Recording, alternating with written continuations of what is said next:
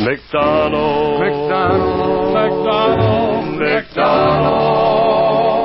Since 1861, South Bend's favorite photographic studio. Teenagers love the pictures we take. Mom and Dad like them too. The pictures we take. Children's pictures are specialty too. So call us today, whatever you do.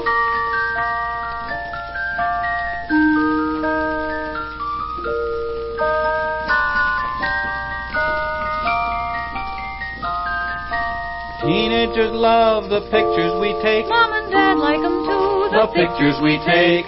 Children's pictures are specialty too. So call us today, whatever you do.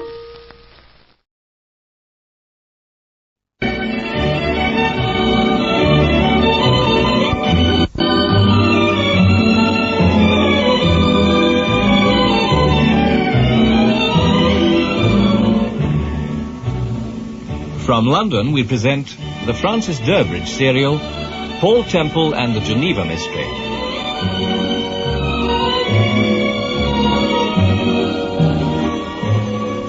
Episode 1, Too Young to Die.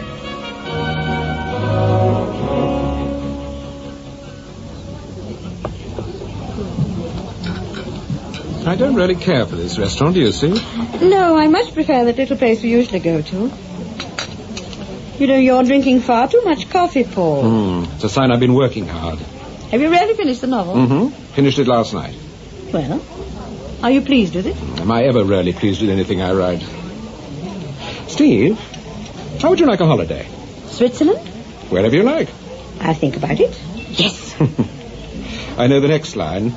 If we go to Switzerland, I'll need an awful lot of new clothes, darling. It's true, I shall. Paul, that man over there, near the service table, keeps staring at us. Yes, I saw him. His name's Maurice Lonsdale. He's a financier. Owns a great deal of property in the West End. As a matter of fact, I think he owns this place. Do you know him? Only by sight. Maurice Lonsdale. I've seen his name in the gossip column. You probably have. I must say, looks like a financier. Even to the carnation in his buttonhole. He's leaving. Yeah, he probably heard you saying rude things about him. But he can't possibly have heard. Of course he couldn't. To get back to Switzerland, when would you want to go? Oh, whenever you feel like it. We could leave on Friday. Oh, that's pretty short notice. I mean, you've got to book the hotel, and I have to arrange for Charlie to do... Excuse me, sir. Mr. Lonsdale asked me to give you this note. Oh, thank you. Oh, and you might get my bill, waiter. Yes, sir. What is it, Paul? He says he'd like to see me in his office. What about, I wonder? We'd better go and find out, darling.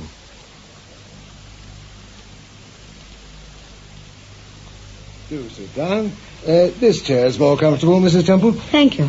I do hope you'll forgive me for staring at you just now, but it seems such a remarkable coincidence. Coincidence? Yes, I picked up the phone twice this morning with the intention of speaking to you. And then at the last moment I changed my mind. Well, what did you want to speak to me about? It was about my sister, Margaret Milbourne. You may remember her as Margaret Beverley, the actress. Oh, yes, of course. About 6 years ago, she married Carl Milbourne, the book publisher. Carl Milbourne? Yes. Wasn't he killed in a car accident about a fortnight ago? Yes. You knew Carl? I'd met him, but I didn't know him well. Where did this accident happen? In Geneva. Dreadful business. Margaret, poor darling, has been in a terrible state ever since it happened. The last 2 weeks have been pure hell. It must have been a dreadful shock for her. Yes. Was she with her husband when it happened? No, he was in Switzerland on business. He was knocked down crossing the road. I had to take Margaret out to Geneva to identify the body. Believe me, that was quite an ordeal. Carl was so badly smashed up, his face disfigured. It must have been an ordeal for both of you. Margaret's always been highly strung, and I'm afraid this has quite unbalanced her. That's why I was going to phone you, Temple. You see, she's got this extraordinary idea that Carl isn't dead. But surely you saw the body. Yes, I'm positive it was Carl. Well, apart from anything else, I recognized the suit he was wearing. Then why should your sister think that it wasn't her husband who was killed? Well, for one thing, she consulted a medium. She asked her to get in touch with Carl, and she failed, and Margaret seems to think that this proves that Carl is still alive. Surely one it's can't. ridiculous, but you know what women are when they get ideas into their heads. Also, Margaret's very depressed because They had a quarrel of some kind just before he left for Geneva. But can't her doctor help her? He prescribed sedatives, Mrs. Temple, but she refuses to take them. I'm afraid my sister's completely dominated by this obsession of hers, so much so that she's made up her mind to consult you, Mr. Temple. But why should she consult me? Can't you guess why? She wants you to find her husband for her.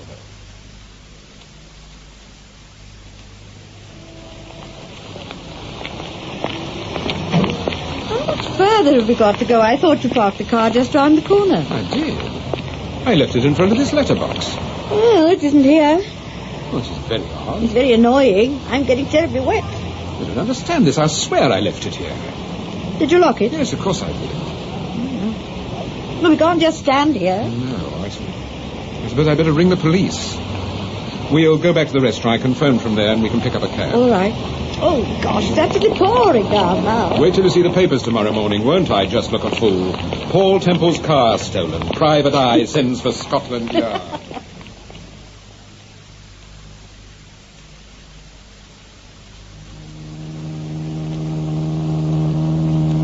Hey, you picked a very nice job, Den. I'll say that. Yeah, she goes like a bird. And did you find any papers? No, I went through the pockets and the dash. No idea who it belongs to, then? No, I picked her up in one of those squares off Knightsbridge. Sure, when she's had one of Bert's repaints, no one will recognise her. That, and only 5,000 on the clock. Yeah, good as new. Better in some ways. Hey, it's an hell of a night. Shouldn't think the cops will be hanging around at a night like this. Hey, how long will it take us to get to Bert's place? About 40 minutes. Don't want to go too fast. Nah, don't take any chances. Hey, does that car want to pass us? It's been an hightail for the last couple of miles. Yeah, I've been watching him in the mirror. It couldn't be a police car. You tell me. I'll slow up a bit. They're slowing up as well. I can't see for the headlights. I don't think it's the cops, then. Oh, well, we're coming to the double carriageway. I'll wave them on. I wish we'd change those damn plates. Maybe they're coming up, then. What the hell's he playing at? Oh, it's all right. It isn't the cops. Pull over a bit. Are they still coming? They've opened the side window. What the devil are they? Look out, Denny's got a gun. What are you talking about? Den, pull up. We're going for the ditch.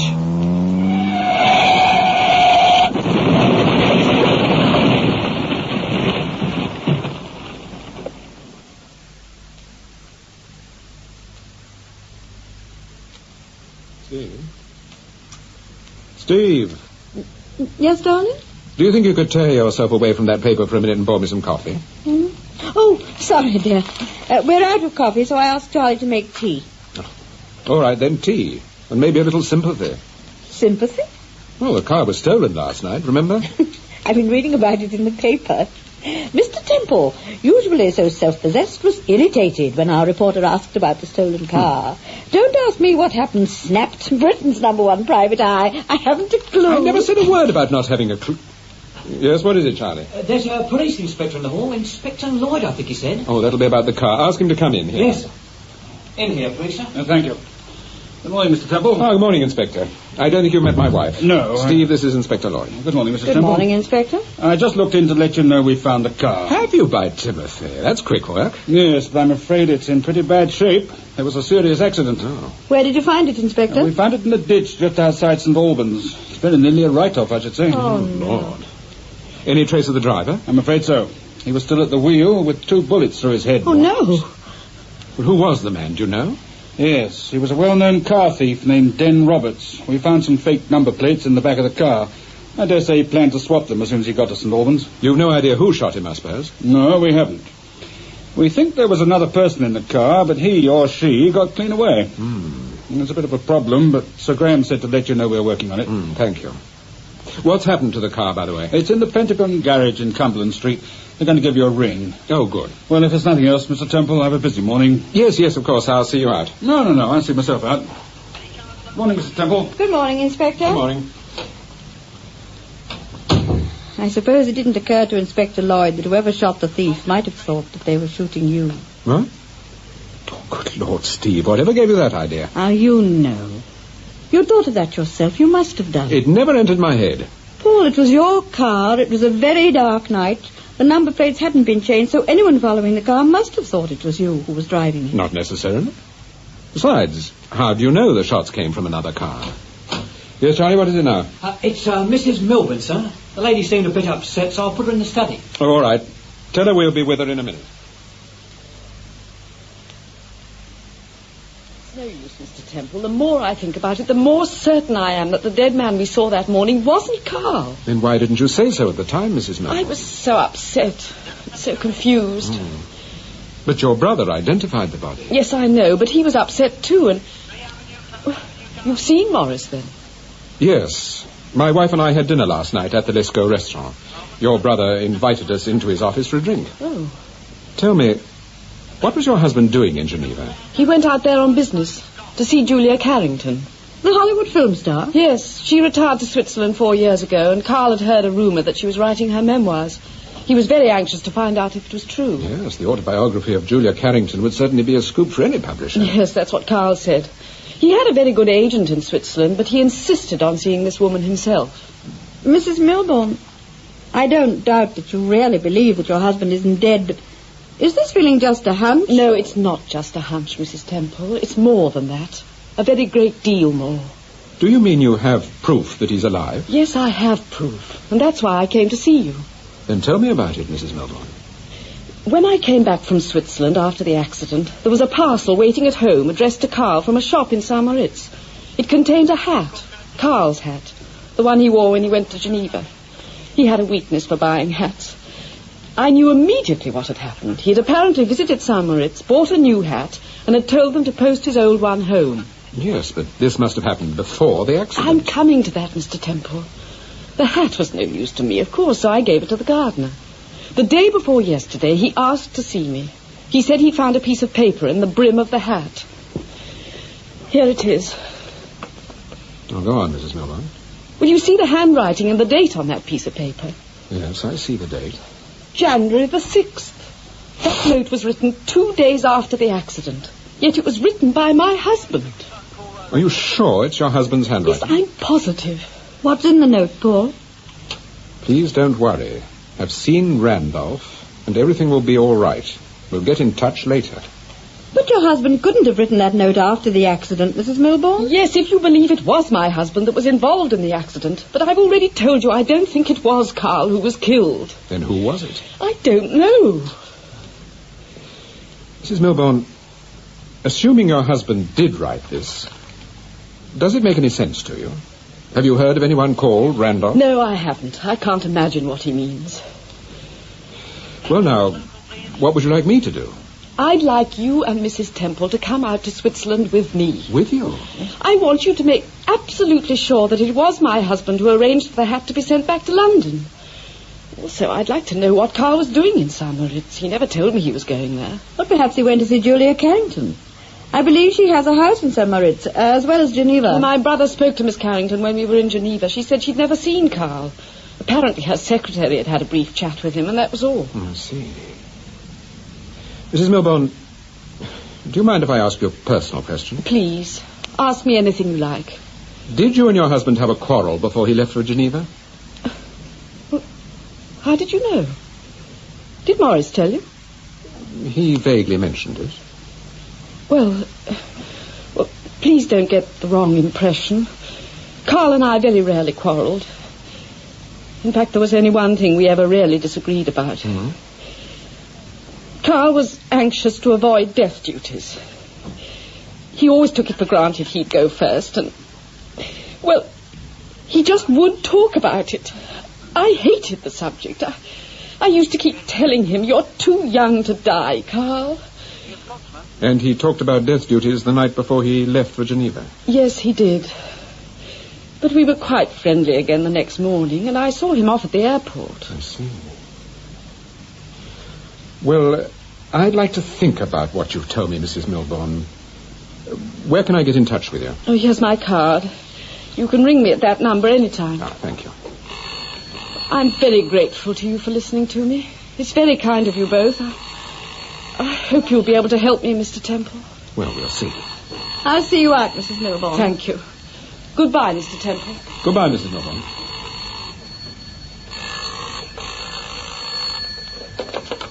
Paul Temple speaking. Good morning, Mr. Temple. This is the Pentagon Garage, Cumberland Street. Oh, good morning. We've got your car here, Mr. Temple. Oh, yes. What's it like? I think you'll recognize it, sir, just about. When can you take a look at it? Well, this morning sometime. Probably about 11:30. That's fine. Ask for Mr. Watford. I'll do that. Thank you for ringing. Who was that, darling? It was the garage about the car. Did you see Mrs. Milbourne off all right? Yes. Poor woman, she's had a bad time of it. Yes. Well, are we going to Switzerland? I don't know. There are one or two things which don't quite add up. Such as? Well, for one thing, if that note was written by Carl Milbourne, why on earth didn't he... It's all right, I'll take it. Hello? Is that Paul Temple? I seem to know that voice. You should, Ducky. It's Dolly. Dolly Brazer. Good Lord, Dolly, after all this time. How are things with you? To tell you the truth, Mr. Temple, dear, I'm a bit worried. Oh, I'm sorry to hear that, Dolly. Is there anything I can do? Yes, I think there is. I'd like to talk to you, Ducky, and tell you all about it. All right, Dolly, why don't you come round here? Well, if it's all the same to you, dear, I'd sooner meet you somewhere else. In the open somewhere, park, someplace like that. Well, what about the zoo? Oh, that's a wonderful idea. Just the place. I'll be inside the main gate in about 40 minutes. See you then, dearie. Yes, all right, Dolly. Well, you're certainly having a busy morning, Mr. Temple. Who is this Dolly? Take your mind back 7 years, Steve, to the all-time flop of the season, Over My Dead Body by Paul Temple. Yes. Dolly Brazer played the maid. I remember her now. A pert little redhead. Wasn't she involved in some drug scandal or other? Yes, I put her in touch with Arnold, and he got her off with a very light sentence. She was pathetically grateful. I remember. Well, I must get a move on. Steve, let's meet for lunch. Usual place, about 1:15. Yes, that's fine. And Paul, don't be too nice to Dolly Brazer.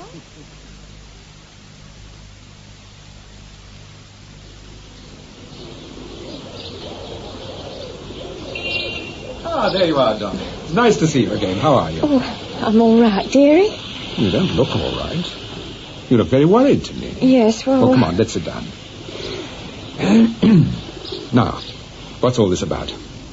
Have you been getting into mischief again? No, I haven't. Well, what are you doing these days? Where are you working?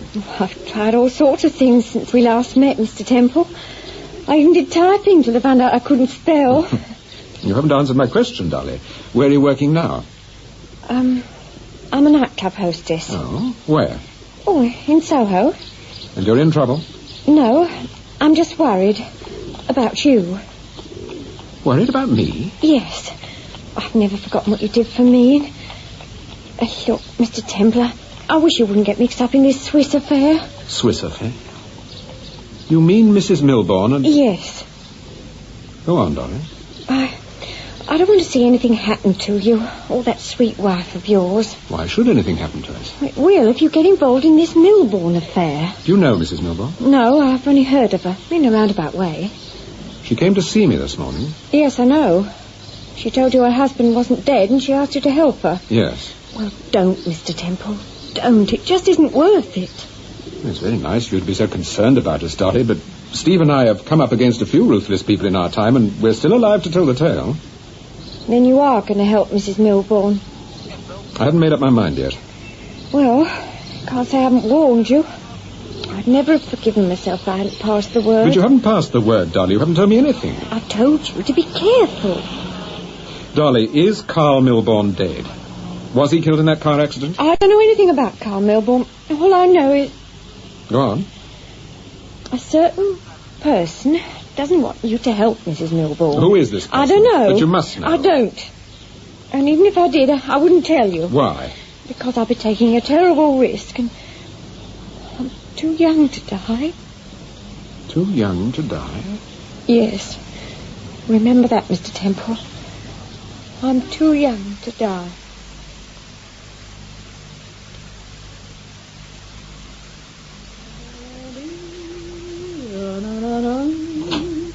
There's Mr. Stone from the Pentagon Garage. He'd like to have a word with you, Mrs. Temple. Oh, David, I'm just going out.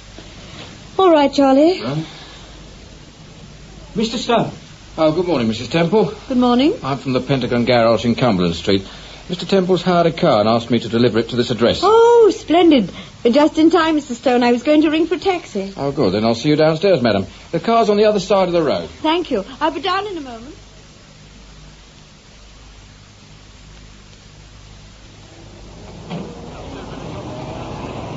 Here's the key, Mrs. Temple. The logbook's in the cubbyhole with the insurance certificate, just in case you need them. Thank you.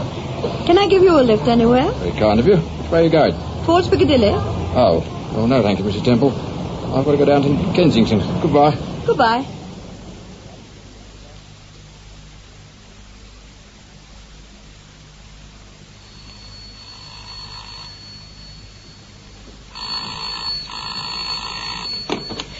Hello?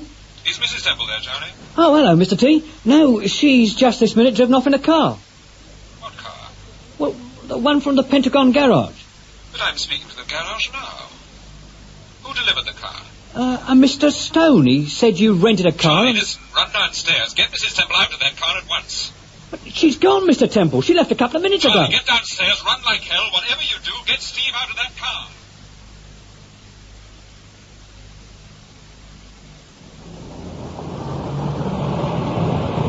Nice little traffic block, lady. Now we'll be here for hours. I stuck at these flaming lights for 20 minutes last month, and by fear missed his train. Why on earth can't they do something about it? Mrs. Temple! Mrs. Temple, hold on! Truly, whatever's the matter? Mr. Temple on the phone. Well, jump in, we're moving. You've got to get out the car. But I can't leave it in the middle of the road. For heaven's sake, get out. Mr. Temple sounded desperate. All right. What's going on? You can't leave a car in the middle of the road like this. I'm sorry, officer, but you see... Madam, you're obstructing the traffic. You'll have to move that car immediately.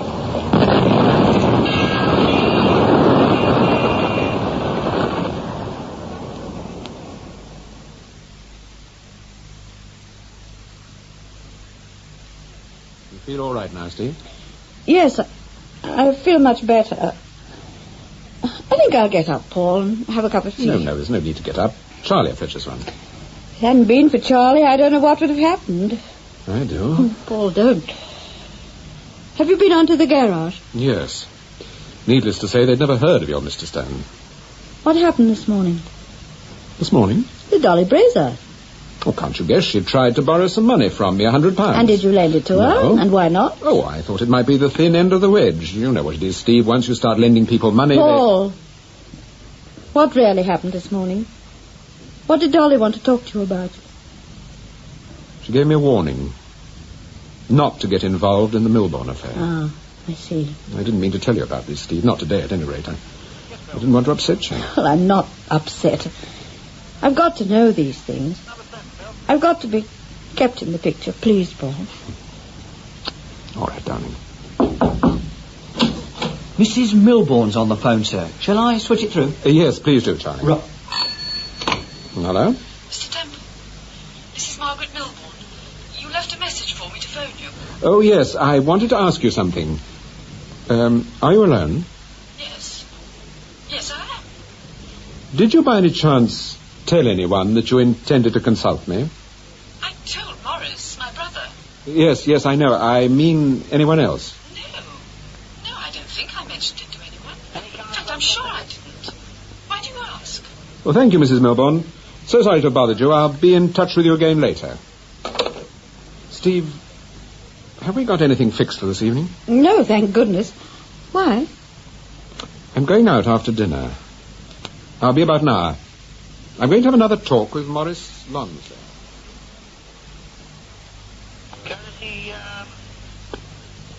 I'm glad you saw my sister, but I hope you didn't take her too seriously. I don't think we can dismiss completely everything she says, Lonsdale. No, of course not, but the fact remains that I saw Carl after the accident and I identified him. However, you're a very busy man. I'm sure you had a reason for coming to see me this evening. Yes. I wanted to ask you something. Oh, please go ahead. Did you tell anyone that your sister was going to consult me? I may have mentioned it casually to someone when we were talking about my sister. Why? Is it important? While my wife and I were talking to you last night, my car was stolen. Mm-hmm. The man who stole it was shot. He was mistaken for me. Good Lord. At lunchtime today, there was a deliberate attempt to kill my wife. And you think that both... I think that someone is deliberately trying to stop me taking an interest in the Milbourne case. But surely no one would go to such lengths. Yes, what is it, Green? I'm sorry to interrupt you, sir, but there's been a phone message from Mr. Temple. Oh, yes? Inspector Lloyd telephoned, sir. He wants to see you immediately. He's at the Middlesex Hospital. Right, thank you. Will you excuse me, Lonsdale? Yes, of course. Green, tell Williams to bring the car round and run Mr. Temple to the hospital. Yes, sir. That's very kind of you, thank you. I can't hear you. Something. Let's go out with Westmore and ring me landline. There you are, Temple. I'm glad you got my message. Inspector, what is it? What's happened? About an hour ago, one of our people found a woman called Dolly Brazer in a cul-de-sac just off Kilburn Street. She'd been beaten up very badly, I'm afraid. How badly? Well, she's pretty bad. She's only spoken twice. On both occasions, she mentioned your name. I'd like you to have a word with her, Temple. Try and find out how it happened. Yes, all right. If you'll follow me.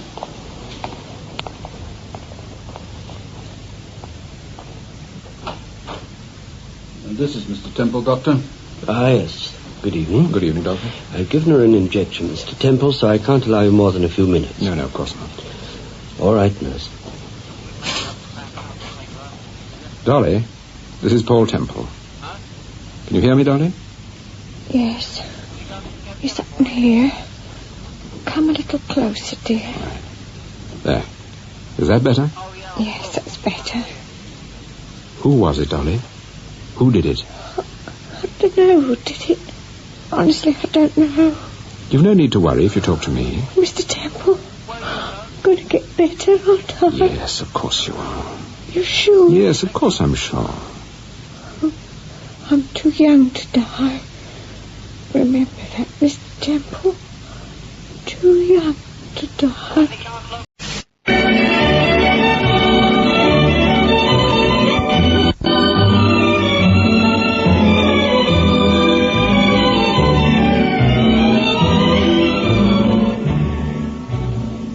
From London, we present the Francis Durbridge serial, Paul Temple and the Geneva Mystery.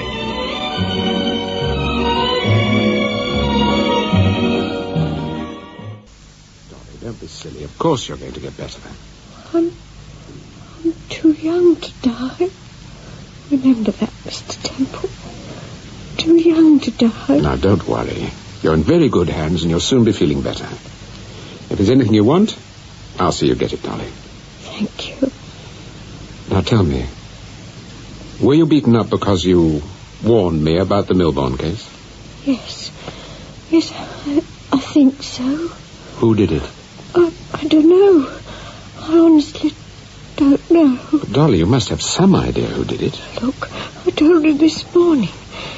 Mustn't get mixed up in this affair. Mustn't. All right, Dolly. I'm afraid that'll have to be all this time, Mr. Temple. Nurse, this way.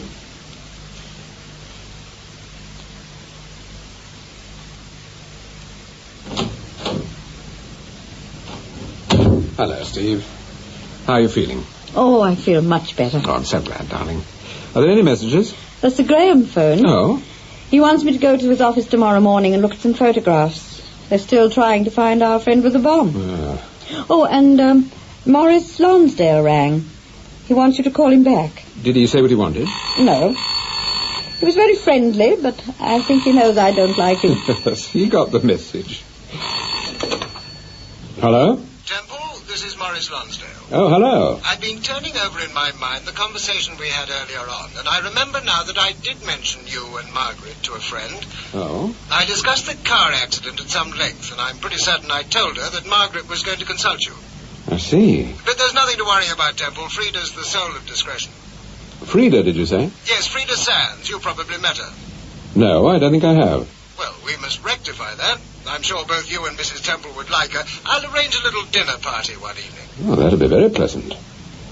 Meanwhile, if any other name occurs to you in this connection, do give me a ring. Yes, of course. Goodbye, Temple. Goodbye. Steve, do you know a woman called Frida Sands? Frida Sands? Isn't she a secretarial bureau in Baker Street? Yes, that's right. I knew the name was familiar. What about her? Apparently she's a friend of Lonsdale's. He told her about the car accident and that his sister intended to consult me. Is that important? Could be. It's obvious that the attempts on our lives and the attack on Dolly Brazer are related. Someone's determined to stop me from investigating this case. And you think that someone could be Frida Sands? Excuse me, sir. Mrs. Milbourne's here. She says she's got to see you. She's in a terrible tiz, I'm afraid. Ask her to come in, Charlie. Yes, right, you I'll see Mrs. Milbourne on her own, Steve, if you'd like to go to bed. Oh, no, I'm too curious. I want to know what she wants at this time of night. Right. Good evening. Oh, good evening. Come in, Mrs. Milbourne. So sorry to trouble you at this time of night, but I just had to see you. Why, what's happened? I've got definite proof now that it wasn't my husband who was killed in that car accident. There's absolutely no doubt that Carl is still alive. I take it something's happened since we last met? Yes. About 4 o'clock this afternoon, I wasn't feeling at all well, and I went to bed for an hour or two. I was just dozing off when the telephone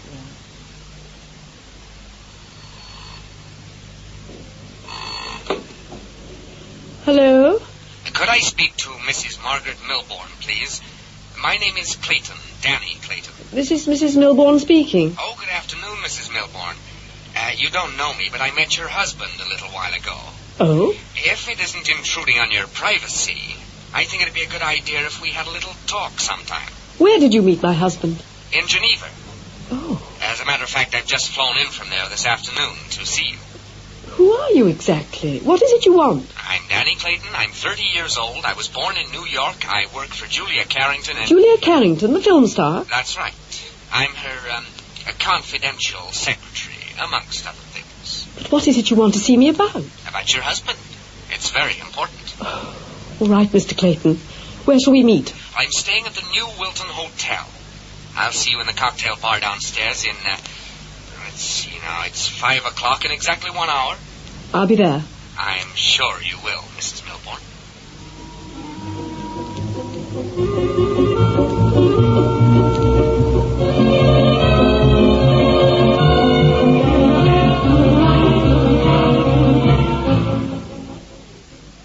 You know, it sure is nice of you to come at a moment's notice like this. Mr. Clayton, on the telephone you said you wanted to talk to me about my... About your husband? Yes. Sure, that's right, I do. But let me tell you a little bit about myself first. I work for Julia Carrington. I'm her confidential secretary, whipping boy, and general yes-man. We've traveled all over Europe together. She's given me the sack 5 times. She's a bitch, but fortunately for me, a very generous one. What's all this got to do with my husband? He came to see Julia just before the car accident. Only he didn't see her. He saw me instead. Mr. Clayton, I wish you'd get to the point. Well, now, I hope what I'm going to tell you won't be too much of a shock. Go on. What would you say if I told you that your husband wasn't dead, that he was very much alive? I'd say prove it. Look, I've got 1 or 2 photographs in this briefcase. I'd like you to take a look at them. But that's my husband. That's right. When were these taken? In San Moritz, 5 days ago. 5 days and ago? I can assure you they're genuine. The photographer's name and date stamp are on the back. But what was my husband doing in San Moritz? And if he wasn't killed in that car accident, then why did he let me think he was? Mrs. Milbourne, I can answer any questions you like about your husband. But first, I'd like to talk about something else. Well? I have a rather ambitious project in mind. I won't bore you with the details, but to get the project off the ground, I need about £5,000. Putting it crudely, you want me to give you... Oh, need we put it crudely? I have certain information about your husband. For instance, I can tell you where he is. In return for that information, I want £5,000. When would you want this money? I suggest you get it tomorrow morning and bring it out to the address on this piece of paper. 3-star Hotel, Bray-on-Thames, near Maidenhead. That's right. I'll see you there tomorrow morning, about 11:30. Is that okay? Well? All right. I'll be there. And for both our sakes, don't bring anyone with you. Just you and me and £5,000. 3-star Hotel, Bray-on-Thames, near Maidenhead. And you promised to see him tomorrow morning? Yes, about 11:30. £5,000 seems an awful lot of money, Mrs. Milbourne. I'm not worried about the money, Mrs. Temple. It's just that, well, I don't know whether he's telling the truth or not. I want to believe him because I really believe that Carl is alive. Tell me more about the photographs. He said he'd hand them over to me tomorrow morning. Do you think they were genuine? Was it your husband? Oh, yes, quite definitely it was Carl. Right. Now, this business can be handled without throwing £5,000 into Mr. Clayton's lap. Yes, but how? I'll go down to Maidenhead myself tomorrow. I've a pretty shrewd suspicion that Clayton isn't a blackmailer. Not a professional one, anyway. As I see it, he wants to break away from Julia Carrington and badly needs money. And do you think he was lying about Carl? That we'll have to find out. Mrs. Milbourne, tell me, have you ever met or heard of a woman named Dolly Brazer? No, I haven't. Does the name Frida Sands mean anything to you? Why, yes. She's a great friend of my brother's. Oh. Did your husband know her? Yes, quite well. She occasionally supplied him with typists. Is she a friend of yours, Mrs. Milbourne? No, but we've met, of course. I should imagine Frida's friends are mostly men. Preferably men who can put business in her way. But why are you interested in her? Your brother told her that you were consulting me. She could have passed that information on to someone else. Well, someone tried to kill my husband, Mrs. Milbourne. And me. But surely... Yes, it's true. And you think that happened because I came to see you? Yes. Oh, dear. Mrs. Milbourne, why do you dislike Frida Sands? I didn't say I disliked her. But you do, don't you? Well, if you must know, I mistrust her. I thought she had her eye on Carl. Carl used to laugh at me, but... Well, a woman has an intuition about these things. Then is it possible that Miss Sands may know something about this affair, about your husband? Yes, I suppose it is. Anyway, you're going to help me, aren't you, Mr. Temple? So far as Mr. Clayton is concerned, yes. I'll phone you the moment we get back from Maidenhead. Thank you. I'll show you out, Mrs. Milbourne. Oh, you're very kind, both of you. I do appreciate it, Mrs. Temple. Really, I do.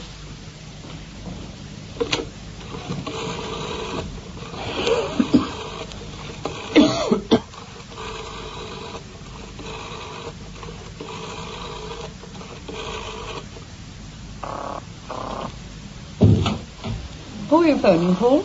I'm trying to get hold of Vince Langham. The movie director? Why do you want to talk to him? He once tried to lure Julia Carrington out of retirement. If he met her, then 10 to 1... He met Danny Clayton. Right.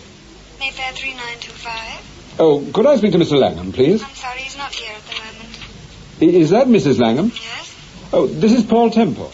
Oh, hello, Mr. Temple. How are you? I'm fine, thank you. Is Vince in Hollywood? No, he's on location at the Calendar Club. He'll be there all night if you want to get in touch with him. The Calendar Club? That's right. It's just off Leicester Square. Well, this doesn't sound very much like Vince. What's that husband of yours up to these days? He's doing a musical for his sin.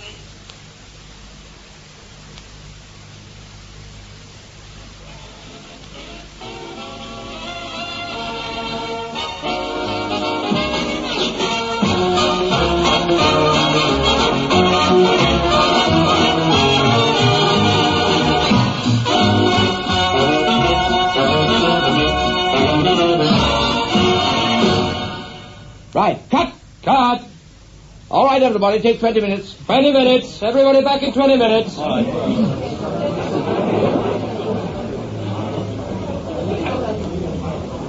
Can you spare me a minute, Vince? Good Lord, Paul Temple. Oh, what are you doing here? I looked in to have a word with you. Oh, delighted to see you, old man. George, coffee. Okay. I say, you've got quite a setup here. How long have you been on this epic? 4 months. We're off the floor tonight, and on schedule, too. Well, sit down, Paul. Well, how are you keeping? How's that wonderful little wife of yours? Oh, she's fine. Good. Vince, if I remember rightly, you went out to Switzerland a little while back to see Julia Carrington. That's right, I did. I had a wonderful vehicle for her. Unfortunately, I came up against that secretary of hers, and the little basket advised her against it. The basket being Danny Clayton? Yeah, that's right. He's the person I want to talk to you about. Oh? Is he just her secretary, or... He's everything as far as I can make out. He even does her thinking for her. You know, Paul, this was a wonderful vehicle I had. Oh, what was it, a play? No, a novel. Too Young to Die. Too Young to Die? Yeah. No, I've never heard of it. Oh, it's not out yet. It comes out next month. Oh. Who wrote this novel? A guy called Randolph. Richard Randolph. I've never met him. And it's going to be published next month, you say? Yes, I believe so. By whom? Oh, now you've got me. I can never remember names, especially publishers. I had a copy from a friend of mine who saw it early on and was convinced it was a cinch for Julia Carrington, and believe me, she was right. Who was this friend of yours? Frida Sands. Her agency typed the novel, and that was how she came to read it.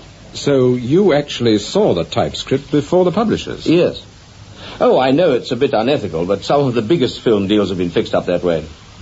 Have you still got an option on the book? Well, sort of. But tell me, why are you interested in Danny Clayton? I'm hoping to meet Julia Carrington, and I was wondering what I was likely to come up against. Are you trying to sell her anything?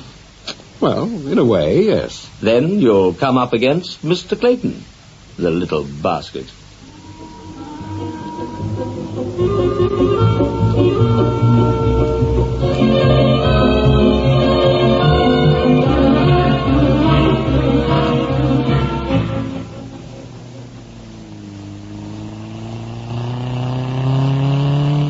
Were you on the phone before we came out?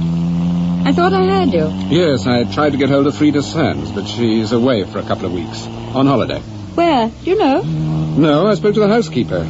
She wouldn't tell me. What time were you Maidenhead? Oh, about 11:30. I forgot to ask you. How did you get onto the yard, Steve? Oh, I'm afraid I wasn't much help to them. Those photographs, there were scores of them. It's so confusing. Oh, Paul, what are you going to say to this man Clayton? Well, if he's just trying his hand at blackmail, I don't think I'll have much trouble in scaring the pants off him. Oh, you mean scare him into telling you what he knows about Carl Milborn? If he really knows anything. Oh, but what if he's a real crook? A professional? Then I'll play it off the cuff. I'll tell him I represent Mrs. Milborn, and we might do a deal, providing he can give us more information. Yes, but supposing he wants to see the colour of your money? Oh, don't worry, dear. I'll think of something. What's that sign say? Bray on Thames. Ah. Turn left, darling. Good. We're just in nice time.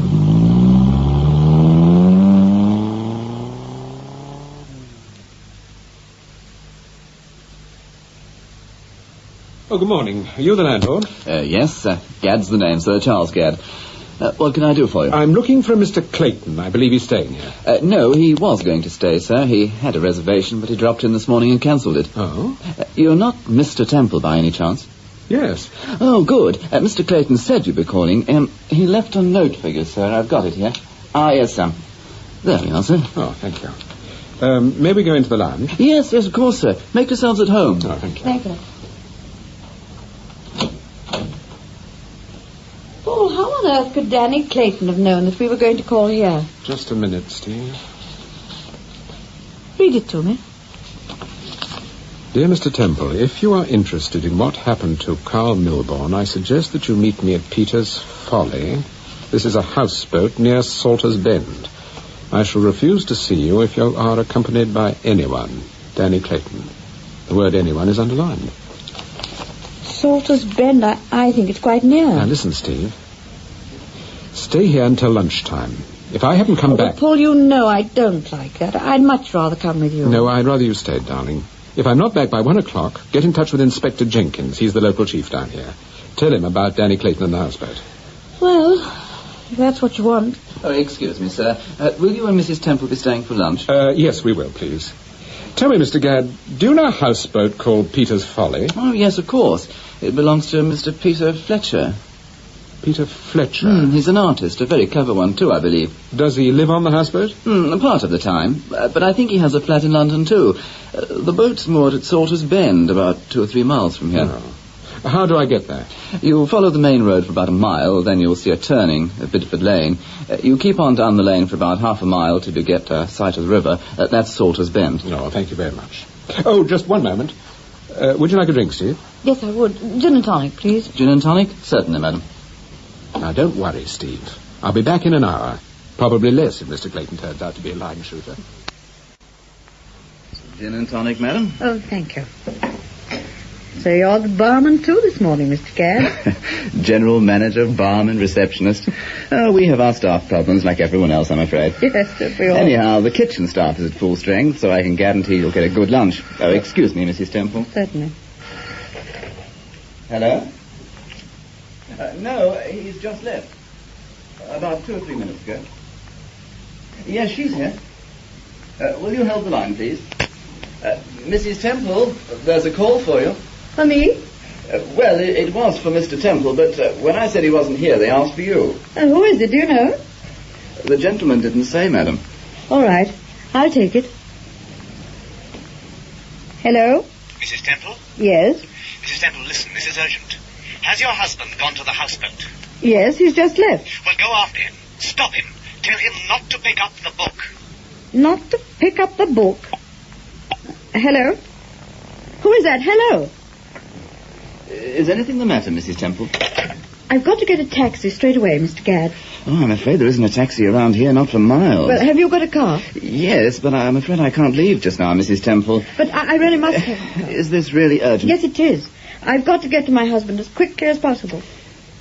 Okay, I'll get the car. Thank you. The garage is at the back of the hotel. It'll be quicker if we go this way.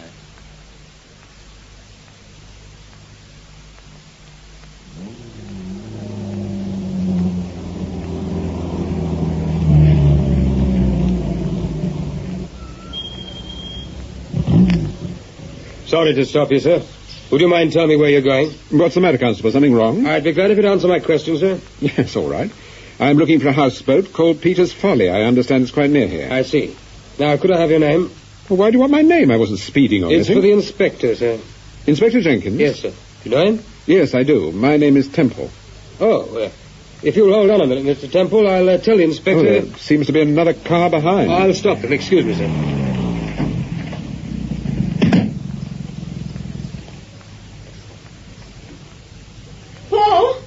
Paul, are you all right? Steve, I told you to stay at the hotel. Thank you, Mr. Gadd. Okay, Mrs. Temple. Steve, what's happened? A man telephoned, and he wanted to speak to you. He asked me if you were going to the houseboat, and when I told him you just left, he said, tell him not to pick up the book. Not to pick up the book? Yes. Is that all he said? Yes. Who was this man? I don't know, darling. He did give me his name. Oh, Paul, what's happening down there? It's a police hold-up of some kind. There's an ambulance. Oh, they're carrying someone on a stretcher. Mr. Clayton? I don't know, Steve. Oh, anyhow, here's the inspector. Good morning, Mr. Temple. This is a surprise. Ah, good morning, Inspector. Steve, this is Inspector Jenkins. How do you do, madam? This is a bit off your beat, isn't it, Mr. Temple? I thought you spent most of your time in London, in the West End. Oh, we move around, Inspector. I was looking for a houseboat called Peter's Folly. Were you now? Well, I've just come from there. Why were you looking for the houseboat? I had an appointment to see someone there. What's happened, Inspector? Has there been an accident? Hardly an accident, Mrs. Temple. Someone's been murdered. Murdered? Yes. A man called Peter Fletcher. He's an artist. He owns the houseboat. Was your appointment with him? Yes, it was. I see. What happened exactly? He was stabbed. And someone apparently crept up behind him while he was... But why were you visiting him? Was he a friend of yours? No. No, I wanted to see some of his paintings, that's all. Well, there's certainly plenty of pictures on the houseboat. Dozens of them. Do you think I could have a look round, Inspector? I'd rather you didn't. I've got a fingerprint man coming along. Oh, come, Inspector. Surely you can trust me not to leave any fingerprints about the place. All right. Just a quick look round. Thank you, Inspector. Wait here, Steve. I won't be long.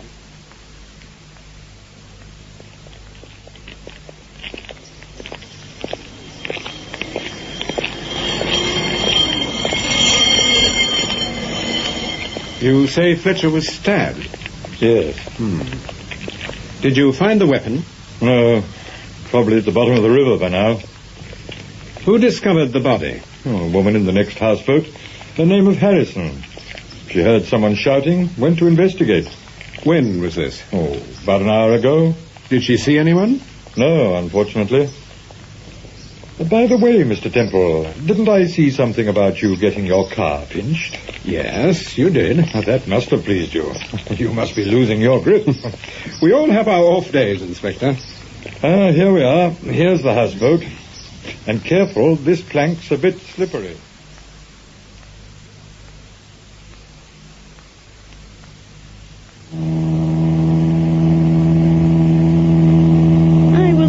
Very impressed by the inspector. Oh, Jenkins is all right. He's a bit of a sourpuss, that's all. Anyway, as I was saying, Steve, the first thing I saw was the book.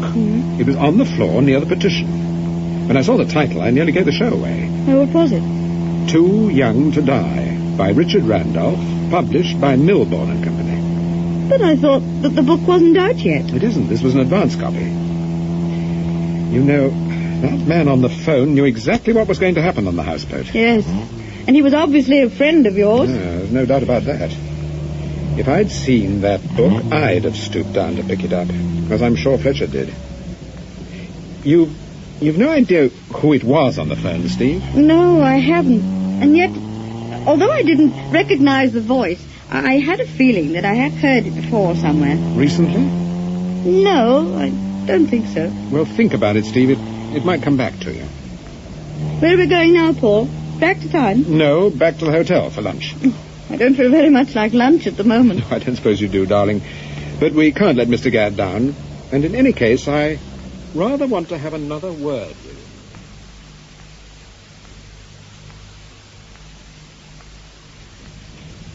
you. Was the lunch all right, sir? Excellent, Mr. Gadd, thank you, excellent. Do sit down for a moment. Oh, thank you. I want to thank you for being so kind to my wife. Oh, I had no idea when Mr. Clayton said you'd be calling here that it would lead to so much excitement. Mr. Gadd, my wife and I have never actually met Mr. Clayton. Really? Would you mind telling me what he looks like? Well, he's a man of about 40, thick-set, about 5'8" or 9, dark, swarthy, I suppose you'd call him. Got a very definite accent. Had you ever seen him before? No. He telephoned yesterday and made a reservation. Then, early this morning, an American car pulled up and Mr. Clayton got out. He said he was very sorry he had to cancel his reservation, and would I be kind enough to hand a letter over to Mr. Paul Temple, who he thought to be asking for him later in the day. And that was all? Yes. Oh, he offered to pay for the room. Naturally, I wouldn't hear of it. Would you have said he was a good-looking man, Mr. Gadd? Good-looking? Not by any standards, Mrs. Temple. Paul, this doesn't sound like the man Mrs. Milbourne saw. No. No, it doesn't, Steve.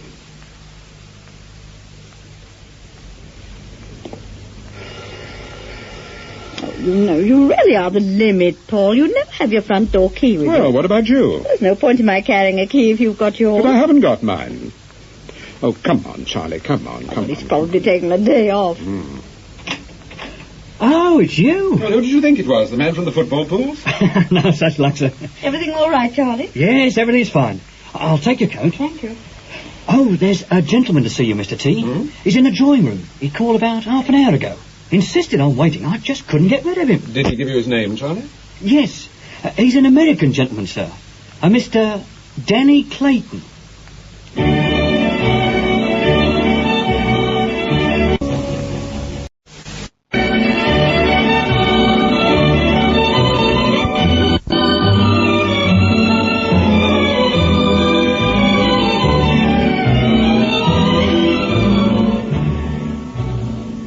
From London, we present the Francis Durbridge serial, Paul Temple and the Geneva Mystery.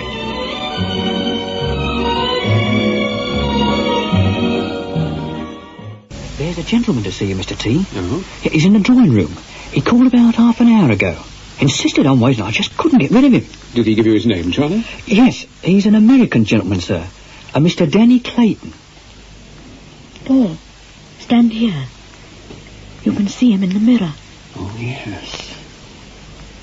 That's the man Mrs. Milbourne saw. Not the man Mr. Gadd described who gave him the note. Yes. This man's quite good looking. Come on, we better go in.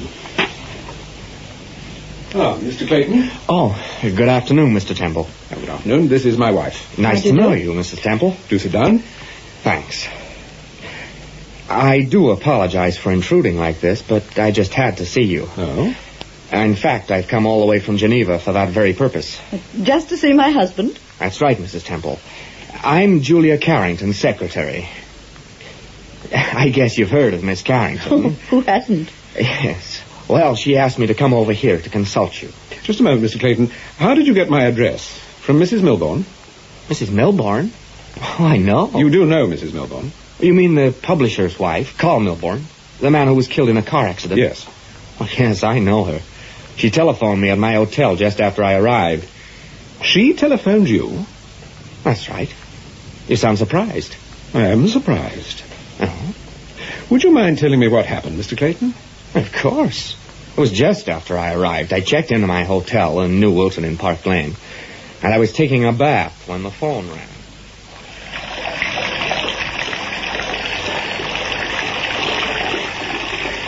Oh, hell.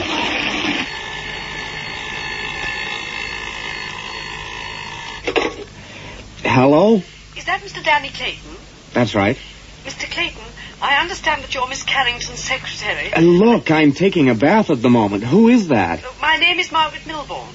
Yes? Well, I think you met my husband when he was in Geneva a few weeks ago, Carl Milbourne. Oh, was that the publisher who was killed in a car accident? Yes, that's right, except that... Oh, Mr. Clayton, I'd like to have a talk with you. Well, look, I'm only over here for a couple of days, and my schedule's pretty tight, Mrs. Milbourne. What is it you want to see me about? I can't tell you on the telephone. I know you're a busy man, but I really would like to see you. Okay, I'll see you downstairs in about an hour, in the cocktail bar. How's that? Thank you, Mr. Clayton. I'll be there.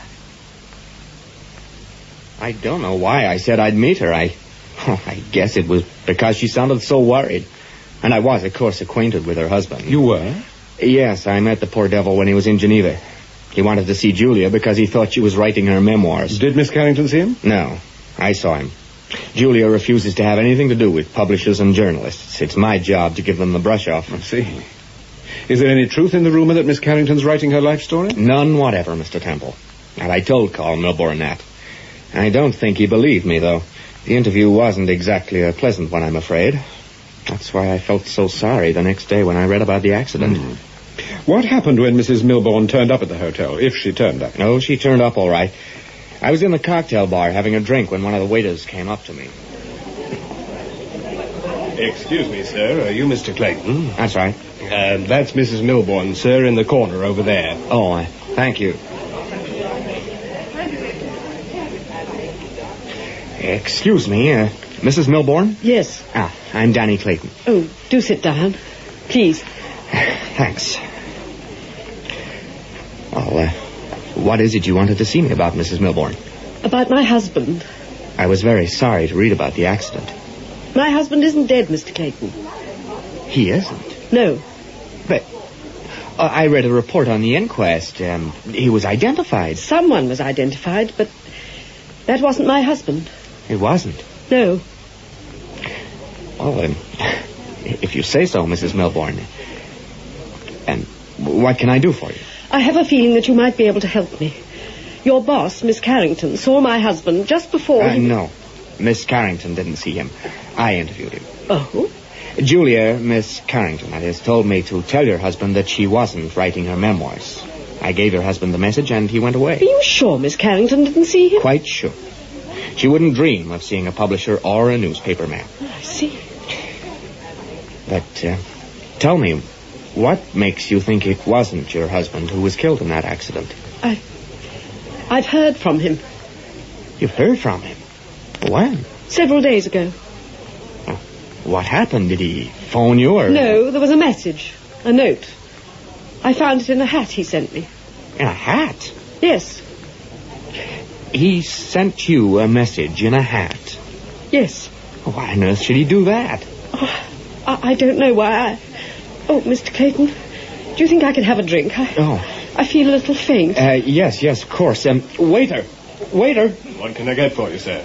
Bring this lady a brandy, please. After she had the brandy, I talked to her for about 10 minutes, but I just couldn't get any sense out of her. She seemed, well, kind of crazy to me. Have you any idea what she was talking about? That message in a hat? Yes, I think I know what she was talking about.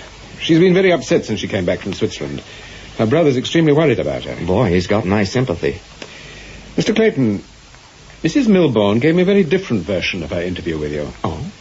She said it was you who told her that her husband was still alive. What? She said you showed her some photographs of Carl Milbourne and that you offered the photographs and certain information for the sum of £5,000.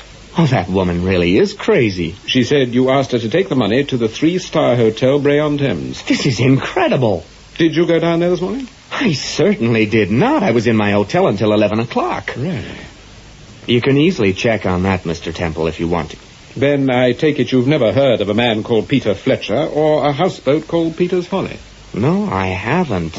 This is only my second visit to London. I know very few people over here. In fact, I wouldn't be here now if it wasn't for you. Why are you here? Miss Carrington's received several letters, nasty letters, threatening blackmail, and she wants to talk to you about them, Mr. Temple. What's in these letters? I haven't seen them, but I gather they're pretty unpleasant. They certainly frightened poor Julia. Has she been to the police? That's the last thing she'd do. Why? Well, if she consulted the police, that'd mean the newspapers, the lot. I see. When are you returning to Geneva? The day after tomorrow. And I've taken the liberty of making reservations for you and Mrs. Temple. Well, really, I think you might... Everything's taken care of. All you've got to do is say the word. All right, we'll come out with you. Thanks. Even if we fly back on the next plane.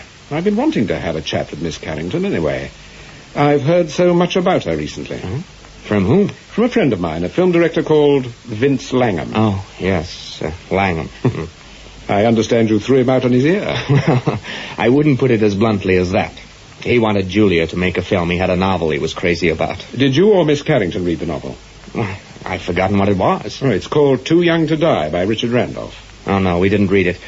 Julia's always getting these film propositions, and I always have the difficult job of turning them down.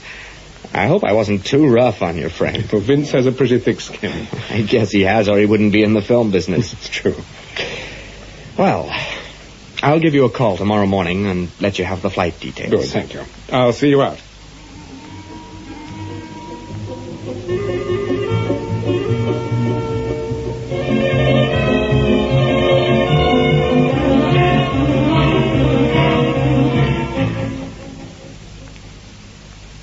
Good of you to call, Morris. Not at all. Would you care for a drink? No, thanks, Margaret. I rarely touch it these days. When I heard the bell, I thought it was Paul Temple. Temple? Well, he phoned this morning and said he wanted to see me. What about, you know? Well, I rather imagine he... yes, what is it, Mrs. Rhodes? Mr. Temple is here, madam. Oh, good. Ask him to come in. In here, please, Mr. Temple. Oh, thank you. Oh, good morning, Mrs. Milborn. Good morning. Oh, hello, Lonsdale. Hello, Temple. How are you? I'm fine, thank you. And thank you again for the loan of your car the other evening. Not at all. I'm glad I was able to help you. Do sit down, Mr. Temple. Oh, thank you. Well, did you see Danny Clayton? Yes, I did, but not at Bray. Oh? He was waiting to see me when I got back to London. But he said he was going to Bray. He distinctly Before we told go me any that further, Mrs. Milborn, I think I should tell you that Clayton's version of your meeting was quite different from yours. Different? I don't understand. Wait a moment, Margaret. Temple, my sister's told me about her meeting with this man Clayton, about the photographs, and about his asking for £5,000. Am I to understand that he denies the story? Clayton says he saw your sister at her own request. He claims to have made no demands whatsoever, and says he knows nothing about the photographs. But that's not true. Look, Temple, I know my sister's been upset, perhaps even a little unbalanced at times, but she wouldn't deliberately invent a story like that. People do strange things when they're under an emotional strain. That may be, but surely... If there's anything in your story that you want to retract, Mrs. Milborn, I shall quite understand. I don't wish to retract a single word of it. Very well. I'll get in touch with you the moment we get back from Switzerland. Then you've definitely decided to help me? Yes, my wife and I are leaving for Geneva tomorrow morning. We're travelling with Mr. Clayton. With Clayton? Mm-hmm. His story is that he came to see me on behalf of Julia Carrington. Apparently she's in trouble and wants to consult me. Yes, but the hat was sent from St. Moritz, Mr. Temple, We'll not Geneva. go on to St. Moritz later. Now, don't worry. The moment there's any news, I'll get in touch with you. Thank you. Oh, by the way, have you a photograph of your husband you can let me have? A fairly recent one, if possible. Yes, of course. Have you met Julia Carrington before, Temple? No, I haven't. I'm told she's a very difficult person to contact. Oh? A film director friend of mine tried to get in touch with her a little while ago, but failed. He wanted to interest her in a novel. A book called Too Young to Die. I seem to know that title. I expect your husband mentioned it. Milborn House is going to publish it. Oh, yes, that's right. Too Young to Die by... Now, what was the author's name? Richard Randolph. Oh, yes, of course. Randolph? But that was the name on the note that Carl sent. Yes. Is that a coincidence, Temple? That's one of the things I want to find out. Mrs. Milborn, do you think you could get me a copy of the book? Oh, yes, of course. I'll have a word with Norman Wallace. Norman Wallace? He's the fiction editor at Milborn House. Is he the man who used to work for the international press? Yes, that's right. Oh, I've known him for years. I'll drop in on him this afternoon. Now, if you could let me have that photograph, Mrs. Milborn. Well, what can I do for you? I hope this visit means you've decided to get yourself a real publisher at last. Come off it, Norman. You know I can't leave Radley and Company after all these years. No, I suppose not. But I always hoped Carl might have talked you into signing up with us. I was very sorry to hear about Carl Milborn. Yes, it'll take us years to get over it. Carl and I were just forming a bunch of really promising new writers. You mean people like Richard Randolph? Yes, Randolph and one or two others. I saw something about Randolph in Books for All. It said his first novel was due out shortly, and you had very high hopes of it. We have. Too Young to Die was Carl's discovery. He had great hopes of it. You don't happen to have a spare copy by any chance? I'd rather like to read it. Yes, of course. Here we are. Too Young to Die by Richard Randolph. Thanks. I'd be interested to know what you think of it, Temple. And if you should feel inclined to say something nice about it, preferably in print, of course. Norman, you never give up. By the way, how many people have had advance copies of the book, do you know? No, not quite as many as usual. We're being a bit cagey over this particular book. But I've got a list here if you're interested. I'm very interested. Let's see. Yes, here we are. Here's the list. Thank you. Apart from the usual critics and magazines, there are only 2 or 3 people outside the business. You didn't send a copy to an artist called Peter Fletcher? Peter Fletcher? No. But that name seems to ring a bell. Of course. The houseboat murder. Are you investigating the case? No, but it might be connected to something else I'm investigating at the moment. I see. Norman, tell me, is it true Vince Langham's interested in Too Young to Die in the film rights, I mean? Yes, it is. Oh, which reminds me, he's not on that list I gave you. He phoned me and asked for a copy of the book, and I sent it round to his flat. When did you send it? Yesterday, I think. Did he say how he'd come to hear of the book? No, he didn't. But Vince Langham's one of the top directors in this country. He's got his ear to the ground so far as anything new is concerned. Incidentally, he's quite a good writer himself, you know. Yes, so I understand. Here's the coffee. I hope it's hot, Edith. Yes, it is, Mr. Forrest. That'll be a nice change.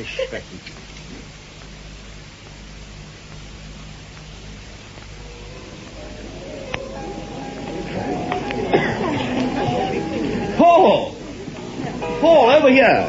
Oh, hello, Vince. I didn't know you frequented this den of iniquity. What'll it be? I'll have a dry martini, please. 2 dry martinis, Fred. Let's sit over there, Vince. In the corner.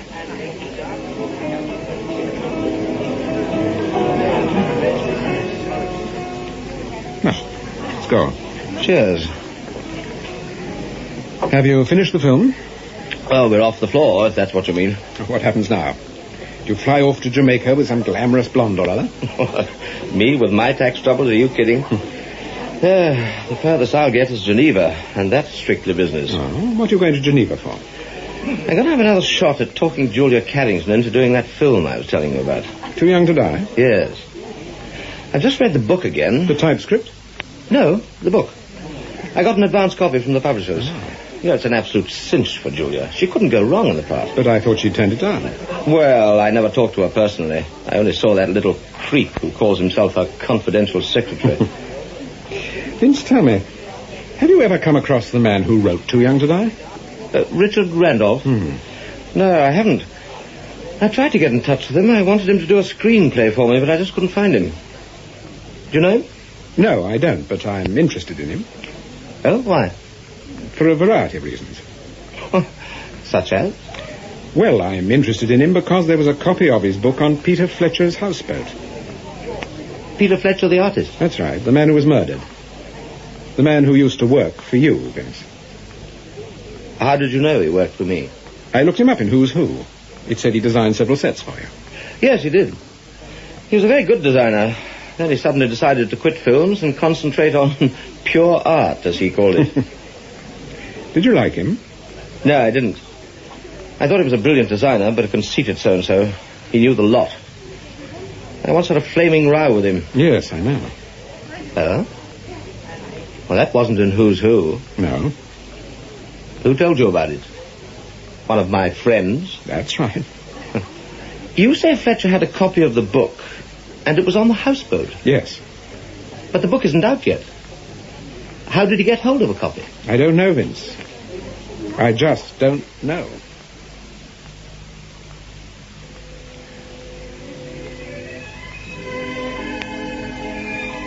Oh, hello, Steve. I've been worried about you, darling. Where on earth have you been? Well, that's nice, I must say. And you call yourself a detective? What? Oh, I'm sorry, dear. Your hair looks marvellous. Thank you. It took ages. I thought I was never going to get away. What have you been doing? I've been reading this. Too Young to Die. What did you think of it? I can understand what Vince means when he says it's a superb vehicle for Julia Carrington. She couldn't go wrong with it. Turn off the radio, dear. Yes, sir. Talking of Julia Carrington, I doubt if we shall get to Geneva tomorrow. It's terribly foggy. It's taken me 45 minutes to get from Hyde Park Corner. Oh, Lord. And the forecast isn't too good either. Fog's predicted again for tomorrow. Well, we'll just have to keep our fingers crossed. You haven't heard from Mr. Clayton, I take it? No, I haven't. All right, darling, I'll take it. Hello? Paul, this is Vince. Oh, hello, Vince. Am I disturbing you at dinner? No, not at all. Look, I'm back at the flat and the most extraordinary thing has happened. Oh, what has? Well, you remember I told you I had a copy of that novel, an advance copy? Yes. Well, something's happened to it. It was in the top drawer of my desk, but it's not there now. You mean someone's taken it? Well, it's not there. It's vanished. You're sure it was in the desk? Yes, I'm quite sure. I distinctly remember putting it there. It's a damn nuisance because I wanted to take it out to Switzerland with me. Yeah. Well, if you ring Norman Wallace, he'll probably let you have another copy. Yes, I suppose I could do that. Makes me look a bit of a fool, though. No nonsense. Anyway, thanks for the suggestion. Goodbye, then. Goodbye. What was all that about? Vince Langham had a copy of Too Young to Die, and somebody's taken it. At least, he says they have. Is that all you rang up about? That's all. Paul, what is it? I was thinking about that book. I'm wondering if that was the one on the houseboat.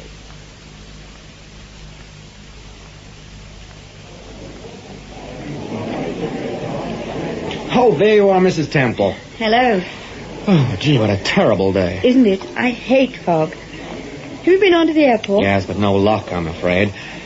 They seem to think it might last for days. Oh, dear. Hello, Clayton. Oh, hello. Well, how'd you like our London fog? You can keep it. I've just been using a little influence with an old friend of mine. I've got 3 sleepers on the 2:30 train from Victoria. We get to Geneva tomorrow morning about 8:30. I never thought of the train. That's great. My friend's sending the tickets round by hand. I told him we'd be in the dining room.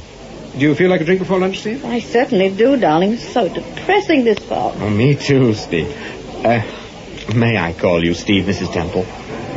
Yes, of course, Mr. Clayton. Oh, no, you must call me Danny.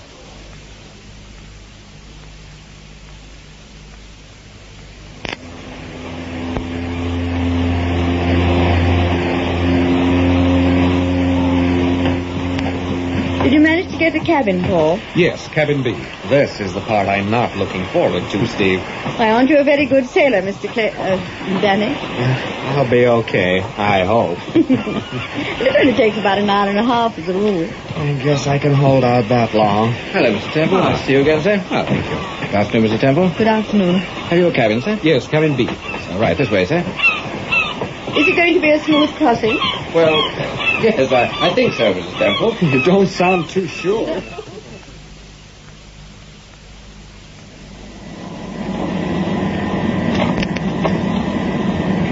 Where have you been, Paul? On the top deck. There's quite a breeze now. Most of the fog's disappeared. Oh, good. Why don't you both come for a stroll? Well, I'm pretty comfortable lying down like this. I guess I'll stay this way if you don't mind. All right. How about you, Steve? Yes, I'd like a stroll. Will you be all right, Danny? Sure. You two go ahead. But we shan't be long. Enjoy yourselves if you can.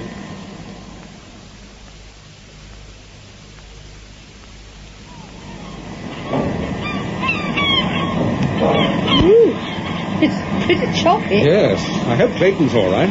Well, if he isn't, he'll want to be left alone. Yes. Do you feel okay, Steve? I think so. Do you want to go back to the cabin? No, but I think I'd like a drink, a brandy, perhaps. Yeah, good idea. The bar's down this way. Oops, oh dear, it certainly is rolling. Yeah. Hold on to my arm. Paul, do you see that man going down the companionway? No. I could have sworn it was Lonsdale. Morris Lonsdale? Yes. Let's go down and have a look. We can get to the bar that way.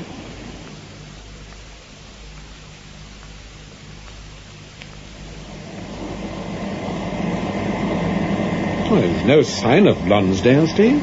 No. I must have been mistaken. You're not usually mistaken, darling. Your eyesight's pretty good as a rule. Yes, I know it is, but I must have been wrong.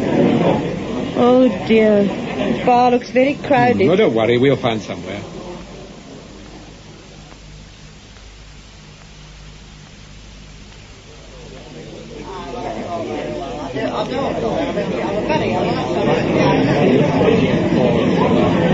There's your brandy. Thank you. Oh, dear.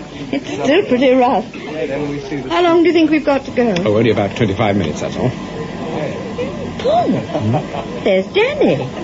He's obviously decided to come down after all. Timothy, he doesn't look too good, does he? He looks as if he's had a scare or something. Hi. There you are. Is anything wrong? No, I felt like a breath of fresh air, but when I got on deck, the boat started to roll. Paul, try and get him a brandy. Yes, of course. You sit down. I'll be back in a minute. I'm sorry, Steve. Making a fool of myself like this. Oh, I know exactly how you feel. I remember one year when Paul and I went to the States. The boat actually... Oh, yes, well, that's another story. What happens when we get to Calais? We just get on the train, that's all. It'll be waiting by the side of the dock. Will there be time for me to kiss the ground? I think so.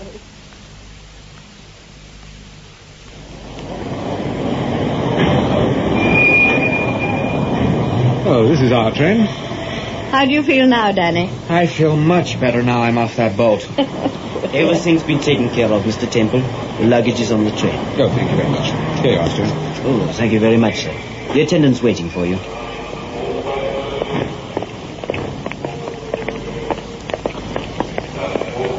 Here we are, coach D. This is it. Good evening, sir. Good evening. May I see your tickets and passport, please? Certainly. Merci, monsieur. This way, please. Compartment 19 and 20. Does he keep the passports? Yes, we get them back tomorrow morning.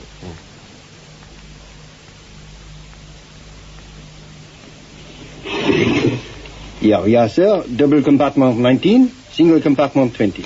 Dinner will be served in about half an hour, sir. You'll hear the bells fine. Are there two sittings? Yes, sir, but the second sitting is already full, I'm afraid. Oh, there must be a lot of people on this train. Yes, we are full, sir. Every berth is taken. It is because of the English fog, you understand. Well, we certainly do understand. Well, it certainly looks very comfortable. What happens now, Temple? Shall we meet for dinner in about half an hour? Yes, in about half an hour. As soon as we're ready, Danny, we'll knock on your door. Fine.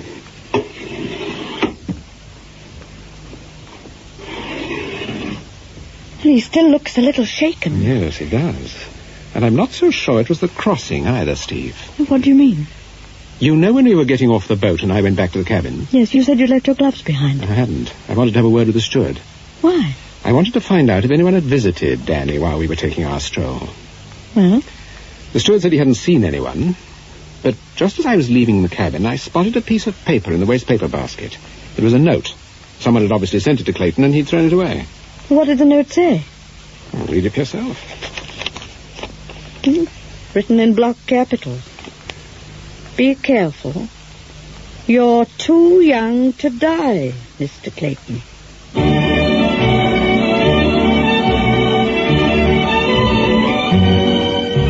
In the third episode of Paul Temple and the Geneva Mystery, Paul Temple was played by Peter Cook and Steve by Marjorie Westbury. Production for the BBC was by Martin C. Webster.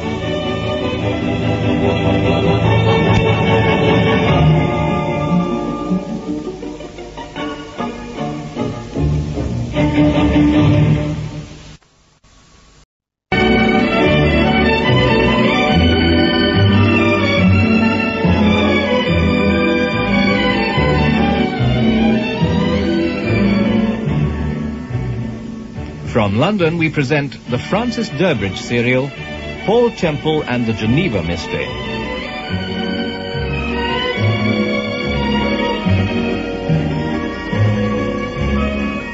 Episode 4, A Change of Mind.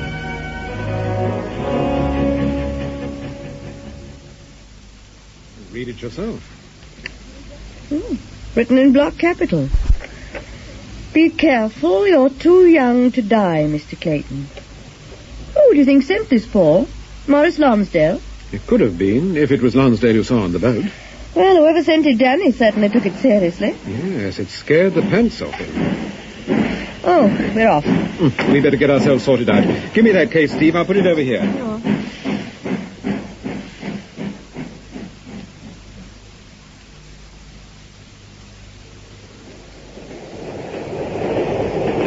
Well, it's been an excellent dinner, but oh dear, I do feel sleepy. Why don't you go to bed now, Steve? Yes, I think I will. Hope you sleep well, Steve. See you tomorrow. Yes. Good night, Danny. Good night. Gee, it suddenly hit me, too. How long have you been over here, Clayton? Oh, Danny, please. All right, Danny.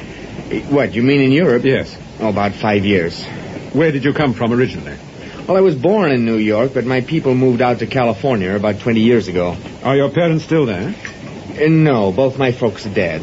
Oh, I'm sorry. They lost their lives in a fire. A large apartment house was razed to the ground. 2 of the old movie stars were killed. 22 people lost their lives that night. What a terrible thing. Yeah, sure was. Fortunately, I was in the basement at the time talking to a friend of mine. I was one of the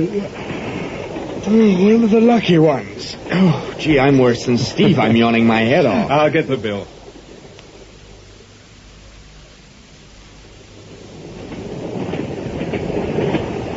Oh, here we are, 19 and 20.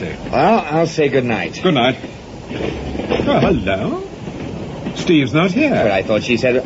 Oh, here she is coming down the corridor. Hello. I met Mr. Lonsdale. We stood talking for a few minutes. Morris Lonsdale. Mrs. Milbourne's brother. Yes, that's right. Do you know him? No, I've heard of him, that's all. He came out to Geneva when Carl Milbourne was killed. He's going out to St. Moritz. A friend of his has had a skiing accident. Oh? Oh, well, I guess I'll turn in. Good night, folks. Good night. Good night.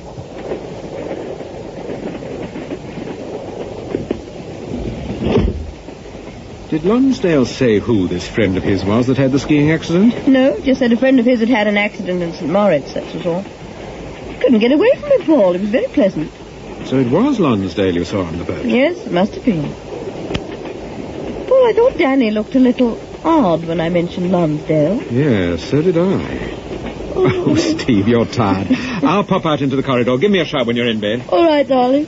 Take care when you climb the ladder. Oh, you can have the top bunk if you like. No, thank you.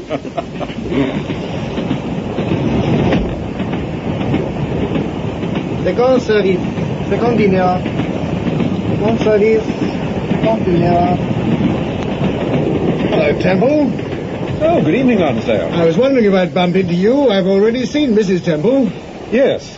I understand you're going to St. Moritz. Yes. A friend of mine, Miss Sands, has had a skiing accident. Frida Sands? Yes. Oh, of course, I spoke to you about her on the phone the other night. Yes, you did. Well, the body has broken her leg. Quite badly, I believe. I thought the train for St. Moritz went via Zurich, changing at Chor. This is the train to Geneva. Well, I've got some business to do in Geneva. I might even stay the night. Oh, I see. If you'll excuse me, Temple, I expect the dining car will be rather crowded. Yes, of course. See you tomorrow, I expect. Good night. Good night.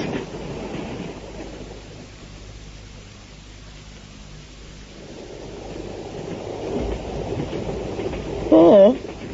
Yeah? Are you awake? Huh? What time are we due in Geneva? Oh, about 8:30. Hope we're not late. I hope so, too. I've got an appointment at 10 o'clock. An appointment? At the hotel? Yes. A man called Walter Nider's coming to see me. He's with the Zurich police. He's a friend of Sir. Well, why do you want to see Nider? Well, for one thing, I want to see the Swiss report on the Milbourne accident. But surely the best thing would be... Oh, look, Steve, I'm tired, darling. Let's go to sleep. All right, dear. Good night. Well, I hope you mean that.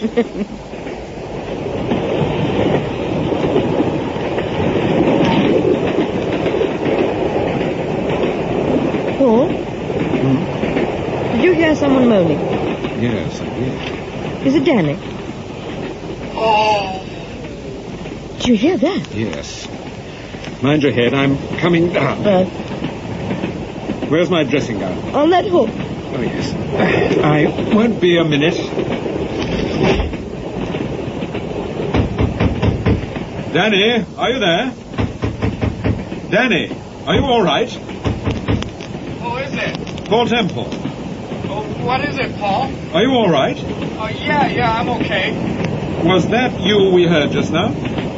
Yeah, I slipped and bumped my head. Is there anything I can do? What did you say? Open the door, Danny. No, I'm okay. There's nothing to worry about. I'm okay. I'll see you at breakfast. Very well. Good night.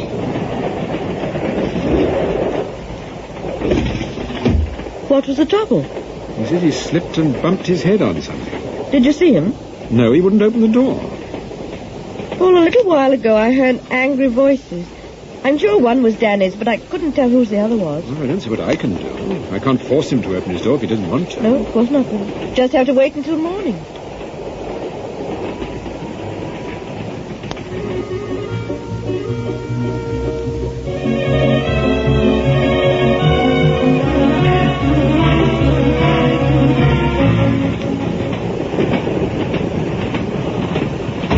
Danny? Who is it? Paul. Oh, just a minute. Hey, good morning. Oh, good. I say, that's a nasty eye you've got. Is it painful? No, it's not as bad as it looks. What happened? Oh, well, I was getting into bed and the train gave one of those goddamn lurches and my case fell on top of me. It was quite a weight. How's Steve this morning? Is she okay? Yes, she's fine. She's just gone along to breakfast. Will you join us? No, I'll skip it this morning if you don't mind. The attendant's bringing me some coffee. All right, we'll see you later. Where are you staying in Geneva? We're staying at the Bellevue. Ah, swell. I'll phone you later in the day after I've fixed up an appointment with Julia. She'll want you to come out to the house, I feel sure. All right, then. But look after that eye of yours.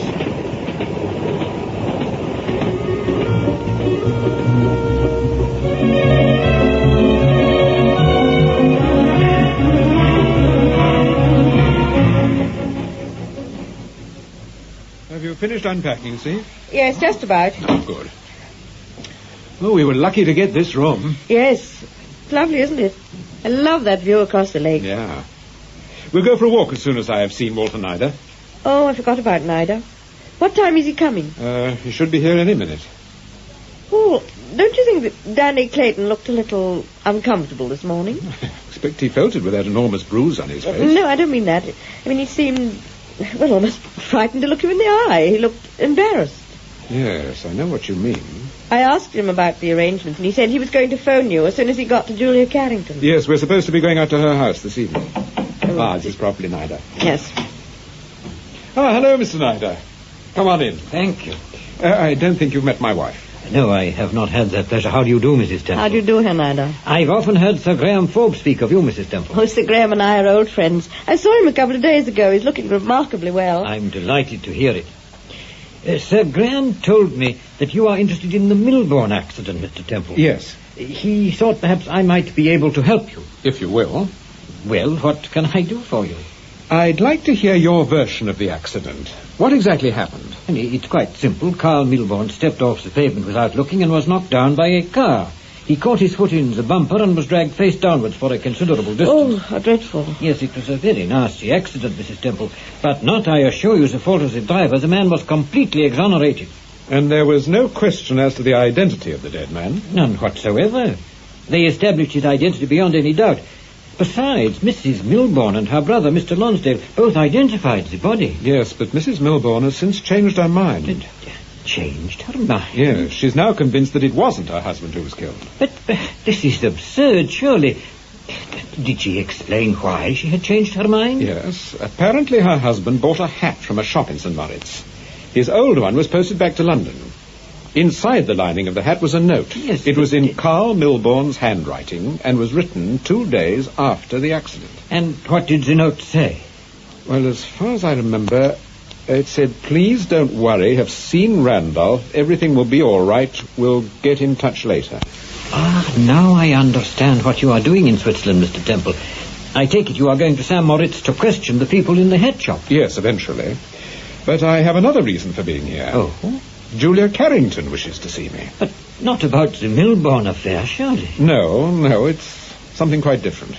Do you know Julia Carrington, Herr Neider? Everyone knows Julia Carrington, Mrs. Temple. But she's not a friend of mine, if that's what you mean. In fact, I've only seen the lady once. She keeps herself very much to herself, you know. When did you see her? Recently? On January the 5th. You remember the date? Very well. It was my wife's birthday. Ah. It was also the day after the accident. Yes, that's right, it was. How very odd. I hadn't realized that. Mr. Neider, tell me, does the name Richard Randolph mean anything to you? No, I don't think so. He's an author. He's written a book called Too Young to Die. It comes out next month, I believe. No, I've never heard of him or the book. Should I have done? No, it doesn't matter. It's not important. Now, I don't believe that, Mr. Temple, or you wouldn't have mentioned the name. You've aroused my curiosity, my friend. However, if you feel I can help you in any way, do not hesitate to phone me or drop in the office any time. Thank you. You'll regret this. I'll probably pester the life out of you. Any friend of Sir Graham's is a friend of mine. Goodbye, Mrs. Temple. I do hope we shall meet again. I hope so, too. I'll come down with you. I shan't be a moment, darling.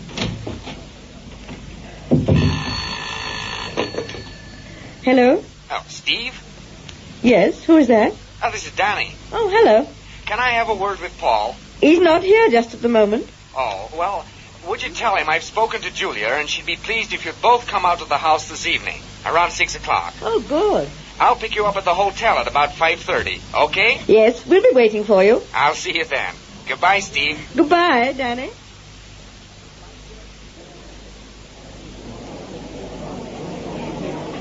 Well, here we are, Steve. This is the place I told you about. I was beginning to think that it didn't exist. Well, you said you wanted to walk. Oh, yes, but you walked me off my feet. What would you like to drink? I should like a long drink. I'd like a nice cool dry wine. Right. Did you say that we'd been here before? Yes, don't you remember? About 4 years ago. Mm-hmm. There's a very good restaurant through there. Ah. We can have lunch here if you like. I like. And I certainly don't want to walk another inch. Well, if you want to keep your figure, you... Good Lord. Look who's just come in. Vince Langham. Well, it's a small world. Hello, Paul. Hello. Oh, nice to see you again, Steve. Hello, Vince. Well, when are you going to see Julia Carrington? As soon as I saw you, I said to myself, well, there's one person who knows why I'm here. I'm seeing her tomorrow morning. You are? Yes, I phoned her the moment I arrived and was lucky enough to get the great lady herself. Really? When I told her who I was, I must say she was pretty friendly. Quite different from that creep, Danny Clayton. She's giving me half an hour tomorrow morning. Do you think you'll sell her the idea of a comeback in half an hour? Well, if I can persuade her to read the book, yes, definitely. Is that Too Young to Die? Yes, have you read it? No. It's a great book and a wonderful part for Julia. There's no doubt about that. I take it you managed to get another copy, Vince. Another copy? Yes, you told me on the phone that your copy of the book had been stolen. Oh, so I did. No, I was mistaken. I'd left it in the drawer by the side of the bed. Anyway, I found it. I say, aren't you two drinking? I was just going to get Steve a drink. What would you like? No, let me do it. No, please. Oh, well, I'd like a dry martini, Good. please. 2 dry martinis and some wine. When did you arrive in Geneva? This morning. Came by train. My plane was cancelled because of fog. If Miss Carrington does agree to make a comeback, when would you start the film, Vince? That's a difficult one to answer. It would take 6 months to get a shooting script, and, well, then there's all the finance to arrange. Oh, take a year, I reckon. Well, I wish you luck. Thank you. You're certainly sold on the subject, I'll say that for you. Oh, it's a great story. Corny as hell, but just right for Julia Carrington. Well, what's it all about, Vince? Well, what kind of story is it? It's about a small-town girl who becomes a Hollywood star. She turns into a dipsomaniac, and one night Vince, give me a hand. Oh, excuse me, I think Paul needs some help. Coming, old boy.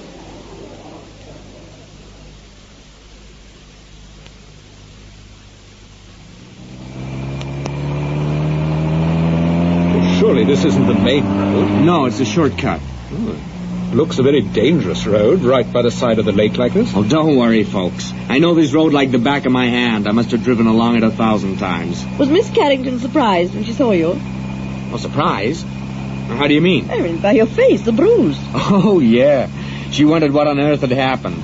I don't think it looks as bad as it did, though, do you? No, I don't think it does. How did you find Miss Carrington? I found her in rather a curious mood. I asked her if she'd received any more threatening letters, and, well, she just refused to discuss the subject. Oh. And yet, before I left for London, she was in quite a state. That's why I consulted you, of course. Now, well, I don't know. She still seems worried, but, well, more resigned, I guess. How old is she, Danny? That is the $64,000 question. My who's who says she's 46. Yeah, well, with all due respect, your who's who isn't exactly with it. Oh. My guess is that she's 52, but she looks 38. I'm going to hate this woman.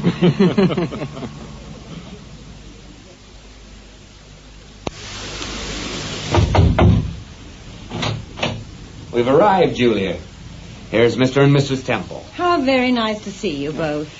Mr. Temple, I've heard so many things about you. Nice things, I hope. Always nice things. This is a pleasure. It really is. Thank you very much. Mrs. Temple, let me take your coat. Yeah, I'll take it. Oh, thank you. I hear you had quite an eventful journey. Well, it might have been worse. Oh, not for Danny. Fancy putting your suitcase so it could fall on you. Well, sleepers are different over here. They're not like the ones back home. Now, no excuses, Danny. Oh, Mrs. Temple, would you like to see the house first while your husband and I have our little chat? Oh, that'd be nice. Hey, come along. I'll take you round, Steve. I think you'll find it interesting. Thank you. I'm sure I shall. Take her to the library first, Danny, and show her the Matisse. Sure, I'll show her the lot, Julia, the works. Come along, Steve.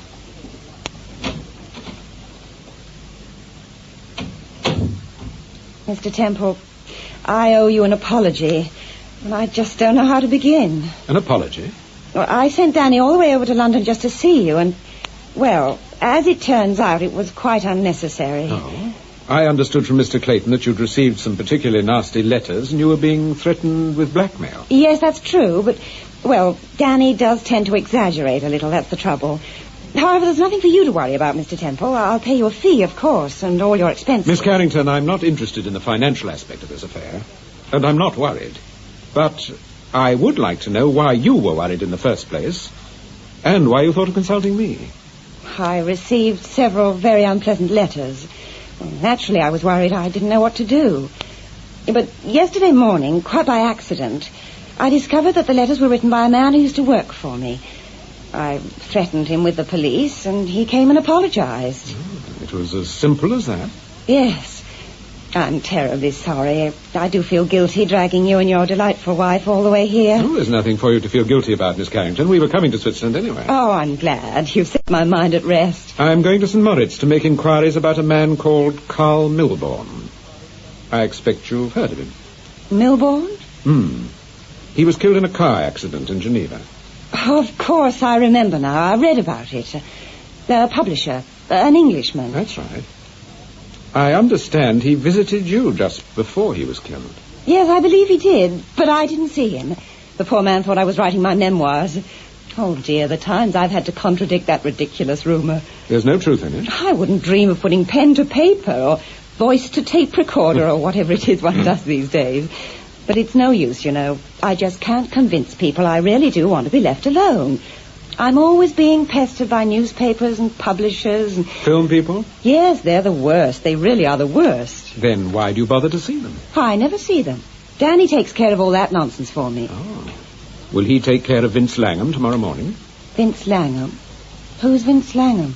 He's a movie director. A friend of mine. I understand you're seeing him tomorrow morning. Did Danny tell you that?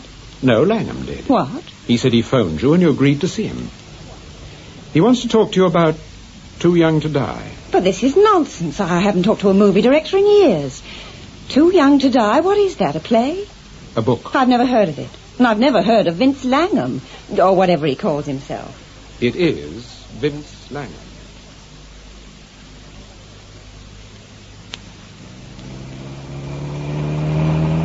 I'm sorry the visit was a waste of time, Temple. Well, it wasn't a waste of time. Don't worry about it, Danny. And keep your eyes on the road. It's awfully dark tonight. Yes, it is. But it's always dark down by the lake. I told you I had a funny feeling about Julia. When I got home this morning, I felt that, well, she'd changed her mind about you. Did you actually see the letters, Danny, or did Julia just tell you about them? She showed them to me, but she wouldn't let me read them. Gee, I wish we had gone back the other way now. This road's pretty dicey. How long has she lived in Switzerland, Danny?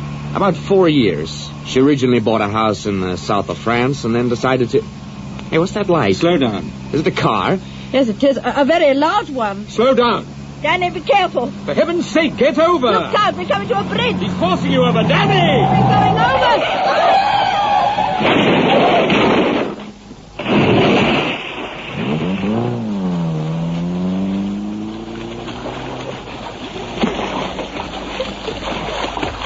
Steve! Steve! Where are you? I'm over here, Paul. Are you all right? Yes.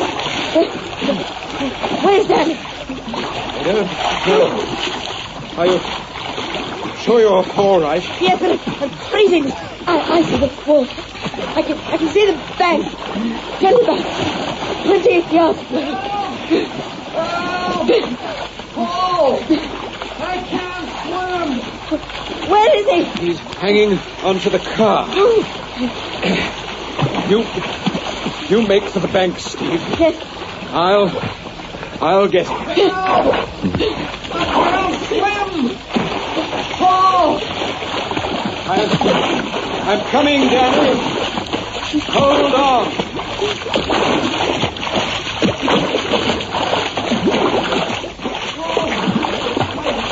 I tried to reach you, but... Paul. Now relax. Relax, Danny. You'll be all right. Don't struggle. Don't struggle, Danny. I've got you. You'll be all right.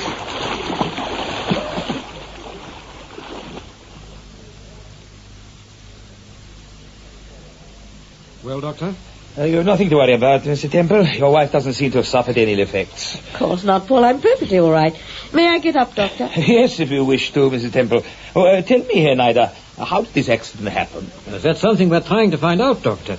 Anyway, I'm glad Mrs. Temple's all right. I'll take you downstairs. No, there's no need. I have another patient to see in the hotel on the 4th floor. Mrs. Temple, I'll leave these tablets for you just in case you can't get to sleep tonight. Take one just before you go to bed. Thank you, Doctor. Thank you. Good night, Doctor. Good night, Mr. Temple. Well, my friends, you certainly had a lucky escape. Yes. Did the ambulance take Danny Clayton to the hospital? No, he recovered consciousness and insisted on going home. And how is he, do you know? We haven't had a report yet. We've been too busy trying to trace the other car, Mrs. Temple. But I'll ring his home later tonight and get in touch with you. Thank you, Nida. We do appreciate your help. We both appreciate it very much. Nonsense. You are friends of mine. Right, excuse me. Hello? Is that Mr. Temple speaking? Yes? This is Julia Carrington. Oh, hello, Miss Carrington. I was anxious about you and your wife, Mr. Temple. Danny's told me about the accident, and I was wondering if there was anything I could do. No, we're perfectly all right, thank you. But what about Danny? How's he? Oh, he's feeling very much better, and he's most grateful to you.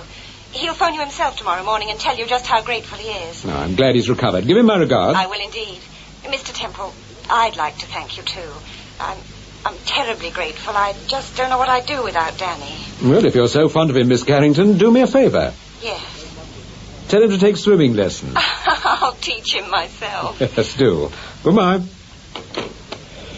Well, she certainly sounded grateful. I suppose that's something, coming from Julia Carrington. It is indeed. Well, Mrs. Temple, I'll say good night. I'm so glad you're none the worse for your adventure. Thank you, Herr Nida. If there's anything else I can do, please let me know. Thank you. I'll come down with you. We're leaving for St. Moritz tomorrow, staying at the Grisson House Hotel, so if you should want to get in touch with us...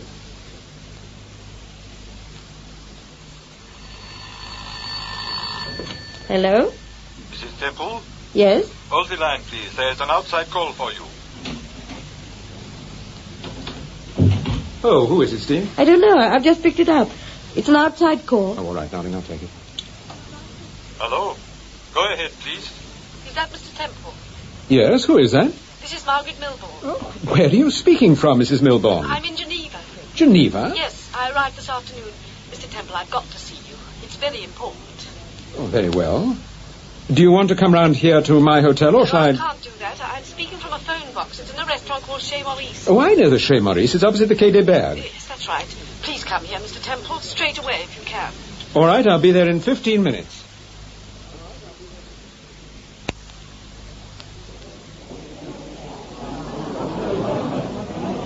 So glad kind of you. Do sit down, please. Are you all right, Mrs. Milburn? Yes, I'm perfectly all right, but I've had quite a day. How did you know where we were staying? I don't remember Paul telling you. I knew you were in Geneva, so I rang up all the big hotels and... Mr. Temple, I told you my husband was alive, didn't I? You said you thought he was alive. Well, I was right. He is. How do you know he's alive, Mrs. Milburn? I've spoken to him.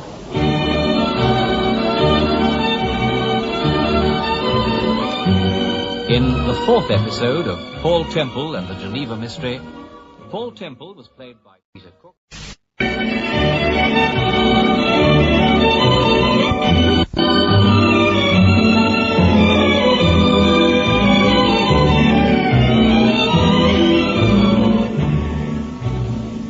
From London, we present the Francis Durbridge serial, Paul Temple and the Geneva Mystery.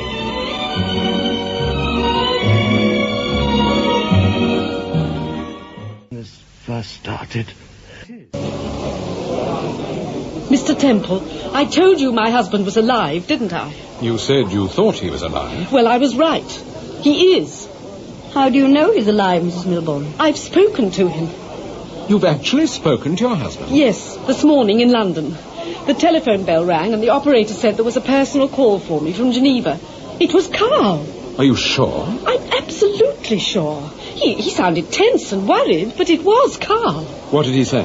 He told me to catch a plane and meet him here at this restaurant tonight at 9 o'clock. But it's now 10:15, Mrs. Milburn. Yes, I know. I've been waiting since 8:30. About half an hour ago, I decided to try and find you and Mrs. Temple. I telephoned 4 hotels before I found you. Have you told your brother about the phone call? No, he left for Saint Moritz yesterday by train, before the fog lifted. You might have got in touch with him here in Geneva. But Morris isn't in Geneva. Oh, yes, he is. We met him on the train coming here. He said he had some business here before he went on to Saint Moritz. But he told me he was going straight there. I can't imagine why he... Mr. Temple? Oh, I'm so sorry. I was just looking at someone. Steve, isn't that Vince over there? Where? With the dumb blonde. Oh, yes, it is. Is he a friend of yours? Yes, Vince Langham, the film director. Oh? Curious enough, he's come over here to see Julia Carrington. He wants to interest her in that book I spoke to you about, Too Young to Die. But I thought Julia Carrington had retired. She has, but Vince is the persistent type. I'd better go and have a word with him, or he'll be bouncing over here. Excuse me, Mrs. Milburn, I won't be a minute.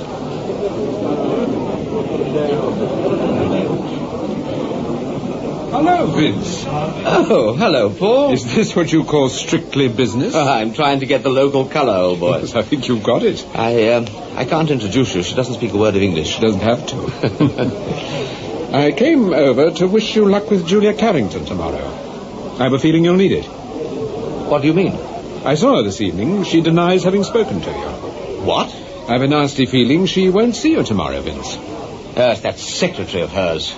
He's made her change her mind, the little creep. All I know is she made an appointment with me, and she's damn well going to keep it. Well, I hope you're right.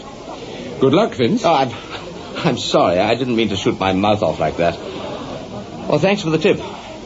I'll know how to play it tomorrow morning, anyway.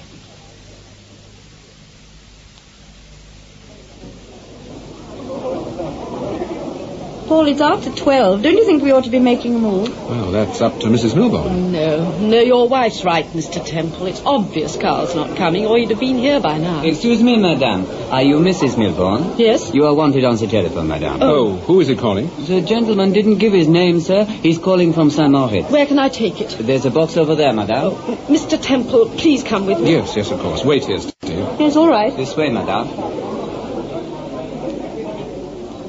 It's all right. I'll close the door. Hello? Hello? Who is that? Oh, this is Mrs. Milburn speaking. Margaret, this is Carl. Oh, Carl. Where are you? I've been waiting for you. I'm sorry, Margaret, but I had to come out to St. Moritz. Oh, Carl, what's this all about? When am I going to see you? Margaret, I want you to go back to London. What? I'll get in touch with you there as soon as I can. But, Carl, you just can't leave me like this. You've got to tell me why. Carl. Carl, are you there? He's gone. Was it your husband? I think so. It wasn't a very good line, but... Oh, yes, of course it was Carl. He wants me to go home.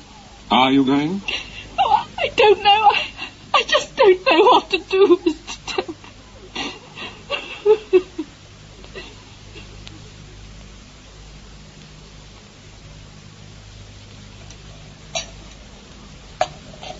More coffee, Herr Nida? No, thank you, Mrs. Temple. Oh, I had that phone call traced, Temple. It was from a phone box. Ah, I thought as much.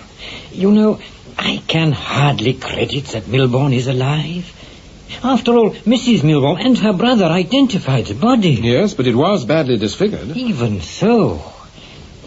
Tell me, is Mrs. Milborn going to St. Moritz with you this morning? She keeps changing her mind, poor woman, but I think she'll come with us in the end. What time do we get there? Not until late tonight, about 11:15. 23:20 to be exact. And don't be surprised if you come across two friends of yours. Friends of ours? Miss Carrington and Danny Clayton. Are they going to St. Moritz? Yes, Julia Carrington has a villa there. But how do you know they're going there? Well, I went to see Miss Carrington last night after I'd seen you and Mrs. Temple. She was making a great fuss of her secretary, who, by the way, seemed to have made a very quick recovery. She suggested they had 2 or 3 weeks in St. Moritz, and Mr. Clayton jumped at the idea. Did Clayton help you at all? Could he throw any light on the accident? Well, he was cooperative, but there was very little he could tell us. Where are you staying in St. Moritz? At the Grisson House Hotel. Ah, good. I'll tell a colleague of mine, Hans Schmidt, to contact you. And I'll send him the photographs you gave me of Carl Milborn. Thank you. Oh, and there's something else I'd like you to do for me, if it isn't too much trouble. Why, of course. When you get back to your office, perhaps you'd be kind enough to phone our mutual friend, Sir Graham, and ask him if he could find out...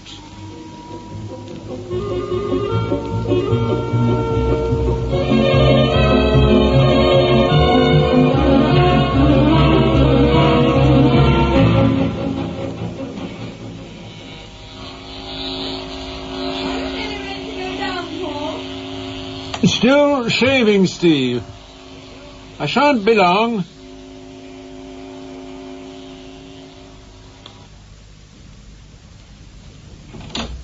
Good Lord, you're dressed. You're bright and early this morning. Well, I'm early. I don't know about bright. I didn't sleep very well. No, it's the altitude. You'll get used to it in a day or so. I hope so. Steve, I'm going down to that hat shop as soon as we've had breakfast, but I don't want Mrs. Milborn tagging along. Would you take her skating or something? She doesn't look the skating type to me. Well, then, take her up to the ski slopes and let her watch the skiing for an hour or so. Yes, all right. Ah, that'll be her now. I'll get my dressing gown on. But I thought it said we'd meet her downstairs. Good morning, Temple. Oh, hello, Lonsdale. Come in. I didn't expect you. I thought it was your sister. Good morning, Mrs. Temple. Good morning. I saw Margaret downstairs. She told me you were here. Forgive me for intruding, Mrs. Temple, but I wanted to have a word with your husband. Yes, of course. I didn't know you were staying at this hotel. I didn't know you were either. We arrived last night. Temple, Margaret's just told me about those phone calls, the one in London and the one in Geneva. Could it have been Carl on the phone? Your sister certainly seemed to think so. Then he really is alive after all, and he's here in St. Moritz. So it would seem. I just can't believe it. Tell me, Lonsdale, had your brother-in-law any worries, financial worries? Oh, no more than most businessmen, I imagine. At one time his publishing firm was having a tough fight, but I understand they're well out of the wood now. So you don't think he'd be likely to, well, fake the accident and then disappear? Good heavens, no. It has happened, Mr. Lonsdale. Yes, well, I'm sure it hasn't happened in this case, Mrs. Temple. If Carl had been desperate, he'd have come to me or one of his friends. Did he ever borrow money from you? Yes, as a matter of fact, he did about 6 years ago. Oh, it's safe enough. I'm not worried. I say, do you mind if I join you and Margaret for breakfast? No, of course not. We'll go down, Paul, and then you can finish dressing. Yes, all right. Have you any news of your friend, Miss Sands? Frida, yes, I'm afraid the news isn't too good. I thought it was just a broken leg, but she's slipped a disc as well. The poor darling's in a great deal of pain. Have you seen her? Not yet, but I'm going to the hospital this morning. See you downstairs, Temple. Yes, all right, I won't be long.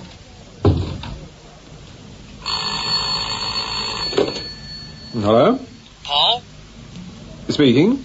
This is Danny. Oh, hello, Danny. How are you feeling? Well, I'm okay now, thanks to you. Have you started those swimming lessons yet? Well, not yet, but they're on the agenda. Good. Where are you speaking from? I'm in St. Moritz. Julia and I flew here yesterday. Flew? Yes, there's a small airport here, and Julia's got a private plane. Really? We'd like you and Steve to come out here to lunch today, if that's possible. Oh, thanks. We'd like that. Good. Well, we'll expect you about 1 o'clock. Oh, I better give you the address. Oh, yes. It's the Villa Cerbolini. Villa Cerbolini? Yeah, it's very well known. Your concierge will tell you how to get here. Take a sleigh. It's a lovely ride on a day like this. Yes, we'll do that. Good. See you later. All right. Goodbye, Danny.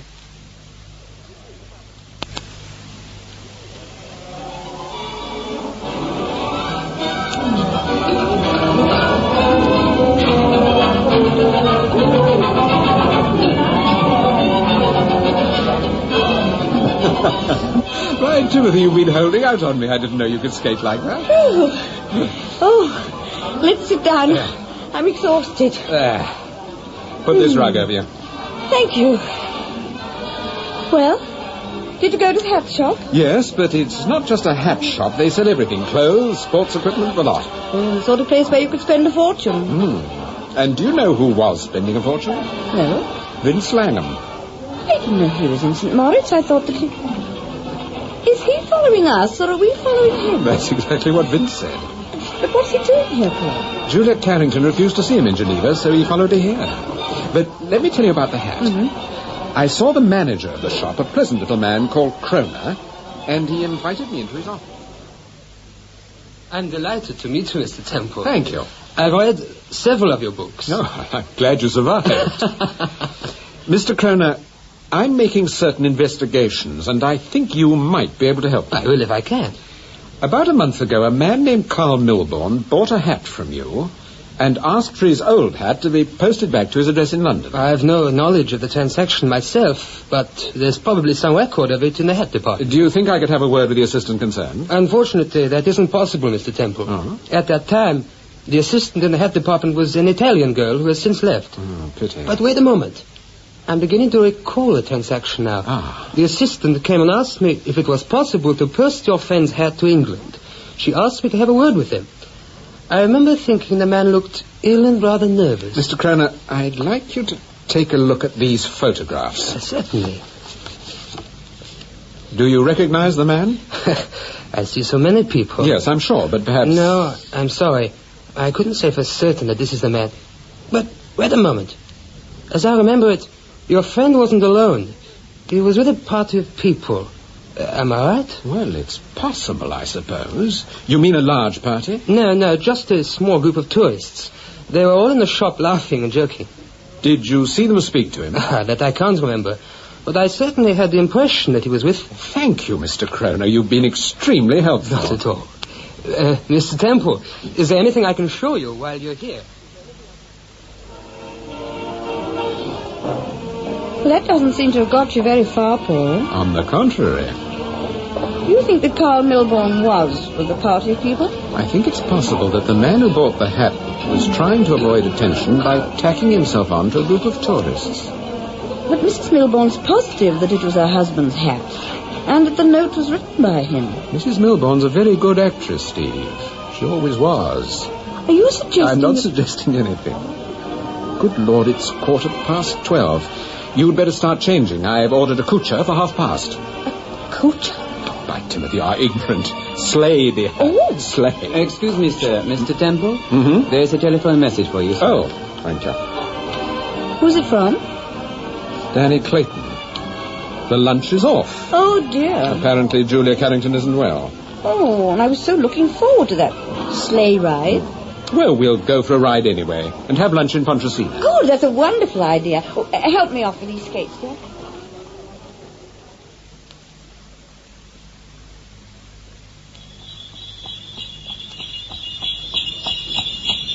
Are you warm enough, Steve? Yes, I'm fine. Oh, this is nice, isn't it? I like your coucher. Doesn't the snow look lovely on those trees? Yes. It must have been snowing for weeks. Oh, smell the pine trees.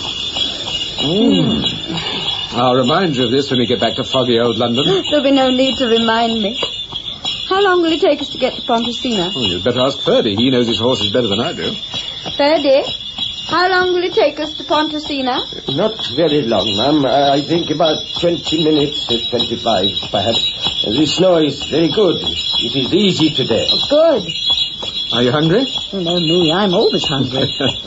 I remember the first time we went to St. Moritz. Oh! What was that? Sounded to me like a shot. It came from over there, from those trees. There's someone with a gun by that tree. Get down, Steve. Get down. Ferdy, have you been hurt? No, it is my arm. It is all right. Oh, Paul, look. It's nothing. There's a man running away. Do you recognize him? No, he's got a scarf over his face. I can't... Oh, where are you going? Stay here, Steve. I'm going after him. Paul, don't be a fool. He's got a gun. Take a look at Ferdy's arm. I'll be back in a minute. Oh, Ferdy, are you badly hurt? No. The bullet must just have grazed my arm. Oh, it's bleeding. Now, take your jacket off. And that's it. Now, wrap this scarf round your arm. No. It is nothing. It is not very do painful. as I tell you. Take your jacket off. Very well, but it is nothing to worry about. But who would do such a thing, Mrs. Temple? It is terrible. Now, keep still. Now, wrap the scarf round. That's it. Oh, my husband's coming back. Did you see him, Paul? No, I didn't. The trees are pretty thick on the other side, and there's a mountain of snow. He just seems to disappear. How are you, Ferdy? I am all right. You really, Mr. Temple... Now, come on, sit by Mrs. Temple. No. I'm going to drive. I think we'd better go back to St. Moritz. Yes, of course. Oh. What's that you got there, Paul? It's a cigarette case. I think our friend must have dropped it. Are there initials on it? Well, there's an inscription. Look. To V with love from J. V? I know what you're thinking, Steve, but I can't see Vince shooting at anyone unless it's from behind a camera. Ferdy, I'm taking you back to St. Moritz.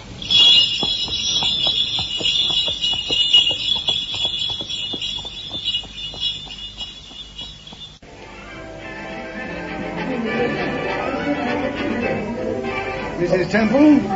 Oh, hello, Mr. Lonsdale. Margaret's with me. We've got a table over there. Would you care to join us? Oh, thank you. That's very kind of you. Careful, it's very slippery by the side of the rink.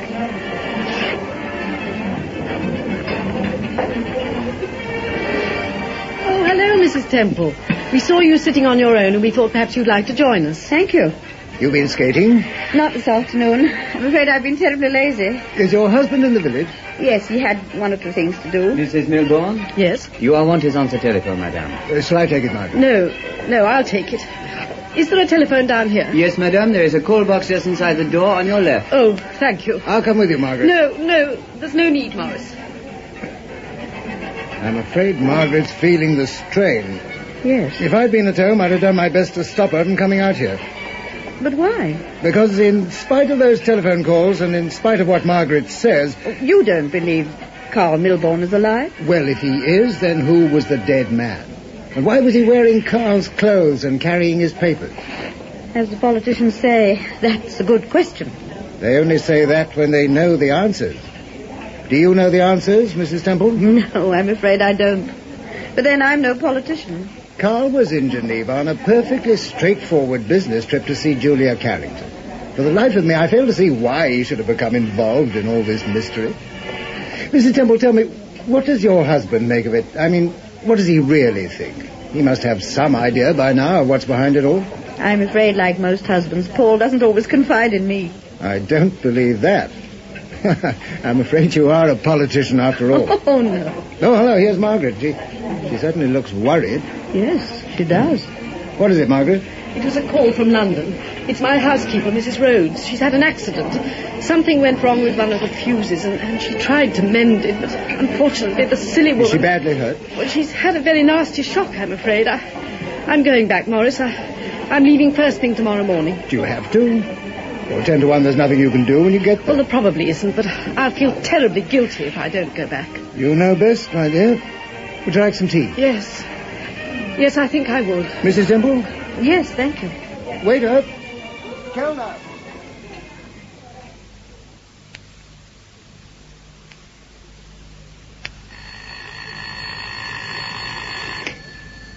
Is that you, Paul? No, this is Danny. Oh, hello, Danny. Hello, Steve. How are you? I'm all right. You don't sound all right. Look, can I have a word with Paul? I'm sorry he's not here. I've been expecting him all afternoon. As a matter of fact, when I heard the phone ringing, I thought that was... Oh, wait a minute. He's just arrived. Steve, I'm sorry, I'm so... Who's on the phone? Danny Clayton. He wants to talk to you. Oh. Thanks. Hello, Danny? Hello, Paul. I just wanted to say how sorry I was about this morning, about the lunch date. Oh, that's all right. Is Miss Carrington better? No? Yeah, she's quite recovered and full of apologies, as usual. She wants to know if you and Steve could have dinner with us tonight. Well, it's rather short notice, isn't it? I know, but we'll try and make it if you can. Ask Steve, see what she says. All right. Julius asked us to dinner. Shall I go, Steve? It's up to you, darling. All right, Danny. 8 o'clock. How's that? That's great. We'll look forward to it. See you then. Bye. Goodbye. Paul, I wondered what on earth had happened to you. Where have you been? I've been very worried, darling. Yes, I'm sorry, dear. I should have phoned you, but I've been very busy. Steve, you don't happen to have seen Lonsdale this afternoon? Yes. I had tea with him and Mrs. Milborn. Did you? She's going back to London. Her housekeeper's had an accident. She's very upset about it. Oh? When is she leaving, do you know? Tomorrow morning, I think, early. Although I believe there is some difficulty about getting her a reservation. I see. Paul, what is it? Oh, nothing. I was just thinking. I'm going to have a bath, Steve. Will you run it for me? Yes, all right. You're up to something, Mr. Temple.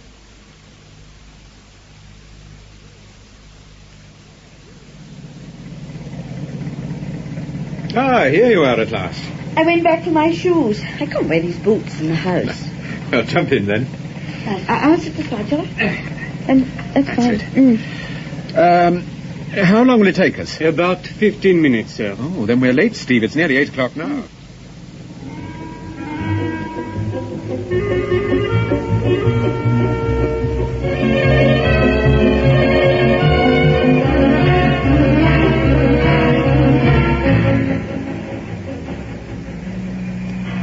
I've never seen it snow as hard as it did this morning.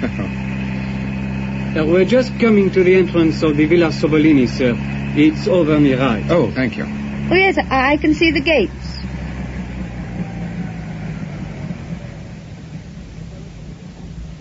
I shall open the gate, sir. Right. Oh, it's very cozy in here. I shall be sorry to get out of the car. I don't think it's as cold outside as it looks. It couldn't be. He doesn't seem to be able to get the gates open. No. He's coming back. I'm sorry, sir. I cannot get the gates open. They're blocked with snow. Oh. How far is the villa? You can see the lights through the trees. It will take you about 2 or 3 minutes, unless you care to wait while I clear the snow. It'll be much quicker to walk, I imagine. I'm afraid it will, sir. What about it, Steve? Yes, all right. What time shall I pick you up, sir? Oh, about 10:30. I shall have the gates cleared by then and drive right up to the house, sir. Thank you. Ready, Steve? Yes, I'm ready.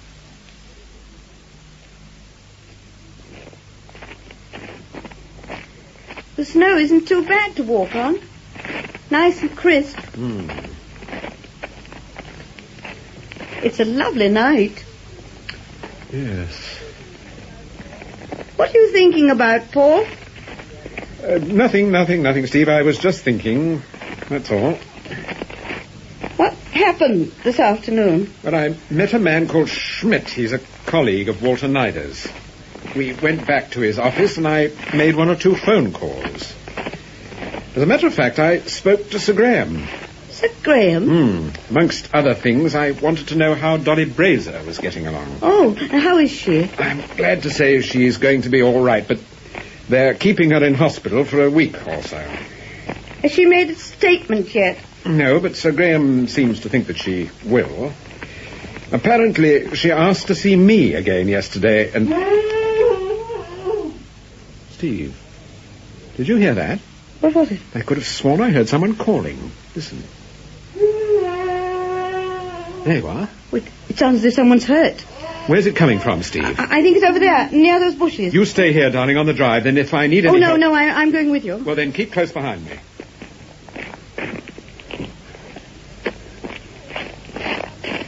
Paul, what's that down there? On the ground by that bush. It's a knife.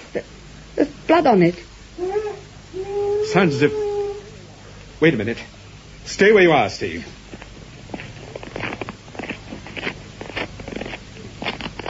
Over here, Steve.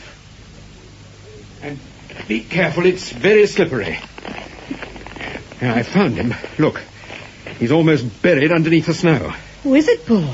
I don't know. I can't see his face. Give me a hand, Steve. We've got to try and get him out of this snow.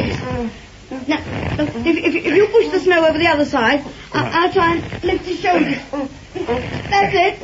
Now, don't strain yourself. That's better. Vince Langham. Vince, are you badly hurt? Can you hear me? Paul, do you think we ought to move him? Don't you think it'd be better if I went up to the house? I'll go. Is that your ball? Yes, now, don't worry. We'll soon get you out of here. Steve's going up to the house for help. No, wait.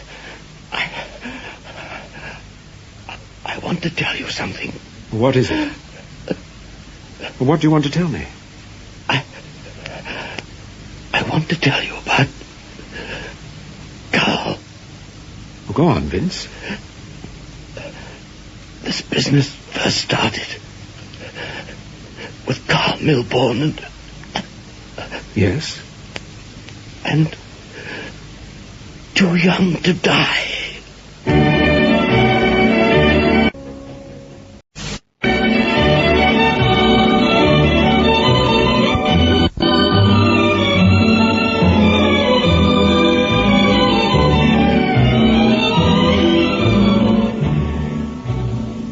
From London, we present the Francis Durbridge serial, Paul Temple and the Geneva Mystery.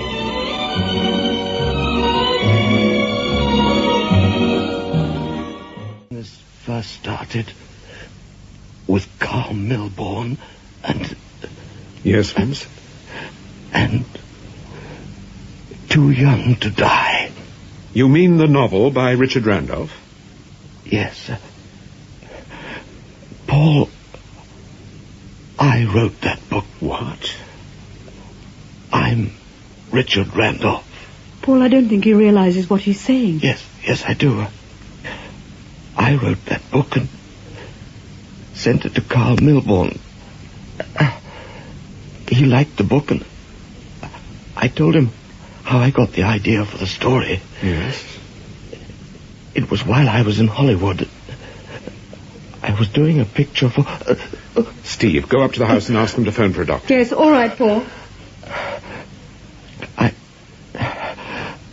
I must tell you about the book. It was based on something that happened to... To Julia Carrington? Yes.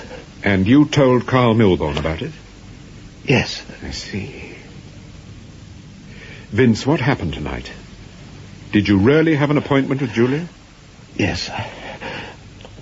Danny Clayton telephoned and said she wanted to see me. Yes. I was on my way up to the house when someone came up behind me and... You must keep warm, Vince. Here, let me put this coat round you. Will he be okay, Doctor? Yes, I think so. But he can't be moved, Mr. Clayton. You'll have to stay the night here. Is that all right, Danny? Yes, of course. I've already spoken to Miss Carrington about it, but she wants to know what he was doing in the grounds at this time of night. But you telephoned me and said Miss Carrington wanted to see me. I didn't telephone you. But you did. You told me to come here. You must be quiet, Mr. Langham. It's essential. I'm sorry, but there must be no more talking, gentlemen. Yes, of course. I'm sorry, Doctor. Try to get some sleep, Vince. We'll see you tomorrow. Yes. Good night, Paul. Good night. And thanks for everything. Obviously, the man's lying, Mr. Temple. I'm sorry, but I don't agree, Miss Carrington. Do you mean you don't believe Danny when he says that he didn't telephone Mr. Langham? Someone telephoned him. If it wasn't Danny, then someone impersonated him. But why should anyone impersonate me? Anyway, it's extremely annoying. Annoying? If the newspapers get hold of the story, they'll assume that I invited Langham here because he's a film director. Would it be such a bad idea if the newspapers did print the story? The whole story? What do you mean? I think it's about time we put our cards on the table. Someone tried to murder Vince tonight, and they very nearly succeeded. Now, it's Are you suggesting that Julia had something to do with this affair? I'm suggesting it's about time Miss Carrington told me the truth about herself and the truth about Carl Milbourne. What do you know about Milbourne?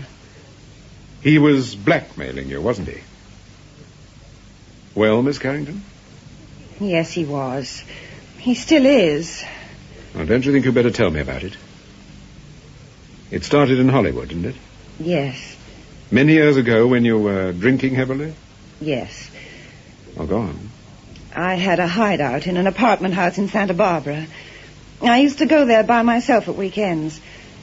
I was on top in those days, and yet I wasn't happy. Well, I don't expect you to understand why I wasn't happy, but... Well, one night during a drinking bout, I accidentally set fire to the apartment.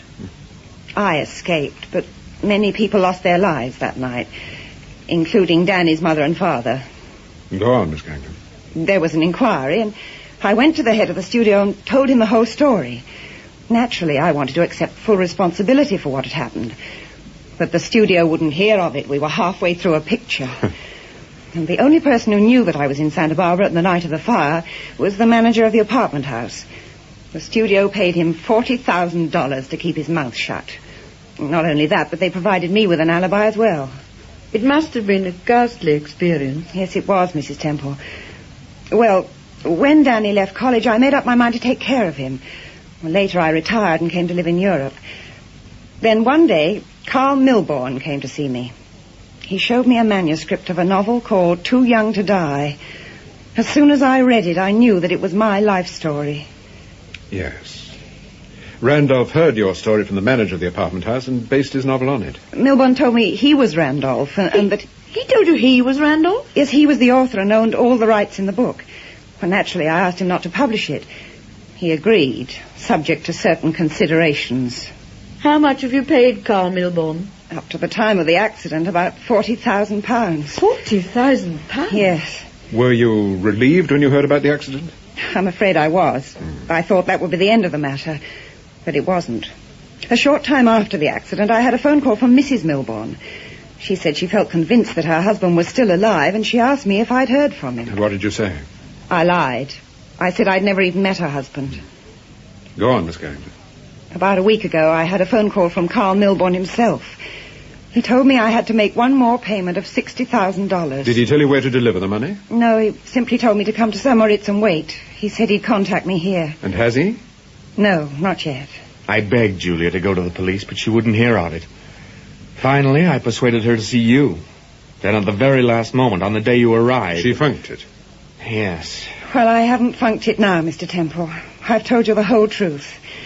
What do you think I should do now? There's no doubt in my mind what you should do, Miss Carrington. No doubt at all.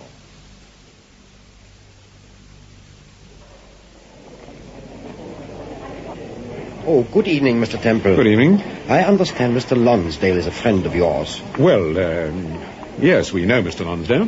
There's been a rather unfortunate incident, Mr. Temple. Oh? One of the maids went into Mr. Lonsdale's room thinking it was empty. She heard groans coming from the bathroom, and Mr. Lonsdale had taken some tablets. He was very sick. The maid sent for me, and I got the doctor, of course. Go on.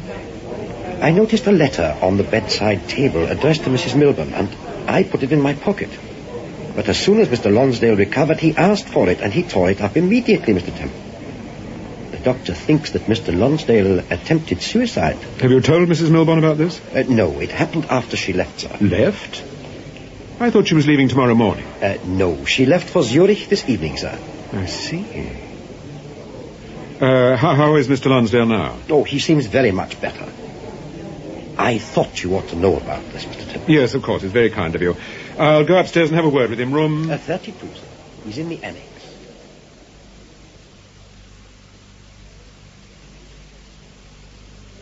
I'm sorry that fool of a manager sent you up here, Temple. Yes, he was quite perturbed. I expect he was. He thought I'd been trying to kill myself, the idiot. What happened exactly? Well, I get these violent migraines. I had one all day, so I took some tablets I keep for it, and I must have taken too many. It's happened before. I dare say it'll happen again. I see. Well, I'm glad it was a false alarm and that you're feeling better. I assure you, Temple, I'm perfectly all right now. Nothing to worry about. Good. May I use your phone? Yes, of course. Thank you. Mr. Temple here, put me through to my room, please. Hello, Steve. It's all right, darling. There's nothing to worry about. He had a migraine and took too many tablets, that's all. No. That was a lot of nonsense. I'll be up in a few minutes. Yes. All right, Steve. When I see that fool of a manager, I'll give him a piece of my mind. I shall have a good night's sleep and forget all about it. Oh, I understand your sister left this evening. Yes, she managed to get a reservation on the night flight from Zurich. Ah.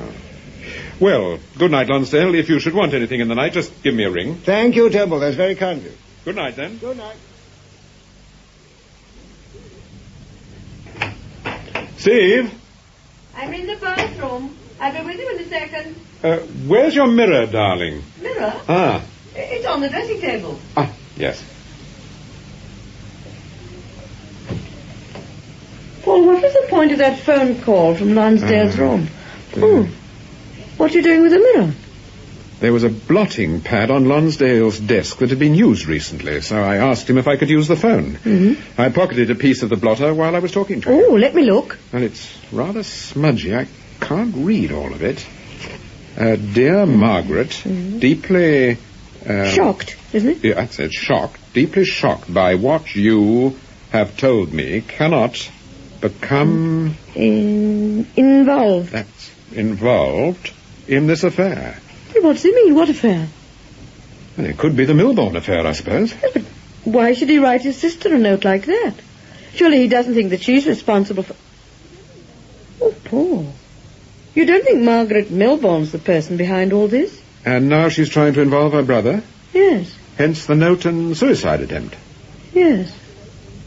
It'd be rather funny if we'd been underrating Mrs. Milbourne all this time, wouldn't it? It would be even funnier if we'd been underrating Mr. Lonsdale.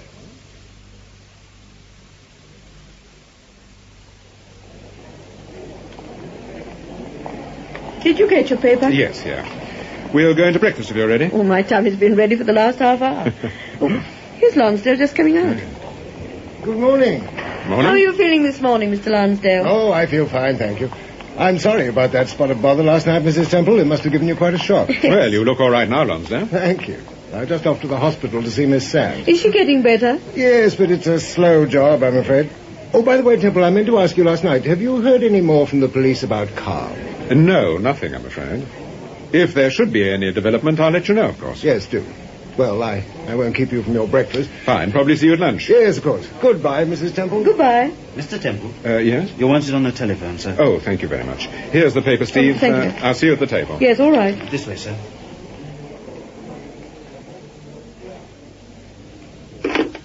Hello? Oh, Paul? Yes, speaking. This is Danny. Oh, good morning, Danny. What can I do for you? Julia had a phone call about half an hour ago. You can probably guess who it was. Yes. Julia answered the phone herself. She said it was the same man as before, the same voice. He said he was Carl Milbourne and that he wanted a final payment of $200,000. $200,000? What did Julia say? Well, she did what you told her to do. She agreed to everything. Good. Go on, Danny. Well, the instructions he gave me are simple. I've got to take the money to London, and on Friday night at precisely 8 o'clock, ring Putney 1347. Putney 1347. That's right. Presumably our friend will be waiting for the call, and then he'll tell me where to meet him. Let's see. Friday. That gives us 4 clear days. All right, Danny, go ahead. Carry out my instructions. You sure you know what you're doing, Paul? Yes, I know what I'm doing. Okay, you're boss. Oh, how's Vince this morning? Oh, he's much better. He's going back to his hotel this afternoon. Good. Well, see you in London. Yes, see you in London.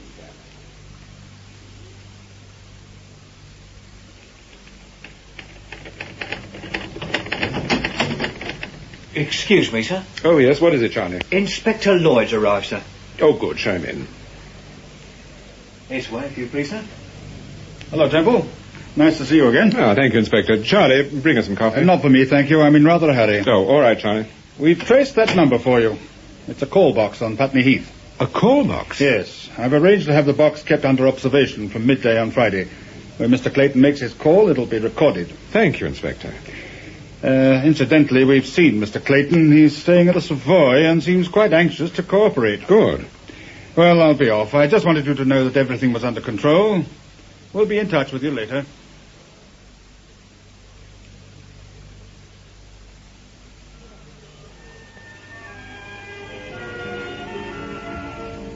Do you mind if we have the radio off, Steve? You're very edgy this morning. I just can't understand why I haven't heard from Danny Clayton. Have you tried to get hold of him? Yes, I phoned the hotel twice, but each time he's out. Well, why don't you try Sir Graham or the inspector? They may have heard something. I've been a damn fool, Steve. I shouldn't have left everything to the police. I should have gone out to Putney Heath myself last night and waited. Oh, what is it, Charlie? Inspector Lloyd's here, sir. Oh, good. Come on in, Inspector. Good morning, Mrs. Temple. Good morning, Inspector. Don't go, Charlie. Is that the tape recorder? Yes, everything went according to plan, I'm glad to say. Take the recorder and plug it in, Charlie. Yes, sir. Now, be careful. The tape's on the machine. Well, what happened? Mr. Clayton made the call, and there was a man waiting for it outside the box. He had a scarf over his face, and we didn't recognize him. Well, not at first, that is. When he left the box, we tailed him out to Notting Hill Gate. He has a flat out there. His name's Spinner. We've heard of that gentleman before. Did you pick him up? Well, we're not that stupid. It's not Mr. Spinner we're after. It's all ready now, sir. Thank you, Charlie. You can go. I particularly want you to listen to this phone call, Mrs. Temple. Listen carefully. Well, why me, Inspector? You'll soon see. Is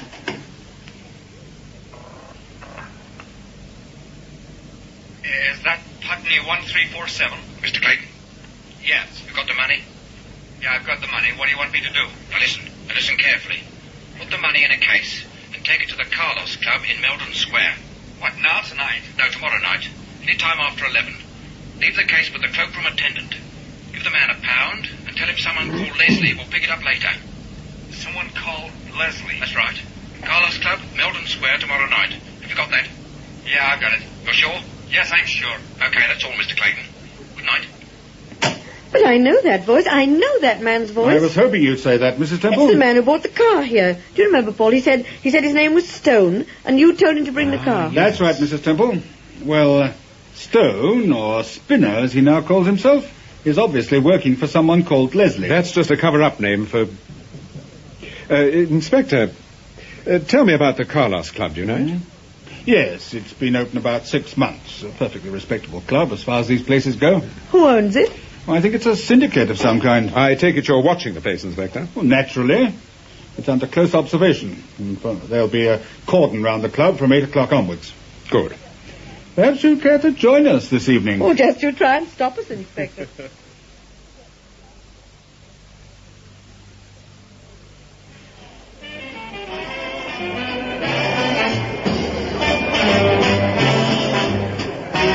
Good evening, sir. Welcome to the Carlos Club. Good evening. Are you a member? No, I'm afraid not. I'm just delivering this case for someone. Where's the cloakroom? It's over there, sir. Oh, thank you. Well, well. Hello, Clayton. Langham. Oh, I didn't expect to see you here. Oh, how are you? Oh, I'm much better, thanks. Now, what are you doing here? You didn't tell me you were coming to London. No, I just dropped in to deliver something for someone, and... Well, what are you doing here? Chubby Costello plays here. Chubby Costello? Well, don't tell me you've never heard of Chubby Costello. He's written the music for my new picture. Oh, I see. Well, if you'll excuse me... Oh, look, won't you let me buy you a drink? No, thanks. Are you sure? Yeah, quite sure, thank you. Is Julia with you? No, she's not. Oh. Where are you staying? I'm at the Savoy. Call me sometime. Yes, I'll do that. Good night. Good night, Clayton.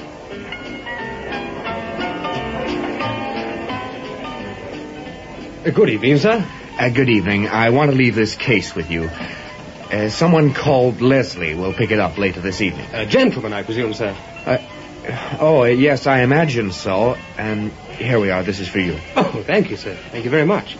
The case will be quite safe. I'll see your friend gets it. Thank you. Good night. Good night, sir.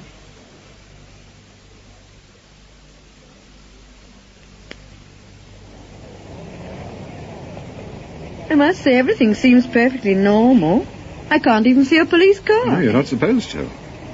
As a matter of fact, Lloyd's tackled the problem very well, even down to keeping this parking space for us. Yes. Oh, Paul, there's someone in that van. Oh, over on the other side of the road. Don't worry about the van, Steve, or the Blue Saloon, or that black Ford over there. It's Lloyd and his merry men. Oh, I see. He said he was going to surround the place, and by Timothy, he has. I don't understand why we haven't seen Danny. We saw him go into the club and yet He probably left by another exit. And Vince? Well, it's my bet Vince is still in there. Paul, there's something I've been meaning to ask you. Mm-hmm. When Julia Carrington first met Carl Milborn, why did you... Oh, look who's coming out. I'm watching. Is that the same case he's carrying? Yes, that's it. And that's the person we're waiting for. Wind the window down, Steve. What are you going to do? I want to get to the corner before our friend with the case does. Good evening, Lonsdale. Temple. Let me give you a lift. I thought you were still in Switzerland. No, we got back 3 days ago. But I telephoned your hotel this morning to make sure you were still there. I spoke to the manager and he told me you got to Lucerne for the weekend. Yes, I know. Actually, you didn't speak to the manager. You spoke to a man called Schmidt. Schmidt? I told him you'd probably check up on me. Why, you interfere... Give me the case, Lonsdale. Just try and get it. Lonsdale, don't be a fool. You'll never get away with it. Lonsdale, look out! The car!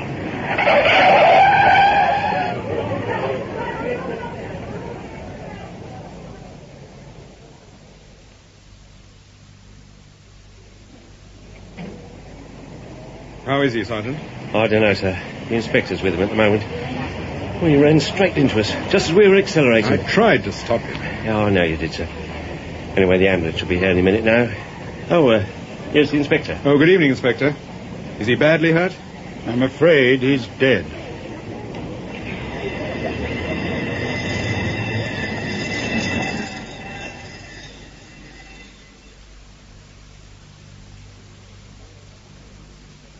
But what happens about the money in the suitcase, Paul? Will Julia get it back? Yes, of course. You've no need to worry about that, Danny. Mr. Temple, how did this business first start? Well, it started when Vince Langham heard about the fire in Santa Barbara and decided to write a book about the affair. When the book was finished, Vince sent it to Frida Sands to be typed. The woman who typed it was Dolly Brazer. Dolly Brazer? She had a temporary job with the Sands agency at the time. Oh, so that's how she became involved. Yes. Vince showed the book to Carl Milborn, who bought it outright and persuaded Vince to use a pseudonym, Richard Randolph. But how did my brother get involved? Maurice Lonsdale had lent your husband a large sum of money and he wanted immediate repayment. They were discussing this when Carl mentioned the book Too Young to Die. Lonsdale, who was already operating several rackets, realized that Julia was an extremely wealthy woman and that the book could be used as a means of blackmail. Well, go on, Paul. Acting on Lonsdale's instructions, Carl Milborn went to Geneva and did a deal with Julia. But on the way home, he was knocked down and killed. Oh, so he was killed? Yes. But Lonsdale was determined that the plan should go ahead, so he telephoned Julia, saying that he was Carl, and that the accident had been faked. Later, he put it out in your mind about the accident, Mrs. Milborn. Yes, that's when he sent me the hat with a note in it. Yes. But the note was in Carl's handwriting. It was an undated note which Carl had previously sent to your brother. Lonsdale just dated it. Oh, I see. But why should Lonsdale want to convince Mrs. Milborn that her husband was alive? He knew that if Mrs. Milborn thought her husband wasn't dead, she'd say so in no uncertain terms, and that Julia would hear about it. But what Lonsdale didn't bargain for was the fact that Margaret would consult me. When he discovered I was a friend of Dolly's, he told her to warn me to keep out of the case. But why was the poor girl attacked, Paul? Oh, to show me that he meant business and to show Dolly that she must never talk. He scared hell out of me on the train that night. Although I must admit I didn't recognize him at the time. It was dark and he had a scarf over his face. He frightened you too, didn't he, Mrs. Milborn? He frightened you into telling us that story about Danny and Maidenhead. Yes, but I did try to stop you from going onto the houseboat, Mr. Temple. It was a friend of mine, an actor, who telephoned you at the hotel. He's quite well known. Oh, you know, I thought I'd heard that voice before somewhere. Tell me, Mrs. Milborn, when did you first realize that your brother had been lying to you? Oh, when I got to St. Moritz. Up till then, I really did believe that Carl was alive. I thought the 2 phone calls I'd received in London and Geneva were genuine. Was Carl's voice like your brother's? Yes, very much so, especially on the telephone. But when did you actually find out about your brother? The night we arrived in St. Moritz, Morris came into my room. He was angry and he'd been drinking. He said that Carl had been blackmailing Julia Carrington. and that the blackmailing had to continue. He said if I didn't help him, he'd throw suspicion onto me. Which he did, the moment you left St. Moritz. Is this true? Yes. He pretended to commit suicide and left a note behind, blaming you for everything. Oh, Morris. Paul, tell me, how does Vince Langham fit into all this? Well, although Vince didn't know what was going on, he wasn't above trying a spot of blackmail himself. He wanted Julia to make a film for him, any film. My bet is, if Julia had said yes, he'd have sued the publishers and done his damnedest to get the book back. Yes, I think you're right, Mr. Temple. I know my brother was worried about Langham. He thought he was up to something. Because of this, he started to throw suspicion onto him. The cigarette case? Yes. Later, he decided to get rid of him. I don't have to tell you and Mrs. Temple what happened. No. Well, I think Vince has learned his lesson. Well, Paul, what's going to happen to the book now? It doesn't matter what happens to it now, Steve. It doesn't matter. No. I phoned Julia this morning. I told her about Lonsdale and what happened last night. And she's decided to tell the truth about herself. About Hollywood, about the fire, about everything. You mean at long last she really is going to write an autobiography? Oh, no. Julia can hardly write a letter, let alone a book. Well, what do you mean? Just over an hour ago, I had a call from New York, from World Magazine. They want you to write the story of Julia Carrington, Paul. Me? They want Paul to write it? Yeah. But that's impossible. I'm up to my eyes in work. I've got a new book planned for the autumn, and later in the year Wait a minute. Does this mean that we'd have to go back to St. Moritz? I'm afraid so. Steve, what are you getting at? You mean now, Danny? Straight away? Straight away, Steve. Steve, what are you getting at? He'll write it, Danny. By Timothy, he'll write it.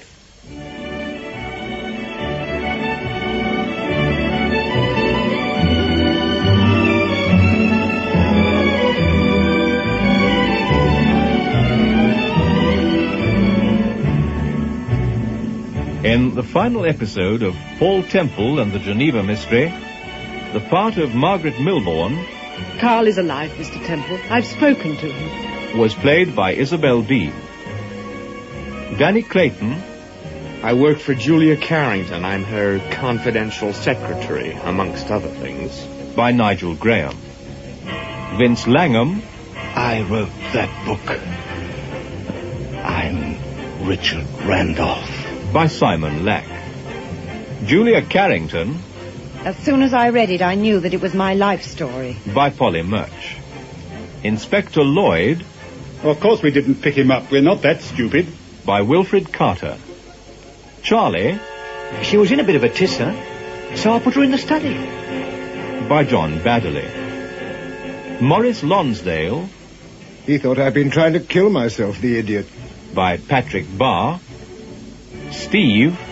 Oh, this is nice, isn't it? I've always wanted to ride in a kucha.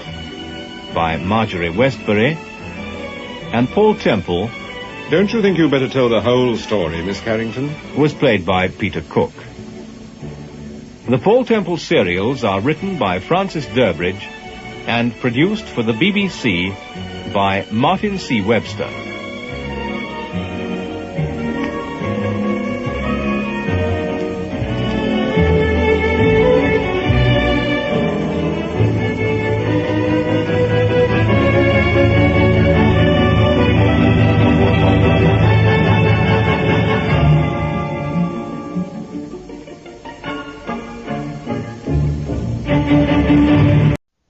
Wait a minute.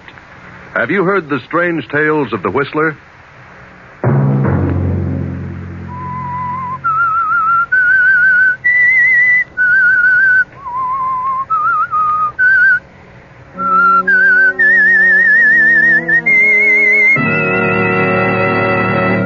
I'm the Whistler. I've come to the end of my rope. I've tried my best for 20 years to please Agatha. I gave up my painting and tried business after business and failed in every venture. Now, I can't go on any longer. I'm through. Another Sunday night, and again CBS presents The Whistler.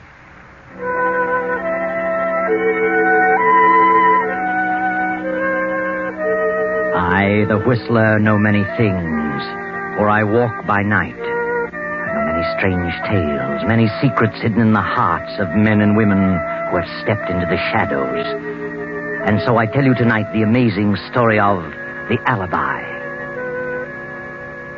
Poor Henry Farrington paces the library floor. Through his mind run the events of the past 20 years, from the day when he married the wealthy young widow Agatha Durant. Henry hadn't $1 of his own then, nothing but charm. He still hasn't $1 of his own, and now very little charm. Henry was a struggling artist, but Agatha was a businesswoman and was determined to make Henry a businessman. And Henry had tried hard. Agatha backed him in venture after venture, bossing him, completely dominating his every moment. But Henry experienced nothing but failure, and gradually Agatha's love turned to disgust.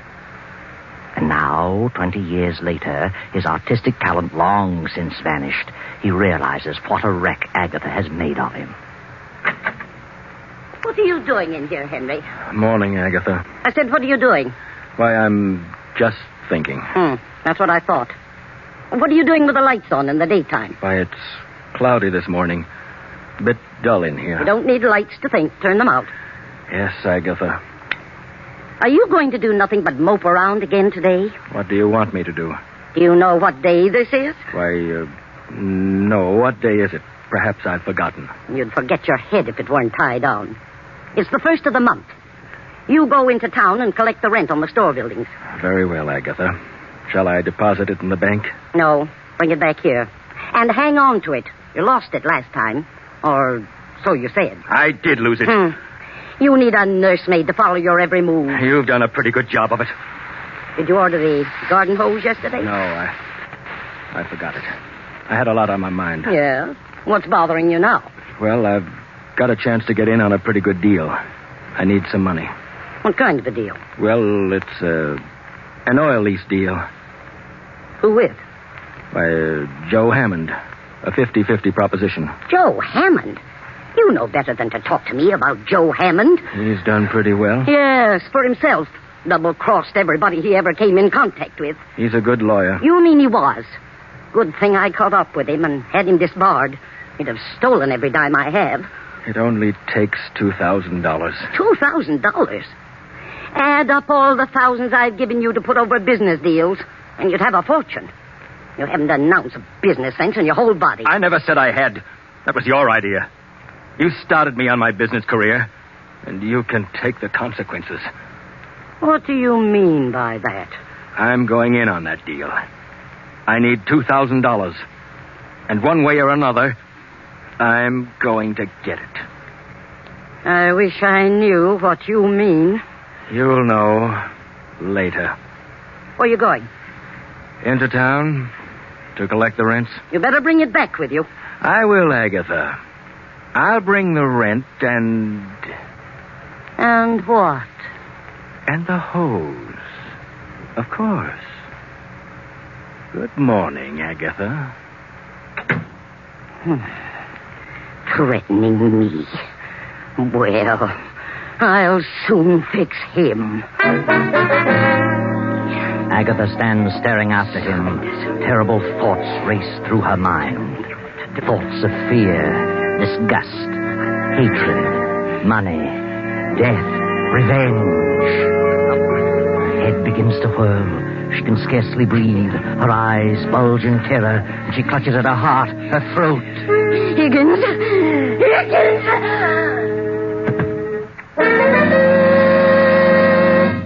Higgins, the butler, rushes in, realizes at once that Agatha has had another of her heart attacks, carries her to the Davenport, gives her a dose of her stimulant, and calls Dr. Johnson.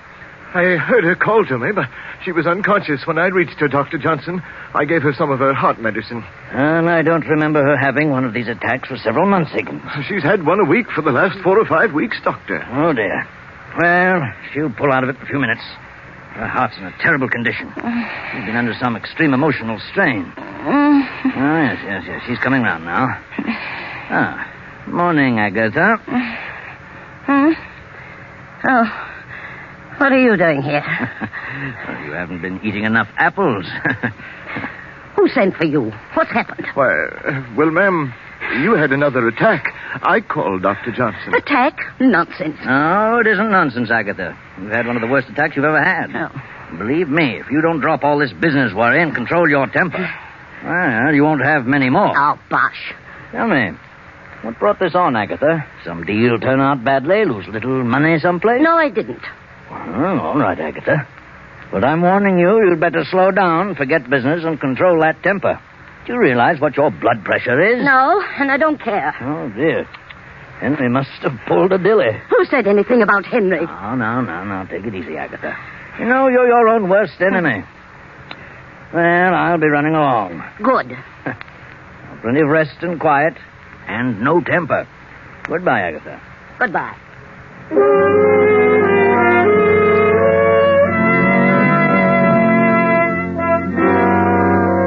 Poor Henry walks around town for a half hour and finally gets up sufficient courage to see Joe Hammond, the ex-lawyer.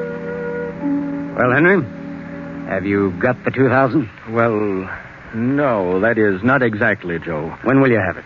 I can raise it, but it'll take a little longer than you gave me. Now, look, Henry, I bought that lease and gave my check for 4,000. Your check bounced. You didn't have a dime and you knew it. Now I'm caught short because of you. And you'd better dig up the 2,000 or I'm turning it over to the county attorney. I'll get it, Joe. How will you get it? I'll figure it out.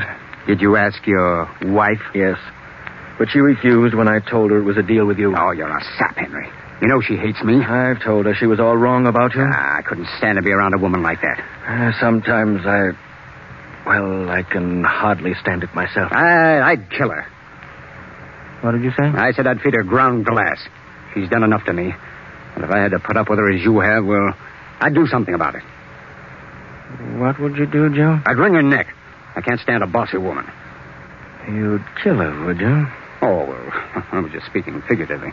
You've tried hard, Henry. You've done your very best to be a successful businessman. It isn't your fault. So far, you failed, and she's sore about it. Left her entire fortune to her niece, a mere nitwit of a girl just out of school. I know, but she took out a $50,000 policy payable to me. Oh, what good does that do you? If you die first. But she isn't very well, Joe. She may live for years. You may bump off tomorrow. Yeah. Oh, of course, I doubt that. Nothing wrong with you that a bank account wouldn't fix. Is there? No, I guess not. She's got all the money she'll ever need. She's not in a jam. She's seen everything. And it'll all go to that niece. Except the insurance made out to you. That's payable in a few days, you know, after death. Yeah? I'm in a jam, Henry, and you're in a jam. You better start figuring some way out. I'll give you to the end of the week, Saturday at noon. You mean you must have the money by then? Oh, no, not necessarily money. Just some sort of assurance that you know where you can really get it. I see. Yeah. Well, think it over. And I'll always be around if you want any legal advice. Thanks, Joe, for the extension. I'll be in touch with you.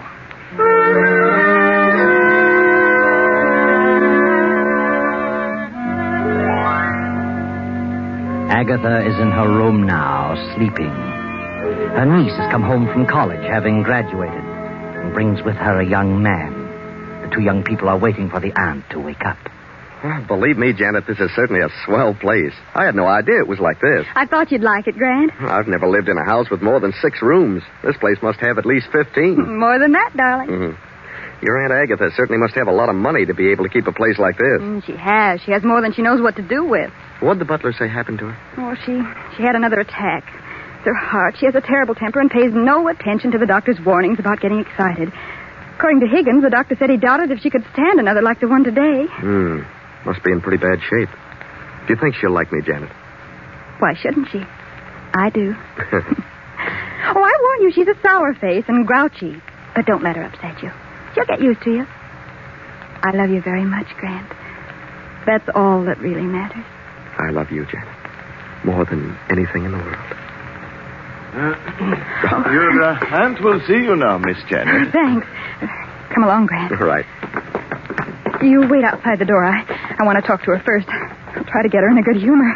Boy, this is a tense moment. I feel like I'm going before a judge. Hello, Aunt Agatha. How do you feel? I feel all right. How long have you been here? Oh, about half an hour. Sorry to hear you had another attack today. You should take things more calmly. That's easier said than done. How's Uncle Henry? He's in town. good-for-nothing man. Oh, I wouldn't say that. What do you know about it? Nothing. Oh, I think I know Uncle Henry rather well. All men are the same. I wouldn't trust one around the street. Well, that's a matter of opinion. Aunt Agatha, Well, what's on your mind? What are you trying to say? I have a surprise for you. Surprise? What do you mean? I brought a guest home with me. A guest? Huh? Least you could do was warn me. Who is she? It isn't a girl. Who, then? Just a minute. Come in, Grant. Aunt Agatha, this is Grant. Grant? Grant who? Grant Collins. I'm very happy to meet you, Mrs. Farrington. What's he doing here? He's going to stay here for a while. Why? Well, because I asked him to. Well, I didn't ask him. But, Aunt Agatha, you don't understand. I understand, all right. And I don't need any explanations. Is this an example of what you've been doing at college, running around with men? Well, this is different. Grant is more than just a friend. I have enough trouble around here now, without taking on any more. You'll have to leave at once. What? You don't know what you're saying. I certainly do. Well, perhaps I can explain You it. keep out of this. This doesn't concern you. I'm afraid it does concern him, Aunt Agatha. Well, who is he? Where'd you meet him? What does he do? Well, I'm just an ordinary person. I haven't come from any great family, if that's what you mean. And I haven't any money. What's your business? Well, I haven't any regular line. I've done a lot of things. But I'll hit on something. Another one. Just like Henry. You ought to have more sense than that, Janet. But I love Grant. Nonsense. And I love Janet. Young man, you better leave this house before I lose my temper. I'm not going to have my niece throwing herself away on a nobody. Now get out. Just a minute, Aunt Agatha. This is my home, too. Grant is here at my request. Is that so? Your home, hey? It's your home only so long as I choose to make it so. You're my heir, but if you dare to defy me, I'll change that quicker than you can bat an eye. Oh, you're jumping to conclusions. After you get to know me better, I think you'll like me, Aunt Agatha. Aunt Agatha? What do you mean by Aunt Agatha? I'm your nephew. Did you say nephew? Yes, he did. Grant and I are married. Married? We were married today. How dare you? How dare you do such a thing without consulting now, please, me? Aunt Agatha, don't let yourself get excited. Get out of here. Get out. But please, Mrs. Farrington, give me a chance to explain. This marriage will be annulled immediately, Janet, or I'm through with you. Do you hear? I'll change the will and leave you nothing. It's final. Now get out. Get out, both of you, and leave me alone. Get out. Come on, Grant. Let's leave her alone before she has another attack. What do you think we should? I'm all right now. Leave me alone. Say, I never expected anything like this. Neither did I. She certainly is in a bad way. Yes, I didn't realize it was quite this serious. She's in a terrible mental state. Well, this is a pretty situation for us. Well, I don't want you to leave, darling. You'd better wait a few days until she's better. There must be some way to win her over. I hope you're right. I'll have a talk with Uncle Henry. Something's happened to cause all this. I'll find out as soon as he comes in. Now, don't worry, darling. Everything will be all right. I hope so. I'll just keep out of her way for a few days and see what develops.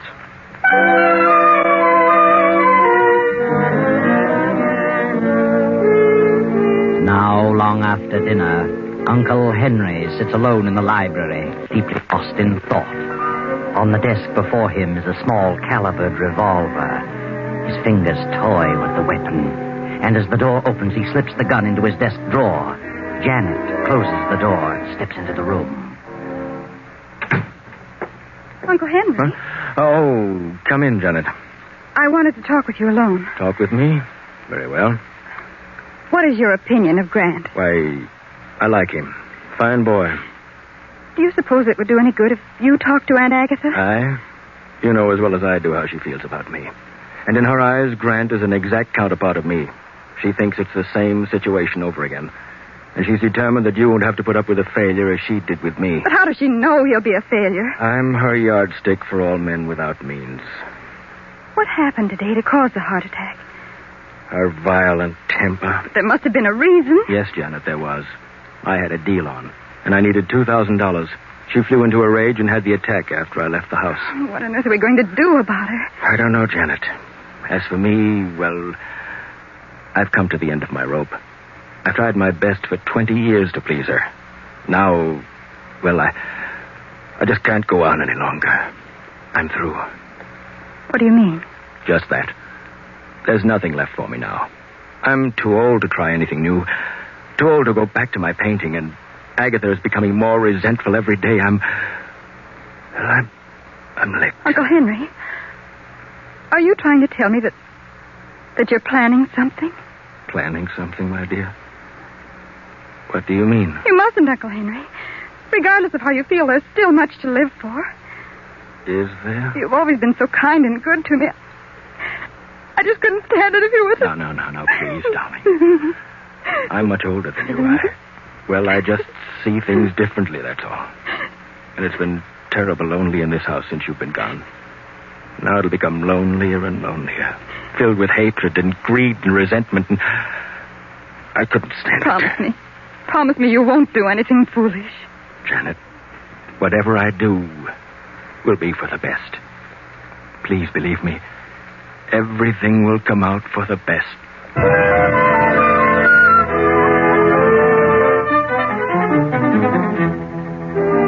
Around 12 o'clock that night, Janet, Grant, and Henry go to their rooms, and the big house settles down to sleep. Then, 2 hours after midnight, Agatha stirs uneasily in her bed. An eerie figure in white stands beside her. She opens her eyes. Who's there? I want you, Agatha Barrington.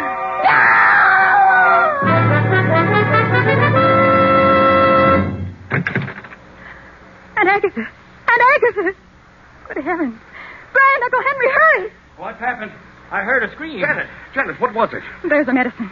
Give her a dose. I'll rub her wrists. Oh, she's as cold as ice. What on earth could have happened? A nightmare? She's had quite a shock. Oh, her pulse is fairly strong. She's coming to.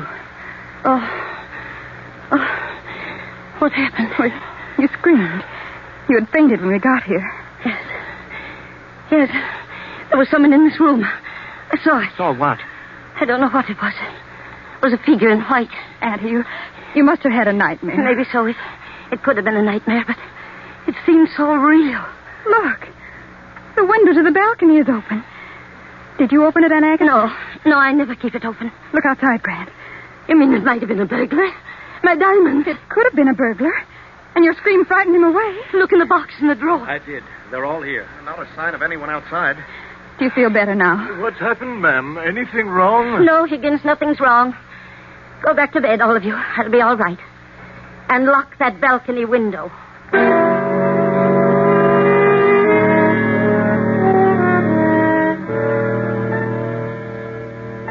Now it is the next night. Uncle Henry is sitting alone at the desk in the library, lost again in a deep study. Grant and Janet are in the living room. You really think it might have been a prowler last night, Grant? Well, I don't know. The window was open. It could have been. I'm inclined to think it was nothing more than a nightmare. She's been so upset lately. Well, if it was a burglary, he didn't get anything. Well, that's true. And he might try it again. If he does, he's liable to get a good scare. What do you mean? This. Grant, where did you get that revolver? Out of my trunk. Oh, please, Grant, I don't like guns. Let them take what they want. If you start shooting, they're liable to shoot back. Besides, jewels can be replaced. Now, don't worry, darling. I couldn't shoot anyone if I tried. Anyway, there are no bullets in it. Then what good is it? Well, it's a little .32 I use in school for a starting gun. It has nothing but blanks in it. Yeah, see? It won't hurt anyone, but it'll give them a good scare. Well, blanks or no blanks, I don't like guns around. Now, don't worry, darling. Oh, good heavens, it's 7:30. I'd better get dressed or we'll be late for the Morrison's party. Oh, yeah, you better hurry. I'm all ready. I want to see about the car. Oh, Higgins. Yes, sir. Come in, sir. I was just having a little coffee and a bite to eat. Would you care for anything, sir? No, thanks. Did Rollins check my tires and gas? I did, sir. Rollins and the others are all off tonight. I put your car in front. Oh, thanks. Excuse me, sir. The Farrington residence? Yes? Oh, yes, Mr. Hammond. He's dozing in the library. I'll get him. What? Oh, I see. Yes, I'll tell him. Goodbye. Joe Hammond wants Mr. Farrington to come over to his place this evening. I'll tell him. Excuse me, sir. Anything else I can do for you? Oh, no. I'll be running along in a few minutes. By the way, since Mr. Farrington's going out, you'd better look in on Mrs. Farrington once in a while. Oh, I will, sir.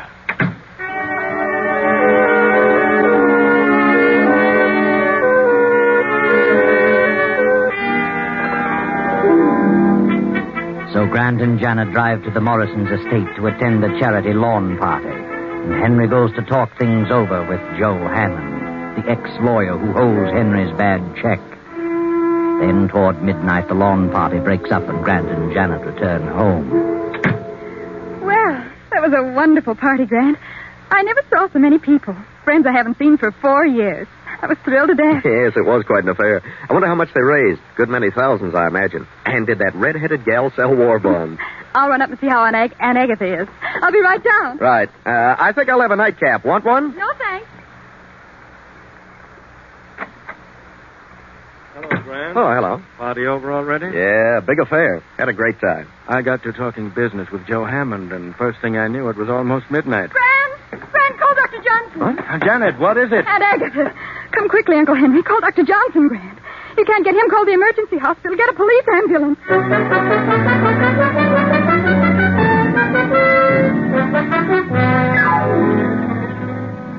I'm still trying to get Dr. Johnson, Janet. Never mind, Grant. Police surgeon says we won't need Dr. Johnson. Did he pull her out of the attack? No. He couldn't do a thing for her. She was dead when they got here. Good heavens. Well, she must have had a severe attack. Well, you see, Grant, Just a minute, folks. I'd like to ask a few questions, and I'd prefer that you didn't carry on any conversation with each other. No conversation? Well, what's he mean, Janet? Never mind. I'll get around to that. Take all their fingerprints, Davis, while I'm talking. Yeah, Captain. Yep. I demand an explanation. What do you mean, fingerprints? How long have you known Janet Farrington? Oh, about 6 weeks. Where did you meet her? At a dance, a party. Did you know all about her? Who she was, her family? Certainly. What do you know about him? well, I just knew I loved him, and that was enough. I take it your financial condition is not so good, Grant. Well, no, I haven't any money, but what's that to do with it? Did Agatha Farrington object to your marriage? Yes, she did. She threatened to change her will unless we had the marriage annulled, but... Did you care whether that happened, Grant? Well, certainly. I didn't want Janet to lose her inheritance. What are you getting at? Grant had nothing to do with it, I tell you. I know what you're inferring, and it's ridiculous. Grant didn't marry me for my money. What's this about prowlers around the house? Well, we aren't sure there were prowlers. Agatha claimed someone was in her room last night. The window was wide open, but we aren't sure about it. It was a nightmare. Well, she did keep some jewelry in her room, and from the looks of the room, someone certainly went through it thoroughly. Who knew about where she kept the jewelry? Why, all three of us knew. And Higgins the butler knew about it. Where's Higgins? Why, I never thought of that. Probably in his room. I'll look. Higgins! He's unconscious. Yeah. He's been blackjacked. Higgins! Farrington, what's wrong? Who slugged you? Slugged me? Why, I've been asleep. That's what you think. Feel the bump on your head. Good heavens. Did you hear any shots tonight? Shots? No, I was in my room. I must have dozed off in the chair. Then it must have been a burglar. What goes on here? Anyone would think you were trying to cook up a murder. No, Grant. The murder's already been done. What? Yes. Mrs. Farrington was shot in the chest. Twice. Shot? But that's not possible. Shot? Here you are, Captain. We found this gun in the young fellow's room. It's been fired twice. Oh, this is silly. That's a starting gun. Nothing but blanks in it. Who fired it? What? I haven't the slightest idea. All right, Davis. Take the gun and the bullets from Mrs. Farrington's body and have ballistics check on them.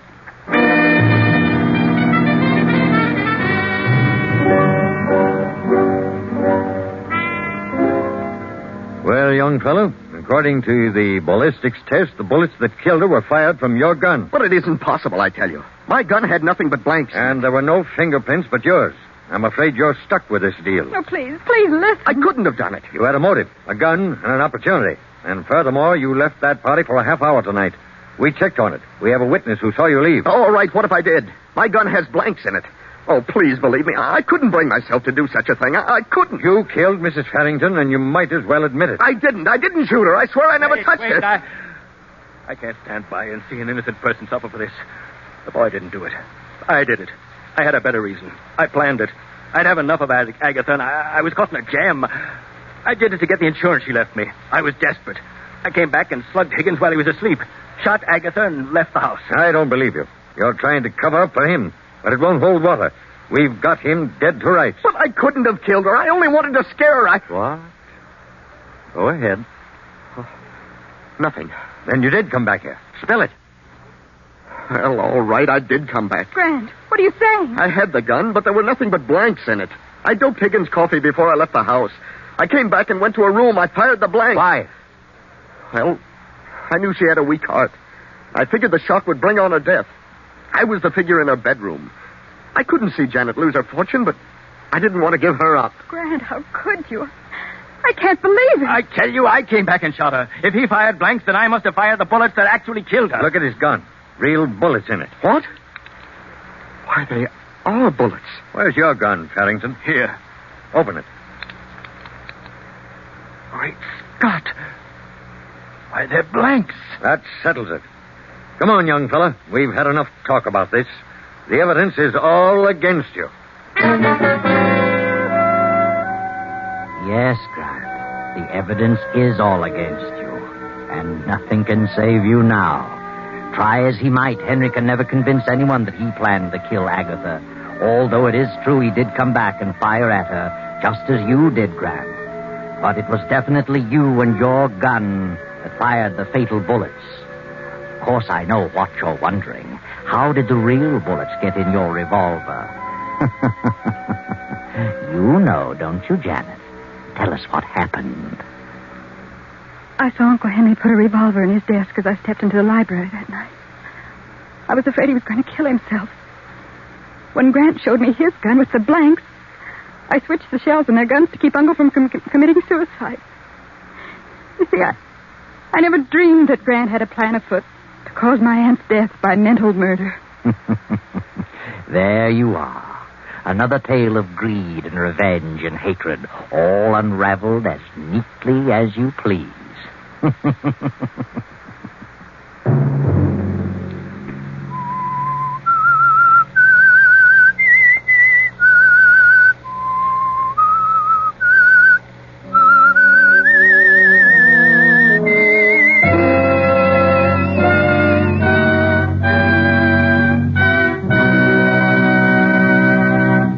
CBS has presented The Whistler.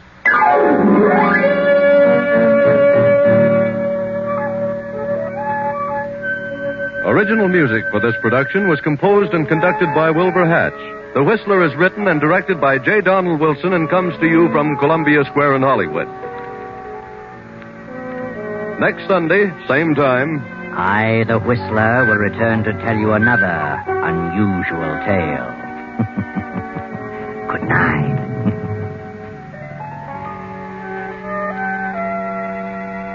This is the Columbia Broadcasting System.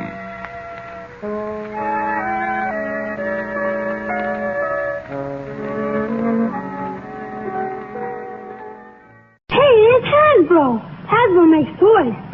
What's new, Hasbro? Mr. and Mrs. Potato Head with their own cars and trailers. That's what's new. See, Mr. Potato Head has a car and boat trailer. And there's a car and shopping trailer for his wife, Mrs. Potato Head. It's such fun to do and so easy. Like this. Take any fruit or vegetable. Just stick in eyes, then ears, and then the mouth. You can make the funniest looking people in the whole world. Potato Head people look different every time you make them. Mr. and Mrs. Potato Head with cars and trailers come in $1 and $2 sizes. What else is new, Hasbro?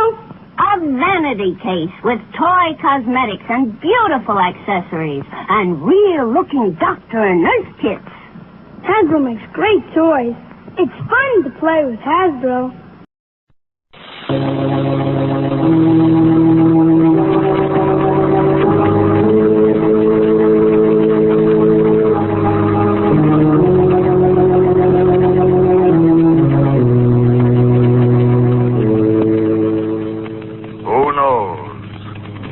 Evil lurks in the hearts of men. The Shadow knows.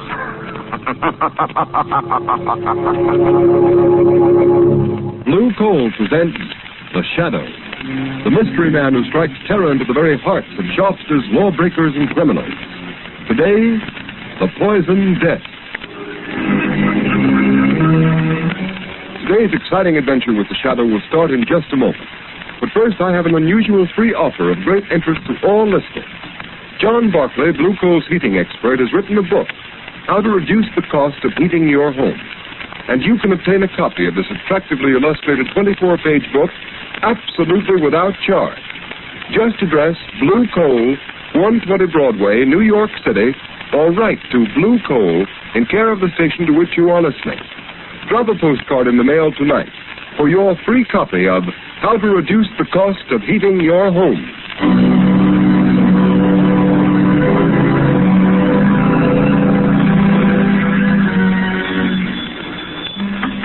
Mercy Hospital. Quick, send an ambulance to 217 Shoreview Road. My children, they're poisoned, dying. Oh, hurry, hurry, please, hurry.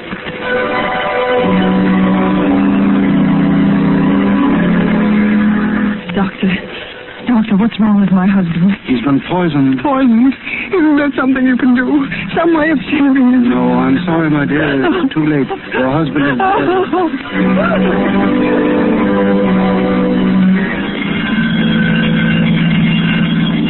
What's this, Bill? Not a poison case? Yes. The calls are coming in faster than we can answer them. Well, this one will have to go to General. The emergency ward is full. Not a cot left. The same thing in every hospital in town. They're swamped, all poison cases. And nobody knows how they're getting it or what it is.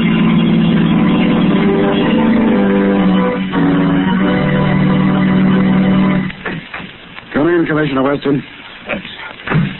I came over as soon as I got your message, Mr. Mayor. Come on, Commissioner. You know why I sent for you? Yes.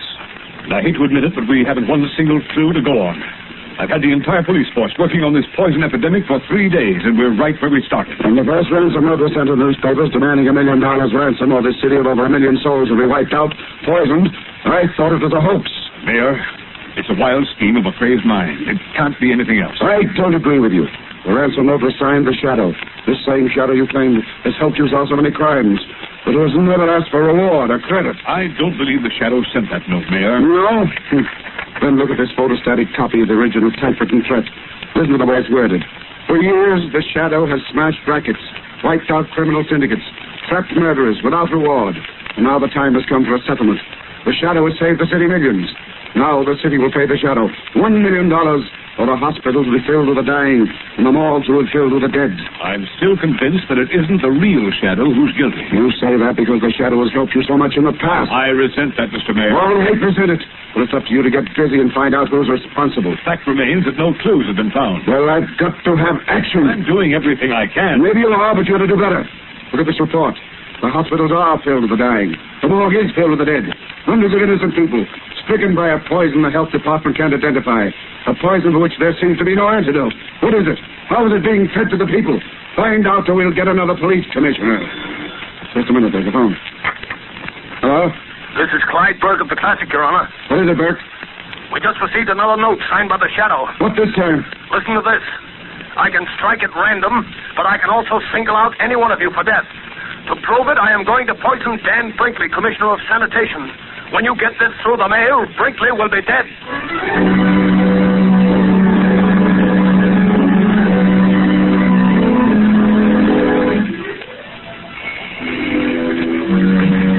Lamont Princeton.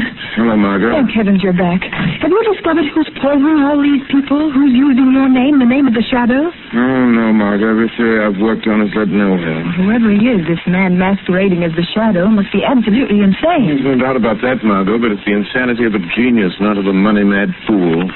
What strange, distorted mind could devise such a terrible scheme?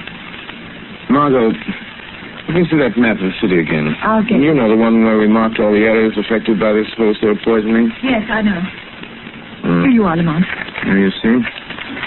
The cases are widely scattered all over the city. Well, have you any idea how these people were poisoned?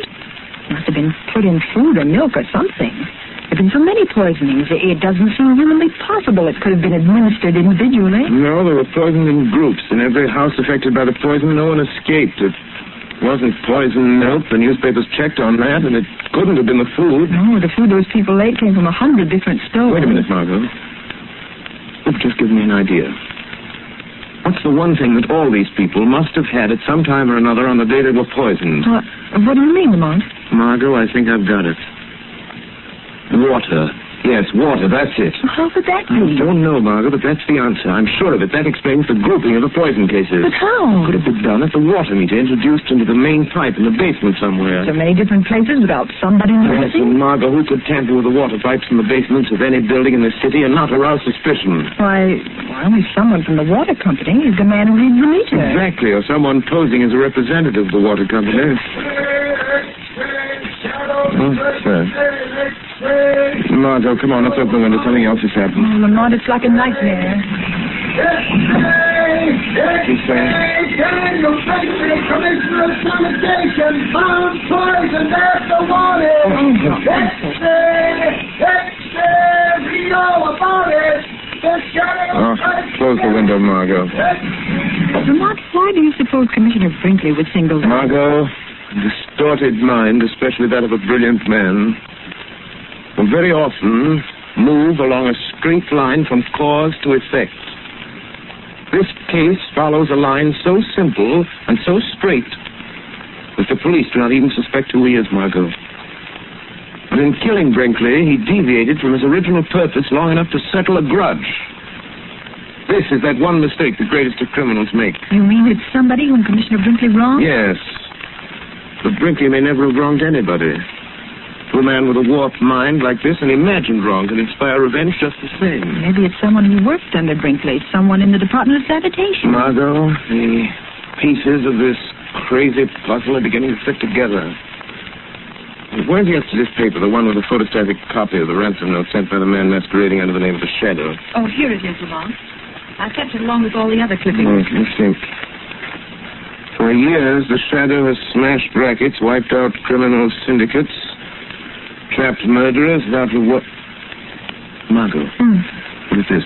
The letter E, it appears 5, no, 6, 7, 8 times, and every time it appears out of line. And look. Look here, the letter A is blurred. Margot, it's like ABC, the obvious clue. We could only find that typewriter. Lamont, out of all the typewriters in the city, it would be like looking for a needle in a haystack. Don't you suppose the police have considered that angle, tried to find that machine? Well, perhaps they have, but without first logically working out the problem as to the one place where that machine might be, they're wasting their time. The one place is the Department of Sanitation. It's so logical as to be incredible. Come on, Margot. Get your hat and coat. We've got work to do, and there's no time to lose. But, Lamont, you're not going to the Department of Sanitation at this hour of the night. Why not? Well, suppose you were caught. Don't worry, Margot. The real Shadow won't be caught. I need your help if we're going to try out all the typewriters in those offices. It's a job for Lamont Cranston and his assistant, Margot Lane. But if we're caught, how long a sentence can they give us for breaking into a public building? It's worth risking, and far better than sitting here building up theories and knocking them down again while this mad masquerader carries out his monstrous schemes of wholesale murder. Come on, Margot, let's go.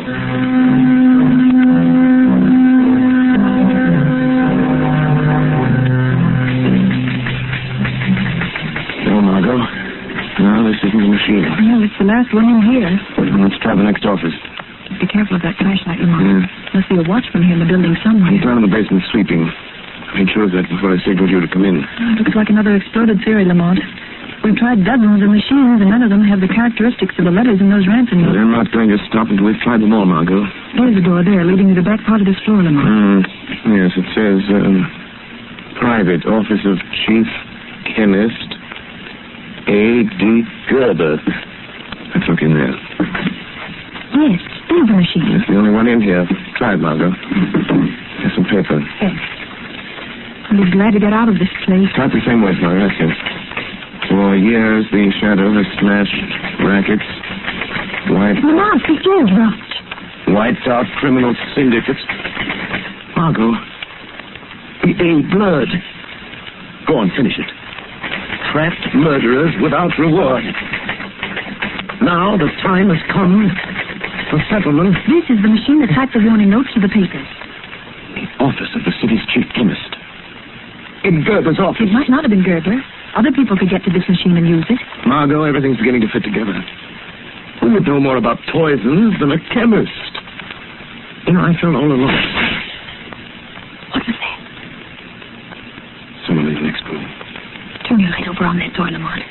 There's lettering on it. Laboratory. Keep out. Who would be in a laboratory at this time of night? Margot, I don't know. I'm going to find out. It may be the man we're looking for, Lamont. No, I think it'll be best if you get out of here. Go back to the car. Wait for me. Please, Lamont, let me stay here till tomorrow. I might be able to help you if it's that crazy lady. No, Margot. Go out to the car and wait for me. Lamont Cranston and Margot Lane have done all they can. The time has come for me to be the shadow. The real shadow must open that door.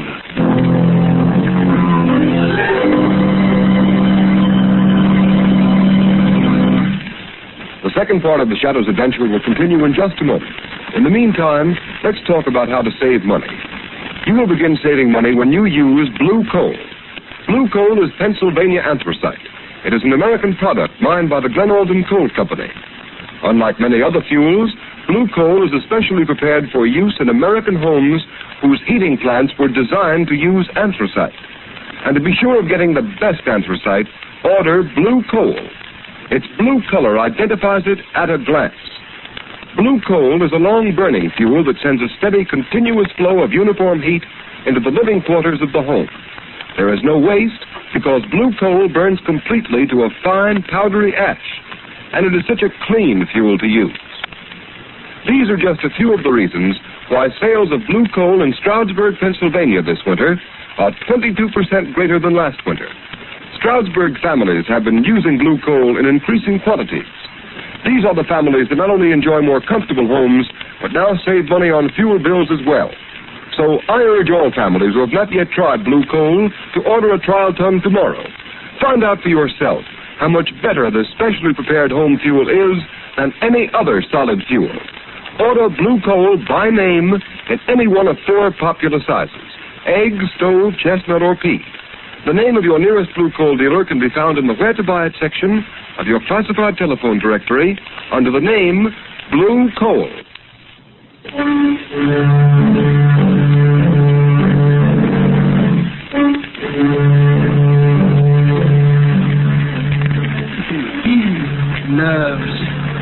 Nerves. Why should I be nervous? No one knows. I'm here all alone. Who would suspect me, Gerber, the city chemist? I'll never tell them. They'll never know that Brinkley is dead. They'll make me commissioner of sanitation. I should have had the job when they gave it to him. I guess he knows it now. Gerber, bring me that report. Gerber, why didn't you do this? Gerber, why didn't you do that? Treating me like dirt. All that's over now, though. Over and done with. How did that door get open? Must have forgotten to close it. Must be getting absent-minded. Got to be more careful. Someone might come in. Might ask me what I'm doing. What I'm making. What are you making, Gerber? Really, what was that? Who said that? Who laughed? The shadow spoke. The shadow laughed, Gerber. The shadow? Yes, Gerber. I am the shadow. You know my name. You've been using it as a cloak to cover your excursions into the realm of murder. Oh, you can make yourself invisible, Shadow. Or are you hiding? I happen to be master of the ancient art of hypnotism, by which I can blind your eyes to my presence. But you are really here in this room. Physically, I mean. Yes, I opened that door. I walked into this room. I am here. Quite near you, Gerber. How did you find me? By a process of elimination. Because you made one mistake in your admirable train of logic. A mistake? Yes. When you murdered Brinkley, the commissioner of sanitation, I knew it must be someone who had a grievance against him, real or imaginary. Real or imaginary. Oh, I see. You think I am insane, Shadow? The sanity of a brilliant mind is not measured by ordinary standards, Gerber. Yes, that's it. My co-workers know I'm brilliant. They don't think I'm eccentric because when anybody's around, I'm on my guard. What were you doing when I came in, Gerber? Filling this bottle. What is in that bottle, Gerber?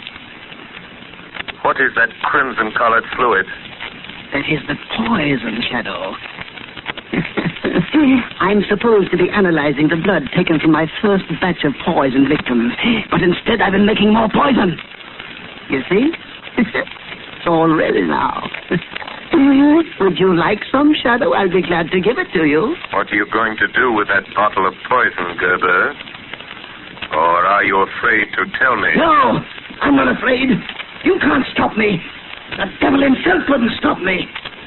Listen, I'm going to drive to one of our fashionable suburbs where all the important people of the city live. There's a high steel water tower there. I'm going to climb that tower and pour this little bottle of poison through the trap door at the top. It will be diluted in the water, carried into the homes of all those prominent people. And by tomorrow night, they will all be dead. It is fortunate I found you in time. In time for what, Shadow? In time to stop you. You can't stop me, Shadow. You're not going to leave this laboratory with that bottle of poison, Gerber. Yes, I am. And I'm going this minute, Shadow. You see this test tube? Yes. It's filled with acid. Acid that will burn you beyond recognition. You forget you can't see me. Yeah, but the only way you can stop me is by physical means, with your body that seems to be not even a shadow. And to do that, you must drop your cloak of invisibility. How do I know that isn't a blind to make myself become visible to you? No, it isn't a blind, Shadow. See, I pour a little on the floor. You see?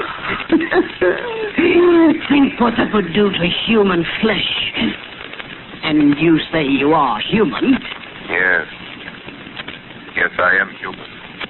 Then I dare you to stop me. At the first touch of your hands, I'll throw it at you. It is better that one man be injured than you should kill another entire community. I'm willing to take that chance. All right. We'll see if you're as brave as you sound, Shadow. Stop where you are. No! I'm leaving unless you stop me physically. Then I have no alternative but to fight you man to man. Oh, you are human. All right. Take this.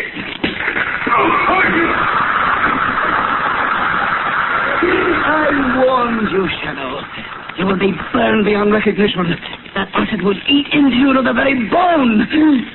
Goodbye, Shadow. At last you've met someone who is your match. Now there's no one to stop me putting the poison in that water tower.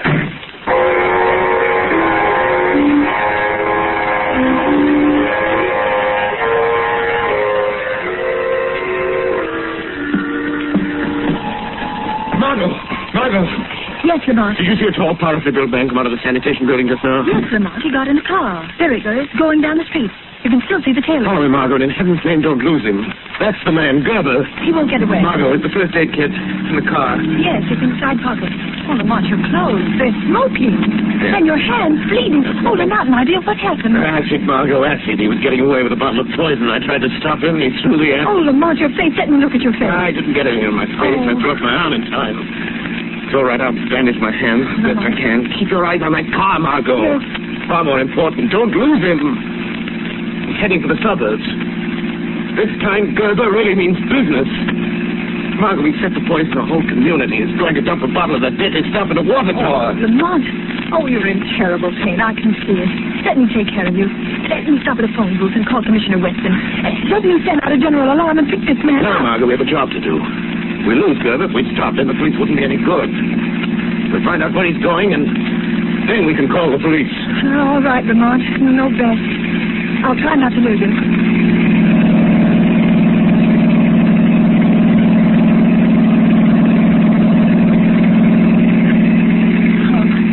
Is the pain any easier? You've got to get to a doctor as quickly as possible. Infection might set in. I will as soon as... Margot, look. Yes. I think Gerber is nearing his destination. He's taking that road up the hill. If I remember correctly, the water tower's at the top. Lamont, how will you stop him now? You with your bleeding hands. He's a powerful man. Crazy with the strength of a maniac. But I've got to do what I can to delay him. Keep him putting that poison in the tower until you can get the police. The police? Lamont, how is he going to get the poison in the tank? He said there was a trap door on top of the tower. A door they use when they clean the tank. Oh, Lamont, that means you may have to climb that tower. Now, you can't not with your hands in that condition. It's snowing. You'll be out on the rungs of the ladder, and in this wind, you're liable to slip and fall. I've got the chances. Stop now. Let's stop. At the water tower. There's the car. Lamont, look, it's Gerber. Yes. He's starting to climb the tower already. Margot. Go on, I'll get the police. Hurry. Tell them to get someone to shut off the water in this tower in case I fail. Hurry, Margot, hurry! I'm going up there after him. All right, Lamont, I'll get... Who's that? The man you thought you'd left in your laboratory. Burnt and blind with ashes. The shadow. Yes? But I thought I had you. But all right. Keep on following me. You're a long way behind me by the sound of your voice. Yes. Yes, but you have to stop when you get to the top. And I shall catch up with you. Yes. By that time, I shall have poisoned the water. You forget the trapdoor to the tank may be locked. It will be rusty and easy to break. But it will take time, and I shall be gaining on you. You need to hurry, Gerber. That's too bad you missed my face with that axe, isn't it, Gerber? Some of it went on you. I heard it sizzling into your flesh. On my hands, that's all. Don't you want to see them? Then you must be suffering holding onto the ice-covered ladder. Not as much as you'll suffer once I reach you. All right, hurry, Shadow. I'm on the top already. Now, you were right, Shadow. The trapdoor is locked. But that won't stop me. I'm going to blow it open with my revolver. The lock is broken, Shadow. You'd better hurry up. I'm not far below you now, Gerber. Now I'm opening the trapdoor, Shadow. Yes, I hear it, Gerber, but you'll never put the poison in the water. I have the bottle in my hand. I'm pulling out the stopper. And I'm here to knock it out of your hand. Yes! You broke it! You spilled the poison! You spoiled my revenge! You spoiled it! But you'll pay for it! You're leaving blood marks on the snow with your hands. You can't get off the top of this tower. You can't get past me to the ladder. I don't need to see you to find you. The blood marks will show me where you are. Come and get me, Gerber. I'm waiting for you here on top of the tank. I know you are. And you can't go any further, or you'll slip and fall to the ground, hundreds of feet below. Don't be so sure, Gerber. There! I touched you, Shadow.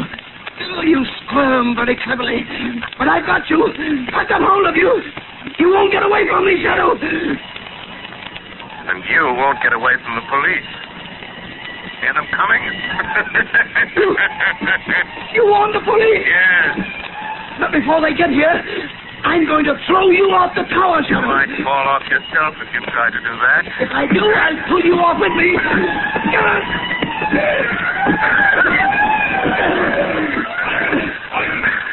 Somebody on top of that water tower. And Commissioner Weston, he's come to take you himself, Gerber. You can feel honored.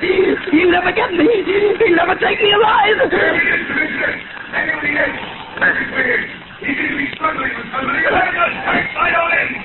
You're caught, Gerber. You're trapped. You're trapped. There's no escape, Gerber. Listen to me, Commissioner Weston. You'll never get me. Never. I did it. I killed all those people. I made you think it was a shadow. He's trying to get down. You'll be killed, Gerber. I'm not afraid. I'm not afraid. Because you're coming with me, Shadow. Come on, Shadow. Come with me. Come with me. He did it. He jumped. Throw your light over there to the foot of the tower. See who it is. That's our man, the poisoner. There's the body. Then he must be dead at the tower near. Yes. No man could fall that distance and live. Turn him over. Let's see his face. He's dead, all right. Neck's broken. Why, it's Gerber. Gerber. The chief chemist of the sanitation department. Who would ever have thought a man in his position? He was struggling with someone up there on the top of the tower. Where's the other man? Look around the base of the tower. See if you can find another body. Look in the bushes. I suppose we should on this dim a little, sir. Can't see a thing in these snow flurries. Swing the searchlight around. Anything over there, Sergeant? No sign. Nope. I don't see anybody here, Sergeant. Nobody over here, Sergeant. Nobody on this side. Listen.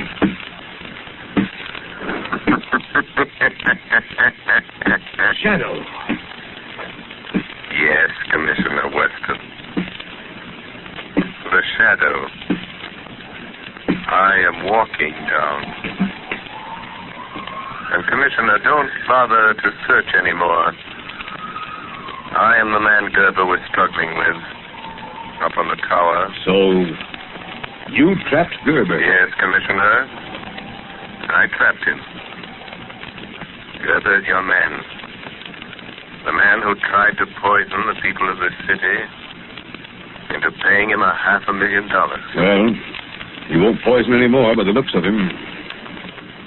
And now, would you do something for me, Commissioner? By all means. If you don't mind, Commissioner, I'd like to publicly take the credit for solving this mystery. Gerber committed his crimes in the name of the shadow. And I rather think the real shadow deserves to be vindicated. Don't you?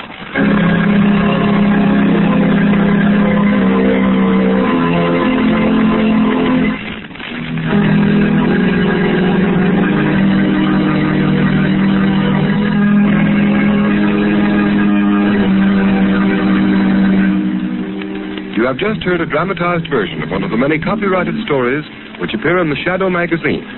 All the characters and all the places named are fictitious, and the similarity to persons living or dead is purely coincidental.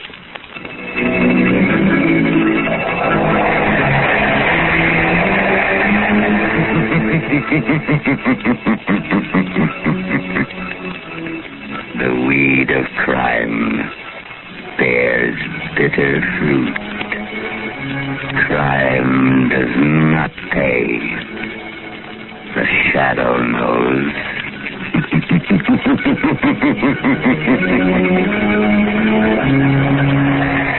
Next week, same time, same station, Blue Coal, America's finest anthracite, will again present another thrilling adventure of The Shadow. Be sure to listen, and be sure to burn Blue Coal, the solid fuel for solid comfort.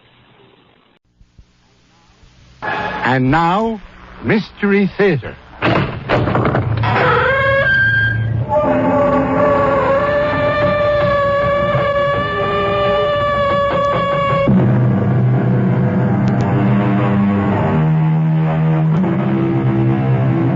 Come in. Welcome. I'm E.G. Marshall. Welcome to the world of your own terrifying imagination. Mark Twain once said, "Everyone talks about the weather, but no one does anything about it." The same thing might be said of the state of morality in the world today. Everyone talks about immorality and corruption, but no one seems to do anything about it. Can we do anything about it? This is the story of a group who tried, with results like this. Oh, no. Please. Please. Help! Oh, my feet. They're on fire. They're burning up. Oh, Prometheus. Promos. Help me. Please. Help me. Stop the burning. I believe. Now. I believe.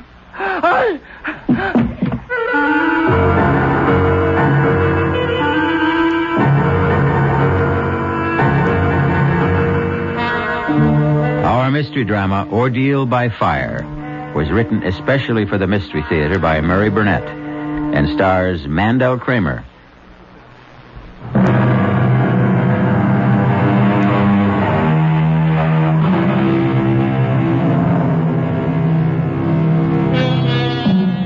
Prometheus' gift of fire to man was a blessing, bringing warmth, cheer, enabling man to cook his food, and also protect him from wild beasts. But along with the benefits came drawbacks. Fire proved to be destructive and sometimes deadly. and man used it often to destroy. Thus was born the warning, don't play with fire. However, those who created one warning didn't follow their own advice, and they inevitably learned that they should have. Bob! Bob! Over here! Ava, I wired you not to meet me at the plane. I had to. Bob, I'm so glad you're here. Darling. I've missed you. Me too, darling. I know I shouldn't have sent you that silly cable, but Bob, I am so frightened. It's all right now. It is all right. No, it isn't. I know how important your China trip was to you, but I had to bring you back. I tried to handle this myself, but it's Handle what? Not here. Let's have a cup of coffee and I'll try to explain.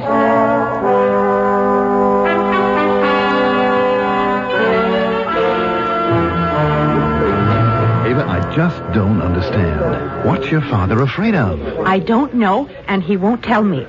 That's why I sent for you, Bob. Maybe he'll talk to you. You know, darling, if you were anyone else except the level-headed, beautiful girl that I'm going to marry, I'd say this whole thing was nonsense. You won't say it after you see Dad. You won't recognize him.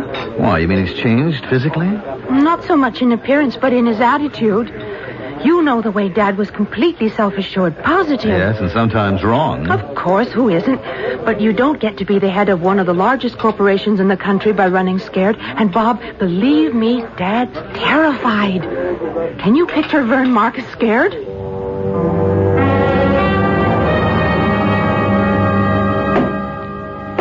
What's going on, Vern? Oh, nothing much, Bob. Just having my study remodeled. It looks like you're making it into a bank vault. You going to store your money here? What brings you back to the States? I thought you planned to stay in China 2 months. You're the reason I'm here, Vern. You've evidently been allowing Ava to fill your head with a lot of nonsense. Nonsense? Well, I don't know what she told you, She didn't tell me that you were turning your study into a fortress or electrifying the fence around the house, but she told me enough to convince me that I was right to come back. What's frightening you, Vern? Now, leave me alone. Just leave me be, that's all. Is that too much? Much too much. Stop thinking about yourself and think of what you're doing to Ava. Ava has nothing to do with this. No? How would you feel if your daughter built herself a fortress and locked herself in, turning from an outgoing, beautiful girl to a frightened, petulant child, asking only to be left alone? Would you try to help? All right, Bob. You win. One promise. You mustn't tell Ava. But she's frantic with worry. I have to tell her something. No. At least let me tell her that you've confided in me. That will help. That's all you'll tell her? You promise? I promise. All right. My telling you isn't going to do any good. I'm caught, that's all. Caught? By what? The Promethean Society. What's that? It's a small, secret society dedicated to doing something about the lack of morality in the world today. All right, but what do you mean you're caught? I have 1 week to give the leader of the society, a man who calls himself Promos, $1 million. For what? Well, ostensibly to spread the message of the society. Well, what kind of work do they do that takes $1 million? A public relations campaign. Newspaper advertising, television, radio. There are even discussions of making a motion picture, and that takes money. Well, I don't see the problem, Vern. If you really feel that this is worthwhile, you make the contribution. If you don't, you tell them you won't go along. I'm afraid that's not possible. Oh, come on, Vern. What are they going to do if you say no? Rather than tell you, I'll show you. Timmy, Bob Steele remembers you. I'm sure you remember him. Sure, I remember, Bob. How are you? Well, I'm fine, but what are you doing in the wheelchair? Learning how to operate the darn thing. I can move it pretty good. It's the brakes that bother me. Oh, watch it. That's all right. I've got you. Oh, thanks. Now, Vern, what brings you here? Well, actually, it was Bob. Bob? What can I do for you? Well, Vern seems to be passing the buck. I'm trying to find out what's got him so uptight, and he told me that... What have you done, Vern? What have you told him? Well, nothing yet. You see, Ava cabled me in China because she was so worried, and I came back to try to help. How much have you told him, Vern? Well, about our joining the Promethean Society, and that they've asked me for $1 million in contributions, and they asked you for half that, and you didn't pay. Well, Bob wanted to know what happened to you, so I brought him here to show you. You want to see what happened to me, Bob? Unwrap the blankets around my legs. What? Do as he says. And look at his feet. Good Lord. What happened? 3rd-degree burns. The doctor tells me scar tissue will take about 6 months to form. Oh. Then I can start to learn to walk again. How did it happen? Well, I was here, in my house. One day, my feet just burned up. Tell him, Timmy. That day was just 2 days after you refused to contribute the $500,000 that Promos had requested. Ava, darling, get off my back. Oh, Bob, what's happening to us? Why are we so ugly to each other? Because something pretty ugly is going on. And you don't think I'm old enough to be let in on it? Look, I've already explained to you that I gave your dad my word. But at least tell me how you're going to help him. Will you be satisfied with that? I guess I'll have to be. All right. You remember me telling you about a buddy of mine in Vietnam? I think so. His name was Brian. Brian? Yes, Brian Casey. He went from Marine Sniper Scout to the Chemical Warfare Branch, and now he runs a private detective agency. Now, he should be here in 5 minutes. Wish us luck. I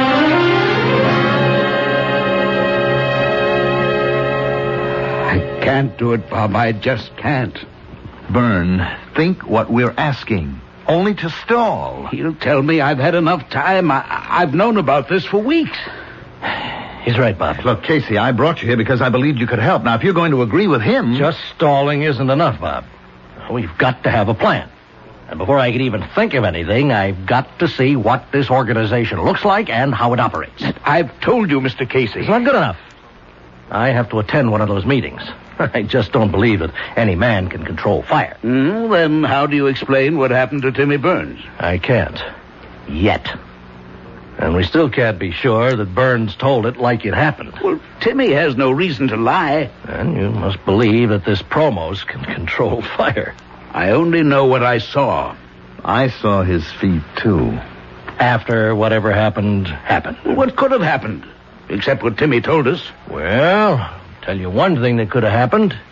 2 rough gents could have called on Burns, tied him up, gagged him, and roasted his feet. I saw his feet, Casey. This couldn't have been done with matches. Bob, you know better than that. Now, think back when we were in Vietnam. Remember the defoliants? Flamethrowers? Now, these guys could have used that on him. Well, then why wouldn't he tell us? Because they told him not to. And he sure would listen after they finished with him. I never thought of that, but it is possible. No, you don't know Promus. You think he's a nice guy? You wouldn't stoop to a thing like that? Well, I don't know what he is. A fanatic or a blackmailer. But there's an aura of power about him and a certainty. Now, I don't know, but I'm sure that he doesn't have to use others. And certainly not thugs like you described. Well, that's why I have to meet him and see his operation. That's the only way I can help. And I don't see what good that'll do. Let's look at your options, Vern. 1, you can pay. Just the first in a long string of payments. 2, you can blow the whistle and go to the district attorney. With what? Tell him you joined the secret society willingly, that it's dedicated to restoring the moral tone of the world, and that you've been asked for a contribution. That's why I haven't considered the police. Or 3, you can believe me when I tell you that Casey here is the toughest, most competent, and most highly trained private operative I know. In addition to being a buddy of mine from Vietnam. I'm not downgrading Casey. I just don't see what he offers. A long shot. You can take me to your scheduled meeting tomorrow night and introduce me as a sinner who's seen the light. I'm an ex-Marine, a Vietnam veteran. Well, I made a bundle in the black market, and now I want to give some of it to the Promethean Society to make the world a better place. But I want to see before I give. And the reason you don't have the $1 million is that you wanted Promos approval to allow me to chip in with you. That makes sense, Vern. And if Promos doesn't go for it, or I come up with nothing, you can always pay.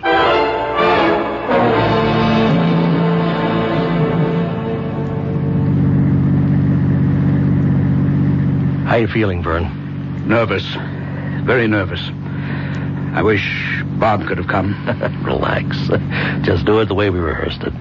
You were letter perfect. But what if Promus asks me about... No. I'll handle the questions if they're about me. Now, clue me in again on the way this affair is run. It'll take your mind off what's worrying you. Well, the members all gather in the clubroom. Very austere, but comfortable. We generally chat with each other, and then when a gong sounds, we go into the assembly hall. That's a large room. I think it used to be a ballroom. It's been fixed. It has a stage at one end with a platform. And that's where Promus stands when he talks. That all? Well, there's the fire, but you know about that. At a certain point in his address, he raises his arms and extends them in the white and gold robe. And suddenly, he's consumed by fire. But it never burns him. Never. And you have no idea where the fire comes from? None. We've all talked about it. At first, we thought it was some magician's trick, but we can't be sure. You've never had the stage checked out? Well, we talked about it, but we never did. Here we are. You know, you'll have to meet Promus before you can get into the meeting. All you have to do is introduce me. The rest will be up to me.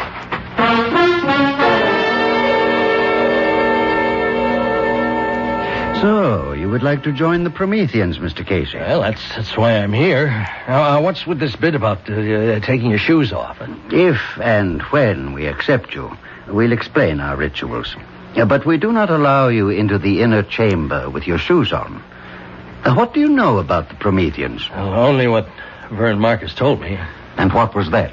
Well, it was pretty general that you were an organization doing something about the shocking philosophy in our contemporary society that anything goes as long as it makes a buck.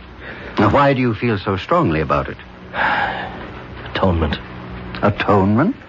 For what? For my sins. Now, this is not a confessional, and I am not a priest, Mr. Casey. We're engaged in a very secular battle here against the forces that have distorted and corrupted the moral values all over the world. And we intend to use the very same instruments that did the corrupting. Well, I apologize, but I wasn't being flip. Maybe Vern told you I was in Vietnam in the Marine Corps. I know this isn't a confessional, and you're not interested in my life story, but I made a fortune then. Opium? No, not quite that bad. Black market. I sold everything I get my hands on. Yes. Well, while I'm greatly flattered that you want to join the Promethean Society, I'm sure you're unaware of our admission procedures.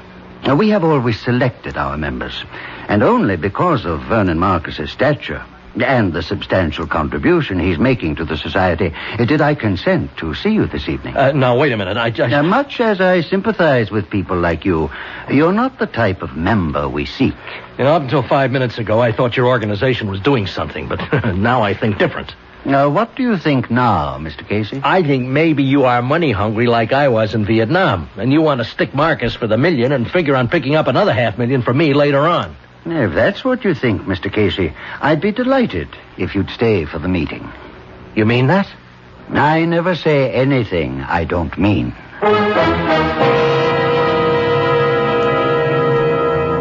The world is made up of believers and non-believers. The two disparate groups argue about anything and everything, from the existence of ghosts to the importance of dream research. But few of the arguers ever get down to gritty reality. In just a moment, Brian Casey will see for himself the existence and power of Promethean fire as controlled by Promos when we return with Act 2.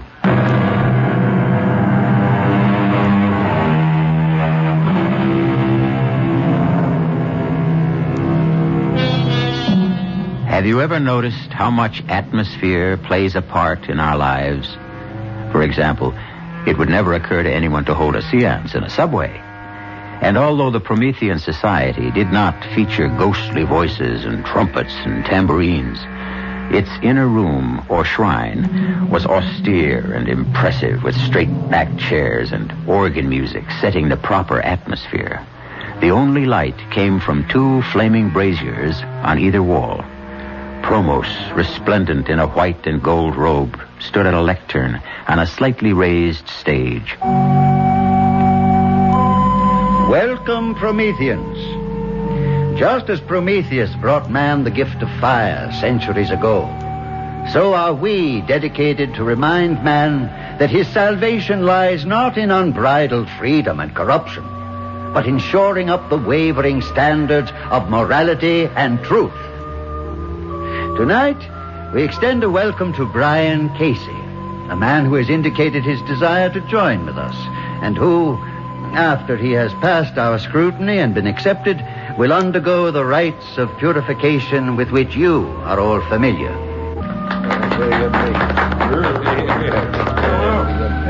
You have a question, Mr. Johnson? I do. As everybody here knows, I'm a businessman, and like everyone here, I joined the society with very high hopes. Yes, Mr. Johnson. Well, put it bluntly, the hopes haven't been realized. Could you be more specific? Well, we all know it takes money to mount a campaign of the proportions you outlined to us, and we all contributed at the onset. Now, some of us have made further and exceedingly generous contributions, and I still haven't seen anything that, in a business sense, would justify these outlays. You are asking for an accounting? Well, I'm asking for some sort of indication that something's being done. You ask for a sign, a hopeful sign, which you expect to find on the page of a ledger. No. And you shall have it. Deuxalion, bring Mr. Johnson the ledger. No, I didn't mean to imply that... Hand it to him, Deuxalion. Look, Promos, I didn't mean to upset you. I only asked, as any businessman would ask, to get some idea of where the money... Take it. Well, now, look, this is ridiculous. Do you want me to look at it now? Yes, take the ledger. And now, Prometheus, O fire bringer, give our friend a sign. A sign, O fire bringer, a sign. The ledger's on fire. Drop it, Johnson, drop it. Fear not. We are all safe. None of us has transgressed. I now call upon Prometheus for another sign. A sign directly for me. Watch now, Casey. Watch. You see, Casey? The man's a sheet of flame. He should be burned alive. But he'll emerge unharmed when the flames die down. It's a miracle, Casey. It's impressive, but I don't believe in miracles.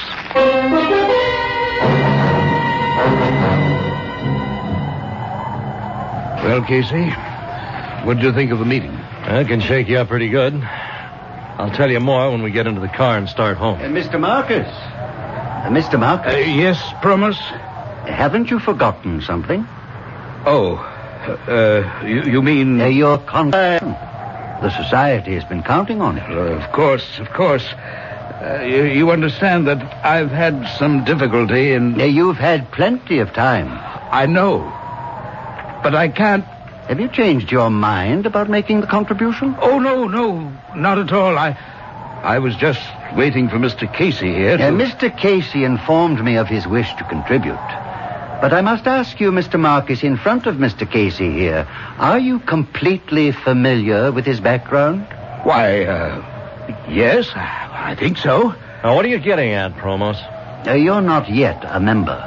We cannot accept outside contributions. Well, what's that got to do with my background? Your background will determine whether or not we accept you. That's fair enough. If you accept me, you can take my $500,000. If not, it's up to Marcus to make the total $1 million contribution. Yes, I will. When can I expect to hear about my application? I should say within the next 48 hours. Yes, definitely within that time.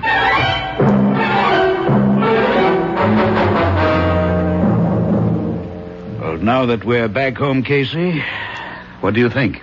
Phony is a $4 bill. Well, what do we do? Blow the whistle, Bob. Go to the DA. Raid the joint. I guarantee you'll find all sorts of gimmicks that produce the fire Promos uses. You're being blackmailed. You don't want to give the Promethean Society $1 million, do you? No. Yeah, but you're afraid that if you don't... Stop right there. Now, you saw what happened to Timmy Burns. That's what I'm afraid of. Do you have any explanation as to how Timmy's feet were so badly burned? Oh, not at the moment. I thought I did when we were made to bathe our feet in water at the purification rites, but my theory was wrong. What did you think it was? I thought, Bob, there might be some delayed action chemical in the water which might have caused the burns. But I checked my feet after I got home. Nothing. Just plain water. Well, what's the next move, then? Now, before we talk about any next moves, I need a straight answer to two questions. One, can either of you guarantee that nothing's going to happen to me? Two, if we call in the police, can they give me the same guarantee? The answer to both questions must be no. Casey, thank you for your trouble. I'll send you a check. It's been nice to meet you. Goodbye. Now, wait a minute, Vern. You haven't heard... I've heard all I need to. It's not your skin that's in danger of being charred. Neither of you have anything to risk. I've made my decision. I'm going to pay.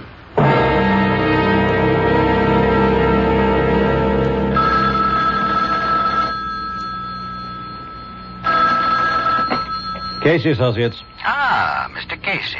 How fortunate I reached you so promptly. Who is this? You don't recognize the voice?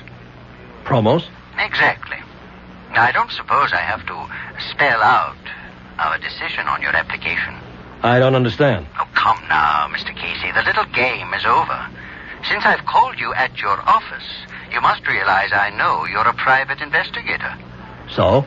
Well, surely you don't expect the Promethean Society to... I'm a private investigator. Now, does that make me a second-class citizen?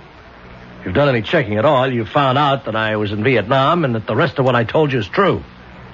Please don't excite yourself, Mr. Casey. The private investigators are, by nature and profession, skeptics. Philosophically, you can't possibly be attuned to our lifestyle. Therefore, it's my irrevocable decision to refuse you membership. I called because I wanted to tell you this personally. Okay. It's your candy store. Not entirely, Mr. Casey. Although my instincts tell me you don't accept it, there is a god involved. You remember Prometheus? Look, Promos. I would like to hire you, Mr. Casey. What? You do undertake assignments that are of a protective nature? Yes, but It would be to our mutual advantage if you would. I have reason to believe that my life may be in danger.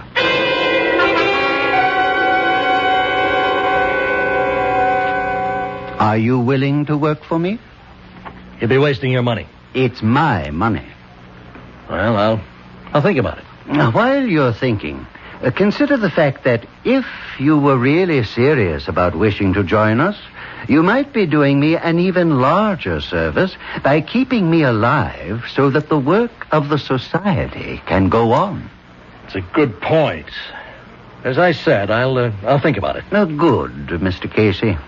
But don't think too long.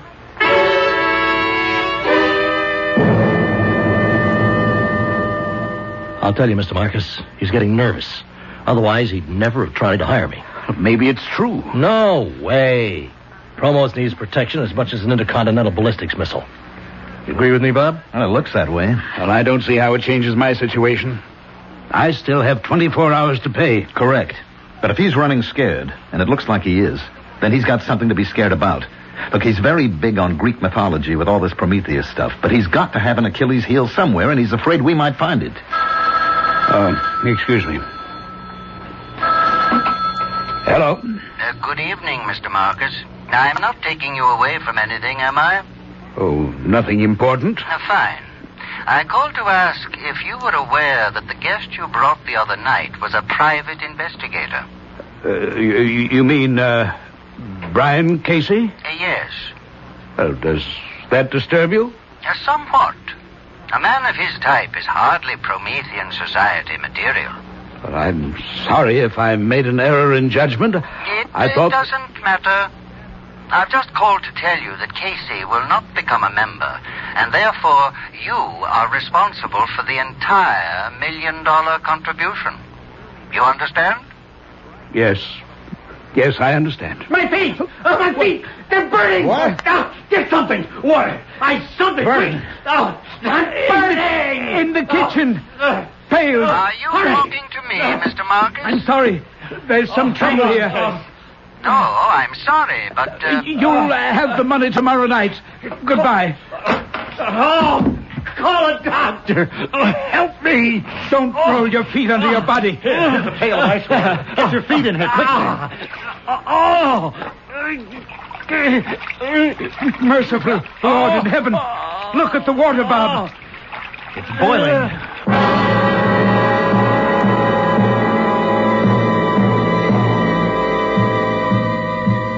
What can turn a pail of ice water into a bubbling cauldron? Promos would say it's Promethean fire. What would you say? What would you do if you were in Vernon Marcus' shoes? We'll be back shortly with Act 3.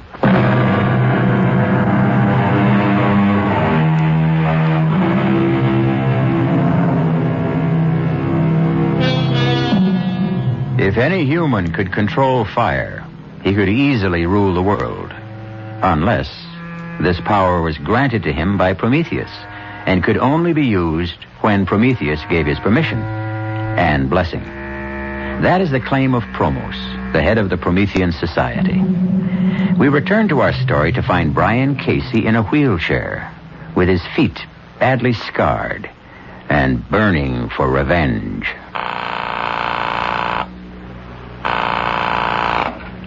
Hello? Bob? Casey, where are you? I'm at my office. But your feet... I'm in a wheelchair. Now, they tell me I'll be back walking in less than 3 months. You've got to do me a favor. Of course. When's the next meeting of the Promethean Society? Now, look, Casey, I don't want to interfere, but don't you think you ought to lay off now? Tell me. And then I'll ask you the favor. The next meeting is this Friday night. Did Marcus pay the $1 million? He's handing it over tonight. Where? Well, I don't know, but... Listen closely. I want you to persuade Marcus to invite Promos to a big shindig at his house tonight. I don't know whether... It shouldn't be too hard, but it's vital. Now, why wouldn't a guy come to a party to pick up $1 million? Casey, you ought to know better than anyone that Promos isn't just a guy. We both know he likes money. Now, Marcus can say that he wants to make a big publicity deal out of the party. There'll be a lot of tycoons there. Now, it'll be an opportunity for Promos to meet them. Some of them should be interested in the Promethean Society. And think of the impression it'll make when Marcus hands over the $1 million. Well, it's a point. It'll work. And think of the impression Promos will make when he shows up in his robes. Why would he wear the ceremonial robes? Because they're impressive, because he's a ham at heart, and because he has to for my plan to work. Your plan? What plan? It's better that you don't know, in case something goes wrong. Well, Casey, you're asking to use Vern's house, and... I give you my word Vern can't get into trouble. Now, you've got to make the shindig come off. Why? What's so important about Promos coming to a party? Because after he gets there, you're going to spill a glass of whiskey over those ceremonial robes. You've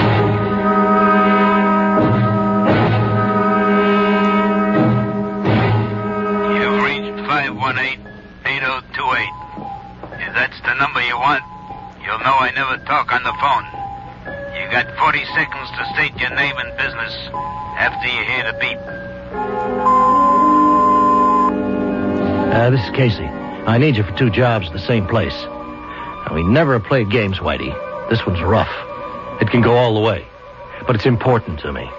Now, I'd have come personally to talk to you, but I'm in a wheelchair. I need you, Whitey.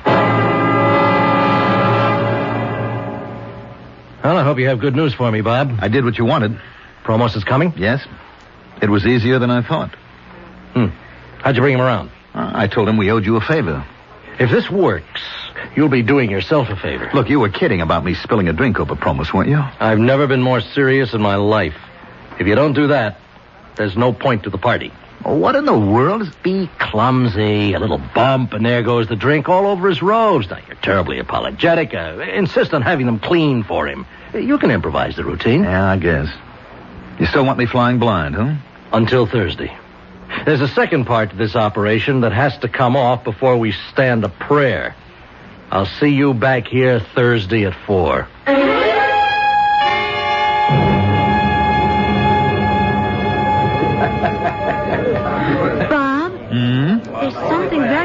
strange about this party. Nonsense, darling. I'm having a ball. Well, who's this Promos? Oh, he's quite a guy. Does he have anything to do There with... you are, darling, enjoying the party? Oh, excuse me, Vern. Ava, do you want a drink? No, thank you. And you don't need another either. Honey, we're not married yet. Dad? Yes? I want to talk to you about this party. Later, dear, after it's over. Where did you meet this man, Promos? Now, please, this isn't the time to... Well, he's the one who's been giving you the trouble, isn't he? Now, I've told you, Avie, this is the wrong time for me to explain. You'll tell me later? If I can. Ava, darling, you don't know what you're missing. This bartender really knows how to mix a drink. Why would Dad give this man $1 million? Probably because he believes in the Promethean Society. Ridiculous. Don't say that until you've met Promos. He's impressive. He's a creep. Come on, let's go over. I'll introduce you. You may change your mind. Promos. Ah, Mr. Steele. And this, I take it, is your bride-to-be. That's right. Ava Marcus. Delighted. And congratulations to you, Mr. Steele. Thank you. Oh, you're not drinking? Only wine. Excuse me now. Oh, please don't go yet, Promos. We haven't really had a chance to talk. What's up, Bob? Your glass. Oh, I'm so sorry. You clumsy fool. Bob, you spilled your I'm drink. terribly sorry. I don't know how that happened. Somebody must have pushed my arm. You did. Pushing it up to your mouth. Well, I'll have your robe cleaned, of course. No. No, thank you. Oh, I insist. It was an accident. There's no need to make a case out of it. It was my clumsiness. I'll have it cleaned and sent over to Society headquarters. I wouldn't think of it. Now, no offense, Mr. Steele, but this is a ceremonial robe, and I'll see to the cleaning myself. Right on time, Bob. Come on, sit down. How you feeling? Coming along. You managed to spill the drink over the robe? Yes. How did he react? Well, he blew up, naturally. I offered to have the robe cleaned. And he wouldn't allow it, huh? How did you know? Because he's not about to let that robe out of his hands. You think he's gimmicked the robe? I think I figured the answer to a lot of his tricks. You remember the ledger that burned up in Johnson's hands? Sure. Probos has definitely had experience with chemicals combustibles. He's come up with some special ways to use them.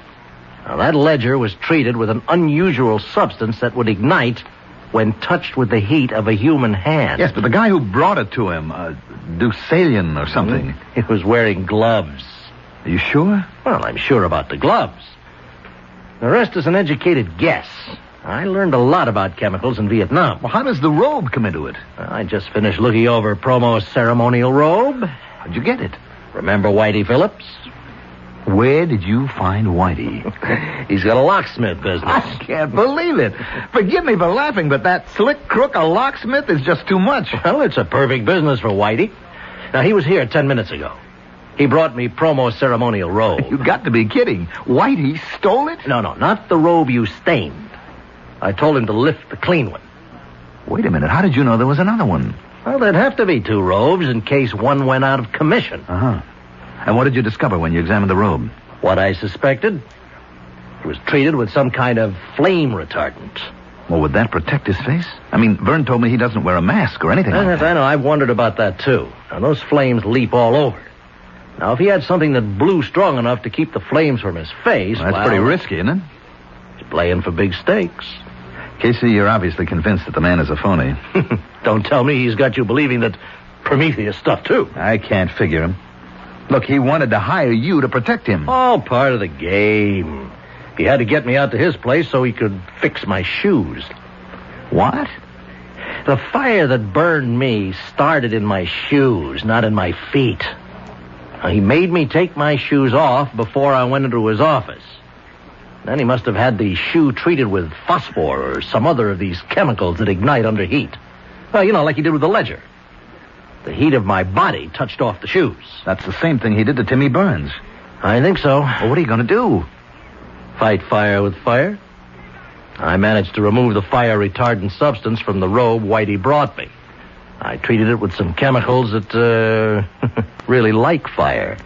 I fixed it so that Prometheus will really have a chance to bring the gift of fire to Promos.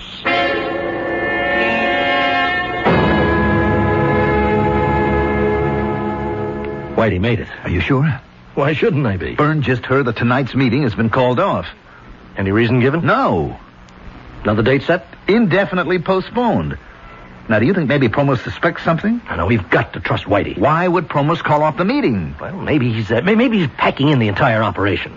With Marcus Million, he may figure he's had it. Now, that leaves us up the creek. Only one option. We have got to get that meeting rescheduled.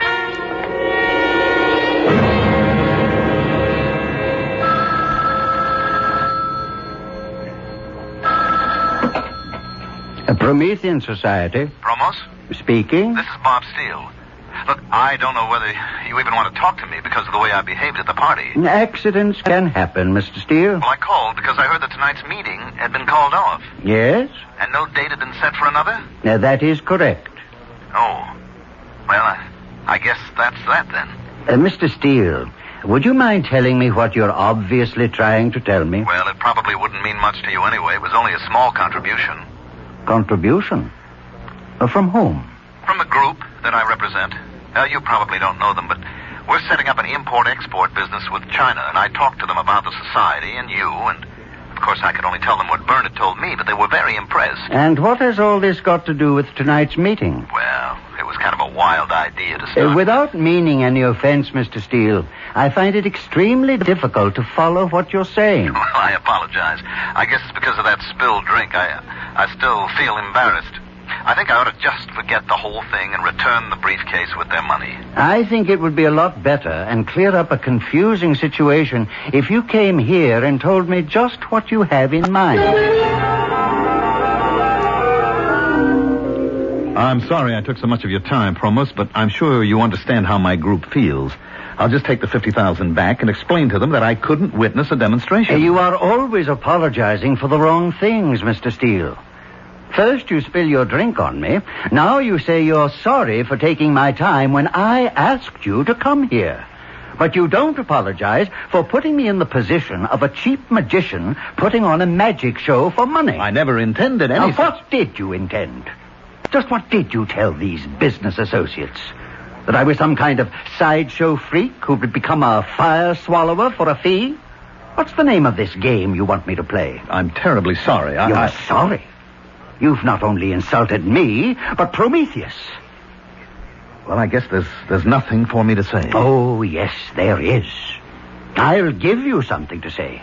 Go back to your associates and your father-in-law and tell them they can come tonight and see Promos and the Promethean fire.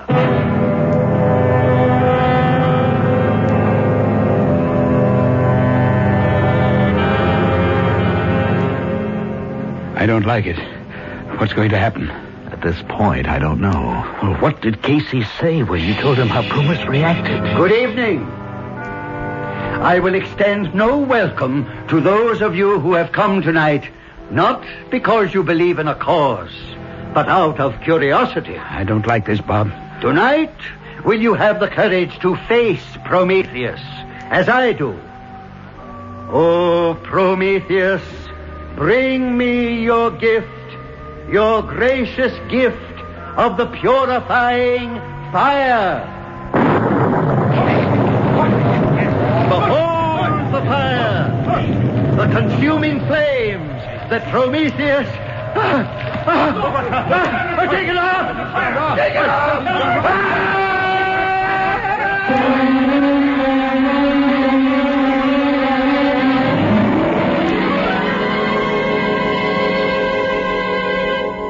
Those who live by the sword die by the sword. The man who called himself Promos, who lived by fire, died by fire. A flaming, horrible death. A warning to whom? To criminals, and perhaps a warning from Prometheus not to misuse the gift he brought mankind. I'll be back shortly.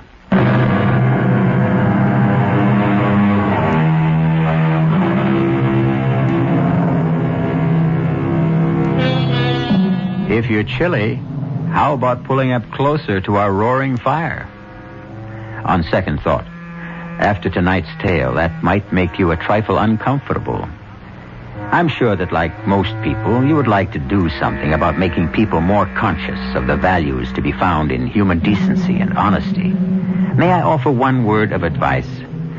If someone asks you to join a society for this purpose, think twice. Our cast included Julie Newmar, Mandel Kramer, Earl Hammond, Guy Sorrell, and Sidney Walker. The entire production was under the direction of Hyman Brown. This is E.G. Marshall inviting you to return to our Mystery Theater for another adventure in the macabre. Until next time, pleasant dreams.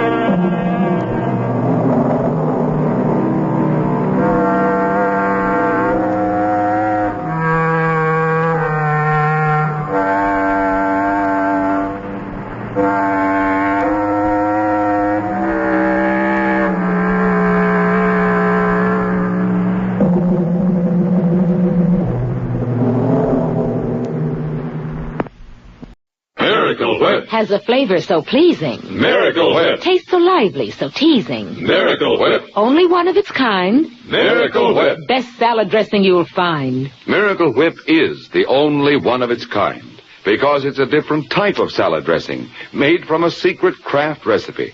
Miracle Whip combines the best qualities of old-fashioned boiled dressing and fine mayonnaise, so it's truly distinctive and delicious, with a flavor millions of folks call just exactly right. Try it, won't you? One taste will tell you why it's America's favorite salad dressing. The one and only Miracle Whip. Autolite and its 98,000 dealers bring you Mr. Cornell Wilde in tonight's presentation of Suspense.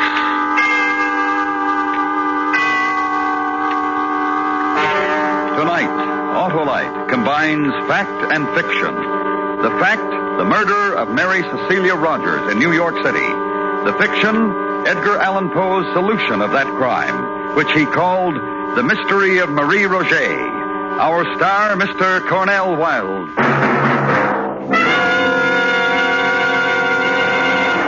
You seen any engines around Harlow? Engines, Sheriff? Why, I've seen thousands of engines, all equipped with Autolite stay-full batteries for purring, powerful, and pleasing starts in all kinds of weather. Well, these engines are off the reservation. And there are no reservations about an Autolite stay-full battery. It states right on the case, needs water only 3 times a year in normal car use. Well, these engines didn't like life on the reservation. Life? Why, the Autolite stay-full battery has long life. Fiberglass retaining mats protect the power of every positive plate to reduce shedding and flaking and give that Autolite stay-full longer life, as proved by tests conducted according to accepted life cycle standards. To quickly locate your nearest Autolite battery dealer who services all makes of batteries, just call Western Union by number and ask for Operator 25. I'll tell you where you can get an Autolite Stay Full, the battery that needs water only 3 times a year in normal car use. And remember, from bumper to tail light, you're always right with Autolite. Mary Cecilia Rogers was murdered in the vicinity of New York City in the summer of 1842. It was still an unsolved crime in November when The Mystery of Marie Roget was published. The author, Edgar Allan Poe. It paralleled in every essential detail the murder of Mary Rogers. Poe wrote it far from the scene of the atrocity, with only the newspaper reports of the day. Nevertheless, the subsequent confession connected with the murder of Mary Rogers confirmed not only the killer named by Poe, but all the chief details by which he arrived at his identification. And now, Autolite presents transcribed Edgar Allan Poe's Mystery of Marie Roget, starring Mr. Cornell Wilde, hoping once again to keep you in suspense.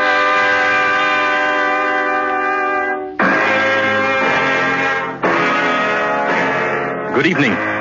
My name is Dupin. I should like to extend an invitation. Regard first a certain event which truly occurred in New York City on a warm summer night in 1842. Secondly, I invite you to employ your imagination and displace that same event intact with all of the essential facts to a cobbled, old-world Paris on an identical, warm and fragrant summer night in the same year. Lastly, and most interesting, I should like to invite you to attend that event. It is a murder.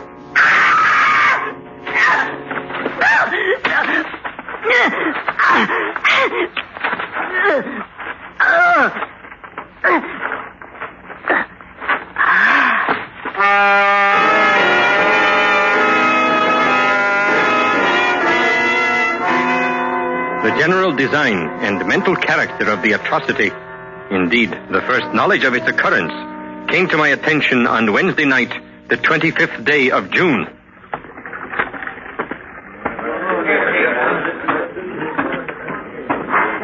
Who is the prefect of police? I am, monsieur. Dupin? Yes, monsieur. Oh, thank you for coming, monsieur. I wasn't certain my messenger would find you. This way, monsieur. Please. Andre, the lantern for Monsieur Dupin. She died harshly. Yes. Beaten, choked, drowned. Oh, yes, quite harshly. She was beautiful, monsieur. Once, perhaps, yes. Still, Mademoiselle what? In life she had a name, in death she must also have a name. Any of you? I have asked, monsieur, but none of them know her. But her clothes and jewels say she was known Dupin. Good clothes, torn and disordered in her terrible struggle, but good. And the jewelry, not expensive, but tasteful. This woman, in my opinion, Dupin, was known. And loved, Monsieur the Prefect. No doubt. Dupin, this is why I sent for you. I've been through these things before. The newspapers will write stories, the reporters will make conjecture. Although there is no name for her now, there will eventually be a name. And then, monsieur, I will be called upon to produce her assassins. There is so little to go on. The eyes of the public will be upon me, and my honor is at stake. And my honor too, monsieur, if I am involved in the investigation. Dupin, listen. There is a fund at the prefecture, a sizable fund which I am authorized to use when circumstances arise. For your services, I am willing to make a direct and liberal proposition. Dupin, you will help me find the answer to this woman's death. I cannot refuse.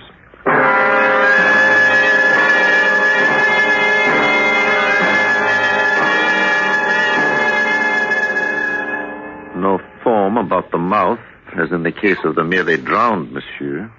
Here, bruises, impressions of fingers. It was a strangulation by hand and by this cord, monsieur. Yes. Doctor? Yes, Dupin? An ingenious knot in that cord, don't you think? Now, this is a slip knot. A sailor's knot. Sailor's knot. She was found in water. Why did she die, monsieur? For her beauty, perhaps. For her love. Her hate. It was Sunday. Observe, Doctor.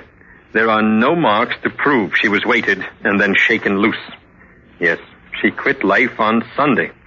Murdered in the dark. Thrown into the river. Unweighted. Monday, Tuesday, she remained, as a corpse will, on the bottom. And then on the third day, tonight, as a corpse will, she rose, and the fishermen saw her. It is the way of corpses violently made so. Not only violent, but quick. Near the riverbank, somewhere. For what assassins could carry a burden like this, long undiscovered? From a dark bridge, perhaps? No. Too much light and people. There had to be a boat, Doctor. If she was dropped from a bridge, or pushed in from the shore, the current might press her aside to be caught in the vegetation of the shallow water. She was murdered on the bank and then taken out to her grave in a boat. And there had to be a man who knew how to handle a boat in the tricky current. Who is there? It is I, the prefect. I have someone who thinks he may know her. Come in, monsieur. Ahead of me, please. With your permission, Doctor, Monsieur Dupin. Monsieur Beauvais, monsieur. How do you do? Monsieur Beauvais has been searching since Monday for news of a Marie Roget. Mademoiselle Roget is an employee of Monsieur Beauvais. Correct, monsieur? Correct. I am a parfumeur. I called on her mother, Madame Roget, Monday when Mary did not appear at my shop. Madame informed me that Mary had left Sunday morning to visit her aunt at Rue des Drômes. She has not yet returned. I see. And what else? I cannot say, monsieur. So far, I have ascertained that she never arrived at Rue des Drômes. And, indeed, no one has seen her since Sunday. Can you describe Marie Roget? But, of course. Dark hair, almost black. Dark eyes, tall, young, vibrant. A woman, monsieur, of great promise. Jacques Saint-Eustache, the last to see her, mentioned to me that mademoiselle wore a frock of fine muslin, deep blue. I knew it well. A bonnet to match goes with it. Who is Jacques Saint-Eustache, Beauvais? Monsieur Saint-Eustache is the accepted tutor of Marie Roget. He lodges and takes meals at the pension kept by Madame Roget. He was to have gone for his betrothed at dusk Sunday and to have escorted her home. In the afternoon it rained heavily, and supposing that she would remain at her aunt's, he did not think it necessary to keep his promise. She has stayed there under similar circumstances. And where is Jacques Saint-Eustache at this moment? Searching and anxious as I am for Marie Roget. It is 3 days since Sunday. 4 days, really, but 3 that Marie Roget has been considered missing. Your search is tardy. I know, monsieur. Well? I am at your mercy. She has disappeared twice. The first time she disappeared was about 3 years ago. Her mother, her friends were unable to account for her disappearance. I was distracted with anxiety and terror. Did you notify the police? In that case, immediately, monsieur. But suddenly, Mary reappeared one fine morning after being absent a week. She was in good health and, well, with somewhat a saddened air, she explained she had spent the missing week with a relative in the country. Madame Roget, who was, and still is, infirm, recalled this to be a fact. And the matter was forgotten until now. So you did not call the police this second time she disappeared? What has happened once can happen again. What did happen that week she was away? I do not know. I do not honestly know. But you doubt the story of visiting a relative? I will not say. Show him what we have, Doctor. If you will kindly step over here, Monsieur Beauvais. Now, Monsieur Beauvais, if you please. Do you know this woman, monsieur? It is her. It is Marie Roget. It is her. Poor little Marie. Why does Beauvais cry, Dupin? The girl only worked for him. He has not told us all. He is suspect, Dupin, and I will have a word with him. Stay. But Dupin, why does he weep for a shop girl, a grisette who was promised to another? He weeps for youth and beauty.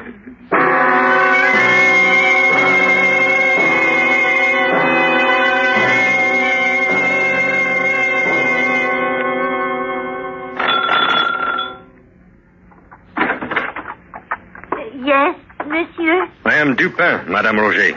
May I come in? Oh, come. No, please sit, madame. I understand you are not well. I have been invalid 10 years now. I will not consume a great deal of time. May I ask, did your daughter often visit relatives in other distant parts of the city? Often. And stay overnight? Often. With your approval, madame? She was and has been free of me since her 16th year. That is a very frank answer, madame. I can tell you nothing of what has happened to her. She leaves me on a morning with no enemies I know of. And do you know of her friends? I understand the intention of your remark. You refer to those besides Jacques. No, I know of none. I understand that Jacques Saint-Eustache keeps rooms here. That is true? Yes, but he is no longer here. He left once he was informed of Marie's death. Where, I do not know. But surely he understood that we would be by to question him? He was beside himself with grief. I cannot blame him. I see. I have been of no assistance where I would like to be. And yet, I knew something that morning. I knew she would not come back to her mama again. You knew she would not be back, madame? Did she take clothes, bid a longer goodbye? How did you know? I knew, monsieur. Death was very close to her that day. If you knew this, madame, why did you allow her to venture out? I stop her? No. If it is not met, death will arrange a meeting. If the meeting had been here, death might have visited me, too. And I am yet afraid to die.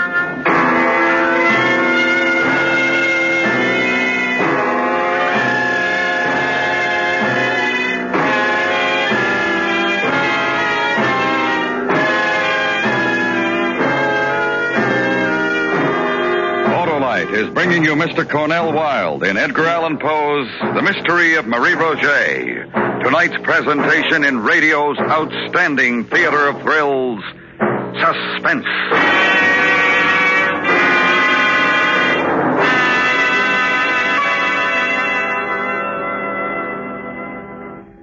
I got him, Harlow. An Indian, Sheriff? Nope. An Autolite Stay Full. The battery that says right on the case, needs water only 3 times a year in normal car use. That's the brand of battery for my car, by Ginger. You mean buy Autolite Stay Full batteries and you buy Ginger and Pep for a fast, dependable start every time. Fiberglass retaining mats surround each positive plate to reduce shedding and flaking and give the Autolite Stay Full longer life, as proved by life cycle standards. Oh, sounds like you couldn't buy a better battery with a pocket full of nuggets. So, friends, see your expert Autolite battery dealer for an Autolite Stay Full, the battery that needs water only 3 times a year in normal car use. To quickly locate your nearest Autolite battery dealer, who services all makes of batteries, phone Western Union by number and ask for operator 25. That's right. I'll gladly tell you the location of your nearest Autolite battery dealer. And remember, from bumper to tail light, you're always right with Autolite. And now, Autolite brings back to our Hollywood soundstage Mr. Cornell Wilde in Elliot Lewis's production of Edgar Allan Poe's The Mystery of Marie Roget, a tale well calculated to keep you in suspense.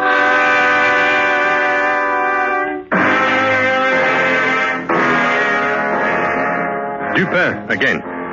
You will recall the event we have been attending in Paris. I invite you now to keep in mind the solemn fact that Marie Roget died violently. That her lover, Jacques Saint-Eustache, is missing. Where she died, who administered her death, for what reason, remain to be known. Attend at this point another event, if you will, which was arranged by that zealous and righteous man, the prefect of police. Thank you for coming, Dupin. You have located the lover, Saint-Eustache? Saint-Eustache? Oh, he's unimportant, I assure you. Somewhere right now he drinks and tries to forget. But what I have here is important, most important. Madame Dulac, if you please. Good evening, gentlemen. Good evening. This is Madame Dulac. She has something of interest to tell you. And I have something of interest to show you. Good evening, Madame. I have maintained this tavern many years, right here, close to the bank of the river. No fear with me, Madame. I have no authority to do anything but respect your person and your thoughts. Oh. What is this information? I saw a young woman here Sunday. Monsieur says it was Marie Roget. It was, definitely. Just a moment. Sunday, Madame? Yes. Mid-afternoon, later perhaps. Where? Right here in my tavern. She arrived accompanied by a young man of dark, swarthy complexion. The two remained here for some time. On their departure, they took the road through some thick woods that way. Toward the river, Dupin.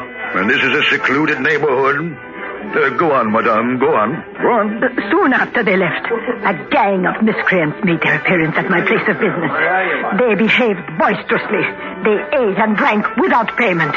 Then left and followed the route of the young girl and the young man that same way. I see. About dusk, the same gang reappeared and recrossed the river in great haste. I see. And you are certain it was Marie Roget? Never fear. My men spoke with an unnoticed driver, a man named Valence, who knew Marie Roget. He claims he saw her cross the Seine on the Sunday afternoon in question with a swarthy man who fits the exact description of Madame. And what else, monsieur? Oh, I will show you. Come.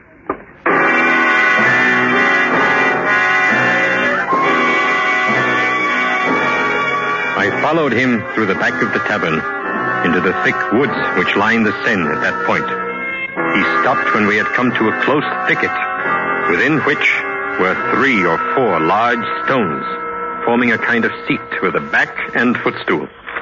Note, Dupin. A white petticoat here. Here, a silk scarf, parasol, gloves, pocket handkerchief. Inspect the handkerchief, Dupin. Thank you. You note the name Marie Roget embroidered there? Yes. So this is the place she met her death. Well, of course it is. I have found it. Look, the earth is trampled where she struggled, and over here, the bushes still broken. Every evidence of a terrible struggle. And here, the fence has been taken down, and the ground shows that some heavy burden was dragged along it toward the river. Well, come, look for yourself. What say you now? I am wondering. Wonder? Well, we have facts now, sir. Important facts. Do you recall a strip of one of the unfortunate girl's petticoat had been tied about her mouth, probably to prevent her screams? I do. This was done by fellows who had no pocket handkerchiefs. Miscreants, Dupin. Miscreants, such as those who visited Madame Dulac's tavern and later went the same way as Marie Roget and her companion. There are many such gangs about here. All we have to do is locate them. And I know how to do that.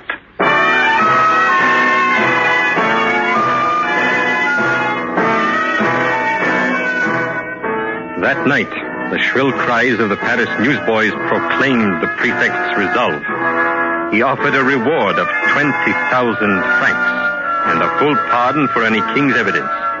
It was an accepted conclusion that Marie Roget had been waylaid and slain by a gang of miscreants in the vicinity of Madame Dulac's tavern. Well, are you defeated, Monsieur Dupin? Now that I have solved the mystery of Marie Roget? No, monsieur. I have doubled the reward. Soon one of the miscreants will come forward, then you'll see. 40,000 francs should be temptation enough. 20,000 was temptation enough. No one will come forward, monsieur. A gang such as is hoped for would be composed of men who have never seen more than 100 francs at one time. 20,000 would bring all of them, if they had any knowledge of Marie Roget's murder. Oh, they're just waiting. You know that. Waiting? When each is in jeopardy because of the other? We shall see, Dupin. Wait. It was one man. A man who dragged the body of Mademoiselle to the river's edge. A gang, even 2 men, could have carried it. Gang would have lifted it over the fence easily, instead of taking a fence down, as it was taken down. One man labored hard. Well, my conjecture is as good as yours. Are you talking of Saint-Eustache? No. No. He is quite unguilty. Monsieur, allow me to point out that the newspapers, the police, all have identified themselves with what apparently happened. We must consider what did not happen. First, a gang did not set upon her and murder her. Secondly, Marie Roget had no intention of visiting her aunt at Rue des Drômes when she left her mother and lover last Sunday morning. Dupin, if you have confident information, explain yourself. I have the same information as you. Nothing else. You said she had no intention of visiting her aunt that day. Why do you say that? Monsieur, consider what might have happened if her intended, Jacques Saint-Eustache, had called for her at her aunt's and discovered she was not there, that she had not been there all day. He would have been chagrined, suspicious, angry. Saint-Eustache would have been all these. Something for Marie Roget to worry about when she returned home. But nothing to worry about if Marie did not intend to return home. A point to consider, perhaps. Go on. Consider that she kept a rendezvous instead. This we know. A rendezvous with a swarthy man. We have been told that by 2 witnesses who saw him. Now, monsieur, I ask you, as I have asked myself, did this swarthy companion allow Marie to be slain before his eyes? Or was he himself slain trying to help her? If so, Where is his body? Well, he left her before she was set upon, obviously. Did he leave her alone in such a dark district? They quarreled. Indeed they did. Another question. Marie Roget's death is known everywhere in France. Why has he not come forward to help us clear up the mystery? Many reasons. Perhaps he's married. He's left. He's uninformed. He has a swarthy complexion. A sea complexion. A well-attested fact. Now, accumulate that with the cord that was tied about her neck in a sailor's knot. Monsieur Dupin, I have not the... And the need of a skilled boatman to handle a boat on the river to dispose of the body. But it could be anyone. No, it could not. What? Marie Roget was a gay, not an abject girl. No common seaman for her. An officer, a naval officer, monsieur. Like the one who might have led her into a false elopement the first time she disappeared. 3 years pass. The approved time for a French man of war to consume encircling the globe. The officer returns, thinking of the same coquette, Marie Roget. The same bargain. What he has managed to do once, he can do again. Marie meets him Sunday for this purpose. Then she thinks the better of an elopement and refuses to accompany him. Saint Eustache has captured her love. Her former lover slays her in quick anger. He drags her body to the river, commandeers a boat. Where do I find him? On whatever ship has arrived from the world cruise. His name? What is his name, Dupin? Inquire for the name of the young officer who has applied for leave to get married. But there must be many such among a ship's complement returning after a long cruise. Agreed. But, Monsieur le Prefect, there is only one naval officer who has returned to his ship without a bride. Andre! Andre! We leave at once for the naval yards.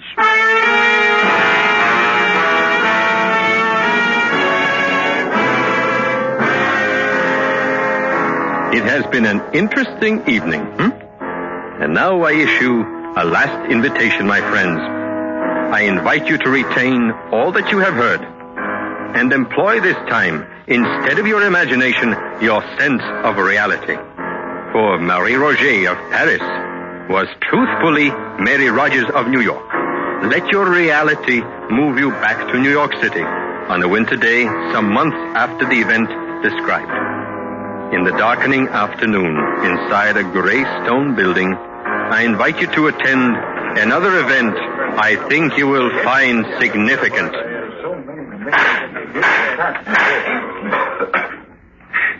Ensign Robert Bryant Wilson. You have been found guilty of the murder of Mary Cecilia Rogers.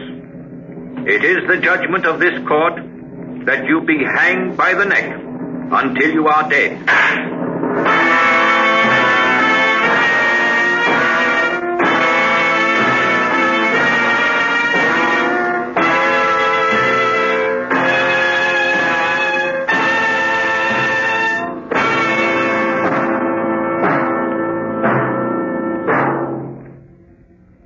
Suspense. Presented by Autolite. Tonight's star, Mr. Cornell Wilde. This is Harlow Wilcox speaking for Autolite, the world's largest independent manufacturer of automotive electrical equipment. In 28 plants from coast to coast, Autolite makes over 400 products for cars, trucks, tractors, planes, boats, and industry. These products include bumpers, die castings, industrial thermometers, and batteries, such as the famous Autolite Stay Full, ignition-engineered Autolite spark plugs, both standard and resistor types, voltage regulators, wire and battery cable, Autolite Bullseye sealed beam units, and Autolite original service parts for all Autolite electrical systems. Autolite is proud to serve the greatest names in the industry. So, from bumper to tail light, you're always right with Autolite.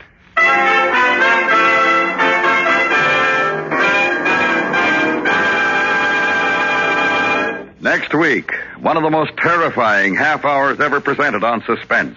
A young couple and a mad woman. And what happened to them on a country road. Our star, Mr. Frank Lovejoy. That's next week on Suspense. Suspense is transcribed and directed by Elliott Lewis, with music composed by Lucian Morowick and conducted by Lud Gluskin. Edgar Allan Poe's The Mystery of Marie Roget was adapted for Suspense by E. Jack Newman. In tonight's cast, John Daner was heard as the prefect of police. Others in the cast were Lou Merrill, Jeanette Nolan, Paula Winslow, William Johnstone, and Edgar Barrier. And remember, next week, Mr. Frank Lovejoy in On a Country Road. You can buy Autolite Stay Full batteries, Autolite original service parts, and Autolite standard or resistor type spark plugs at your neighborhood Autolite dealers. Switch to Autolite. Good night. This is the CBS Radio Network.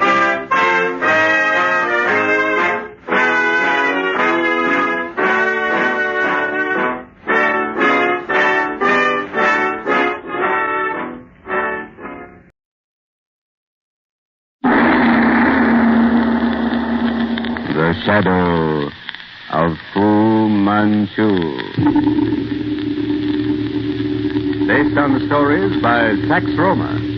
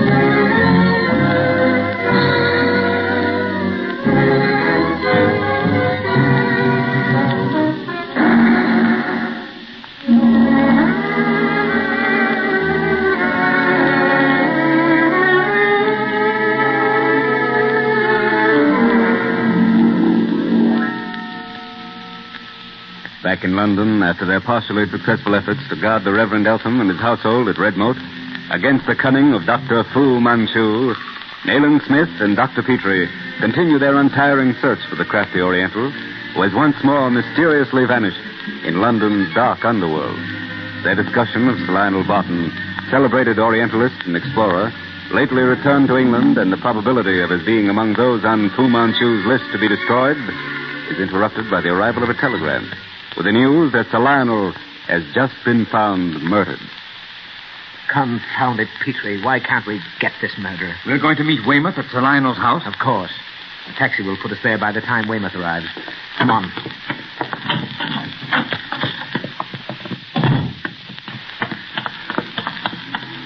Here comes a late prowling cab. Taxi.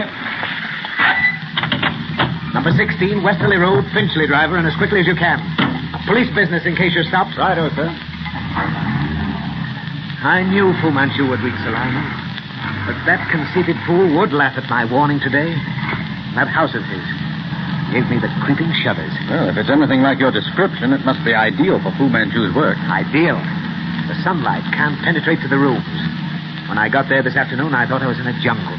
Clouds of gnats floated in and out of the windows. There's a steamy smell about the place that's positively malarious. Reminded me of spots I've seen in Burma.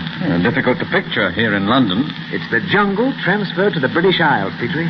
The entire front of the place is covered with a sort of monkey creeper, which is imported from heaven knows where. It has a close, exotic perfume that fits in the picture. Yes, the place was made for murder. And Fu Manchu pursues his way without let or hindrance. Yes, blast it. We mark such and such a man as one alive to the Yellow Peril and we warn him if we have time. Perhaps he escapes and perhaps not. And what do we know of those others who may die every week by his murderous agency? We certainly can't know everyone who has read the riddle of the Orient. Well, it's midnight. We should be there presently.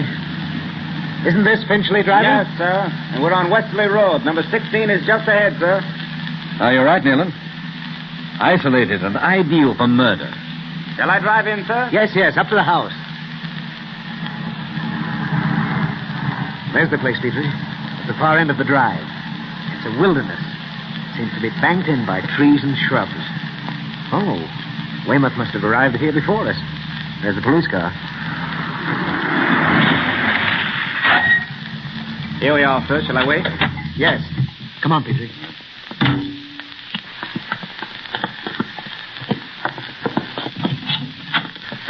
There you are. Glad to see you, Mr. Smith. Hello, Weymouth. And you, Dr. Petrie. Just arrived myself. We left immediately. We got your telegram, Weymouth. Don't be startled at the appearance of the place, Doctor. I was. It's half a museum. The rest is circus and menagerie combined. Well, it certainly is in keeping with the exterior. Here's the library. Great Scott, what's that? A young leopard chained outside the window. The place is full of surprises and mystery. Where is he, Weymouth, and how was it done? I thought perhaps you'd like to hear what led up to it so far as we know before seeing him. Oh, yes. Go ahead. Well, the man you asked for from the yard got here all right and stopped in the road outside where he could watch the gates. About 10:30, a young lady turned up and went in. Woman? Yes, but not the one you have in mind. It's not Caramel? It was a Miss Edwards, Sir Lionel's typist. She'd forgotten her purse and came back after it and gave the alarm. My man heard the row from the road and came on the run. He rang us up and I immediately wired you. He heard the row, you say? What row? Miss Edwards went into violent hysterics. Describe what your man saw. An Arab footman, there isn't an Englishman in the house, trying to calm the girl in the hall yonder. A Malay and another Arab were beating their foreheads and bawling. Did your man get anything out of them? Nothing that makes sense. So he started to investigate for himself. The door to the study he found locked from the inside. Yes. Well? He went round to the window, and what he saw accounts for the girl's hysterics. Go on, man. Get to the point. Well, amongst the rubbish on the floor, a big mummy case lay on its side, and face down with his arms thrown across it was Sir Lionel, wrapped in an old dressing gown. Yes, and then? The light from a reading lamp shone down on him. It made a patch of light on the floor. Well, as my man, Croxted, his name, smashed the glass and got the window open and started climbing in, he saw something else, so he said. Oh? What did he see? A sort of green mist.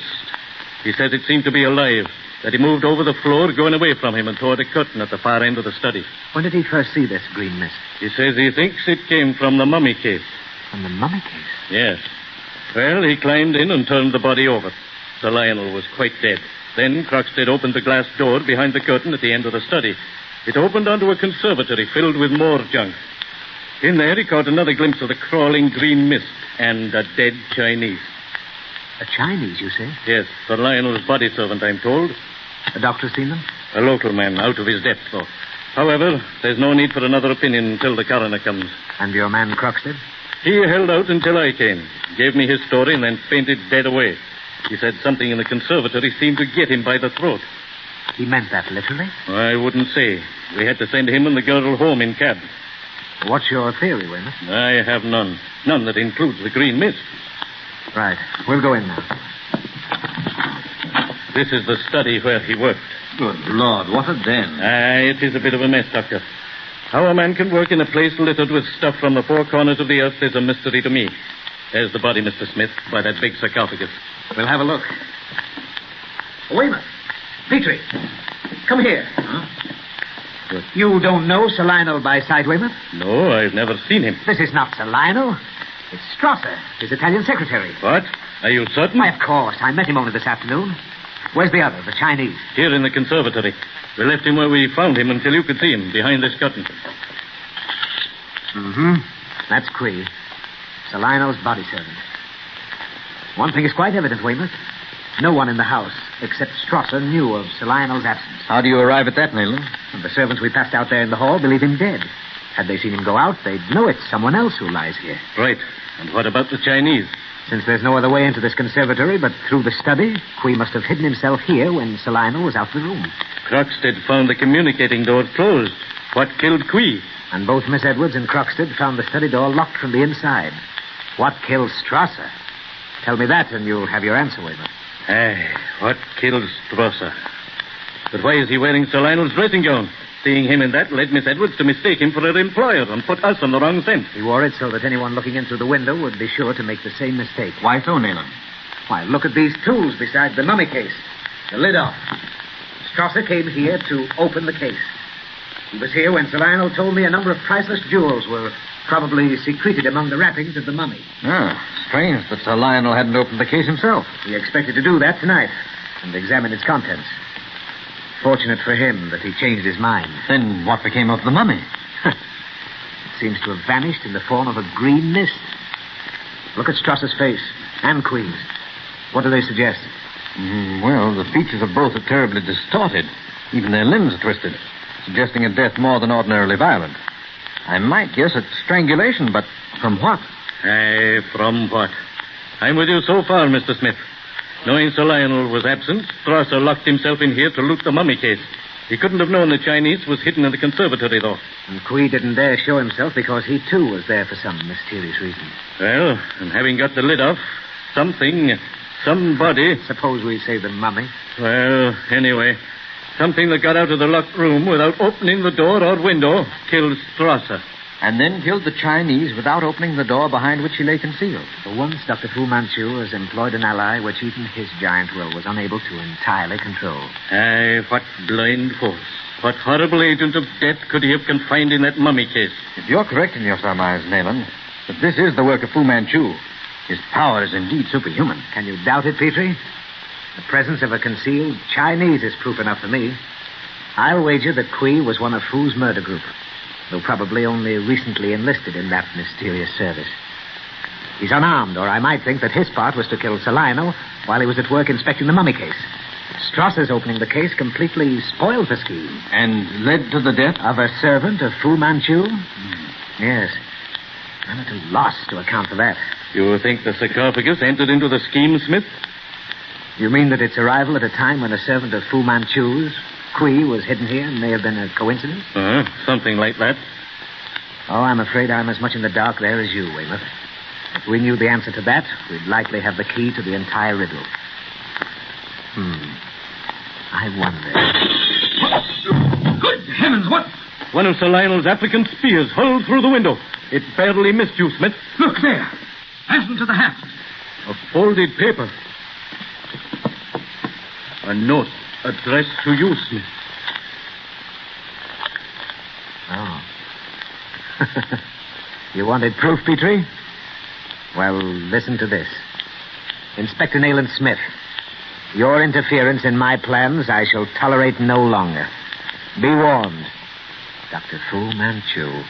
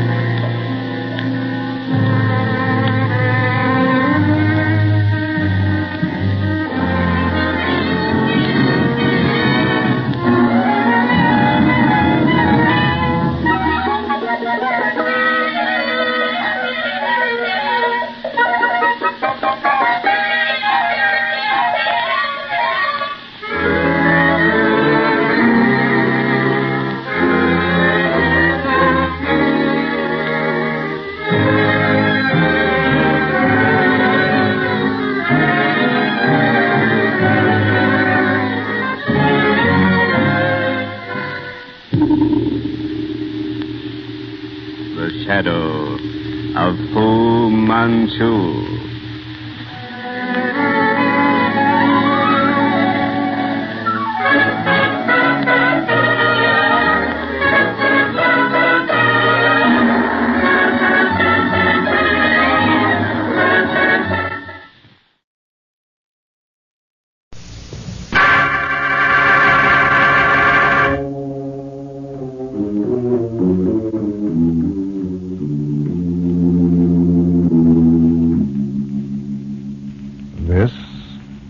The House of Mystery.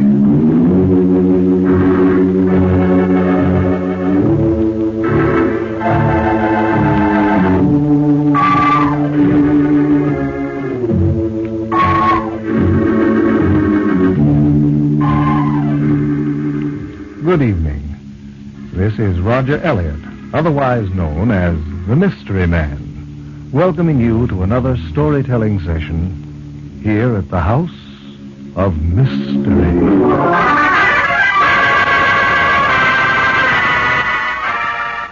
Today we continue with Chapter 2 of our current story, The Monster in the Lake. And since we have a lot of ground to cover, I suggest we get right into it. That all right with you? Sure, yes. All right, Johnny, if you'll turn down the lights, we'll let you give us a brief synopsis of what's happened in the story so far. That's fine. Go ahead, Johnny. Well, it all started when you got a letter from a man named Martin Dobbs. You used to know him at college, but you hadn't seen him for 15 years. In the letter, he said he was in some kind of trouble, and he asked you to come and visit him at Macklin Lake, his place in the mountains. When you got there, everything was kind of mysterious. Steve Harris, the caretaker or handyman who met you at the station, just kind of hinted at certain things, only he wouldn't tell you what. But he did tell you that his wife Bertha did the cooking and that she also took care of Mrs. Dobbs, who was sick. You didn't have much chance to talk to Mr. Dobbs himself because he had to go in and see his wife. So you and Steve Harris walked down to the lakefront, and you were on your way back when all of a sudden you heard a woman scream from one of the cottages. Yes, and it was a shrill, high-pitched scream, born of fright and terror. Steve Harris started up the path toward the cottage. It's Mrs. Dobbs. She's seen it again. Seen what? You'll find out soon enough. Too soon. We hurried up the path. When we reached the cottage, Martin Dobbs was waiting for us on the porch.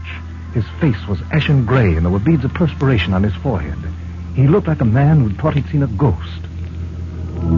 But he hastened to reassure us. It's all right. Everything's all right. Well, if I can be of any help, Martin. Thanks, Roger. Thanks just the same, but everything's all right. Bertha's with her now.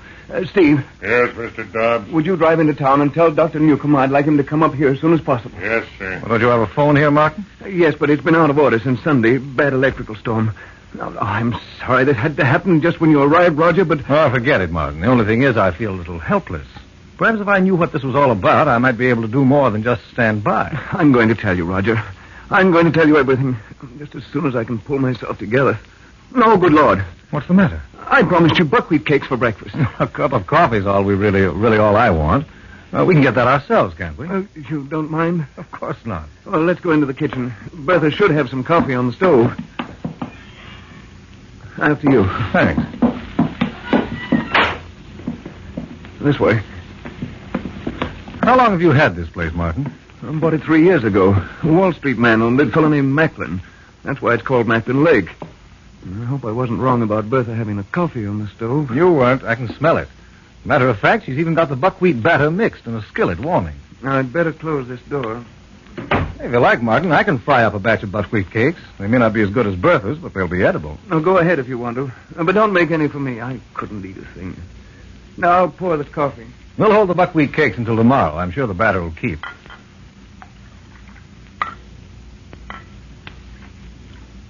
Do you take sugar and cream? No, just sugar. It's on the shelf right above you. Mm-hmm. Now, Martin, suppose you tell me what this is all about. Well, frankly, I don't know where to begin. Well, suppose we sit down and you begin wherever you want to. Tell me as much or as little as you think you'd like to tell me. Here, take this chair. Yeah. Well, it isn't that I want to keep anything back, but now that you're up here, there doesn't seem very much that I can tell you. Well, it's quite evident, Martin, that something unusual is going on. I'd have to be blind not to see it. And it's just as evident it has something to do with the lake. Who told you that? No one actually told me. Neither was I told that it has some connection with Mrs. Dobbs' illness. But that's true, isn't it? Yes. Well, here's the story. It may sound ridiculous to you, but you might as well know it. As I told you, I bought the Macklin Lake property 3 years ago. I bought it particularly for Evelyn, Mrs. Dobbs, because the doctors said that the mountain air would do her a lot of good. And they were right. She gained weight, slept well, and the hacking cough she developed disappeared almost immediately. Each spring, she looked forward to opening the cottages and getting back up here again. Well, this year, we came up a month earlier because she hadn't had a very good winter. You won't believe it, but 48 hours after we arrived, she was herself again. Why shouldn't I believe it? You have a wonderful spot here. Yeah, it used to be wonderful. It isn't anymore. The trouble started about a month ago. When the weather was nice, Evelyn liked to take a beach chair down to the dock and sit in the sun. There's something about the calmness of the lake that relaxed her. She spent hours at a time down there. The day it happened, I was in town with Steve, picking up some tulip bulbs and some fertilizer. I remember we had difficulty parking because of the county fair that was on, and everybody and his cousin was in town. We got back here about 4 o'clock. I found Evelyn in her room, crying, hysterical. She said she'd been sitting on the dock when suddenly she heard something splash off to her left. She'd been asleep and the sound awakened her. And when she looked around, all she saw was some ripples in the water, which she imagined had been a jumping fish. She settled back in her chair and prepared to doze again, when suddenly she heard another splash, even louder than the first. This time she saw the head and shoulders of what she described as a huge monster rising from the lake and coming toward her. She remembered nothing about what happened after that, but evidently she must have screamed because Bertha heard her and rushed down to the lake. She found Evelyn lying on the beach, half conscious. Her face and neck were bruised, and her hands were lacerated. Now, how did that happen? I don't know. But she must have put up a terrific struggle. Well, that means the monster actually attacked her? If there was a monster. What do you mean by that? No, it's all very confused, Roger. She sees the thing in her sleep, but honestly, I don't know whether it's all in her imagination or not. Ever since this happened, she's refused to leave her room. She sits at the window all day long, watching the lake. And 5 minutes ago, when you heard her scream, it was because she thought she saw the monster rising out of the water at the end of the dock. Has anyone else seen the monster? You, Steve, or Bertha? No, but there's an old fisherman who lives in a shack at the north end of the lake. I asked him whether he'd seen anything. He said no. But at night, he heard strange noises, like someone groaning. Is there anyone else who has access to the lake? A few people from town fish it every now and then, but I didn't want to ask too many questions and get this thing noised around because I wasn't sure. You weren't sure of what? Frankly, I wasn't sure there was anything in Evelyn's story. Anything real, I mean. You see, Roger, there's a history of insanity in her family. One of her brothers is in an institution now. And she had an aunt who lost her mind. Too many people believe that insanity runs in families. Good doctors will tell you it isn't so. A dozen good doctors have told me, but now I don't know. You mean you think your wife's out of her mind? She's having hallucinations? It isn't that I want to think it, but I understand. Tell me, Martin, has anything like this ever happened before? Has your wife ever imagined she was seeing things? No, never. That's what frightens me. Is she seeing things, or is this monster real? That's why I wanted you to come up. I thought you could do more than any doctor to convince her that it's all her imagination. But you're not sure that it is? No, I'm not sure of anything anymore. Oh, that must be Stephen, the doctor. I don't know why I keep calling him. He's been up here a dozen times and hasn't done any good. Dr. Newcomb's here, Mr. Dobbs. I'll be right out, Steve. You'll excuse me, Roger? Of course. You mind if Steve and I do a little exploring? Not at all. Steve, you stick with Mr. Elliott, will you? Yes, sir. I don't know how long I'll be, Roger, but go right ahead and do anything you wish. Okay, I will. I think we'll go back to the lakefront, Steve. Back to the lakefront? Yes. I think we'll take a boat out and see whether we can meet the monster face to face.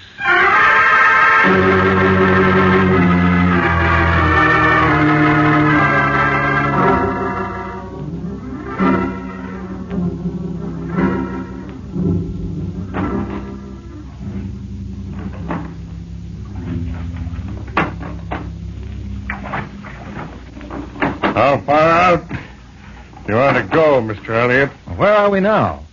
Now, about a quarter of a mile offshore. Is the lake deep at this point? 20, 30 feet. All right, suppose you ship your oars and we'll drift. The wind's south. Just a breeze, but it should carry us to the north end of the lake where that fisherman has his shack. Coincidentally, what's his name? I don't know. Everybody around here calls him Pop. Mr. Dobbs told you about him, didn't he? Well, just that he lives in a shack at the north end of the lake and says he hears peculiar noises at night, like someone moaning. You can't believe anything he says. He's crazy as a bedbug. How does he live? Catches a few frogs and fish and sells them in town. You should see his shack. It's like a pig pen. Tell me, Steve, what do you honestly think about this monster business? I don't know, Mr. Elliott. Bertha and me was talking about it last night. She says Mrs. Dobbs is going out of her mind. She thinks Mr. Dobbs ought to take her away from here before she really gets bad. Bertha doesn't believe that Mrs. Dobbs saw a monster in the lake? No. Well, what about you?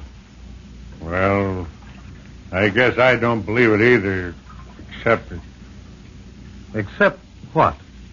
I don't see how a person could start seeing things just all of a sudden. I figure maybe it was a big bass or a pickerel. You think Mrs. Dobbs might call a fish a monster? Just getting a glimpse of it coming out of the water, she might. A 10, 12-pound pickerel's a big fish. What was that? Bass jumping. See him? Jumped again. Yeah, not a very big one. That's funny. What? Bass don't jump like that, over and over. That's the fourth time. Yeah. I'll bet something's chasing him. Look at how the water's boiling where he went down last. Can you paddle over there? Maybe we hadn't better. Why not? You've got a rifle and I've got a pistol. We certainly don't need any more protection than that. Here, let me get up at the bow. Watch it. These round-bottom boats ain't very steady. Watch it, Mr. Elliott. I didn't do that. I was standing still. Well, there's something under the boat rocking it. Use your oars. Pull away. Too late. We're going over.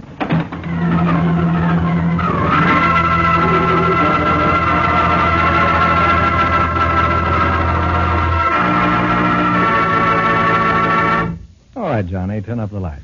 Oh, my. Well, then there was something in the lake. Then Mrs. Dobbs was right, huh? We weren't quite sure at that point, Johnny. All we knew was that the rowboat suddenly began to rock violently and then turned over, spilling us into the lake. Well, weren't you afraid? Well, I wasn't very happy about it. Monster or no monster, the water was pretty cold. I would have been scared stiff. Oh, don't make any mistake. I didn't feel like any hero. As a matter of fact, I made a beeline for the overturned boat. The only thing that stopped me was what happened to Steve. What happened to him? Well, I'd better save that for tomorrow, because if I tell it to you now, you'll be staying up all night trying to figure out the solution. Anyway, there isn't time. But I can assure you, Steve and I spent a few very exciting minutes in that ice-cold lake water. And for Steve, they came close to being his last minutes. But you'll hear all about that tomorrow at the same time. And for our radio listeners, this same station. I'll be waiting for you at the House of Mystery.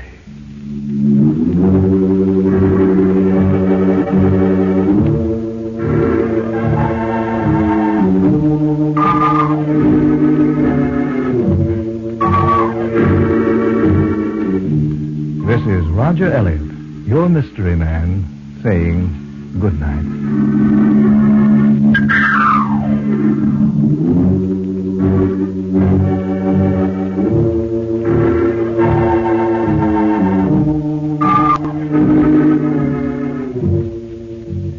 Roger Elliott tells a new story every week at the House of Mystery, and you're all cordially invited to attend the meetings of the Mystery Club, Monday through Friday, at this same time over many of these stations.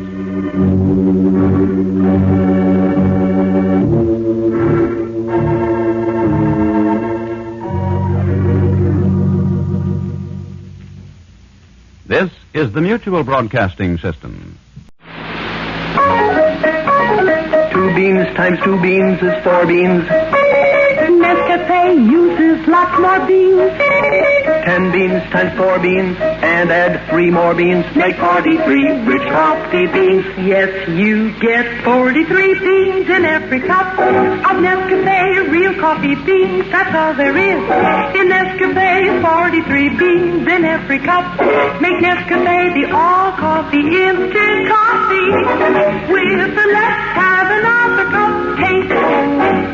Extra beans means extra flavor. Today's Nescafe goes all the way for flavor with 43 choice beans in every cup.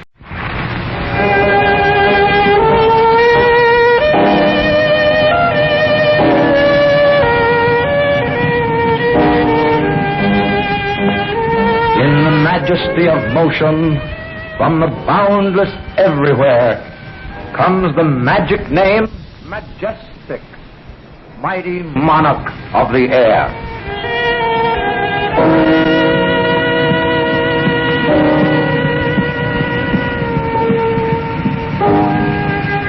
In just a few seconds, you will hear the first episode of that thrilling story, The Phantom Spoilers, as related by Majestic's Master of Mystery.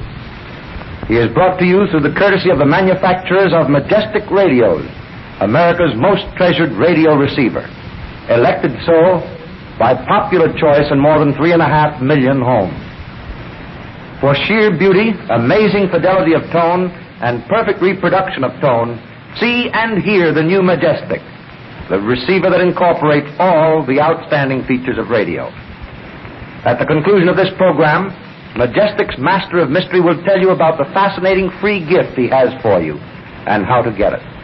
And now, the Phantom Spoilers, related by Majestic's Master of Mystery himself. Phantoms are haunting the Empress's tomb. Phantoms, the Empress's tomb. Wearily I climbed the stairs of a dingy hotel in Portside, my mind still puzzling over the mystery. What had prompted my friend André Charlot to write these words to me? Why had he sent such a desperate call for help across half a continent? Phantoms are haunting the Empress's tomb. What could he mean by that? Once again I took his note from my pocket and glanced over it hastily. It was not like André to be so mysterious. Dear friend, the letter said, you must come to me here at once at this hotel in Portside. I need your help. More than that I dare not say, except that it is in connection with my recent researches at Agra. Please come to me at once. Delay may be fatal. He had signed it simply, André. But at the bottom of the paper he had added those mysterious words, Phantoms are haunting the Empress's tomb. Still puzzling over the message, I knocked on the door of André's room. There was no answer. Outside, the rain poured down, steadily, monotonously. I knocked again. For a moment I waited expectantly, then called out, André, open the door. Again there was only silence. I looked around. The hall was dimly lit. From outside came the steady drip, drip of the falling rain. A strange sense of foreboding began to creep over me. André must be in that room. The hotel clerk had told me so. Then, why didn't he answer me? Furiously, I began pounding on the door. André, let me in. I stopped a moment and listened. Suddenly, yet distinctly over the pouring rain, I heard another sound, the sound of a man in agony. A low, stifled moan. Then, from that room I heard a voice, calling faintly. My heart missed a beat. It was the voice of André. You have come too late. Frantically, I threw my whole weight against the door. It gave with a loud crash of splintering wood. Flinging myself into the room, I almost stumbled over something that lay on the floor. For a second I stood there, looking down on it. A feeling of sickening horror swept over me. It was the body of a man lying face downward, a knife between his shoulder blades. I did not need to turn the dead face over to know that it was André. I knelt beside him. The words he had cried out to me through the door with his last gasping breath were all too true. I was too late. André Charlot had been murdered. Had I been but a few seconds sooner, I might have saved him. I sprang up, looked quickly about me for some possible clue. Except for the knife, small, peculiarly fashioned, somewhat oriental in character, there was nothing. I ran to the window. It was open. Outside, the rain still streamed down, drearily, monotonously. Through that window, the man who had killed my friend must have made his escape. Why had André Charlot been murdered? Who had killed him? I looked again at the body. There was something in his hand. Something clutched rigidly by the dead fingers. A fountain pen. I ran to the desk against the wall. Yes, there was a sheet of paper there. On it were a few words hastily scribbled. It was my own name that met my eyes. You must go to Agra, find Randall Crawford. He was engaged to Odette, my daughter. My secret belongs to France. They have stolen. And here the words trailed off into a meaningless scrawl. I took the knife which had killed him. A decision was slowly taking shape in my mind. There would be no rest until I had avenged the death of Andre Charlot, until I had solved the mystery. I looked at my watch. A boat was to leave for Bombay within a half hour. Hastily, I left the room. Dashing down the stairs, I rushed outside and hailed a passing taxi. Soon, I was racing for the docks.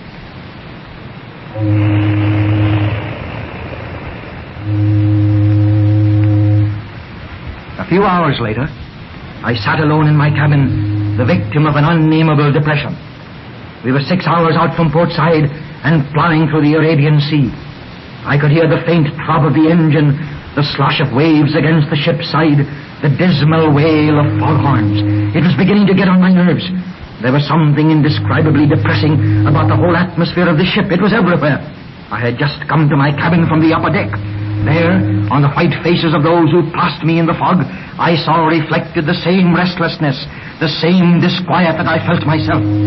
Alone, once more in my cabin, I could see nothing but the face of Andre, could hear nothing but that last pitiful cry of his. I took up a book and tried to read. It was useless. That feeling of unrest was growing steadily. I had felt it ever since I came aboard at Port Said. It was as though someone were watching me. As if someone were watching me. I jumped to my feet. Silently, I tiptoed to the wall of my cabin. Flattening myself against it, I edged along to the connecting door of the next cabin. Then, with a quick jerk, I pulled it suddenly open. Framed in the doorway was a stranger, his manner cringing. I beg your pardon, sir. I was just going to knock. Let me come in, please. The man was white-faced, trembling. His eyes were the eyes of one afraid for his life. I stood aside to let him pass. He almost ran into the room. I closed the door after him. He glanced at it with the look of a trapped animal. I seated myself opposite him. Well, what can I do for you? I tried to make my voice as reassuring as possible. The man was trembling as though with the palsy. You know what you can do for me? You can make them leave me alone. I stared at him in amazement. Obviously, the man believed his words had some meaning for me. He was still shaking uncontrollably. I placed my hand on his arm. Try to control yourself, my friend. You're making a mistake.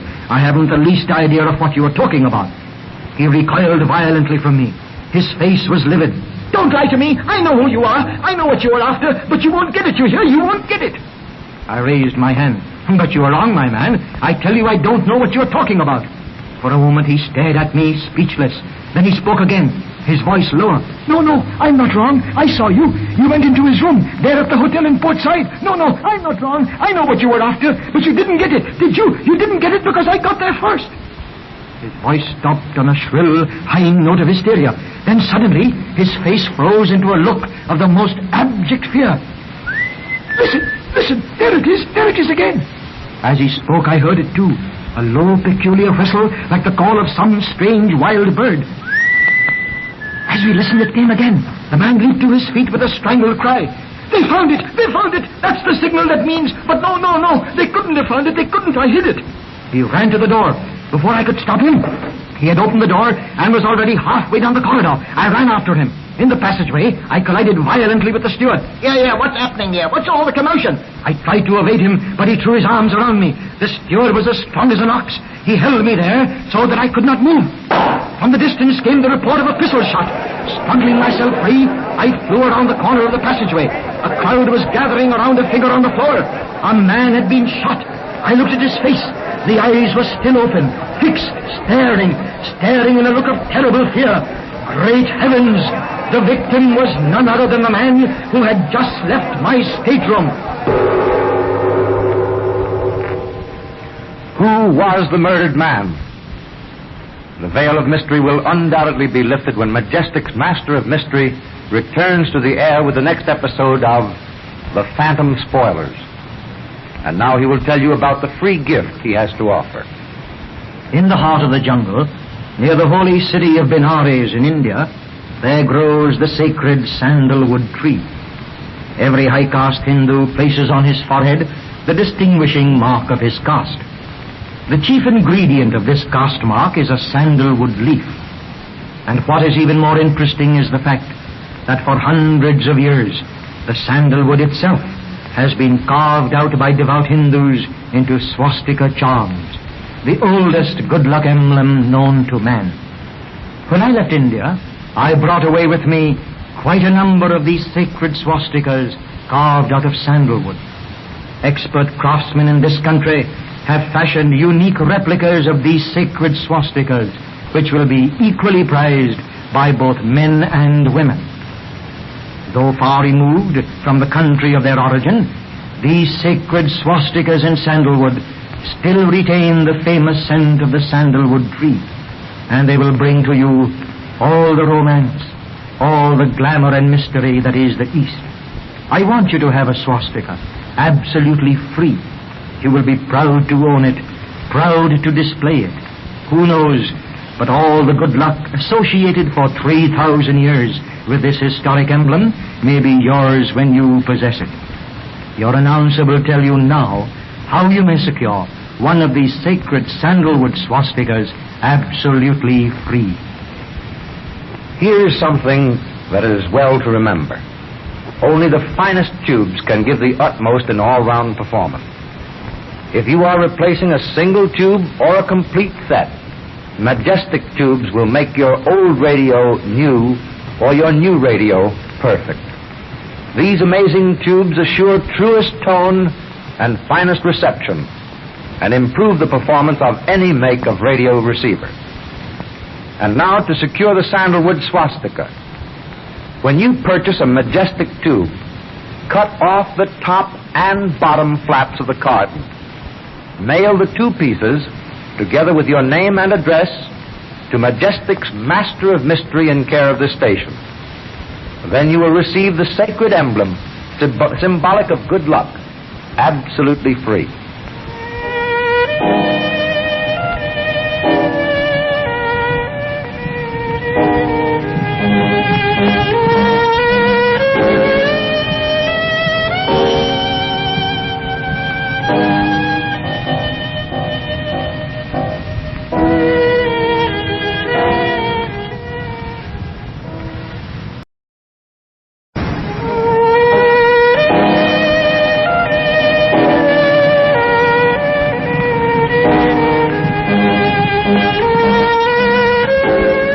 In the majesty of motion, from the boundless everywhere, comes the magic name Majestic, mighty monarch of the air.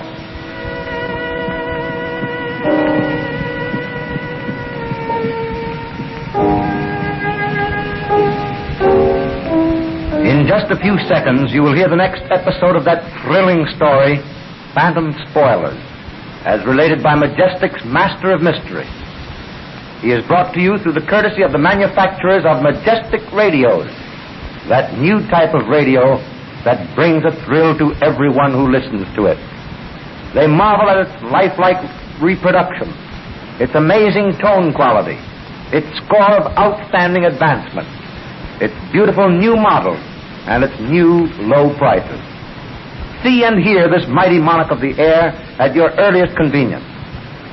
Before continuing with his story, Majestic's Master of Mystery has a fascinating gift offer to make. Listen. In the heart of the jungle, near the holy city of Benares in India, there grows the sacred sandalwood tree. Every high-caste Hindu places on his forehead the distinguishing mark of his caste. The chief ingredient of this caste mark is a sandalwood leaf. And what is even more interesting is the fact that for hundreds of years, the sandalwood itself has been carved out by devout Hindus into swastika charms, the oldest good luck emblem known to man. When I left India, I brought away with me quite a number of these sacred swastikas carved out of sandalwood. Expert craftsmen in this country have fashioned unique replicas of these sacred swastikas, which will be equally prized by both men and women. Though far removed from the country of their origin, these sacred swastikas in sandalwood still retain the famous scent of the sandalwood tree, and they will bring to you all the romance, all the glamour and mystery that is the East. I want you to have a swastika, absolutely free. You will be proud to own it, proud to display it. Who knows but all the good luck associated for 3,000 years with this historic emblem may be yours when you possess it. At the close of my episode today, your announcer will tell you how you may secure one of these sacred sandalwood swastikas absolutely free. Majestic's Master of Mystery receives a mysterious note from his friend, Professor Andre Charlot, to meet him at Port Said. He arrives there to find Charlot murdered and returns to India on the trail of the murderers. On board ship, another murder is committed, and the Master of Mystery is sure that the victim had something to do with Charlot's murder. Now, the story will be resumed by the Master of Mystery himself.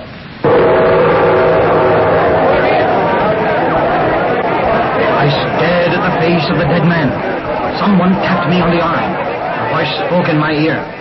"Move on, we will take charge of this case." I looked up sharply. A man, obviously a Frenchman, stood alongside. I smiled. "Are you the ship's detective?" The Frenchman threw back his shoulders.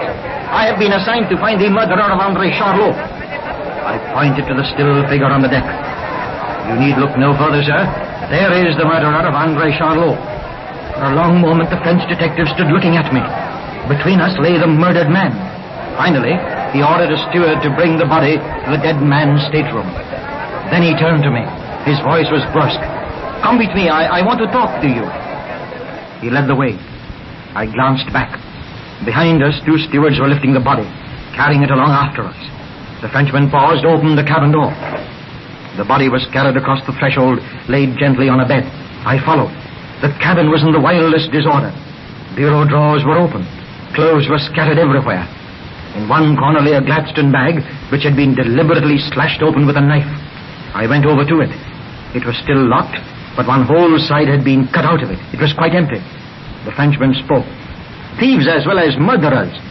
He muttered some rapid instructions to the stewards. They left the cabin and closed the door after them. The Frenchman faced me. "I represent the French government." I looked at him in surprise. "Now, I should not think of interfering, monsieur." But in my mind, a doubt was growing steadily. I had already shown this man my credentials. Why had he not shown me his? Was he really what he pretended to be? I decided to play a waiting game. When I spoke, I tried to make my voice as convincing as possible. My connection with this affair, sir, ends with the death of that man. The murder of my friend has been avenged. With that, I am content.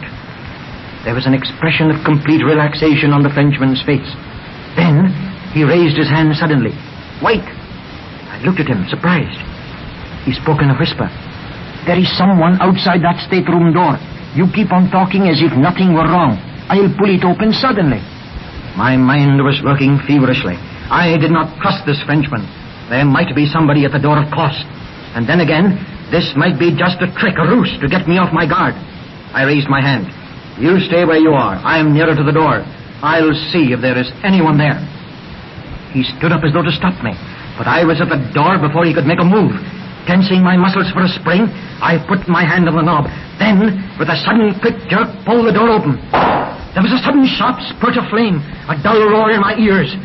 Then I was frozen in my tracks by a low, menacing voice, deadly in its calmness. It came from back of me. "Stand where you are." It was the voice of the Frenchman. I knew I was trapped. I had to act at once. I slammed the cabin door shut, then jumped quickly to one side. There was the crash of breaking furniture. A chair shattered against the wall. I had moved not a second too soon, and the lights went out. For a moment, there was silence. It was as black as pitch. I stood where I was, flattened against the cabin wall, scarcely daring to breathe. In the darkness, I could hear something moving. The Frenchman. I thought of my gun, which I had left in my cabin. I would need it. He was armed. I was not. Every second was bringing him nearer. I edged back along the wall, trying to move as silently as possible. Then suddenly, sharply, came that low, peculiar whistle again. It made my very blood run cold. I recoiled from the direction of the unearthly sound, stumbled over something, and almost lost my balance. The Frenchman sprang at me. There was a rush of air as he went past me, crashing against the wall. I heard him breathing heavily. I rushed in what I thought was the direction of the door. Again I stumbled. Involuntarily I stretched out my hand. It touched something soft, something that gave beneath its pressure. For a second, I stood there frozen. Then I realized what it was. My hand had touched the face of the dead man. The flesh was already cold. I could hardly believe my senses, for the body of that dead man was moving beneath my very hand. With a low gasping cry, I jerked my hand abruptly away and sprang back from the horror of that moving corpse. As I did so, the Frenchman fired at me. Evidently, it heard me gasp. There was a sudden sharp pain in my shoulder, the feel of warm blood on my arm. My head was reeling. I had the sensation of falling through space, down. With one supreme effort of will, I rallied all my strength and then threw myself in the direction of the door. This time I was right. My hand touched the knob. I tried to pull the door open. Something hurtled at me through the dark. I parried. It was out of the question to seek safety through the door, thus exposing myself in the light of the corridor. Darkness was my best ally. For a moment I stood there in breathless uncertainty. Was the man who had pretended to be a detective going to attack me again? I tensed every muscle of my body in the hope of coming to grips with him. Seconds ticked off into minutes, yet nothing happened. Then the lights went on. I stood dazzled by their sudden glare. For a second, I believed the whole thing was a nightmare. I looked around me. On the floor was a heap of broken furniture. I stopped in my examination suddenly. Incredible, fantastic, unbelievable as it was, I was forced at last to face the truth. I was alone in that room, completely, entirely alone. The body of André Charlot's murderer had disappeared. Yet, all that time, I had stood before the only unlocked door in the stateroom. The connecting door led to my room. I had locked it from the other side not 10 minutes ago. Could it have been opened since then? I stood up and made my way to it across the room. The door was still locked. I turned around and surveyed the disordered compartment. The two berths were empty. The portholes looked directly out over the water. It was barely possible the body could have been pushed through, but the Frenchman would certainly not have gone the same way. Nor, indeed, had there been any time for such maneuver. No, the answer lay somewhere in the two connecting walls. The blank walls separating this room from mine. The berths ran along the opposite wall. It seemed hardly possible unless... And then, I could see it. Stepping quietly, so as not to make my movements known, I reached the berth and knelt down on the floor. I dared not use a flash, as the light would be seen from the next room. In the semi-darkness, I could see nothing clearly. I controlled a desire to stretch forth my hand to press against that back panel. But that would surely have been heard. For a while, I preferred that my enemies remain ignorant of what I knew or what I was doing. I stood up, moved noiselessly to the light switch. Once again, the room was in darkness. Picking my way carefully to the berth, I stretched out beside it on the floor. Slowly, my eyes grew accustomed to the darkness. I stared intently at the back panel. For a moment, I could make out nothing. Then dimly, but unmistakably, I saw two thin vertical lines of light, one at each end of the berth. That was the answer. A panel had been cut away down to the floor line. When the lights had been turned out, it was a simple matter to slip a noose around the feet of the dead man and draw the body into the next room. That explained the movement when my hand touched his face. Once that had been accomplished, it was the work of a moment for the Frenchman to throw himself under the berth and roll into the next room. I had a mad impulse to follow the same way, but that would be suicide. Even if the panel was still open, my coming would be heard. I would emerge on the floor in full view of armed and desperate men. Yet, I had to get into that next stateroom, and quickly. If the gang were there, it would be folly to try it alone. I needed help. There was another matter, too. I needed authority, the right to break down the door if need be. I could get both help and authority only from the captain of the ship. I stood up. I realized then that my arm needed attention. The wound near my shoulder pained fearfully. The arm itself was numb from stopped circulation. The ship's doctor would take care of it. I switched the lights on again. I stood still and strained my ears towards the next stateroom. There were no voices, no movement, nothing. Were my attackers gone, or were they lying in wait for my next move? I tiptoed quietly to the door and stepped out. The captain's cabin was on the next deck. I reached the stairway. My foot was on the first step. I raised my eyes, then stopped, transfixed. For there at the top, peering intently along the upper corridor, was a veiled woman, her finger pressed against the trigger of an automatic. Was the veiled woman an accomplice of the murderer? Undoubtedly, the veil of mystery will be lifted when Majestic's Master of Mystery returns to the air with the next thrilling episode of the Phantom Spoilers. Do you know that every radio receiver in normally good condition regardless of age or make, can be made to perform as never before. All you have to do is replace those weak and worn-out tubes with new Majestic matched tubes, and you will enjoy improved reproduction, finer reception, better volume and less hum, together with the many other advantages found only in the use of Majestic tubes. And now, to secure the sandalwood swastika. When you purchase a Majestic tube, cut off the top and bottom flaps of the carton. Mail the 2 pieces, together with your name and address, to Majestic's Master of Mystery in care of the station. Then you will receive the sacred emblem, symbolic of good luck, absolutely free.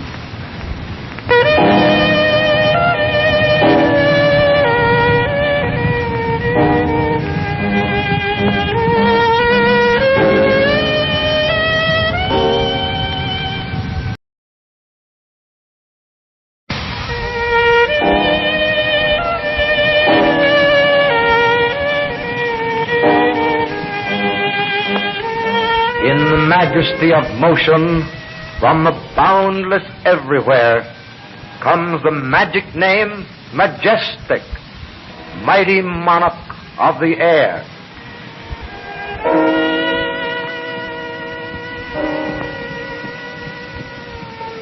In just a few seconds, you will hear the next episode of that thrilling story, Phantom Spoilers, as related by Majestic's Master of Mystery.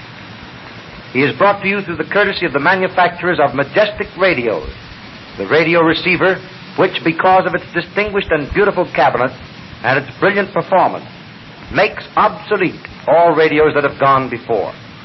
Only in Majestic can you have all the latest outstanding developments of radio, many of which are exclusive Majestic features. Any Majestic dealer will be glad to demonstrate one of the new Majestics for you. Before continuing with his story, Majestic's Master of Mystery has a fascinating gift offer to make. Listen. In the heart of the jungle, near the holy city of Benares in India, there grows the sacred sandalwood tree. Every high caste Hindu places on his forehead the distinguishing mark of his caste. The chief ingredient of this caste mark is a sandalwood leaf. And what is even more interesting is the fact that for hundreds of years, the sandalwood itself has been carved out by devout Hindus into swastika charm, the oldest good luck emblem known to man. When I left India, I brought away with me quite a number of these sacred swastikas carved out of sandalwood. Expert craftsmen in this country have fashioned unique replicas of these sacred swastikas, which will be equally prized by both men and women. Though far removed from the country of their origin, these sacred swastikas in sandalwood still retain the famous scent of the sandalwood tree, and they will bring to you all the romance, all the glamour and mystery that is the East. I want you to have a swastika, absolutely free. You will be proud to own it, proud to display it. Who knows but all the good luck associated for 3,000 years with this historic emblem may be yours when you possess it. At the close of my program today, your announcer will tell you how you may secure one of these sacred sandalwood swastikas absolutely free. Majestic's Master of Mystery is on the trail of a gang who have killed his friend, Professor André Charlot. On board ship that takes him back to India, another man is murdered. A mysterious detective enters into the case. The body of the latest victim disappears. In the last episode, the Master of Mystery faces a veiled woman who levels a gun at his heart. And now, the story will be resumed by the Master of Mystery himself. I stood transfixed, staring at the shiny tube. Again, despite the heavy veil that hid her face, I sensed the inescapable glamour of a beautiful woman. The automatic in her hand seemed a mockery, a childish gesture. Yet I had seen that gun spit flame, and the bullet had been meant for me. Was I to see it again? Would this time the bullet find its mark? For a second we stood there, hesitant. I in the shadow at the foot of the stairs, the mystery woman faintly outlined in the dim light of the upper corridor. The shadow saved my life. I had not been recognized, else the finger that pressed steadily against the trigger must surely have snapped it back. A low whistle sounded in the corridor above. The woman tensed, suddenly alert. The gun leveled steadily at me. She backed slowly away from the head of the stairs. She whirled swiftly. There was the swish of silken garments, the sound of swiftly running feet, then silence. I fairly leaped up the stairs. The corridors were empty. The veiled woman was gone again, as completely, as suddenly as before. I stared in the direction she had gone. Seemingly endless rows of doors, like solemn sentinels, guarded the secret of her whereabouts. To follow was useless. I shook my head slowly. A woman, a beautiful woman playing a man's game.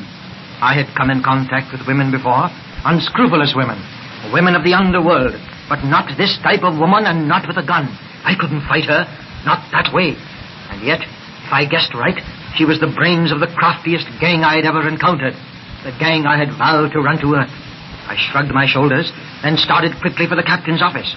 It was after midnight. My soft shoes padded eerily in the silent corridor. At the door of the captain's cabin, I hesitated a moment. Would he still be awake? Would he resent my coming at this late hour? Not when I had told him my story. I felt sure of that. It was imperative that some investigation be made at once. I knocked lightly. There was an answering voice from within the room. I turned the knob, pressed the door open. At the threshold, I stopped, stared in amazement, too stupefied to move. The man seated at the captain's desk, talking to the ship's officer, was the Frenchman with whom I had come to grips not half an hour before. I turned to the captain. Who is that man? My somewhat belligerent attitude was reflected in my voice. The captain sensed it. Why, that's Inspector Gershard of the French Secret Service. Then it was true. The man actually was a detective. Then why? I whirled on him. Why did you try to kill me, man? The Frenchman looked at me sharply. It is my business to hunt criminals, my friend. When I see you try to trick me, I kill. That is, I try to kill. I was puzzled. Trick you? What do you mean? The Frenchman's jaw shot forward. He leaned towards me. When you open the door, then jump away so that the woman can shoot at me, I know it is a trick. So, that's how it was. It sounded absurd, irrational, but evidently sincere. I shook my head wearily. A man's stupid blunder had blasted our chances at the very beginning of the chase and almost killed both of us. I turned to the captain.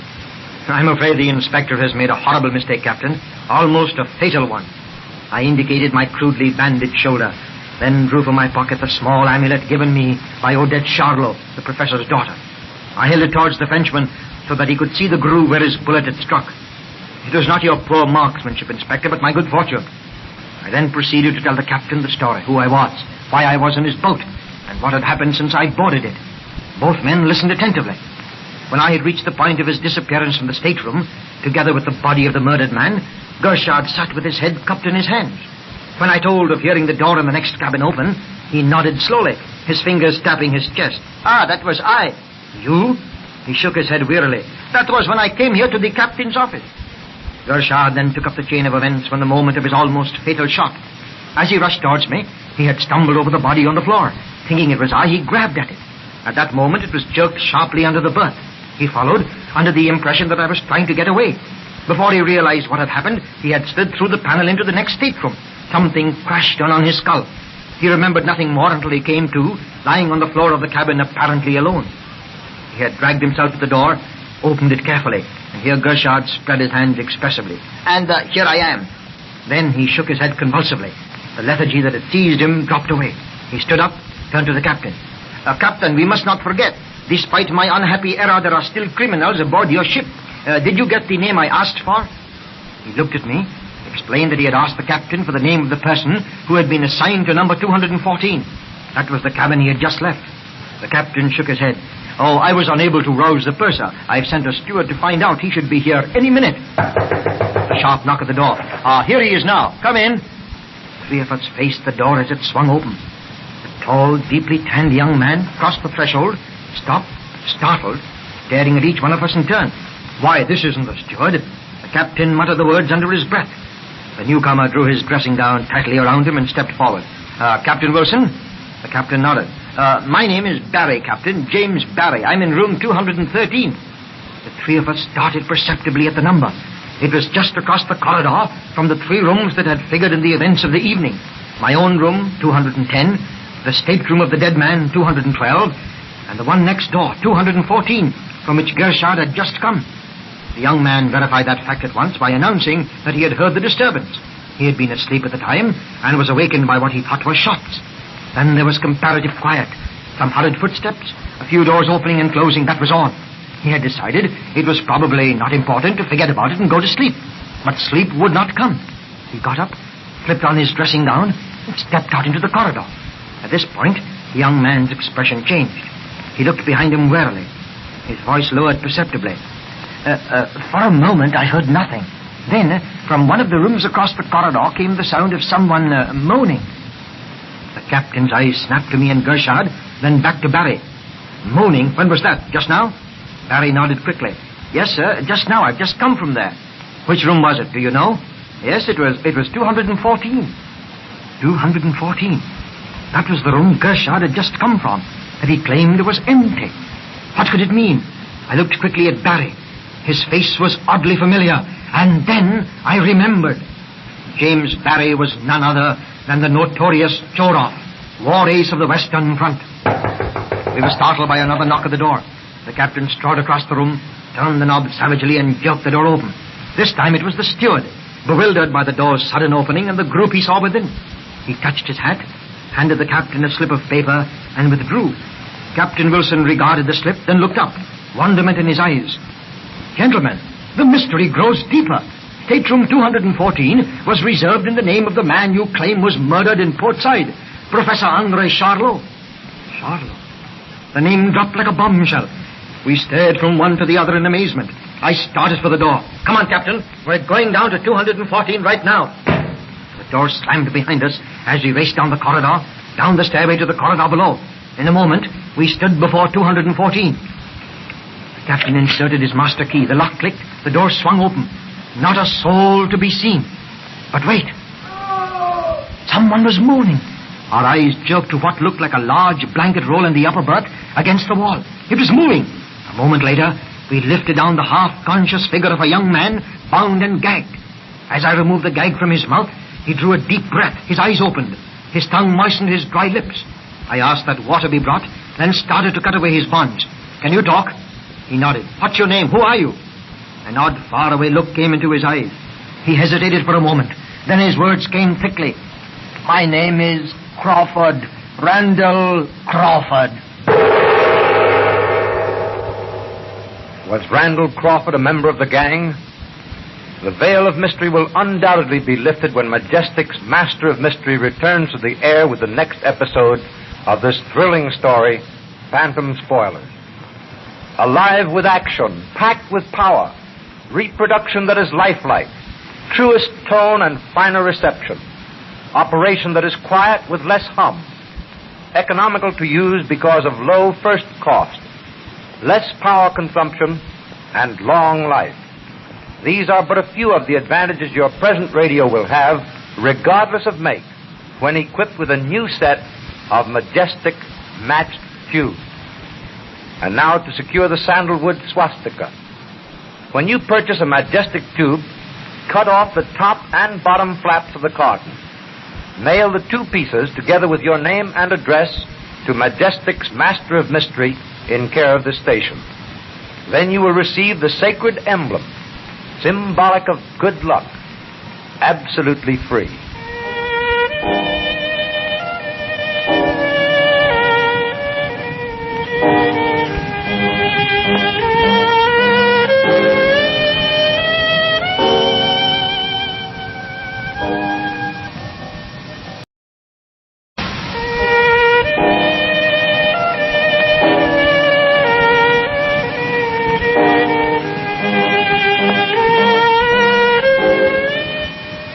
In the majesty of motion, from the boundless everywhere, comes the magic name Majestic, mighty monarch of the air.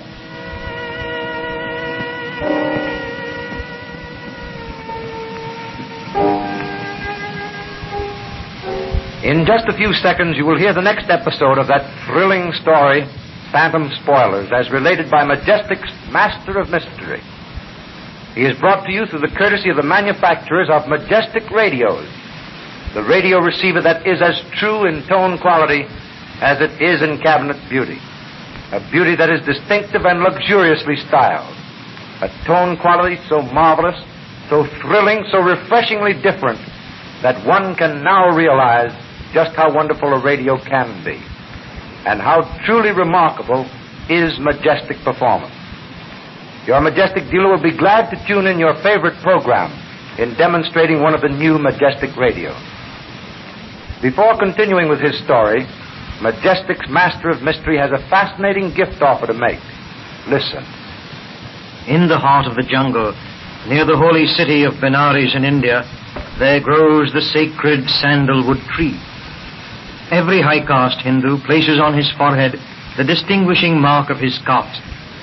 The chief ingredient of this caste mark is a sandalwood leaf. And what is even more interesting is the fact that for hundreds of years, the sandalwood itself has been carved out by devout Hindus into swastika charms, the oldest good luck emblem known to man.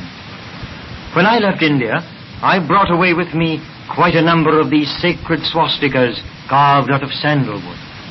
Expert craftsmen in this country have fashioned unique replicas of these sacred swastikas, which will be equally prized by both men and women. Though far removed from the country of their origin, these sacred swastikas in sandalwood still retain the famous scent of the sandalwood tree, and they will bring to you all the romance, all the glamour and mystery that is the East. I want you to have a swastika absolutely free. You will be proud to own it, proud to display it. Who knows, but all the good luck associated for 3,000 years with this historic emblem may be yours when you possess it.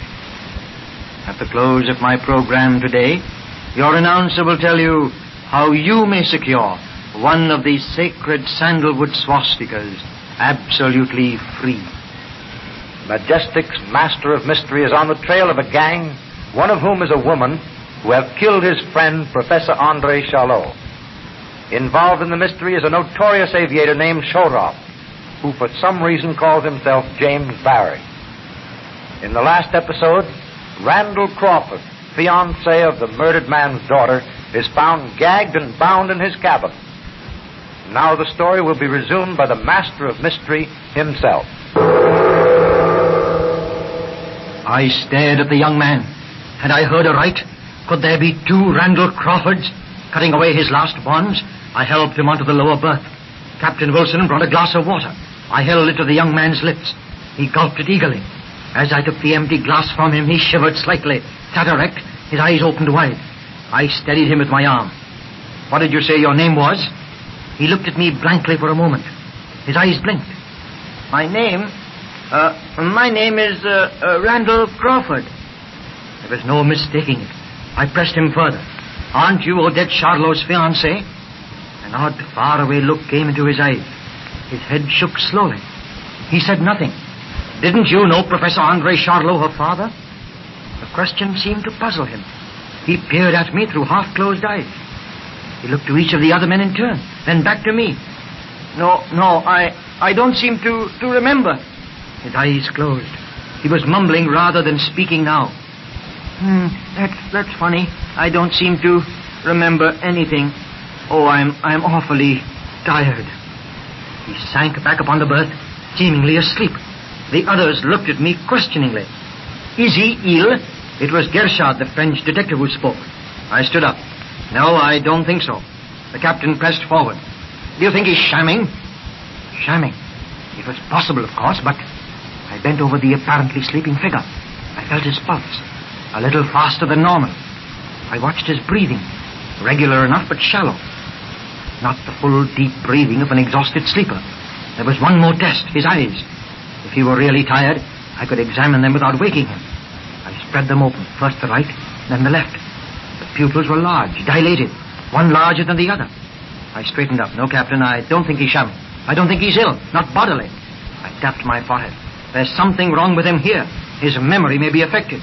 Just how, I don't know, nor why. Bending again quickly, I ran my fingers through his heavy dark hair. His scalp seemed all right. But wait, I felt a small lump above the right ear. I drew my hand away. The fingertips were slightly red. Blood. He had had a blow on the head. Didn't seem serious, yet one could never tell about those things. I explained my findings to the others. Gershard looked at me quizzically. You think a light blow like that could affect his mind? I nodded. Yes, it could, although... Wait. There was something else, I'm sure of it. My eyes searched the room hurriedly. I had seen something. Something since I had been in this room. I snapped my fingers. Captain, that water glass, where is it? Captain Wilson looked up, startled. His eyes flew to the small dresser. Why, that's funny. I'm sure I put it there. His bewilderment was interrupted by another voice. Oh, pardon me. I've got the water glass. It was James Barry who spoke. The captain wheeled on him. Barry held the glass towards me, an apologetic smile on his lips. Oh, I'm sorry. You see, I suspected the same thing you did. Turning to the captain, Barry pointed to a yellowish, thin white ring around the rim of the glass. Lucky you didn't rinse the glass when you filled it, Captain. Barry evidently saw the questioning look on my face as I took the glass from him. I'm in the Department of Organic Chemistry at Oxford. That is, when I'm anywhere in particular. I touched my finger to the yellow powder, then to my tongue. Barry nodded. Scopolamine used in twilight sleep. Mixed here with something else, can't say exactly what. I recognized the drug at once. But the other? I rubbed my tongue against the roof of my mouth, then exhaled gently into my cupped hands. I sniffed quickly. Hashish. I spoke the word aloud. Barry's jaw dropped open. Then a look of approval came into his eyes. Say, that's right. Funny, I didn't recognize it.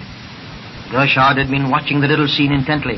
You don't think that this man has been drugged also? I scraped the remaining crystals into an envelope. That's exactly what I mean. I'm afraid I was becoming a bit irritated with this man who had almost cost me my life. Gershard looked from me to young Crawford lying on the berth. How long will it affect him? I don't know. There's no saying. Maybe an hour, maybe a month. And will we be able to learn nothing from him all that time? That also varies. He may remember nothing, or his memory may be spotty. That is, with blank spaces here and there. We'll have to wait and see. The captain nodded and started for the door. He tried to turn the knob. It stuck. He rattled it again. He looked at me puzzled. It couldn't be locked, yet the door wouldn't open. I tried it with no better result. The lock was jammed. Pounding on the door would disturb the sleeping passengers. We looked at each other hopelessly. Then suddenly, I thought of the panel that had been cut in the wall beneath the berth. Bidding the others wait, I stretched out on the floor. The panel had been hinged at the top. At the bottom, a short iron rod thrust into the floor prevented its being opened from the next room. It was the work of a moment to pull up the rod and raise the panel. I slid through the opening into the darkness on the other side. Scrambling to my feet, I picked my way to the door. This door opened readily enough. It was but a step to the door of the stateroom I had just left. The cause of the jammed lock was apparent at once. Our enemies, whoever they were, had evidently been prepared for our returning to this room. For some reason still unknown, they wished to keep us there for a while. Their method had been simple. They had bored a 1/4-inch hole in the door in line with the lock, right through the slot, piercing the latch. Now, a steel rod had been thrust through the hole and into the latch so that it couldn't leave the slot. Withdrawing the rod, I knocked softly. All right, Captain Wilson, try it now. The knob turned, the door swung open, and the 3 men filed out. I explained quickly what had happened. I don't know who they are, what they're after now, Captain, but we have got to work fast. Barry gripped my arm. Say, is there anything that I can do? I assured him there wasn't, but I would call upon him if anything happened. At that, Barry excused himself and stepped into his own room. Gershard wished to stay behind to look over the staterooms and incidentally keep an eye on Crawford. The captain and I made our way at once to his office.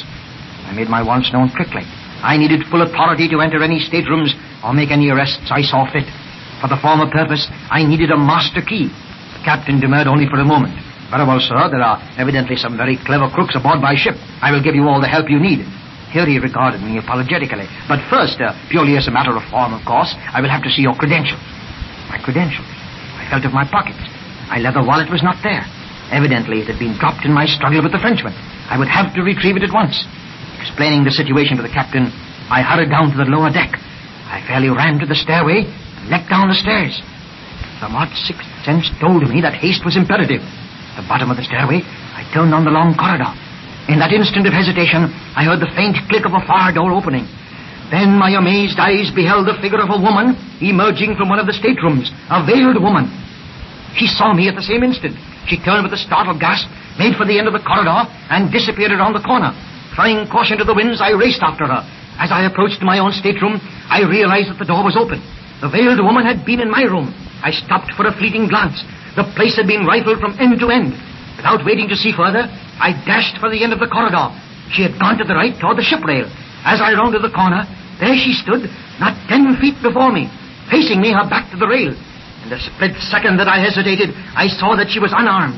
Then I knew, too, that I had been tricked, but too late. There was a rush of feet behind me. Powerful arms seized me and lifted me in the air. A moment later, I had been flung far out into space, with only the waters of the Arabian Sea below me. What happened to Majestic's master of mystery? The veil of mystery will undoubtedly be lifted when Majestic's master of mystery returns to the air with the next episode of Phantom Spoilers. Your radio receiver is only as good as its tube.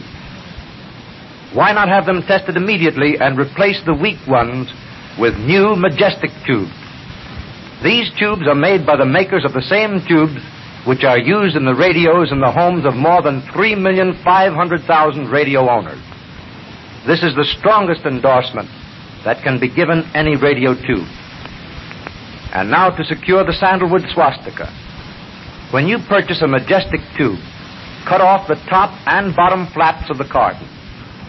Mail the two pieces together with your name and address to Majestic's Master of Mystery in care of this station. Then you will receive the sacred emblem, symbolic of good luck, absolutely free.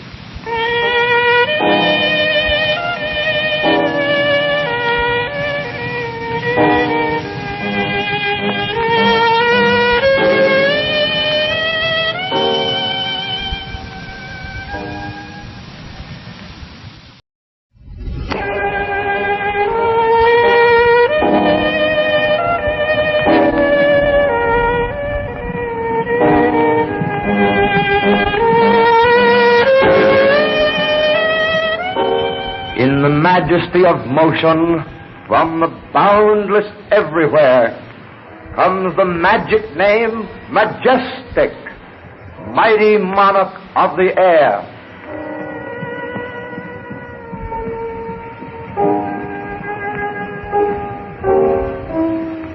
In just a few seconds, you will hear the next episode of that thrilling story, Phantom Spoilers, as related by Majestic's Master of Mystery. He is brought to you through the courtesy of the manufacturers of Majestic radios.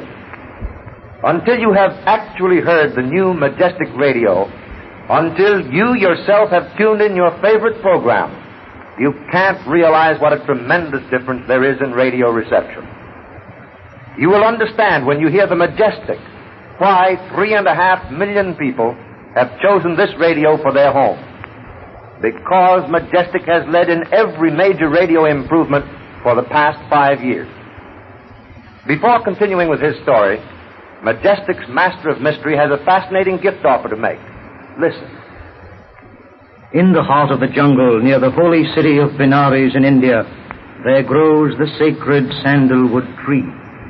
Every high-caste Hindu places on his forehead the distinguishing mark of his caste.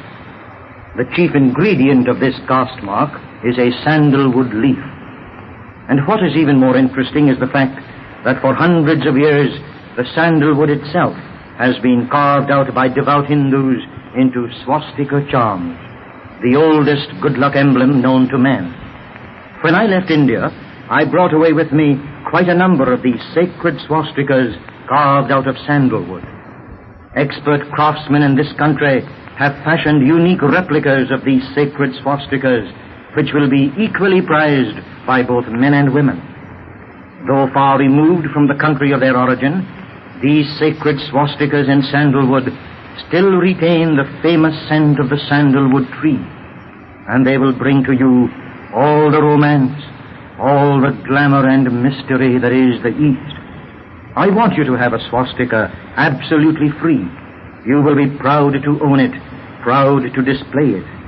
Who knows, but all the good luck associated for 3,000 years with this historic emblem may be yours when you possess it. At the close of my program today, your announcer will tell you how you may secure one of these sacred sandalwood swastikas absolutely free. Majestic's Master of Mystery is on the trail of the murderers of his friend, Professor André Charlot. On board ship returning to India, he finds 3 persons involved. One of them is a mysterious woman. Another is Randall Crawford, fiancé of the murdered man's daughter. And the third is an aviator named Choroff, who takes the name of James Barry. In the last episode, the Master of Mystery is thrown overboard by his assailants. Now the story will be resumed by the Master of Mystery himself. I shot out into space, into blackness. Instinctively, my body arched, relaxed. There was a sickening sense of falling. Then a terrific splash as I struck the water. It closed over me. My senses reeled with the shock, but I dared not give up. Split seconds were precious. My arched body would soon carry me back to the surface. I had to hold on. Suddenly, man overboard! I heard a quick, sharp cry of man overboard. My plunge had been heard. I was up. I could breathe again. I could see the lights of the ship, the great black hull slipping away into the darkness of the night. Instantly, that floating world sprang into life. Staccato orders spat like rifle shots. Alarm bells sounded. I could hear the rushing of footsteps on deck as the crew whipped into action. The hum of the great motors mounted in a swift crescendo, then stopped. An instant of silence. The giant propellers reversed. There was a tremendous roar of churning, whirling spray. The black sea became white with foam. Then a strange quiet. It would take too long to swing the boat about. Yet it was too far away to throw a rope or a life preserver. The wound in my shoulder was throbbing again. I could keep afloat easily enough, but swimming taxed my strength. I waited for the next move aboard ship. Excited voices were clearly audible. Lights appeared everywhere, snapping on like signal buttons on a giant switchboard. Hello! Hello! Someone was calling to me through a megaphone. My answering call rolled away over the surface of the water. The response was immediate. 2 brilliant beams of light shot into darkness. The searchlights, their fiery fingers bent down, streaked into the night, searching the black waters. I waved my arm aloft, hoping to strike the path of light hovering just above me. I could see the great white patch not 10 feet away. It swung closer. For a moment it hesitated above me, then moved on. The awkward gray-white fingers seemed to mock me. There was a new sound now, the creaking of ropes through pulleys. Against the brilliant background of the searchlights, I could see the davits swing out. They were going to lower a boat. Rescue was just a matter of minutes. The lights were still stabbing wildly all around. Would these searching beams never find me? Suddenly, a great shaft of light blazed directly at me. I blinked my eyes. I was in the very center of the brilliant white circle. The searchlights had found their mark. A great shout went up from the excited passengers that crowded against the rails. I had been seen. Faintly, I heard the oars being thrust into oarlocks. The lifeboat was on its way. Then, my startled ears heard a new sound, a low whine overhead. Before I could grasp its import, there was another, closer this time. Bullets. Someone was shooting at me from the boat. But there was no report. What could it mean? I jerked sideways out of the glare of the searchlights. In that circle of light, I was a perfect target. I turned my eyes away from the light that was dazzling me. Suddenly, from a dark square in the ship's side came a burst of flame. A third bullet whistled past. The silencer had snuffed the report of the gun, but not its deadliness. I breathed a little easier. I was in the dark now, out of sight of my assailant. But my respite was for a moment only. The zealous searchlight operator sought me out again. Once more I was engulfed in the brilliant beam. My only recourse was under the water, so down I went. I could see the light playing frantically on the surface above me. I swam in the water. When there was darkness again, I emerged. I dared not even call out to explain my maneuver. The lifeboat was getting closer now. I could see it clearly, silhouetted against the other searchlight. I swam towards it, being careful to remain in the darkness. The boat was now about 50 feet away. For the moment, at least, the danger was past. I called out. There was a heartening response. I waved my arm. They saw me. A man stood up on the bow. His arms swung over his head. There was a swishing sound as the rope played out, followed by a splash not 10 feet away. A few more strokes, and I had grasped the life preserver. The white circle was pulled rapidly through the water. A moment later, I was lifted bodily into the lifeboat. I had an instant of stabbing pain in my shoulder, terrific shooting lights in my eyes, then blackness. I regained consciousness just as the lifeboat was swinging up the side of the vessel. To my dulled ears came the voices of the passengers, the creaking of the windlass, We reached the top deck. The davit swung in. The lifeboat settled on its supports. Captain Wilson himself helped me onto the deck. In a few short sentences, I told him what had happened. The captain called one of the officers. With 2 members of the crew, he was to search the lower corridors at once. Another steward was sent to bring the ship's doctor. Then the captain made his way to his quarters. I followed. Reaching his cabin, I sank wearily into an armchair as the captain stepped into the inner room. A moment later, he returned with dry garments. I thanked him. The change would feel good. While dressing, I told him the whole story. When I had finished, he looked at me for a moment. There was an odd glint in his eyes. He strode to his desk, opened the top drawer. Picking up a small object that lay there, he walked back to me. Here, I'd suggest that you take this back. Into my open hand, he dropped the magic amulet of Odette Charlot's. I had given it to him for safekeeping not half an hour before. There was a half smile on the captain's lips, but his eyes were grave. I'm no more superstitious than most of you, but this little carved piece saved your life when you had it. He pointed to the deep groove made by Gershard's bullet. You gave it up half an hour ago, and see what happened. My hand closed over the tiny piece. Was it my imagination, or did my palm really tingle beneath it, as though it were pouring new strength into my body? I thought of beautiful Odette Charlot, who had first placed the amulet in my hand. Would her father still be alive? Had she not given it up? Had any harm befallen her? I grew oddly disturbed at the thought. And her fiancé, Randall Crawford, who even now lay in a stateroom below, his memory befogged by drugs and violence. What was his part in this strange adventure? There was something queer about that. This was the first time drugs had entered the picture. Such an unusual drug, too. Scopolamine, extract of a plant oddly enough known as deadly nightshade. Scopolamine and hashish. By George, the result alone should have given me the answer. Loss of memory. That's what it was. Something Crawford knew, no doubt about it.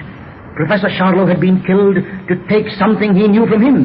Crawford was drugged to keep something he knew from being told. But drugs wear off. Someday Crawford's memory would return. There was apparently but one answer. It would return too late. Too late to keep the gang from using the secret which was now locked in his dulled brain. My thoughts were interrupted by a quick knock. The door pushed open. A short, heavy-set man in officer's uniform stepped in. The captain greeted him warmly, then turned to me. Say, this is the ship's doctor. He'll fix up that arm of yours. I couldn't refuse, though I chafed at the delay. Oh, please hurry, doctor. I've got to get downstairs at once. The little man opened his case quickly and set to work. My thoughts turned to Crawford. I had to see him. Some way must be found to clear his mind. There must be some antidote, something. Perhaps the doctor could help. I thought of Gershard, the French detective. He had stayed behind in Crawford's stateroom. Had he learned anything? I recalled his evident suspicions of the drugged youth, his belief that Crawford was shamming. He might try to arouse Crawford, to get him to talk. There was a reassuring rip of adhesive tape. The bandaging was finished. I stood up. Come on, doctor. I've got another patient for you downstairs. I looked at Captain Wilson. You'll come too, Captain, won't you? He smiled. A moment later, the 3 of us were hurrying down the lower corridor towards Crawford's room. Suddenly we heard a short, terrified gasp, a muffled scream. I raced to Crawford's door, flung it open, then started back in horror. On the floor, lying on his back in a pool of blood, was Gershard, the French detective. Standing over him with a wild look in his eyes, a dripping red blade clenched in his upraised hand, was Randall Crawford. Did Randall Crawford kill the detective? The veil of mystery will undoubtedly be lifted when Majestic's Master of Mystery returns to the air with the next episode. The radio set of last year, the year before last, and even older sets with a record of many months of operation behind them, all take on new life when retubed with Majestic tubes. Of course, you will always use Majestic match tubes and Majestic radios. But remember this, they will improve the all-round performance of any make of radio receiver. At the first sign of faulty reception, install Majestic tubes. And now, to secure the sandalwood swastika. When you purchase a Majestic tube, cut off the top and bottom flaps of the carton. Mail the 2 pieces, together with your name and address, to Majestic's Master of Mystery in care of this station. Then you will receive the sacred emblem, symbolic of good luck, absolutely free.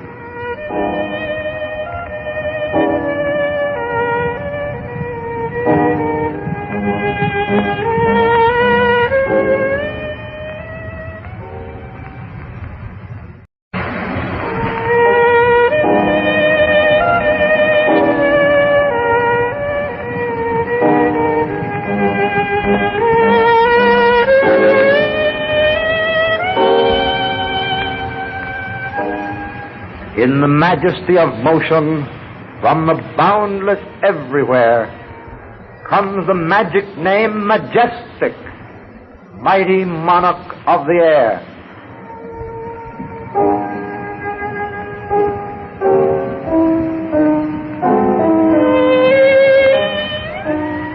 In just a few seconds, you will hear the next episode of that thrilling story, Phantom Spoilers, as related by Majestic's Master of Mystery. He is brought to you through the courtesy of the manufacturers of Majestic radios, the receiver that by merely turning a knob silences interstation noises, thereby establishing the closest approach to static elimination yet achieved. This is just one of a score of outstanding features found in the new Majestic radios. In Majestic's many new models is the full enjoyment of radio, with a choice to meet taste and purse at lowest prices in the history of quality receivers. Before continuing with his story, Majestic's Master of Mystery has a fascinating gift offer to make. Listen. In the heart of the jungle, near the holy city of Benares in India, there grows the sacred sandalwood tree. Every high caste Hindu places on his forehead the distinguishing mark of his caste. The chief ingredient of this caste mark is a sandalwood leaf. And what is even more interesting is the fact that for hundreds of years, the sandalwood itself has been carved out by devout Hindus into swastika charm, the oldest good luck emblem known to man. When I left India, I brought away with me quite a number of these sacred swastikas carved out of sandalwood.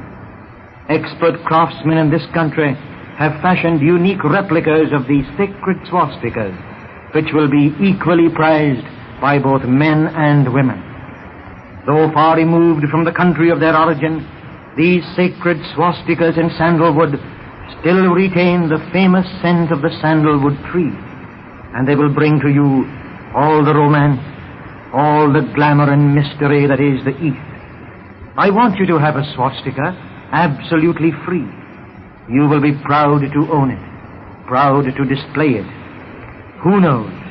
But all the good luck associated for 3,000 years with this historic emblem may be yours when you possess it. At the close of my program today, your announcer will tell you how you may secure one of these sacred sandalwood swastikas absolutely free. Majestic's Master of Mystery is on the trail of the murderers of his friend, Professor Andre Charlot. On board ship returning to India, he finds 3 persons involved. One of them is a mysterious woman, another is Randall Crawford, and the third is an aviator named Shorrock, who takes the name of James Barry. In the last episode, the ship's detective is found dead. Standing over him, knife in hand, is Randall Crawford. Now the story will be resumed by the Master of Mystery himself.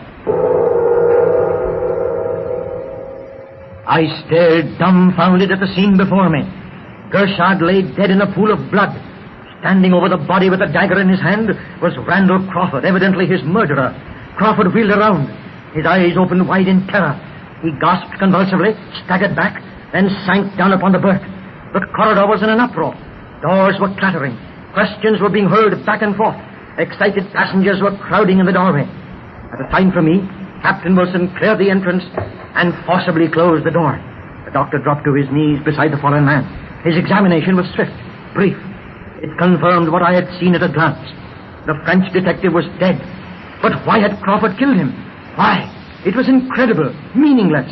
My eyes jerked to where Crawford sat on the berth, his hands still clasping the bloody knife. He was staring at the dead man, dully, his lips trembling, his face a frozen mask. His attitude was as puzzling as his act had been. Snatching a crumpled towel from the rack, I crossed to where he sat and folded it about the blade. His nervous fingers opened slowly. The knife dropped into the towel. Taking care not to touch the handle, I wrapped it loosely and laid it on the upper berth. Captain Wilson made a wound towards me. Do you want me to take care of that? I shook my head. No, thank you, Captain. I'd like to examine it a little later. The captain's eyebrows raised. What for? He pointed to the body of the Frenchman. The man's dead, isn't he? His eyes shifted to Crawford. We know who killed him, don't we? He took a threatening step towards Crawford, then turned to me. I'll have to put him under arrest. You can examine him below. He broke off abruptly, started towards the door. I'll have the body removed, too. I held out a restraining arm. The body must not be disturbed, Captain. Not yet. It's most important. The captain was about to reply when there was a knock at the door. Before anyone could respond, it opened. A young man slipped into the room, closing the door quickly behind him. It was James Barry, occupant of the stateroom across the corridor. The man I knew was Chorov, the notorious war agent. His mouth dropped open in amazement when he saw the figure upon the floor. He looked at each of us in turn. By Jove, they've done it this time, haven't they? But I caught mine apologetically. Sorry to break in like this. I heard the commotion, thought I might help. Throughout this, Crawford sat with his head buried in his hands. Barry stared at him, then swung his eyes towards me. Were they after Crawford again? It was Captain Wilson who answered. Crawford did this. Barry wheeled around. What?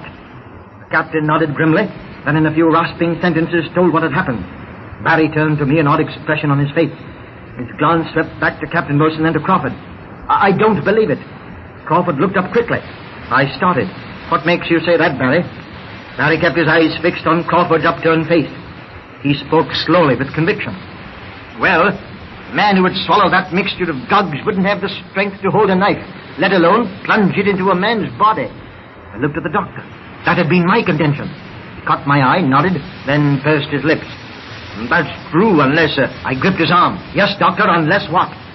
He squinted at Crawford through half-closed eyes.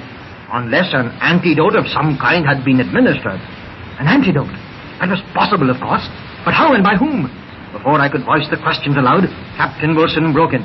I'm sorry, gentlemen. I'll have to take the young man in custody. I'll have him locked up for the night. You may examine him again in the morning. He strode across the room wearily to the door. He opened the door, peered on the corridor, then pressed a button. A bell sounded eerily in the distance. In a moment, we heard rapid footsteps. A steward appeared, his face paling as he took in the scene before him. The captain stepped over to Crawford, caught his arm. Crawford stood up, looked at me, then at Barry. Finally, his glance dropped to the murdered man. He shuddered visibly and shuffled towards the door. Barry walked over to him, laid a hand upon his arm, then turned to the captain. He may need help, Captain. One of us should go with him. Captain Wilson hesitated a moment, shrugged his shoulders. Oh, very well, you may, if you think it's necessary. The steward touched his cap, and the three departed. Captain Wilson and the doctor followed a moment later. Closing the door after them, I leaned against it and surveyed the small room. It was practically as I had left it an hour before. That was odd. Detective Gershard had been in that room alone with the drugged man. He had remained behind for two purposes: to keep an eye on Crawford and to find some evidence that would identify his assailants. He had been there for an hour. Yet, in most important particulars, the room had not been disturbed. The upper berth where we had found Crawford had not been touched. The glass on the dresser was in the identical spot. The position of the drawers was the same, some closed, some partly open. It was possible, of course, that Gershard had left the room and had later returned. My thoughts flashed to the alarm, the commotion that had attended my rescue after I was thrown overboard. Gershard must have heard it if he were still alive. There was but one answer. Gershard had been killed not long after I had left the stateroom. In other words, he had been dead at least 1 hour when we found Crawford standing over him with a dripping knife. Crawford could not have been the murderer. I was sure of it. Then who was? How had he been slain? I looked down again at the dead body. The Frenchman was on his back, his feet pointing towards the door where I stood. The place where Crawford had stood was to one side, a little behind the body. I bent quickly and examined the wound. It was just over the heart and slanted toward the position occupied by Crawford. The side nearest the berths. To inflict that wound, Crawford would have had to cross the room almost to the door, then turn facing the detective. Almost to the door, exactly where I stood. Only a person standing in the door could have killed Gershard. Someone in the doorway. I could reconstruct the entire scene now. The murderer had known Gershard was in that room. He had come to the door and knocked. When the door opened, he struck. After that, he had contrived to restore Crawford to consciousness, perhaps given an antidote, as the doctor had suggested. Then, by proper timing, Crawford had been placed in the position over the body in which we found him. Then, the murderer was still in the room when we entered. How then had he got away? Certainly not through the door. I glanced at the space beneath the lower berth. That was it, the panel. My case was complete. It vindicated Crawford, but whom did it convict? I was stumped. Nothing further could be done before morning. I spread a sheet over the body. Wrapping carefully, I took the knife, then made my way to my stateroom. I had not been there since the room had been rifled by the veiled woman. Drawing from my pocket the tiny black disc, the magic amulet that had once saved my life, I secreted it carefully in my inner belt, then threw myself on the berth. I was awakened sometime later by an odd whirring noise. I sat up. There could be no mistaking it. It was an airplane flying over the ship. That was strange. We were still some hours' distance from Bombay. Suddenly, someone knocked at my door. I sprang up. A voice called my name. It was Captain Wilson. I flung the door open. The captain's face was livid. Crawford, he's disappeared. Someone struck the steward over the head and opened the strong room door. Disappeared? I grasped the captain's arm. That boy is innocent, Captain. If he's gone, he's met with foul play. The airplane. It was close by now. I grabbed Captain Wilson's arm. Come on. This is a getaway. We raced down the corridor, up that stairs to the top deck. An aquaplane had settled on the water. Suddenly, two figures appeared from the inky blackness of the ship's corridors. They climbed upon a lifeboat, poised for an instant, then plunged over the side. I recognized them both. One was the veiled woman. The other was the aviator. Sure off. The young man known on the ship as James Barry. Did the Master of Mystery capture the murderer? The veil of mystery will undoubtedly be lifted when Majestic's Master of Mystery returns to the air with the next episode. If you can't buy a new Majestic radio, then do the next best thing. Buy a set of Majestic matched tubes for your present receiver. Know for the first time just how much these precision-built tubes will improve the performance of any make of radio receiver, old or new. Majestic tubes are thoroughly tested, and their quality is predetermined by a score of rigid inspections. Remember the name, Majestic, the symbol of all that is best in radio. And now, to secure the sandalwood swastika, when you purchase a Majestic tube, cut off the top and bottom flaps of the carton. Mail the two pieces, together with your name and address, to Majestic's Master of Mystery in care of the station. Then you will receive the sacred emblem, symbolic of good luck, absolutely free.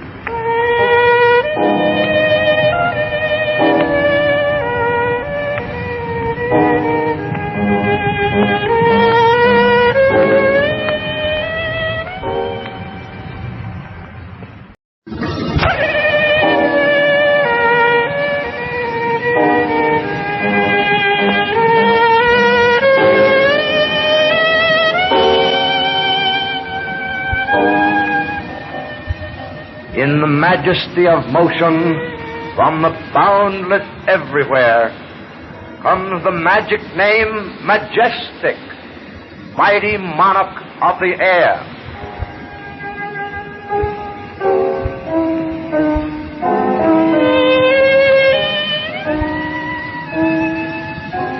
In just a few seconds, you will hear the concluding episode of that thrilling story, Phantom Spoilers, as related by Majestic's Master of Mystery. He is brought to you through the courtesy of the manufacturers of Majestic radios, the radio that has found its way into the homes and affection of more than 3.5 million owners. Surely such nationwide acceptance bespeaks but one thing. Majestic has been the outstanding radio receiver for the past 5 years, and now the new Majestic overshadows all that has gone before. See and hear this new mighty monarch of the air at your earliest convenience. Before continuing with his story, Majestic's Master of Mystery has a fascinating gift offer to make. Listen. In the heart of the jungle, near the holy city of Benares in India, there grows the sacred sandalwood tree. Every high-caste Hindu places on his forehead the distinguishing mark of his caste. The chief ingredient of this caste mark is a sandalwood leaf. And what is even more interesting is the fact that for hundreds of years, the sandalwood itself has been carved out by devout Hindus into swastika charm, the oldest good luck emblem known to man. When I left India, I brought away with me quite a number of these sacred swastikas carved out of sandalwood. Expert craftsmen in this country have fashioned unique replicas of these sacred swastikas, which will be equally prized by both men and women. Though far removed from the country of their origin, these sacred swastikas in sandalwood still retain the famous scent of the sandalwood tree, and they will bring to you all the romance, all the glamour and mystery that is the East. I want you to have a swastika absolutely free. You will be proud to own it, proud to display it. Who knows but all the good luck associated for 3,000 years with this historic emblem may be yours when you possess it.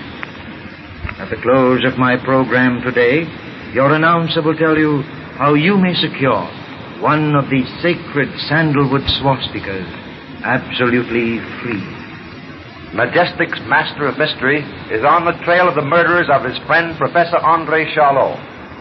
Two of the suspects are a mysterious woman and an aviator named Chorov, who goes under the name of James Barry.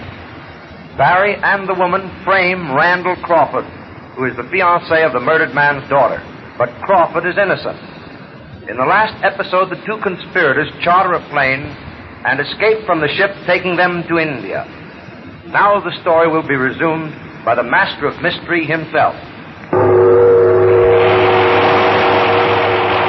An hour after the woman and Chorov had escaped in their plane, I had chartered a fast airship and followed them.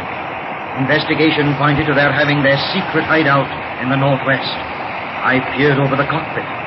What appeared like a smooth plateau lay beneath. I cut the motor and eased down slowly. 5 minutes later, I stole out of the machine and raced for a clump of bushes to my right. I was certain this place was inhabited. Suddenly, a sharp whistle pierced the stillness. A swarm of men materialized from nowhere. They were armed with rifles. I was trapped in the very center of Chorov's stronghold. I ducked low and crawled into the dense foliage of a thicket. I peered out cautiously. The men were taking off in various directions. I examined my surroundings. They could hardly find me here. I held my breath. Someone was tramping through the underbrush. He was coming directly towards me. I gripped my automatic. Then I heard footsteps in the rear. I was trapped. More footsteps. The place seemed alive with men. I knelt down, flattened myself against the ground. An armed figure loomed up before me. His rifle barrel poked into the bushes. It was only a matter of moments before he would see me. I jumped to my feet and brought the butt of my gun down on his head. There was a muffled groan. His body went limp and sank down, crashing against the bushes. Hey! There was a shout. The crash had been heard. A dozen men swarmed around the thicket. I was surrounded. A rifle barrel knocked the gun from my hand. I was dragged out and hustled into the clearing.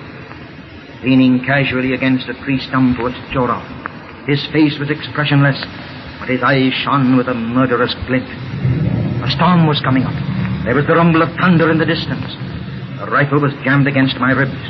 I plodded on in silence. As we came up to him, Chorov followed us. He made no attempt to speak to me.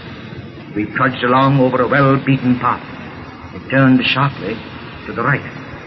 Ahead of us was an automobile, its motor idling. I was thrust inside the car. An armed guard sat on my right. Without a word, Chorov clambered in and sat on my left. The car lurched forward and tore down the path. The sky was black. Occasional flashes of lightning gleamed near the horizon. There was not a breath of wind, not even a rustle of leaves. The road stretched northwest, straight towards the black storm clouds. It grew rapidly worse as we sped further from the clearing. We swerved and jolted madly, but still the driver held the throttle down. He wrestled with the wheel every instant. The powerful car seemed to fight for its head like a runaway. Then we turned aside into a rocky, barren field. Thunder still roared in the north. I looked at the driver, jammed on the brakes. The car stopped, and Chorov climbed out. I followed suit, my armed guard staying close behind. We made our way up a steep incline, and then my heart missed a beat, for there, in the center of the valley, stood a tomb, the Empress's tomb, showing jet black against the gray mountain background. I felt a touch on my arm. I turned swiftly. Chorov was looking at me intently, triumph in his beady eyes. Then, for the first time, he spoke. I brought you here to witness my triumph and then die. And then, confident of victory, the man revealed his secret to me before I was to die.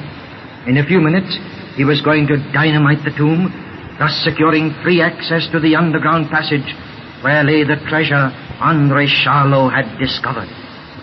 Chorov pointed triumphantly to the base of the mountain where waterfalls roared and thundered. What appeared like a vast store of equipment lay under canvas. With an expressive gesture of his hands, he revealed what lay underneath. Dynamite, cases of it, and all the machinery necessary for multiple blasting. I shudder to think what would happen if those explosives were discharged by accident. They would tear away the granite walls of those gorges through which the cascades pushed and poured their way. 100 cataracts would merge into one mighty torrent that would thunder into the valley, carrying with it the immense boulders from the shattered mountainside. Chorov issued a few curt orders. 2 of his men hurried to the tomb. Again that rumble of thunder. Then an occasional flash of lightning. After watching his men for a while, Chorov motioned me to go ahead. He followed. In a few minutes we had reached the tomb. One of the men was drilling a hole at its base. The other charged the hole with several sticks of dynamite. Chorov looked at me quickly. This is interesting work. You had better watch it. When we are ready, I'm going to leave you here near this tomb. At my signal, this monument will be blown to atoms, and so will you. I stared at him in utter disbelief. Did the man mean this? My heart pounded against my ribs with trip-hammer bursts. I looked into his eyes. They were cold, deadly cold. He had every intention of carrying out his threat. In a few minutes, that mass of stone would be shattered to fragments, and I would... I shuddered. The sweat stood out on my forehead. Frantically, I looked around. Was there no chance of escape from this death-dealing blast? Chorov seemed to read my thoughts. He smiled peculiarly. Don't think of running away. The first move you make, I shall shoot, but not to kill. You will still be conscious, and then I will tie you to this tomb before blowing it to eternity. If you try to escape, you will force me to carry out my threat. With a sneering laugh, he turned on his heel and walked away. Like one in a dream, I watched the final operations. I realized now the mental torture of a condemned man with the noose settling around his neck. The sticks of dynamite were placed carefully in the holes. The apertures were stuffed with moist clay, and the holes primed with the tamping bars. With glazed eyes, I watched Chorov's retreating figure. He was at a safe distance now, gun in hand, standing near the blasting machine, a few feet away from his prized store of dynamite. The awful agony of those minutes. The workmen near the tomb gathered up his air compressor and drills and hurried off, leaving me alone. In a few minutes, his deft fingers applied the insulating tape to the triple circuit of the blasting machine. Then the fuse wires were connected up. Chorov waved his hand in mocking farewell. Then he turned to the operator. The man raised the handle. I closed my eyes. Heaven and earth seemed to sweep before my tortured vision. Unconsciously, I leaned against the tomb for support. And then, without warning, a brilliant flash of jagged lightning tore across the sky. There was a jarring, thundering crash, as if 2 unsphered planets had come in collision. I opened my eyes. The lightning had struck the side of the mountain, tearing into Chorov's store of dynamite. The earth rocked with the terrific detonation. I saw Chorov disappear, as if some gigantic hand had crushed him in its grasp. The operator was flung backwards from his machine, and then hurled upwards by the force of the blast. Then, there were low mutterings like distant thunder, gradually increasing in volume. A rushing, roaring sound, as if 100 Niagaras were battling for supremacy. The whole side of the mountain seemed to collapse, and thundering down the valley came a colossal mass of water. In the midst of this raging flood, huge boulders and rocks swirled and smashed against one another. And as that titanic whirling cataract came tearing down, I turned and fled up the incline. In my frenzied fear, I had no consciousness of pain or effort. Once I looked back. The raging torrent flung itself against the tomb and tore it from its base as if it were matchwood. For a brief instant, I glimpsed the cavernous depths of the secret passage, and then the opening was blotted out, swallowed up by the death-dealing waters in their maddened rush down the valley. I sank to the ground. The strange secret of the tomb was safe for the Empire.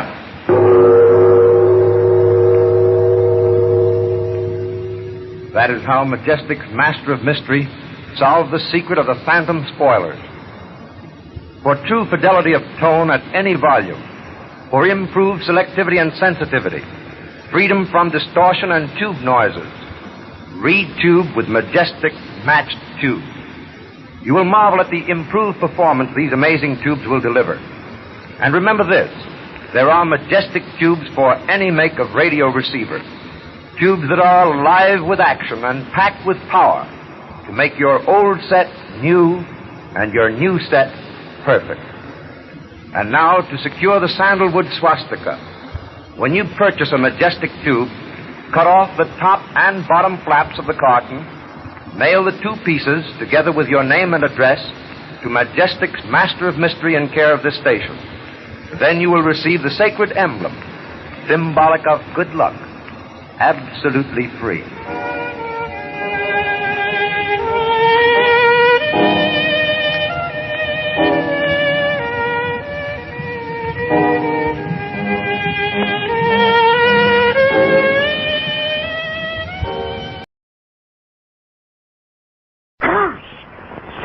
Signaling with a flashlight.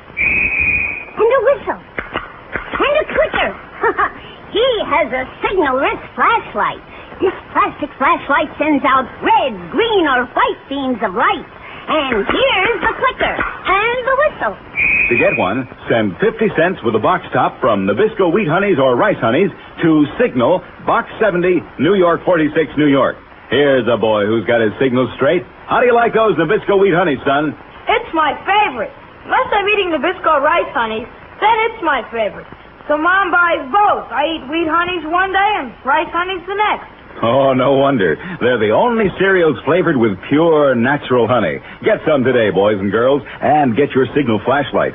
Send 50 cents with a box top to Signal, Box 70, New York 46, New York.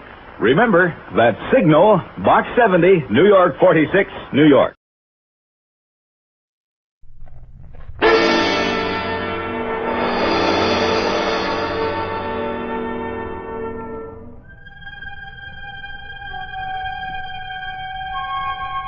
Have you ever watched a magician work?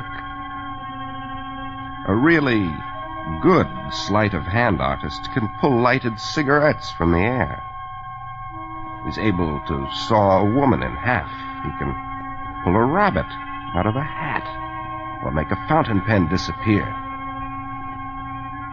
But have you ever seen a magician who could make a 200-pound corpse disappear?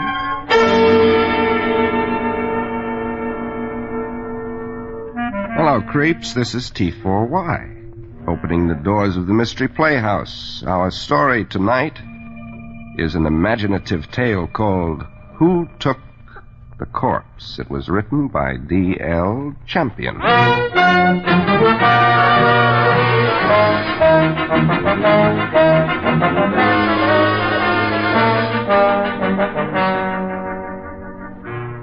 The little town of Fernville's only scarlet crime was born of a corncob pipe and grew to the stature of a celebrated case when its corpse vanished.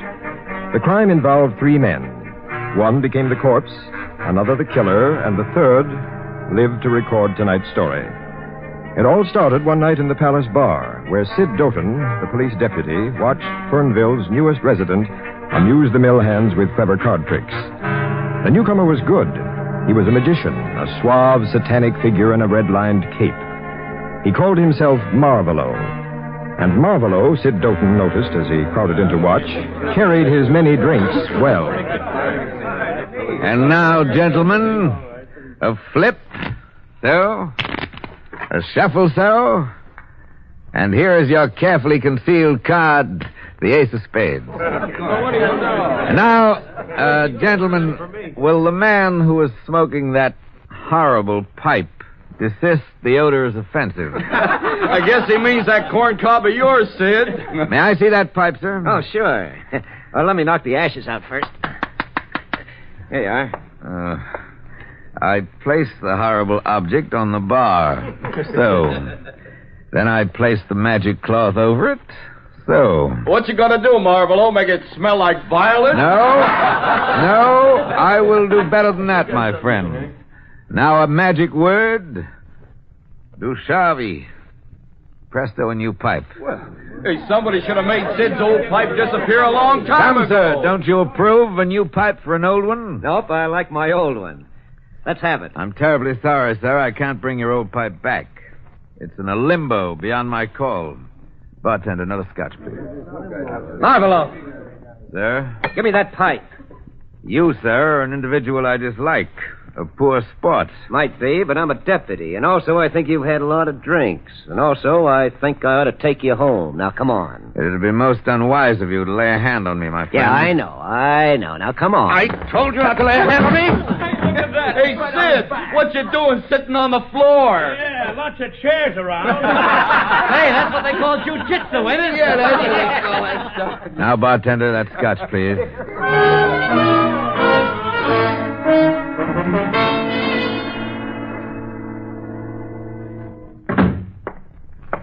Hello, Sid. Hey, ate your breakfast off the mantel this morning. I sure did.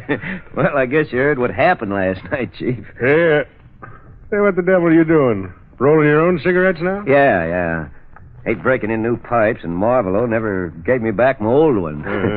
I'm going to the bank now, Lem. Oh, that's right. It is payroll day at the mill, ain't it? Oh, hang it, Sid. You used to knock pipe ashes out all over. Now you're spilling cigarette tobacco on me. Oh, I'm sorry, Lem. Oh, I'll see you later. And I'll be at the palace tonight in case the boys rough it up. Yeah. Best deputy in the state, but the untidiest man I ever seen.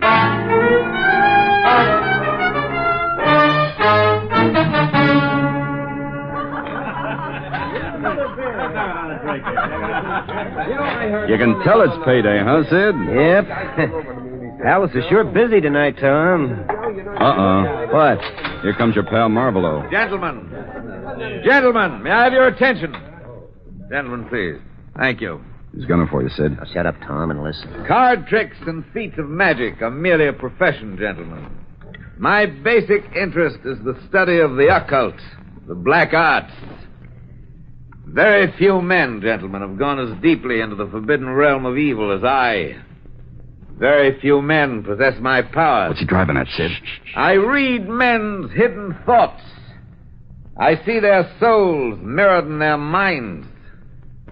Tonight, in this room, a man plans murder.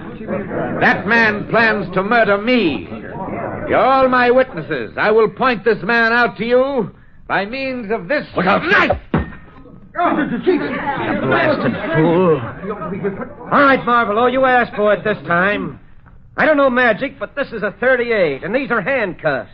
And tonight you can study your black books in our jail. No jail and no steel handcuffs can hold Marvelo, you idiot. Well, what do you say we just try it, huh?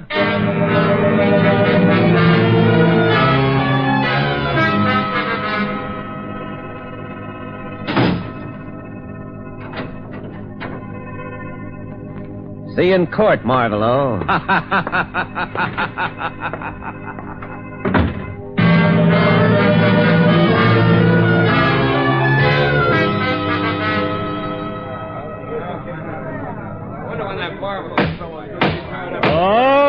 All right. A little quiet, please.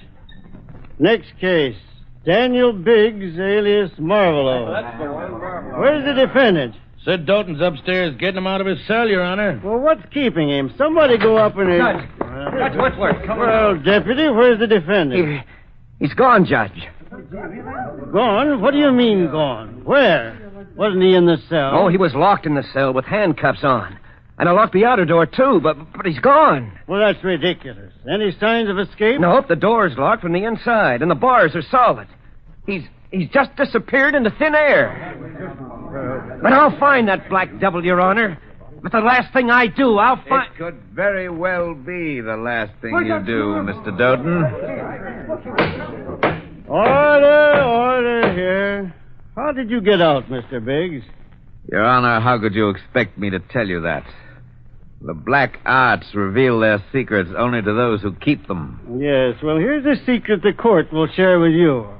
In Fernville, we don't go in for throwing knives around in public places. What is all this grudge between you two, Doughton? Your Honor, this guy has a screw loose somewhere. He goes around thinking that I want to kill him. And so you do. A half hour after I left the palace the first night I met you, your animal brain had conceived a cowardly plot to murder me and to hide behind your badge of office. That's a lie. I warned you last night. Publicly. Today, Doughton, before this court, I warn you that your plan won't work because I am going to kill you first. Why, you... Hold it, Sid. Lem, did you hear that? Yep. Now, look, Marvolo. For that kind of talk, I can arrest you again. For killing, I can hang you. You got that straight? Hang Marvolo? My friend, if your deputy doesn't change his mind about murdering me, I will kill him. And you will be powerless to stop me, or to hang me, or even to prove I have committed a crime. Good day, all.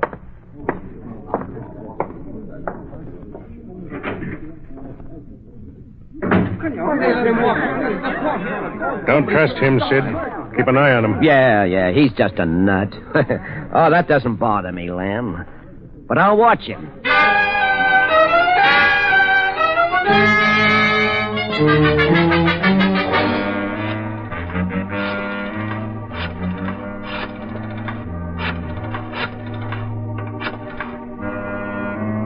Hello? This the freight office?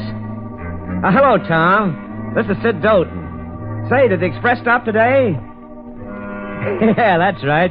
New radio with a phonograph gadget. Sure, I got it for my wife's birthday.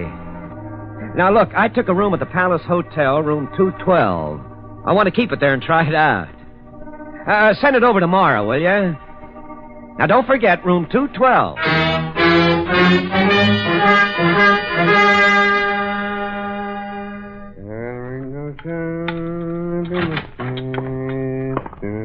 Morning, bartender. Oh, hey. I must be your first customer. Yeah, you sure are, Marvolo. Ain't noon yet. What'll it be? Double brandy, please. Right, sure. Ah, there you are. Say, you don't come around till night, usually. How come you're here so early? Yes, it is unusual, isn't it? But then it isn't every day that one kills a man. Huh? Is it? I'm going to room 212. Hey, that's Stoughton's room. He's up there now. There's no radio. Yes, I know. Huh? How'd you know? It's a secret. How I know is my secret. Hey, you can't... he's nuts. He wouldn't do that and tell me about it. Sid can handle him anyhow.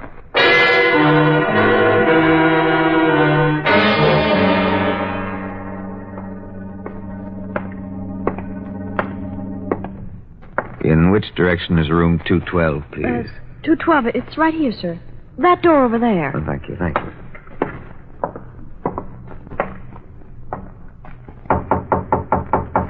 Yeah? Marvolo. You can't say I didn't warn you, Doughton. No, you idiot. No, put away that gun. No, you'll hang. No, don't, Marvolo, don't. No, look, what do you want? This is it, Doughton. And after you're dead, they won't be able to bury you because they'll never find your coffin.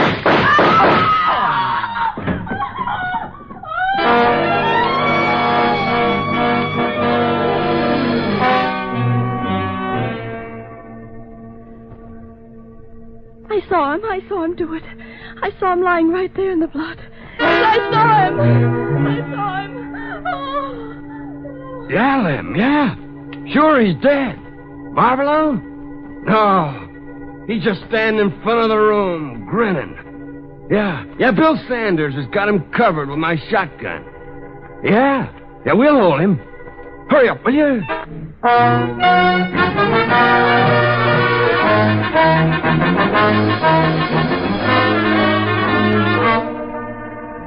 Here comes the sheriff now.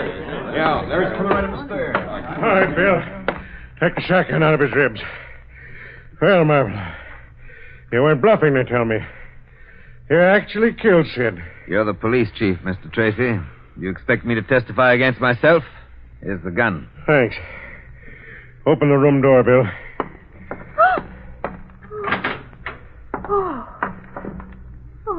What's going on here? Somebody being funny? There ain't no one in this room. I saw him.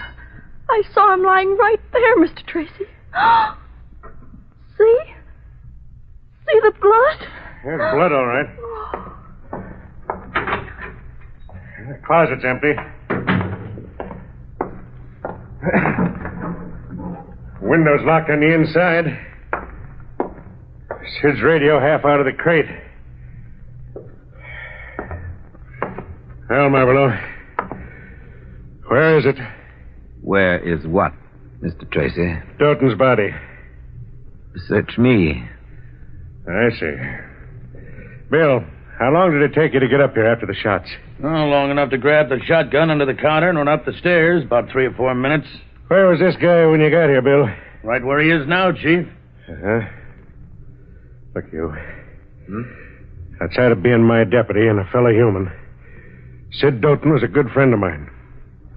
And I can promise you, you'll dance on the end of a rope for this. Come on, you're under arrest. What for, may I ask? Murder. Murder? But you have no corpse. No corpus delicti.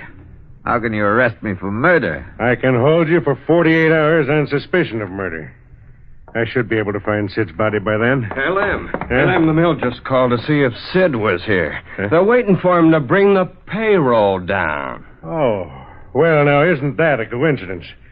Marvelo, you sure picked a fine day for it, didn't you? Now I've got to find a $110,000 payroll as well as a corpus delicti.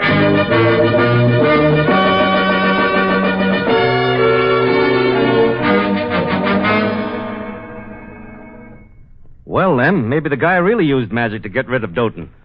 As a district attorney, you make a lousy detective, Melton. You realize I had to turn that killer loose in 12 hours? How about the bullets? Did you find them? Marvelo's gun shows he fired 4 chambers. It's a .25. That caliber slug stays in a man's body. You searched the palace? Top to bottom. He didn't hide it there. How about his house? Even Superman couldn't carry a corpse over the other end of town and come back in 4 minutes. But I searched anyhow. The only thing missing was his car. He's got a bill of sale showing he sold it to a dealer who drove it west 3 days ago.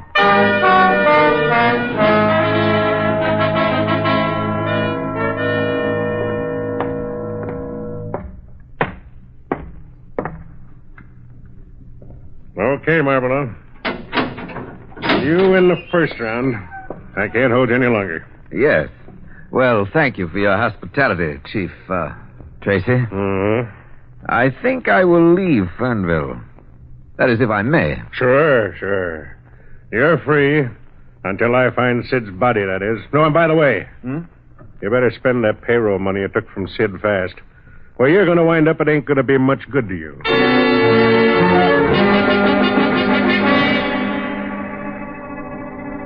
Hello, Melton? Yeah, Lem, what's up? I think I can crack this case.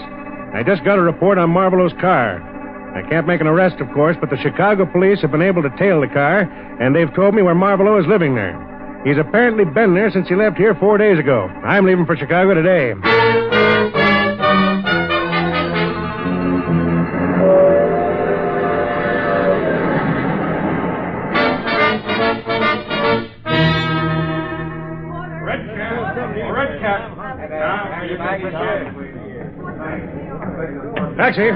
Taxi! Look, son, I want you to drive me out towards Arlington Park. There's no farmhouse out there I want to get to. I'll tell you where to drop me off. Okay, Pop.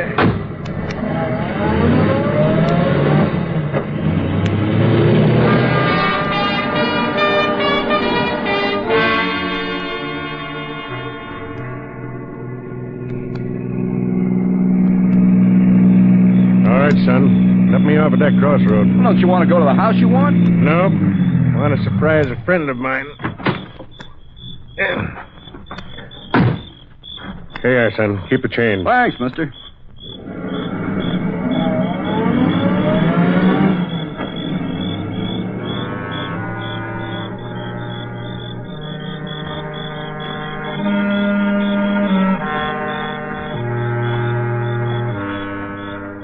There it is. Mailbox. Daniel Biggs.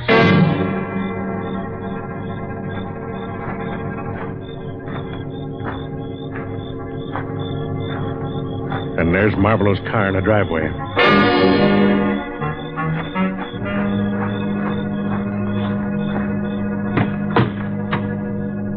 Uh-huh. Yeah, that does it. Good evening, Chief Tracy. Marlborough. Put up your hand. Well, Marlborough, thought you'd be in the house. I'm getting careless, I guess. Yes, very careless, my friend. I was afraid you might track down my car, but it doesn't really matter. Just keep your hands on sight, please. Let's go inside where it's more comfortable, shall we?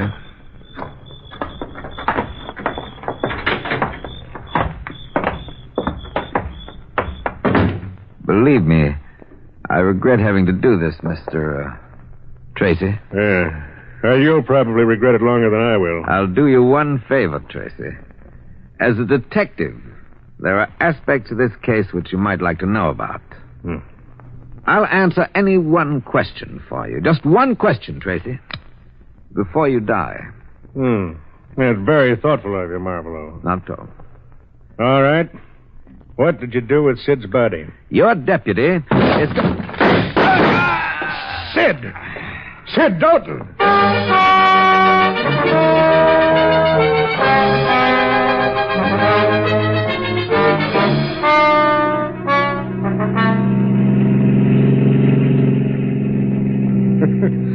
First time I ever had a corpse save my life, Sid. Sure glad to see you. Tell me what happened, Sid. Sure. Give me a match first. Yes, sir. Here you are. Thanks. Well, there's lots of it that I don't know, Lem. Marlowe comes in the hotel and fires at me. There's a puff of black smoke from the gun, and I pass out. What then? Well, I don't know where he hid me, but I woke up, seemed like years later, in the trunk compartment of this car. Hang it. Now that Marlborough's dead, we'll never know how he worked it. How'd you get away from him? Worked the ropes loose this afternoon, hid in the orchard. I knew he'd taken the payroll from us. I saw him nab you, so I waited. Then I moved in. Oh, hang it, Sid. Why do you knock your pipe ashes out on floors? Oh, I'm sorry, Lem. I forgot. Hey, why are you stopping here, Lem? Well, might as well get some gas. Besides, I got to phone Chicago police about Marlborough. You're up? Yeah. You got a phone here? Right inside the door. Thank you.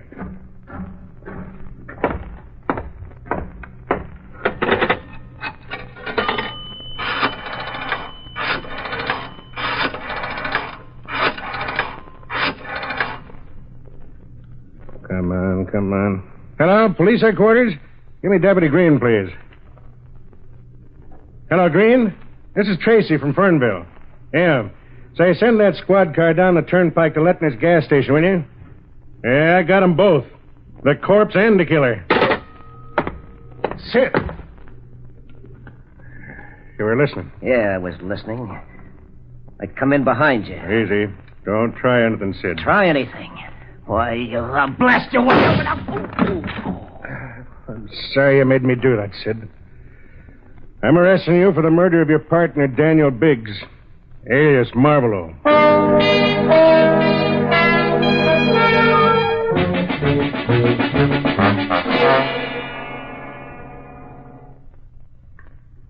That bandage will hold you till the squad car gets here, Sid.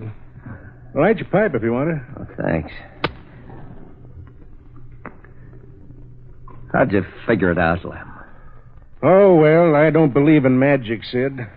Marlborough had to have an accomplice to get out of jail. You were the only one who could have helped him stage that hokum. That all you had to go on? No.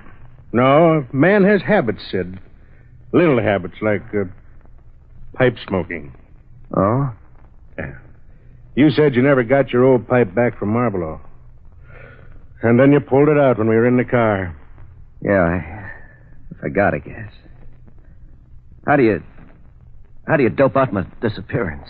Well, Marlborough probably shot 4 blanks at you. You cut your arm for the blood. The gal saw you lying there, and she ran out. You went out the window to the roof, and Marlborough locked the window after you. Then I figure you made it to the car outside of town and waited for Marlborough to show up. And, of course, you had that payroll with you, so I found it hidden in Marlborough's car. And by shooting Marlborough? You probably thought he was going to spill the setup to me. You're right, you know. I wouldn't have had to split the payroll with him. I should have stuck to my old profession, huh, Lem? Hey, you should have, son. Or you should have stuck to cigarettes. Oh, hang it, Sid. Why didn't you learn not to empty your pipe ashes all over? You're the untidiest guy I ever seen. Oh, I'm sorry, Lem. I forgot. Sorry. Yeah, I'm sorry, too, Sid. Mighty sorry. Come on, let's go, son. Anyhow, this is the first case in history where the corpse becomes the killer, and the killer winds up as the corpse.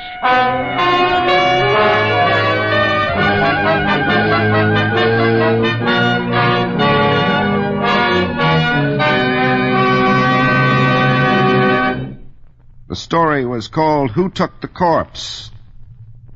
This is T4Y closing the doors of the Mystery Playhouse and saying good night. Sleep tight. This is the Armed Forces Radio Service.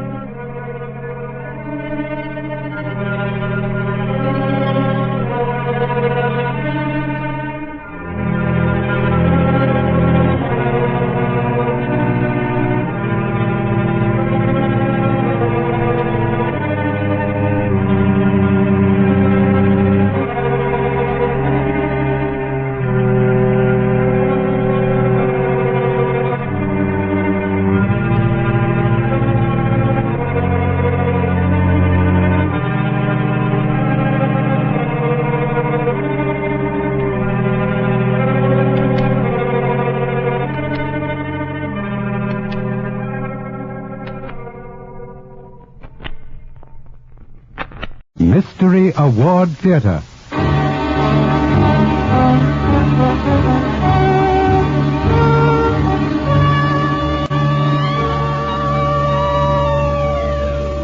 Presenting Pieces of Silver, this week's selection for Mystery Award Theater.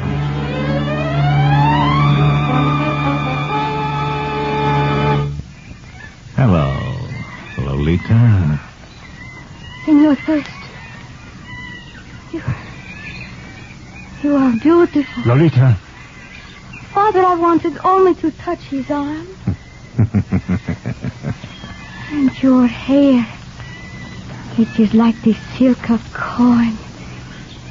I have never seen such hair on your Lolita, go back to the house. No, stay where you are. Let me be reasonable, Simpson.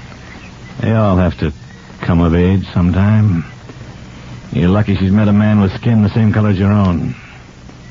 Come here, Lolita. Si, senor.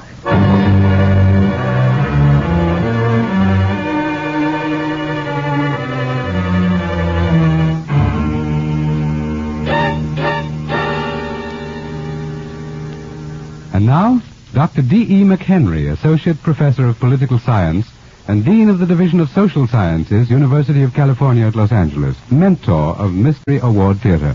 Dr. McHenry. Each week, ladies and gentlemen, my associates and I select the very best mystery story we can find in our researches in that most popular and instructive literary field. For this evening, we've chosen the fascinating story by Mr. Brett Halliday, of which you've just heard a part. Mystery Writers of America, Nationally Famous Authors Association, are making it possible for us to dramatize these story selections for you. Listen how this one puts a brilliant new twist on one of the great classical themes, the same which Victor Hugo used in one of his novels, and which gave Verdi the plot of the grand opera Rigoletto. See if you note how Mr. Halliday has beaten these classic masters at their own game by finishing his story more neatly than they did theirs.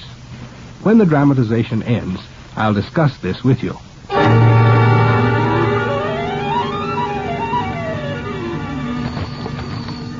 Pieces of Silver.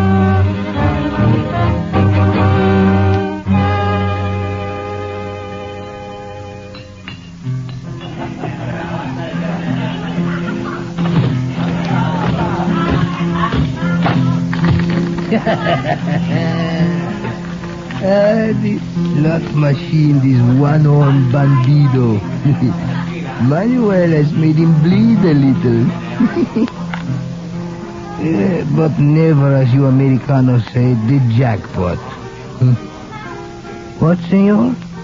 Whoa, you are getting red in the face for my proof that the gringo Thurston is dead, huh? Insurance companies must know such things, huh? First, I wet my throat.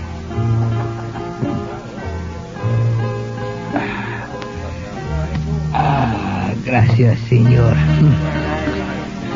What became of this Thurston? Well, no man can answer with a certainty. I begin when the gringo first stepped off the riverboat from Puerto Blanco.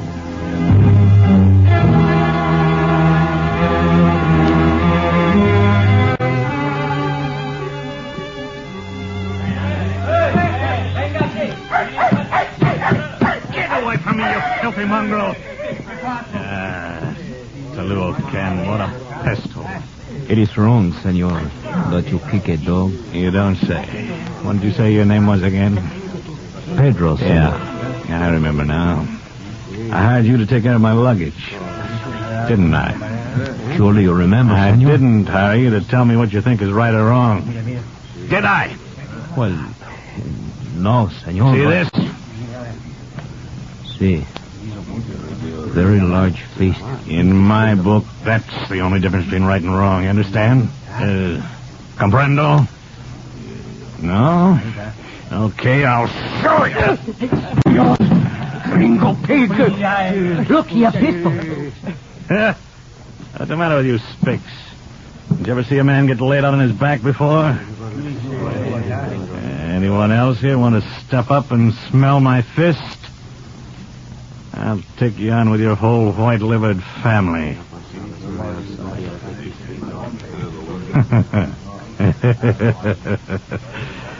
Now you comprendo what makes right or wrong, Pedro?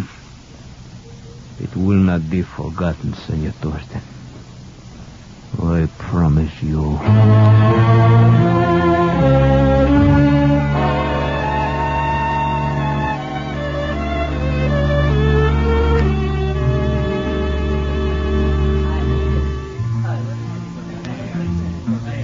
Aye, senor. Such was the man who was to come face to face with Lolita Simpson in the jungle. Ah, Lolita, more beautiful than I can tell. Soft, young curves to quicken the heartbeat of any man. Simpson? Oh, I explained the name. 20 years ago, her father, a good Americano, took a wife from the Jurio tribe, Indians in the hills. Well, the very day Thurston arrived here in Tehuacan, he met Lolita's father, Senor Simpson, in this cafe. I stood as close to them then as I did 3 nights later while Lolita danced the fluencita beneath the light of flaming torches. And the warrant for the gringo Thurston's death was signed. But that first day, the 2 Americanos were sitting at the table over there.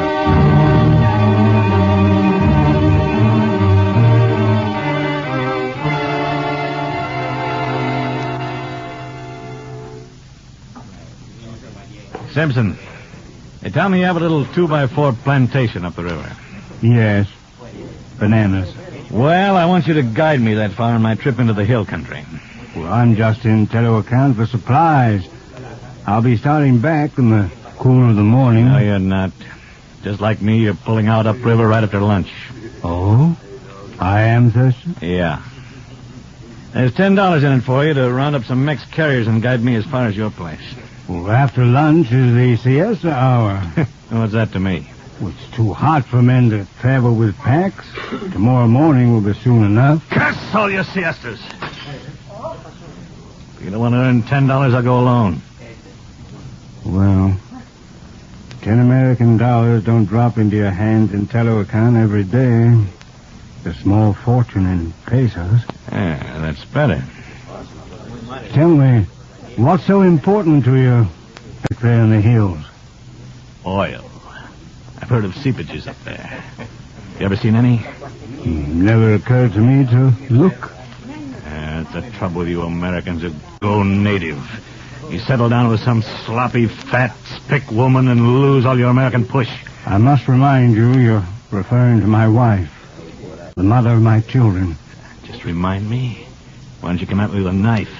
That's how a man would act if he had any pride. Have you lost that down here, too? I think I'll take a drink. You know, I'd like to know something. Why did you ever marry that Indian?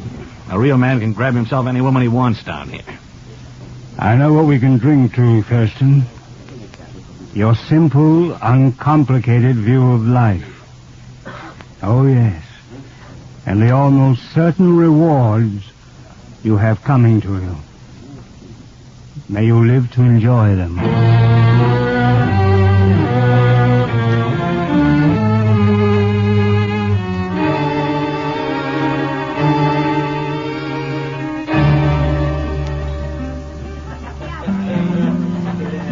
Ay, senor. The gringo had his way, and there was no siesta.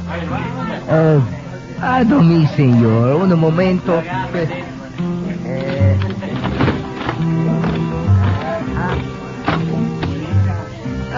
No es nada. This bandido slot machine, I do not believe there is a jackpot. You know, it's like a dream you have when you are sleeping in the shade, eh? See, senor, the story, eh? We set out for the hills. The midday heat in the jungle. It was like no heat you can find anywhere. Young Alberto, brother of Pedro, could stand it no longer. Oh, it was beautiful to see him.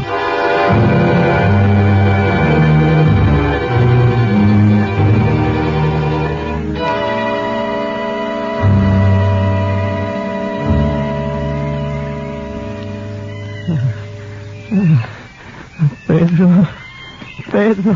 Here, Alberto. You take hold of me. Oh, no. I cannot go on. I'm burning in my stomach. Manuel, what we do? This heat will be your brother's death. No, it's not the heat. It's like this morning when a gringo come on the river boat. He is proving something. He makes such a hurry through the jungle to prove that we are not better than the dogs, that we cannot keep up with him. He shall be dead, that gringo. No, not so loud, Pedro. Wait. What's going on here? Who gave orders to stop? I knew I couldn't trust any of you with my back turned. Looks like one of your carriers is sick, Thurston. Sick? He's very sick. Who do you think you're fooling, you dirty little sneak? You're just like your brother. Well, you're not going to loaf on my time. Oh, soon the sickness will pass. It is the too much heat. Have mercy, senor. You better listen, Thurston. Even though you don't permit such things, a man can die of exhaustion in the tropics. And Alberto's hardly more than a boy. You stay out of this, Simpson. Now get this, Alberto. It's no harder for you than for me. Now get ahead of me on the trail where I can kick your pants when you get a pain in the stomach. You're making a mistake, Thurston. These men won't stand for talk like that. I told you to shut up. Senor Thurston. What Senor Simpson say is true.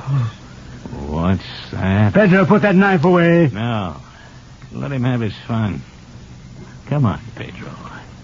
I'm waiting for you with open arms. I'm going to kill you. That way you won't. How would you like to have this arm to carry around in a paper bag? No.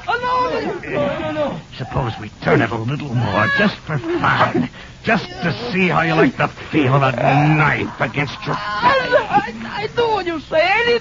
Anything. For the love of heaven, Thurston, that's enough. Yeah, for once you're right. We wasted enough time. And I don't want to cripple him so he won't be any use to me. You're really going to get a workout now. We have to make up for this delay. From now on, we're marching on the double quick. You don't know what you're asking. Only what I ask of myself. But this time you're going to stay ahead of me on the trail. And remember, I've got a gun.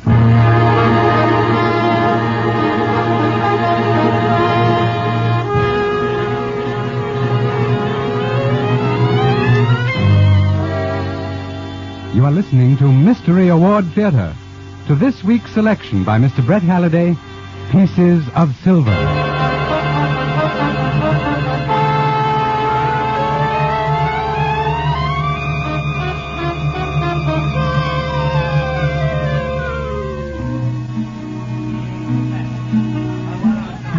trip of 3 days, senor, made in 1.5. Every minute the feel of death in the air.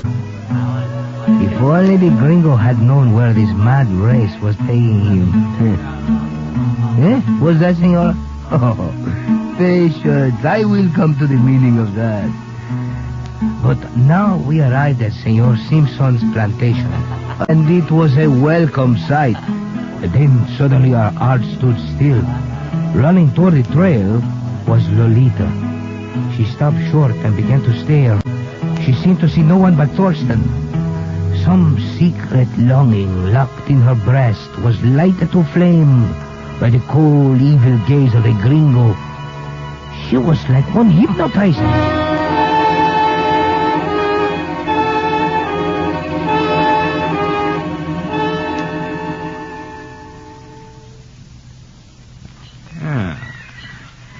Okay, Simpson. I want a word alone with the young lady. You heard me? I don't need you anymore.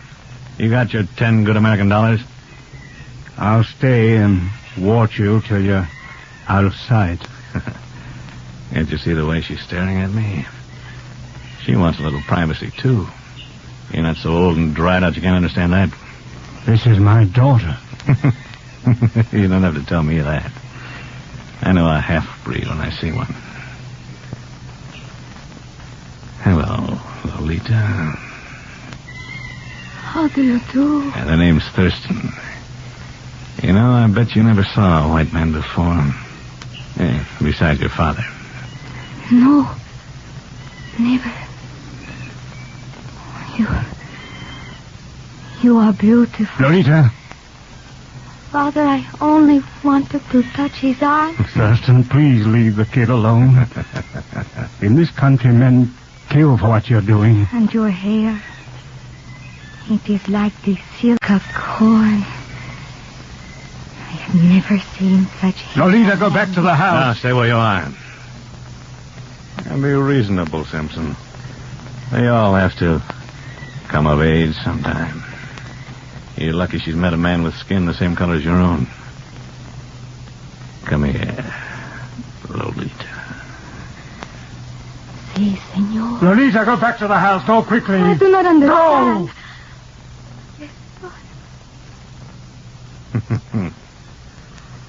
You can't keep her away from me, Simpson. She'll come to me whenever I crook my little finger. It's a half-breed blood in her.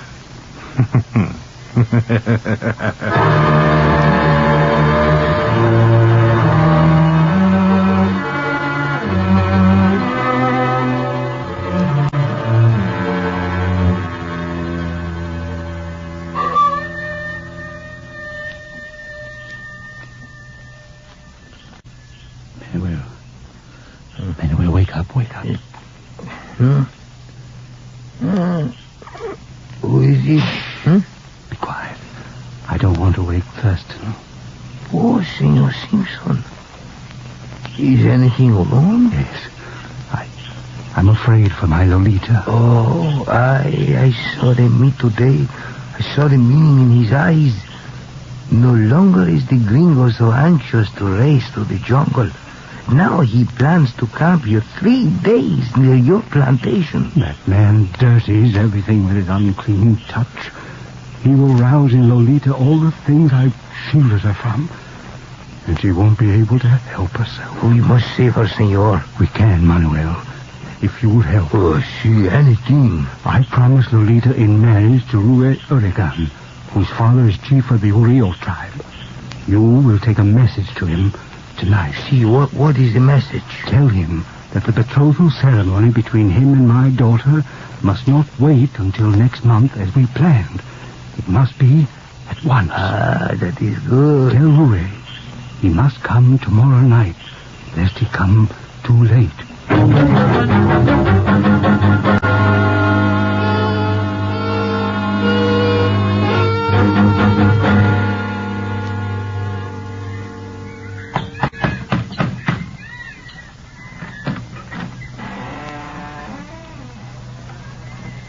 What do you want, Thurston? Do you usually welcome neighbors with a shotgun, Simpson? Look, you may as well get this straight. I could have seen Lolita if I wanted it that way, and she would have listened to anything I said. But there hasn't been a woman yet who could make me chase her. And the first one isn't going to be any little half-breed. She's going to come to me all right. And you won't be able to stop her. No, Thurston. This is one time you're not going to get what you want simply because it's you who wants it. Yeah, we'll see. Wait a minute. Those drums, what's going on around here? What is this shindig that's coming off tonight? Can't get a word out of the Spicks of the Indians. You may as well know. They're all coming from the hills to prepare for the baile tonight. To celebrate Lolita's betrothal to Rui Oregon of the Jorios. You're going to let her shack up with a lot of dirty, uncivilized savages? The Jorios are a noble people with a long and proud heritage. They're Lolita's people through the woman I married. And she loves this boy with all her heart. I'm inviting myself to Lolita's engagement party tonight. You can accept that as a warning.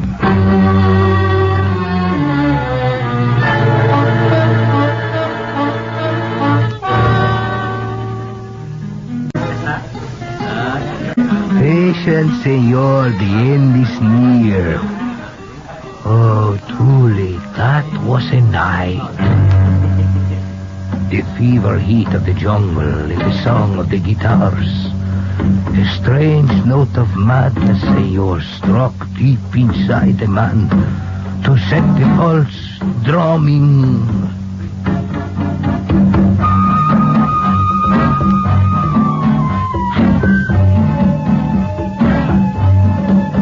I can see it, I can hear it now. The fluencite, senor. The passion dance of the Jorios.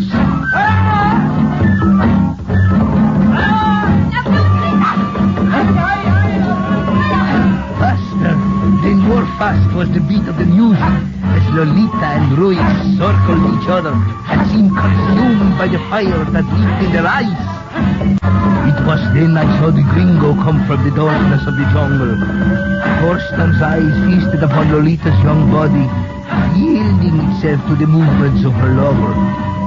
He approached Senor Simpson, and they stood there in the shadows of the big trees. I suppose her sweetheart will be going back into the hills after the baile, huh? Hey, he's not allowed to hang around her until they're married, is he? Yes, back to the hills.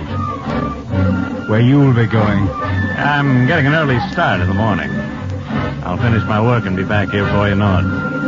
Time for a little vacation before I go to the States. While the boyfriend is off with his tribe. Business before pleasure, my motto. Let's go closer. This is something you're not likely to see again. Ever.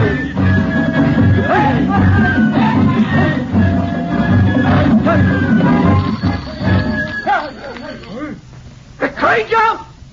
I will take his heart out with my hand! Oh, that's Rui! Listen to Lolita, my son. Let the Americano go his way. But my father, he has insulted my betrothed. It can do no good. He has a gun, Rui, and he's a man who loves to kill. If you follow him... Do not leave me. But he threw American dollars at your feet. As though you were a girl who dances for the pleasure of any man. He goes into the hills tomorrow, exploring for oil. Maybe that will be the end of him. Yes, maybe it will.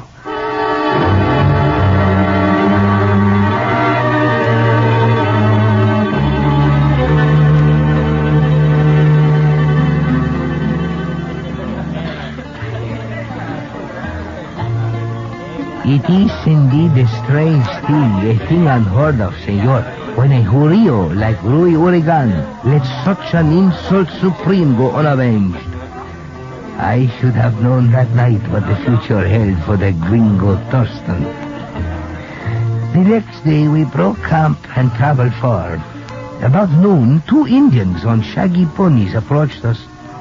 Yes, they knew where there was a spring, a bubble with the black oil had burned. Yes, they would take the Americano and show him. Pedro and I watched him leave with the Indians, his eyes blazing with greed. The jungle was quiet as a tomb. We waited and waited, though we knew not for what.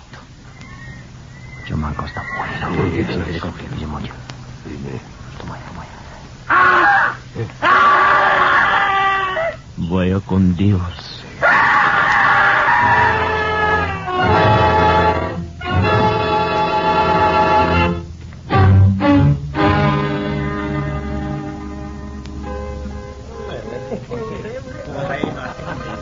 That is it, senor. No one has ever seen the gringo Thurston again. The Indians who guided him away were Jurios. They have a tribal law which demands revenge for such insults as brought shame to Lolita. It has to do with rubbing honey on the body of their victim, stretching him with grass ropes across a nest of ants. The ants, you comprehend, are without knowledge of American insurance rules, and they leave very little that is recognizable. So, you see, there is little use to look for your proof, senor. You say he was a fool to throw money at the feet of Lolita while she danced a fluencita with her lover? Oh, yes, senor. That would have been a very foolish thing for the gringo to do.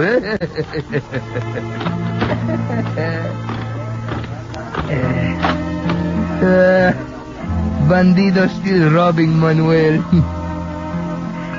You know something, senor? I think you have misunderstood me.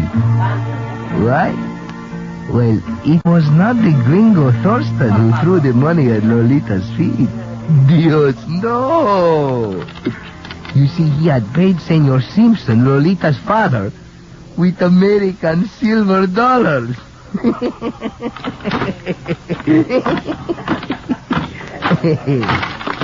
Oh, the jackpot!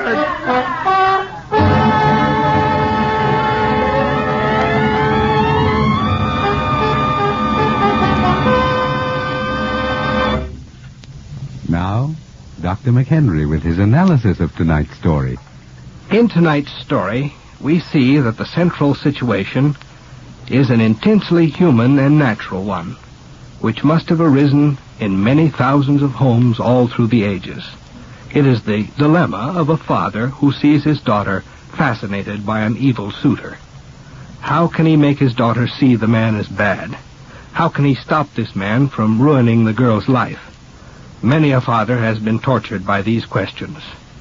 Now, make the father humble and almost helpless. Then make the suitor powerful and ruthless. And you have the dramatic crisis, which Victor Hugo and Giuseppe Verdi used as Bret Halliday has. But in Hugo and Verdi, the father failed to save his daughter. Rigoletto ends when the father tries to kill the suitor by a trick, but instead gets his daughter killed. The trick which Mr. Halliday's father used was a neater one, don't you think? Or shall we ask the author of himself? Mr. Halliday? Oh, thank you, Dr. McHenry. Coming from you, such an analysis makes me quite proud of my story. And let me compliment you on its dramatization. It was beautifully done. May I speak also for some of my fellow authors? Of course. My association, the Mystery Writers of America, wants your listeners to know that we're going to make our very best work available to you. You see, we appreciate the fine way you're using it.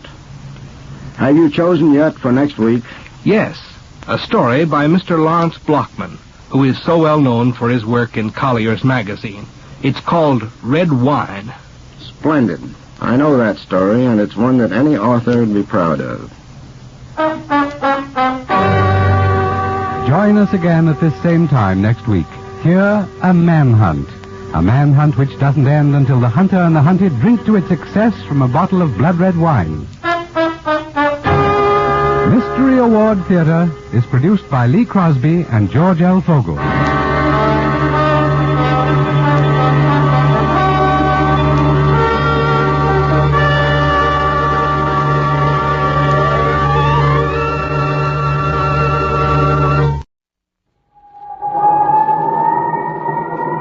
Mystery. House.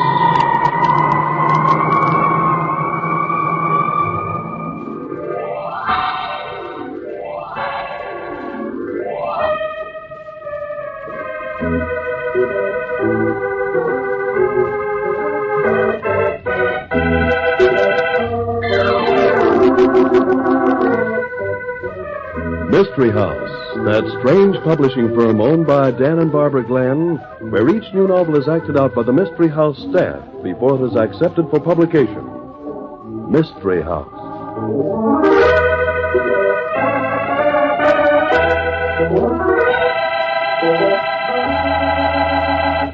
The title of the story we're trying out for Mystery House tonight, Barbie, it intrigues me. Bury me not. That's not the only thing that will intrigue you. The whole story's full of surprises. Oh, not the whole story, Mrs. Glenn. What do you mean, Tom? Well, right about now, there's always an important message for our listeners.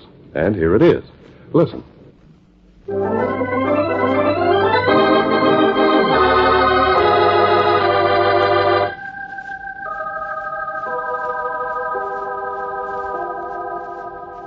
Okay, places, everybody. Set the scene for tonight's story, will you, Tom? Bury me not. Tonight's story opens in the office of Police Lieutenant Kane. Vera Blythe is being questioned about the mysterious death of her husband. Well, I'm sorry, Mrs. Blythe. I don't like this any more than you do. But I have to have all the facts about your husband's death. But, Mr. Kane, I've told you. I don't know anything about his death. Oh, come now, Mrs. Blythe. You've admitted you and your husband have been quarreling. Well, of course we quarreled. Every married couple quarrels, but... But, Mrs. Blythe, you went too far, didn't you? Your temper got the best of you, and when your husband walked out... No! When he walked out, you followed him to his hotel room. No, I didn't. You brought a gun with you, not intending to use it, but you lost your temper. He goaded you. No, I didn't. I tell you, I didn't. Mrs. Blythe, look. The gun has your fingerprints all over it. Nobody else's. It was lying on the floor next to your husband's body. And you were found rushing down the hotel stairs within 3 minutes of the time the shots were heard. But I didn't do it. He telephoned me. I thought he wanted to make up. I went there because he called me. Mrs. Blythe, the evidence is all against you. You went to his hotel room and asked him to come back. Your pride was hurt. Or if either of you were to walk out, you wanted to do the walking. So you tried to get him back. No, I didn't even know where he was until he telephoned me. You went to his room and he only laughed at you. He told you it was all through. And because he was so calm, you got hysterical. And before you knew it, you had the gun in your hand. He was still laughing at you. So you pressed the trigger and fired at his laughing face. You couldn't take your hand off the trigger. The gun kept right on firing. And the bullets kept hitting that laughing face. Yes, you wanted to wipe that laugh away forever.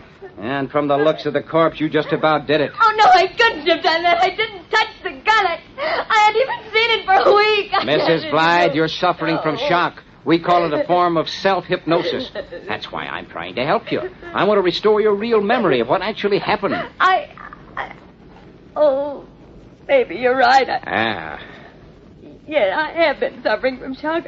I shouldn't let myself get hysterical. That's better. But, Mr. Kane, I didn't do it. You did? No, not again. Now, let's not go through all this again. Please, Mr. Kane. Let me tell you what I do know. Okay, go ahead. Orem hasn't had an acting job for over a year. But actually, he was getting paid by Dr. Gale. Alfred Gale, the Vitamin King? Yes. Orem looks so much like Gale that Gale hired him as a double. Why should Gale need a double? I don't know. I suppose Gale was afraid because he had so much money. That's ridiculous. I know, I thought so too. But Orem used to substitute for Dr. Gale at lectures. I mean, when Gale was engaged to give a lecture on health, he'd get Orem to appear for him. Your husband looks so much like Gale, the public couldn't tell the difference? Even I couldn't tell the difference. Except that, well, Orem had a scar on his leg just below the knee. Yeah, well, what about their voices? Wasn't there a difference in them? Oh, yes, but Orem was an actor. He could change his voice so that no one would ever know. Why? This telephone call you said you got. You're sure that was your husband's voice? I'm positive. I lived with him too long to mistake it. But I don't see what... Well, if you didn't kill your husband, then somebody else did. Now, I don't say I believe you, Mrs. Blythe, but it's just possible that this Dr. Gale did have a reason to be afraid. What do you mean? Well, supposing Gale had some enemies, the killing kind. If somebody told them that Gale had checked into this cheap hotel, they'd have seen that as a perfect chance to do away with him. You mean maybe Gale had whoever these men are tipped off that he was registered under Orem's name? I said maybe. Now, look, can you identify your husband's body, if it is his body? By that scar on his leg? Yes, but that won't prove... No, it won't prove anything. But it may make it a little easier to get Gale to sing. Granted, he knows something about this. But nothing. We're going to the morgue right now.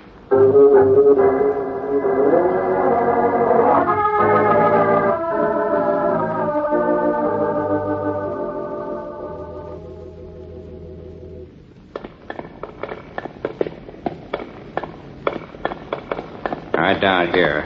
Now, just because this is a morgue, don't go pulling any flopperoo on me. Oh, this is ghastly. I don't... Now, stay on your feet, Mrs. Blythe. Now, you want to get to the bottom of this thing, don't you? Oh, yes, but please hurry, Mr. Kane. I can't stand this awful place much longer. Here we are. Here's the body. Now, just one look. Now, which leg did you say the scar was on?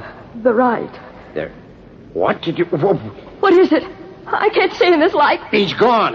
What? Yeah, the body's gone. There's nothing here. Just a sheet and an overcoat. What? Oh, no. Oh.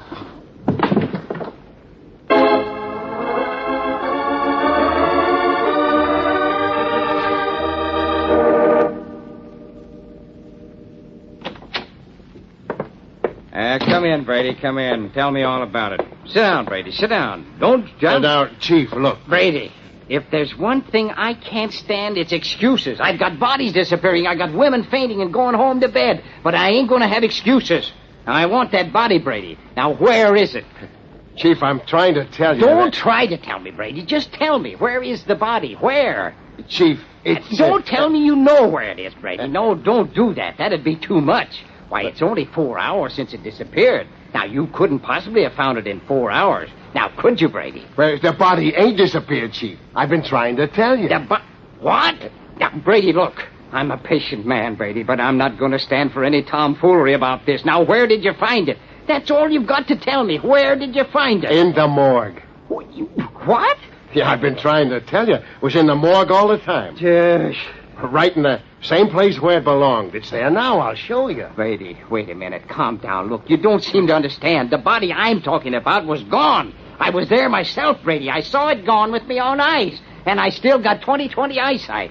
So help me, Chief. It's the truth. The body was right there where you told me it should be. And with the face all smashed in by bullet holes, too. Yeah, with the smashed face. But... Brady, I'm warning you. You better be sure of this. If you... Oh, come on. We're going down to the morgue. And you'd better be right about this, Brady.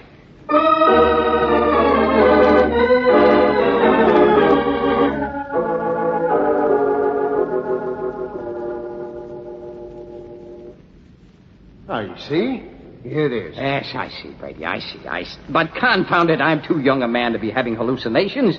That body was not there when I was here with Mrs. Blythe. Now, Chief, the guy in the office says it was there all the time. The guy in the office said, I don't care what the guy in the office says. It was not there. Now, that I'm sure of. Now, let's have a look for that scar. If the scar is there... what scar? The scar on his right leg. Mrs. Blythe says her husband had a scar on his right leg, just below the knee. You mean you think there are two guys with their faces bashed in like that? Yeah, here it is. Below the right knee. Yeah, must be Orm Blythe, all right. Well, I hope you're satisfied. Satisfied? I'm a long way from satisfied. I want to know who pulled the hocus-pocus on that disappearing body. You know, Chief... Sometimes I think you're getting old. I'm a lot older than you're going to be unless you get... Pull that sheet back over him. The way that face is mangled gives me the creeps. Yeah, you're also getting soft. Shut up and come on. Yeah, where you going? To talk to Mrs. Blythe.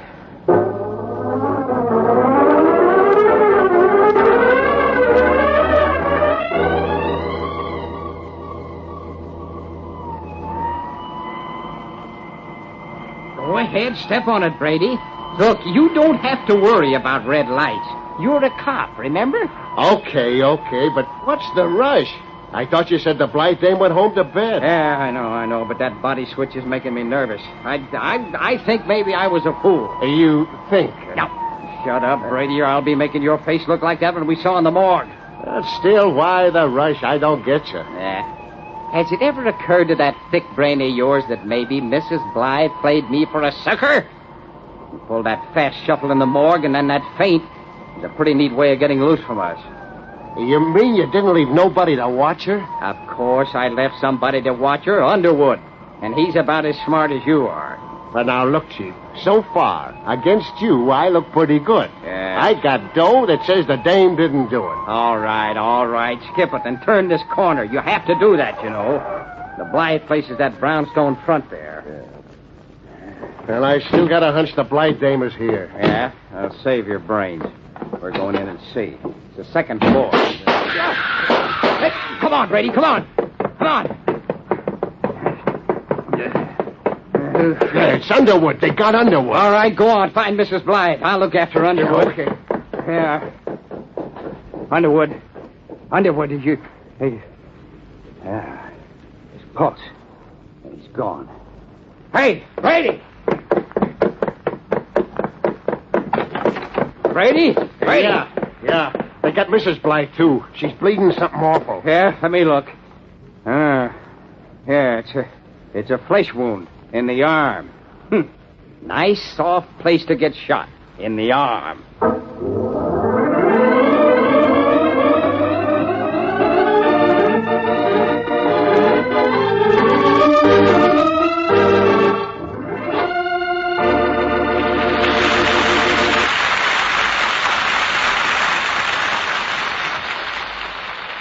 Yes, the plot thickens. Mrs. Blythe, the only real suspect Lieutenant Kane had, has been shot by an unloyal assailant. Or was she? If Kane is right in casting suspicious glances at Mrs. Blythe, there might be more to this shooting than appears on the surface. At any rate, the second act of Bury Me Not will prove whether Kane's guess is right.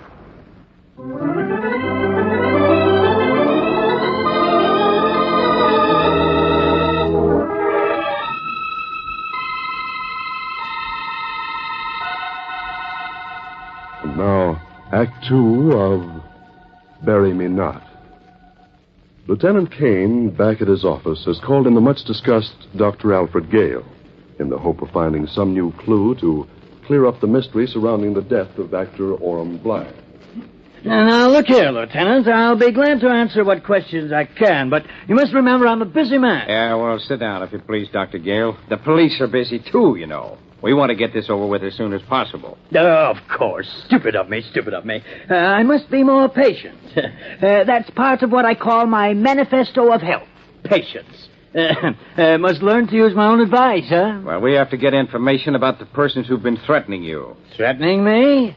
What do you mean, threatening me, Lieutenant? Now, look, Doctor, we know you hired Orem Blythe as a double. That's true, isn't it? Yes, but... Mrs. Blythe believes you used her husband as a decoy against somebody who wanted to kill you. What's that? Ridiculous. Man in my position, respected, loved, ridiculous. Not quite, Doctor. You had a reason for having a double. What was it? I'm a busy man. Too busy. Appointments, lectures, my vitamin business. Too many demands on my time. Forced to have someone to pinch hit for me. Someone who could deliver my lectures and gain the same confidence in the public as myself. Obvious, isn't it? Someone who looked like me. A spitting image of me, eh? That was this actor fella Blythe. Perfect. Looked just like me. Could talk, too. So I hired him to take over my lectures. Gave me more time. Right, Doctor. Orem Blythe gave you more time to spend on your gambling. What's that? Now, look here. You can't... Oh, I can't, Doctor? Well, I have. You know, the police have underworld connections, too. Underworld?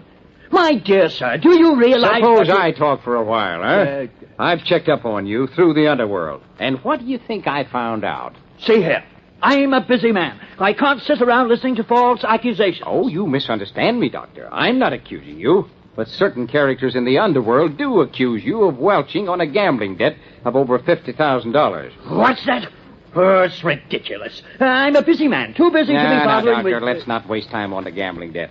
The point is that it's perfectly possible that somebody who had an interest in that debt might like to blow you to bits. Bits? Why, you had me all wrong, Lieutenant. Oh, don't bother to deny it, Doctor. The point is, did you or didn't you get a tip that somebody was going to rub you out? And if you did you plant Orem Blythe in your place so that he was murdered instead of you? Ridiculous. Absolutely ridiculous. Yes, I don't blame you, Doctor. It wouldn't look so good to have the newspapers tell that story. No, it might affect the vitamin business. It's a trumped-up story if I ever heard one. That actor fella was always having trouble with his wife. Told me so himself. Obvious his wife did it. Murdered him in cold blood. Isn't that the expression? You're a detective, too, eh? Well, then how do you explain the fact that Mrs. Blythe was shot, too? Obvious. Trick. She deduced you were suspicious of her. Shot the policeman, then shot herself. Made it look like she'd been attacked. Found it easy to confuse you. Well, as simple as that, is it? Yes, simple. Well, we'll see, Doctor. In the meantime, I'm going to give you a little protection against your gambling friends. Protection, eh? For me? That's right. Sergeant Brady is going to go with you, and he's going to stay with you, just in case. I assure you, Lieutenant, that it's absolutely unnecessary, absolutely. Oh, just a little service from your police department. I protest. It's an imposition. On who? On me, of course. You don't seem to understand, Lieutenant. I'm a busy man, too busy to be worrying about policemen. You won't have to worry, Doctor. That's what Brady's paid to do. In the meantime, Mrs. Blythe and I have some unfinished business with the corpse. Corpse, huh? What do you... That'll be all now, Doctor. You'll find Sergeant Brady just outside the door. Now, look here. Good day, Doctor.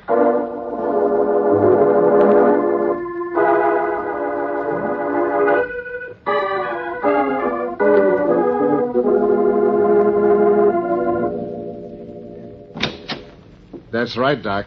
I'm coming in with you. Imposition. I don't need protection in my own home. You never know, Doc, with the friends you've got. Might as well do the thing gracefully. Make yourself at home, Brady. Have a cup of coffee? I could stand some Java. Hey, where you going? Oh, great Scott, Sergeant. You seem nervous. I said where you going. Oh, just to get the coffee, Sergeant. Well, all right, but just remember, where you go, I go. Exactly what I was thinking. Ridiculous, isn't it? Now, what's ridiculous? You going every place I go. I got my orders. I'm sticking to them. Yeah, of course. You're here to protect me, huh? That's right. Exactly. Strikes me, Brady, we might make a bargain, huh? What are you talking about? Simple. You want to do your job, I want to do mine, huh? Yeah, only right now you are my job. Yeah, so it seems.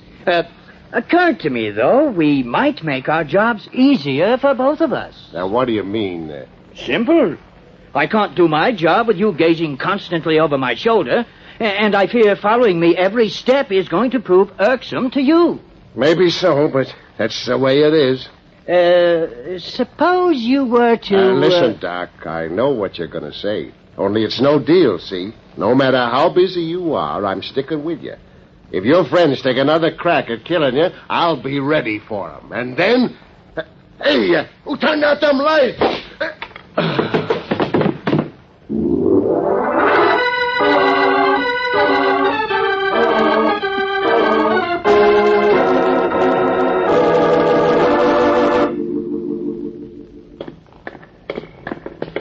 I wish you wouldn't make me do this again. This is the most horrible place. Well, now, really, Mrs. Blythe, this time it'll only take a minute. But I want you to see that scar, just to be sure the body is your husband's. Isn't this the place? Yeah. Should be right here. Let's take you.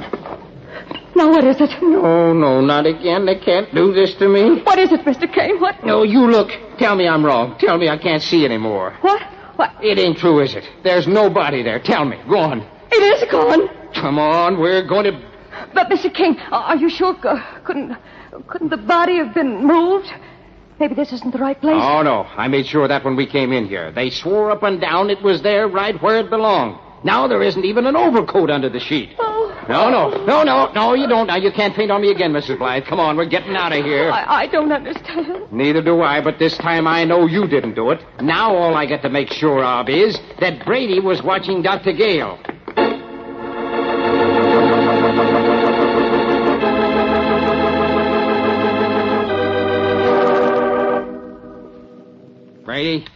Brady, for the love of Pete, what's happened to you anyway? Brady, come on, wake up. Come on, guy. Here, start untying those knots, Mrs. Blythe. Hey, what the... Yeah. Oh, hello, Chief. Oh, my head. What a wallop. You got an aspirin? Oh, thank goodness he isn't badly hurt. Hey, what happened? What happened, he says. Brady, I left you in charge here, you remember? You're supposed to tell me what happened. Listen, I ain't in the mood for jokes, Chief. All I know is I got conked as soon as the lights go out. The lights? They're on now. Hey, look. I'm sitting here with that stuffed shirt Doc Gale, and he's trying to talk me out of dogging his heels when all of a sudden the lights go out and whammo! Somebody takes a cut at me from behind. I should have given you a bodyguard, I guess. Where's Doc Gale? In my left pocket.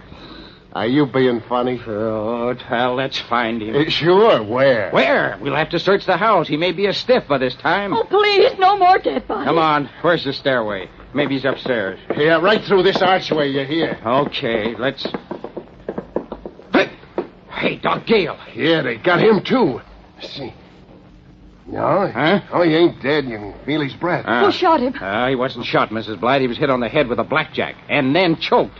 But the murderer must have been in a hurry. He didn't choke him long enough. Yeah, but look at those fingernail marks on his neck. There's still blood coming from him. Well, let's pick him up, Brady, and put him on a bed somewhere, huh? Okay, there's a big sofa in the parlor. Yeah. Here, I got him. All right. Easy now, Brady. You've got his legs all tangled up. No, he can't be. He can't be. What's wrong with her? Here, help me put him down. Oh, I should have known. Mrs. Blythe, now what's the matter? I should have left you at home. Look at his leg. Here, Look. what's the matter with his leg? Can't you see? You pull the trouser leg up. What? Brady, look. That scar. It's Orem. It's my husband. Hey, he's moving his eyelids. Now, calm down, Mrs. Blythe. Maybe Dr. Gale had a scar, too. Oh, not just like that. It couldn't be just like that. Look out, Chief. He's coming Get away from me, coppers. I'm getting out of here, and I won't hesitate to shoot. No, you don't. Give me that gun, Gale. Give it to me. What do you think you're doing? Yeah, I knew this guy was a rat. Orem, what's the matter with you? Greetings, Vera. So nice to see you again. So you aren't Gale after all, huh? If you're not sure, how can you expect me to be? Oh, Orem, I knew you'd get into trouble, but this is... Really, Pharaoh, your tears never were convincing. You've always been a horrible actress. Now, you leave your domestic complaints out of this, Gale. I mean, Blythe, you've got some explaining to do. You mean the police department is stymied? You mean you need me to explain? For 2 cents, Brady, let him talk. Hey, why, that guy must have slugged me himself. He turned out the lights Brilliant, and... Brady, brilliant. An astounding deduction. Go ahead, Blythe, talk. Yeah, now I get it. You didn't find the body at the morgue, did you, Chief? No, that's it. Blythe, you figured you could fool us with the body as long as your wife wasn't called to identify it. But when I told you I was going to take her to the morgue, you knew you had to get rid of that body. So you knocked out Brady. Then you got to the morgue ahead of me and back here in time. Of course he did. Look at his fingernails. Blood. Yeah, he grabs a hold of his own throat to make it look like he's been choked. Then he beans himself on that marble stairway, so he's out as cold as I was. Wanted to pin it on your wife because you hated her, huh? Of course I hated her. Oh, I don't understand. Orem, what have you done? He was pretty cute. He wanted to trade places with Gale and get all of his money. All he had to do was kill Gale and make it look like he himself was killed. So he called you and asked you to come to his hotel. In the meantime, he'd arranged to have Gale get there just ahead of you. He took your gun, Mrs. Blythe, to kill Gale and left it there on the floor. He had everything arranged so that you'd be found at the scene of the murder. Well, I knew he hated me, but this... Don't waste your tears on him, Mrs. Blythe. You're lucky to get rid of him. You know all the answers, don't you? But there's one little item I'm going to have the pleasure of telling you. The extra body. That was almost a masterpiece. Well? I was fortunate in learning you discovered the presence of the scar on my own leg. I knew if you saw Gale's body, you wouldn't find the scar, so... This better be good. So I telephoned a mission house and said I was giving a charade, for which I needed a man with a scar just below his right knee. Of course, I used Gale's name and offered to pay him handsomely. When he arrived, I had no trouble destroying his face in the same way you found Gale's. Bullet holes are excellent for quick makeup. But the scar wasn't the same as yours. No, it would satisfy everybody except Vera. That's why you got to see the scar and she didn't. She didn't, yeah. Thanks to you killing a good cop and winging her. Of course. I couldn't let her see either body. 2 bodies, and you thought there was only 1. 2 bodies? Well, I'll make you a little bet, chum. There's going to be another one. Yours. And this time there'll be plenty of witnesses.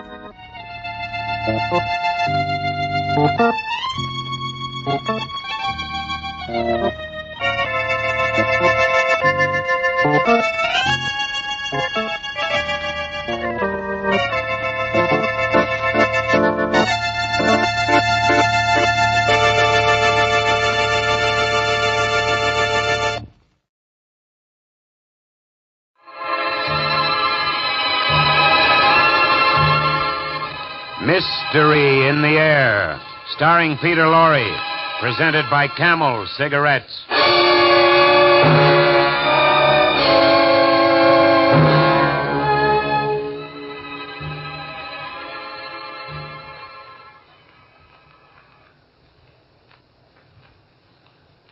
And it is now my great pleasure to confer our academic degree with honor on the most distinguished student of this class. Roderick Raskolnikov, step forward. In the history of our university, there have been few young men who've compared with him in mental brilliance, and few for whom the future held greater promise. Roderick, I've spoken for the university. Now I want to speak for myself. As a token of the esteem in which I hold you and your abilities, I want to present you with this watch. Thank you, sir. Well, read the inscription. Oh.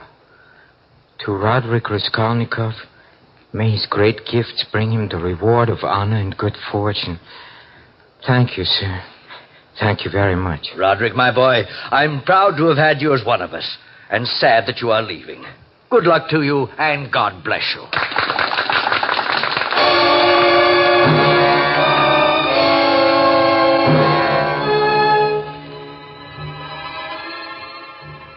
Again tonight, Camel Cigarettes bring you Peter Lorre in the excitement of the great stories of the strange and unusual, of dark and compelling masterpieces culled from the four corners of world literature. Tonight, Crime and Punishment, adapted from the motion picture starring Peter Lorre and based on the novel by Fyodor Dostoevsky. Mystery in the Air, starring Peter Lorre. Brought to you by Camel Cigarettes.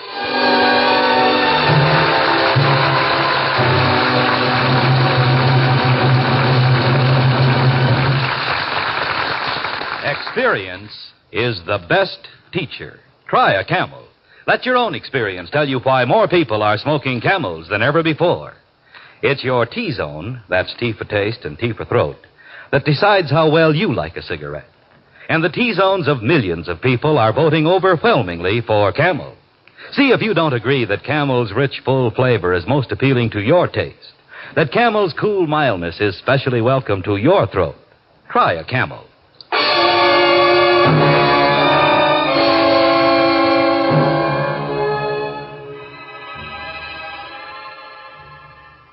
So I, Roderick Raskolnikov, went to the city to achieve honor and good fortune.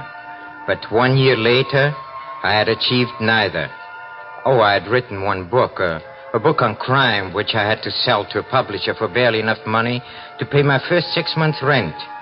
Oh, the reviews were very nice. Yes, one of them said, the subject is handled with such brilliance that one wonders whether it's the work of a genius or a great detective, or both. Genius or great detective. Can't eat reviews. All the time I was starving in a garret room. Come in. Oh, it's you, Mrs. Barnum. Yes, it's me. I haven't had a penny out of you in 6 months. I know. How much longer do you expect me to wait for my rent? Well, can you stand the strain another half hour? Oh, so you're going to pay me in half an hour? Yes. Just how are you going to raise the money? Oh, that's very simple. I'm going to rob a bank. Think you're funny, huh? Well, I don't. You're a disgrace to my house. Maybe, but someday they'll put a sign on this house that I, Raskolnikov, had the privilege of starving here.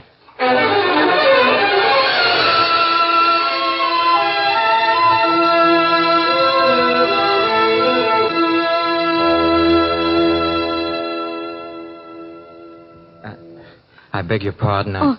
Is there a pawnbroker? I think it's an old woman by the name of Leona. Does she live here? Yes, one more flight up. I'll show you. Yeah. I'm going there myself. Thank you very much. May I carry your package? No, I can manage. This door here. Just ring the bell. What do you want? Oh, it's you, Sonia. Come in. Who's this? One of your gentleman friends? No, I met him on the stairs. Well, what have you got this time? This Bible. And where did you steal this? I didn't steal it. It's been in our family a long time. What do you want for it? The cover's inlaid with mother of pearl. Stones are garnets.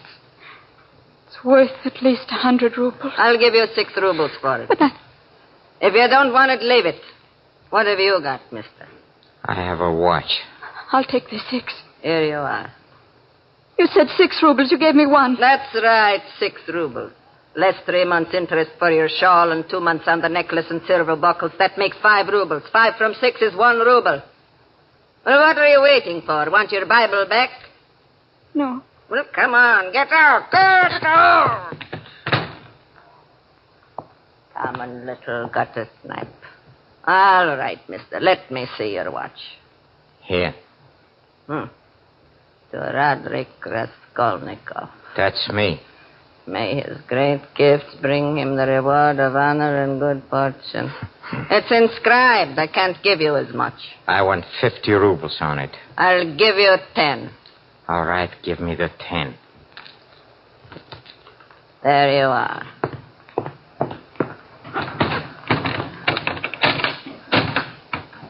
What are you staring at? Don't look at me like that. I'm not looking. I'm not staring. I was watching you put the young lady's Bible and my watch into that trunk, that's all. But I've got nothing in here. Nothing but a lot of trash. A lot of trash. Get out of here. As you say.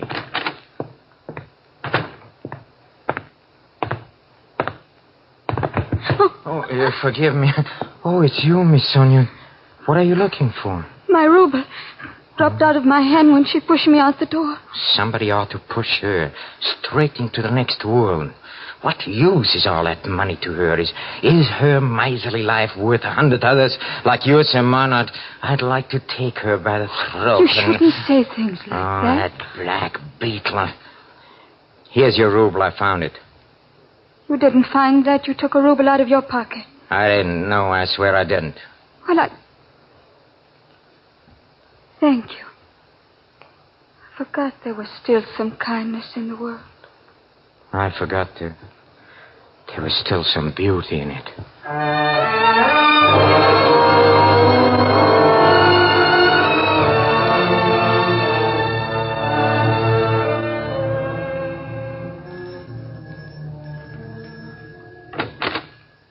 What do you want at this hour? It's after midnight. It's me, Raskolnikov, don't you remember? I've got a valuable vanity case this time. Fine hour this is to come around with your rubbish. But come in.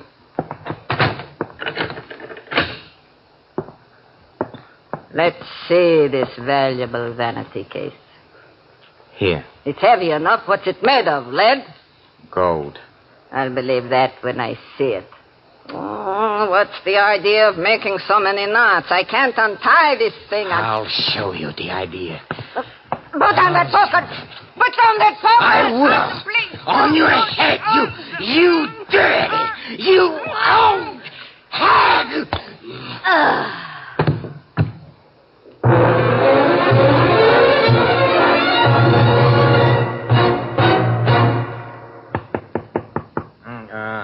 Come in. Good morning, Miss Possum. Fine day, don't you think? Very fine day, huh? I didn't come up here about the weather. Oh, no. It's about the money, yes. Well, I'll have it today. I promise I'll have it today. Not about the money, either. No, about what? There's a policeman downstairs. Policeman? What is he? Here he is now. Ask him yourself. Are you the writer, Raskolnikov? Yes. Well, come along with me. You're wanted at headquarters. There must be some mistake. Yes, there must be some mistake. I haven't done anything. What have I done? You'll find out when you get there. Come along.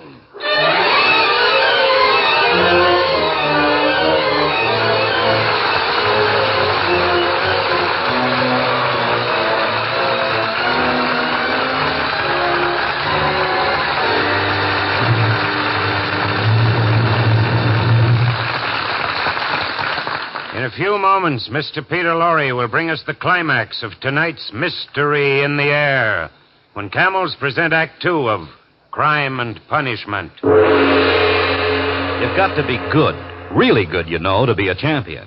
You've got to have what it takes, and it takes plenty of skill, plenty of training, and above all, plenty of experience. Yes, sports champs have proved it time and time again. Experience is the best teacher. Cecil Smith, the polo star, thanks experience for his goals. Don Whitfield says experience made him what he is today, the world's outboard speed champion. That goes for Jerry Ambler, too. He says it took experience to win his bronc-busting crown. Yes, the champions agree that experience is the best teacher in the world of sports. And millions of smokers agree that experience taught them plenty about cigarettes. Back in the days of the wartime cigarette shortage, folks smoked brand after brand. They had to take whatever brands they could get. They compared those brands, became experts on the differences in cigarette quality. And that experience convinced thousands and thousands of smokers that Camels are their first choice. They learned that Camels are the cigarette with a rich, full flavor and cool mildness. Yes, smokers everywhere learned they prefer Camels to all other cigarettes. Result? More people are smoking Camels than ever before. Experience is the best teacher. Try a Camel yourself.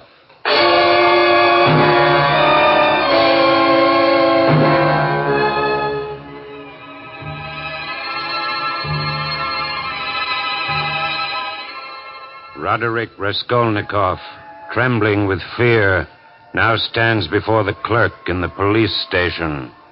Raskolnikov. Let's see. Oh, yeah. You owe your landlady 30 rubles, and you refuse to vacate the premises. Is that why? Is that why I've been brought here? Yes. Are you going to pay, or must we throw you out? No. I'll pay. I'll pay tomorrow. No, it's Quiet. my rent. It's not funny. Quiet. No, it's the rent, you see. Do you hear it? Quiet, I say. 30 rubles. That's why I've been brought here. Oh, it's wonderful. Stop that shouting. No, stop it. What's going on here? Who's that maniac? He's a writer named Raskolnikov. Huh? Oh, Raskolnikov. Just the man I want to see. Me? Why, sir? I'm Inspector Porphyry. Oh, Commissioner. I read your excellent book about the crime and criminals. Oh, you flatter me, sir. Oh, no, I really mean it. You know, I thought I knew something about the subject, but your book put me and my staff in the kindergarten class. I must talk to you. Come into my office. Thank you, sir. By the way, perhaps you'd like to help us on a new murder case. It'll give you a chance to see how the blundering police work. A murder case? An old pawnbroker was killed last night. Huh? A well-known character named Leona. Yes, I've heard of her. Oh? What do you know about her? Nothing. Nothing at all. Think you'll get him easily? Guilty man? Who knows? We may have him now. What do you mean? We brought a man in this morning, a house painter. He had been working in a flat under Leona's. Oh? Do you think he did it? Well, it doesn't really matter. He was found with a pair of earrings. He had blood on his hands. Oh, of course, he has an explanation for these things, but he'll do as a suspect just to keep our records clear. Oh, it's clear. You mean that... Of course. Well, come. Let's discuss your book. Let's see if your theory can be applied to this case. My theory? What? Yes. You wrote that ordinary men must obey the law because they are ordinary. But extraordinary men have the right to transgress the law. No. Isn't that right? No, not exactly. What I said was that extraordinary men shouldn't be judged by ordinary standards. For example, take Napoleon if... I doubt if Napoleon murdered the old pawnbroker. Oh. I'm glad my theories give you a chance to be witty. If your theory is right, it would make it a lot simpler for us policemen. If your extraordinary men had some distinguishing mark, say a medal or a ribbon, or a resemblance to Napoleon. What do you mean? Like yourself, for instance. But to get back to our murderer in this case, he was ordinary enough, all right. Nothing but a stupid coward. What do you mean? If he hadn't been in a panic, he'd have found the old woman's money. 1,500 rubles tucked away in the mattress. Huh? Steady took a lot of junk that's no use to him, and he can't unload it. I've got my men watching every outlet. Mm-hmm. Yes, Inspector, you've promised to show me your blundering police methods, and you certainly have. You're holding a man who's probably entirely innocent just to keep your records clear, huh? Well, the painter will do until the real murderer comes in. And he will come in. He'll give himself up through fear. Fear of the law or of God. Oh, yes? In the meantime, I'll just wait.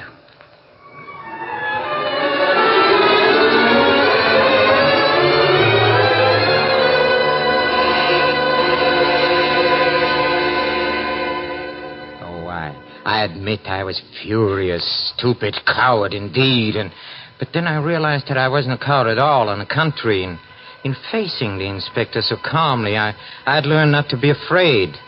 Still, I needed money, and now I didn't dare to sell any of the old woman's stuff. I determined to try my newfound courage on a publisher of my book. Sit down, Mr. Raskolnikov. I'm glad to see you. We had very nice response on your book. Oh, that's good. I've almost finished another one. Oh, is that so? Oh, you might let us see it when it's done. Well, you see, as a matter of fact, another publisher, he has offered me an advance of 750 rubles on it. He has? Yes. The pirate. You're my discovery. Well... Look, I'll give you 1,000 rubles advance. How's that? Oh, that's fine. That's wonderful.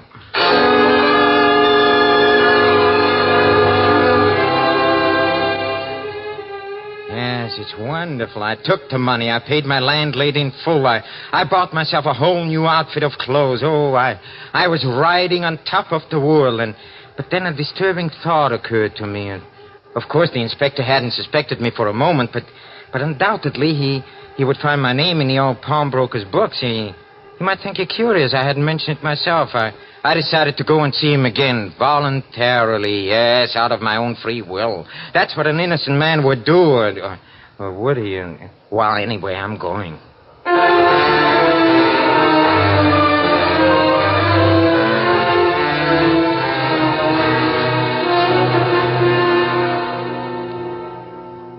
The inspector will see you in just a moment. Thank you. I'm in no hurry. Well, Mr. Raskolnikov. Sonia, what are you doing here? The inspector sent for me. He returned my Bible. He asked me a few questions. Questions? What kind of questions? About the day I went to the pawnbroker. Did he want to know anything about me? Yes. What did you tell him? About the money you gave me. Oh. And then he wanted to know. Why? Why did he want to know? Before I knew what had happened, he made me tell him what you said. What? That she deserved to die. Well, she did, The inspector will see you now, Mr. Raskolnikov. Sonia, I must see you later. Where do you live? Catherine Street. First house from the bridge, second floor. I'll be over as soon as I can. Wait for me. This way, sir. Thank you. Ah, Mr. Raskolnikov. I'm delighted to see you again. I've come to claim my watch. Yeah. Your watch? Come on, let's not beat around the bush. I hated to part with it, but I need the money, so I took it to the old woman and... What old woman? Oh, you know, the pawnbroker, the one we were talking about. Oh, did you have dealings with her? Did I? You know I had. You know I was there. I mean, isn't my name in her book? Oh, wait a minute. Why, so it is. Funny, I didn't notice it. What are you trying to do, upset me? Upset me? No, not at all. And I'm sorry, but there's no watch listed among her effects. I'm afraid it's still in the murderer's possession. Well, thank you very much. I must be going out. Oh, by the way, that's a new suit, isn't it? Yes, it is. What of it? Why shouldn't I be wearing a new suit, huh? Things have taken a turn for the better, eh? Yes, things have taken a turn for the better. I sold another book. Congratulations. I hope you'll have some theories in this one that'll help me solve this murder. We're still holding that poor wretch of a painter. Oh. Your real murderer hasn't come in, huh? No, not yet. But I haven't given up hope. Oh, you're very optimistic. That's good. Suspect anyone in particular? Oh, I suspect anyone and everyone. That's good. I'll admit now that for a time I even connected you with the murder. Me? Yes. You know how a policeman's mind functions. No, I don't. I began piecing things in a pattern. Your desperate poverty, the fact you almost fainted when I mentioned the murder the first time. Your talk of supermen being above the law. Oh, now I can see. You're going around town flashing all that money, Yes, which yes. I didn't know until just now came from your publisher. You had me followed, huh? Well, a matter of routine. Yeah. Well, let me tell you something. If I were the guilty man, I'd be too smart to try to sell that junk. I'd have gone into the country and buried it under stone. You hear me? Yes, under a big, heavy stone. So? Come on, accuse me of murder if you like, but don't insult me by believing that I'd overlook 1,500 rubles in a mattress. Try your clumsy methods on half-wits, like that poor fool you're going to sacrifice, just to keep your records clear. But I'm not accusing you. I don't accuse a man I think is guilty if I have no proof. I just sit and wait. Yeah, you sit and wait. Stop playing this cat-and-mouse game with me. If you think you have a case against me, come on, arrest me or bring me to a trial. I'll show you how. Yes, I did it. Inspector, this man just confessed. Yes, I confess. I'm guilty. I'm the murderer. Policeman. You're lying, you fool. You didn't kill her. I hit her over the head with a poker. I hate her. You idiot. You didn't even know about her until we arrested you. You didn't know anything about it until we beat it into you. Take him away, officer. He wants to go to Siberia that badly. I'm guilty, I tell you. I'm guilty. Get him out of here. Oh, what a triumph for your methods, Inspector. First you tried to make him confess, and now you tried to make him believe he's innocent. Doesn't your conscience ever bother you? No.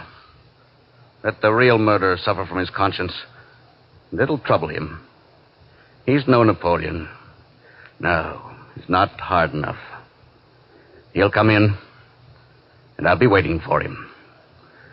I'll be waiting. Good luck.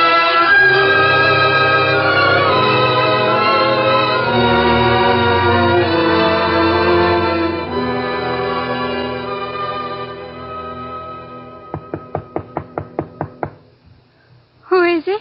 It's me. Oh, where have you been?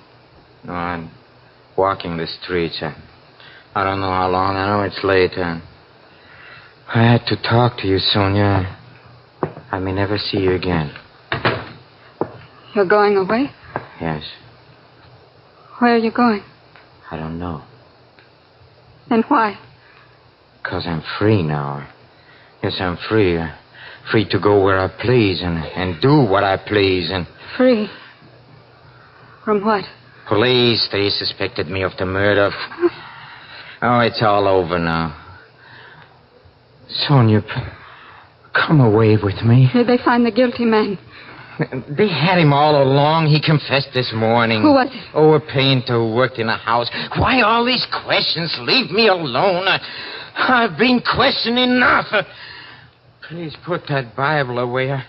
I don't want to be reminded of that old hag. And Jesus said, take away the stone. What stone? What stone are you talking about? How do you know I hid it under a stone? It's the stone under which Lazarus was buried. Huh? Then they took away the stone from the place where the dead man was. And Jesus lifted up his eyes and said, Father, thou hast heard me. And when he had thus spoken, he cried in a loud voice, Lazarus, come forth. And he that was dead came forth. Sonia. Sonia. You should kneel to me. Have mercy on me, Sonia. I killed that old woman. Yes, I killed her. Why did you do it? I was mad. What shall I do now? I don't know what to tell you. Because you have no faith. But I did have faith. Then I would tell you to confess. Huh? Atone for what you've done. Confess to the police? How else can you save the one who's being punished in your place? Confess and go to Siberia and rot in prison, Sonia? How can you ask me to do that? Because I love you.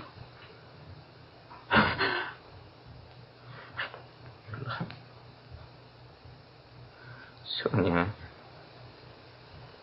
I know it now.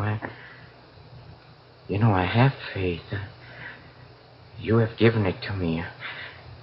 You've made me see myself, as I really was, and just a coward who thought himself brave. All right, Sonia. I'll go and do as you say. Oh, my darling. I'll wait for you. I'll always wait for you. Forever.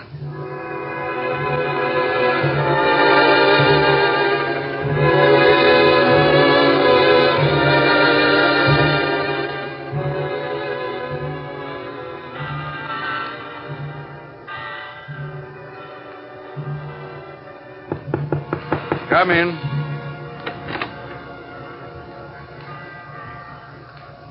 Good evening, Inspector. Good evening, Raskolnikov. I've been expecting you. I've been expecting you for quite a long time.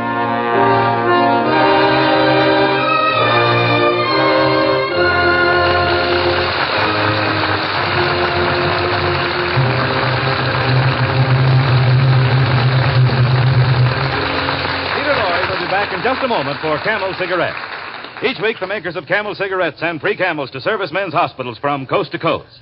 This week, the Camels go to Veterans Hospital, Muskogee, Oklahoma, U.S. Army Tilton General Hospital, Fort Dix, New Jersey, U.S. Naval Hospital, Key West, Florida, U.S. Marine Hospital, Memphis, Tennessee, and Veterans Hospital, Tucson, Arizona.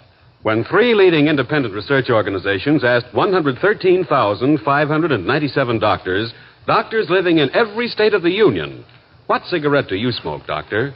The brand named most was Camel. According to a nationwide survey, more doctors smoke Camels than any other cigarette.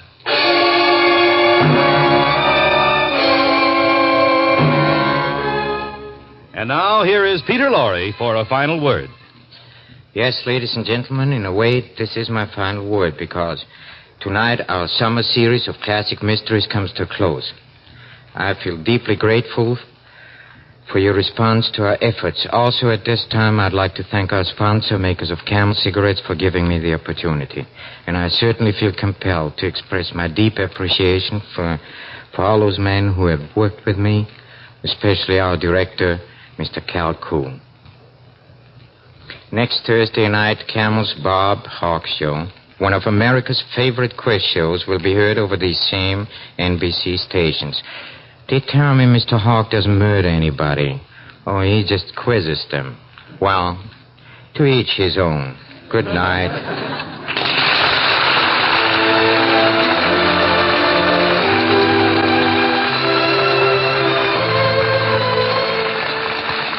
Men, shopping around for just the right tobacco for your pipe? Don't miss Prince Albert, the tobacco specially made for smoking pleasure. Prince Albert is a mild tobacco with a rich, full, mellow taste. Its choice tobacco is specially treated to ensure against tongue bite. Crimp cut to burn slow, smoke cool.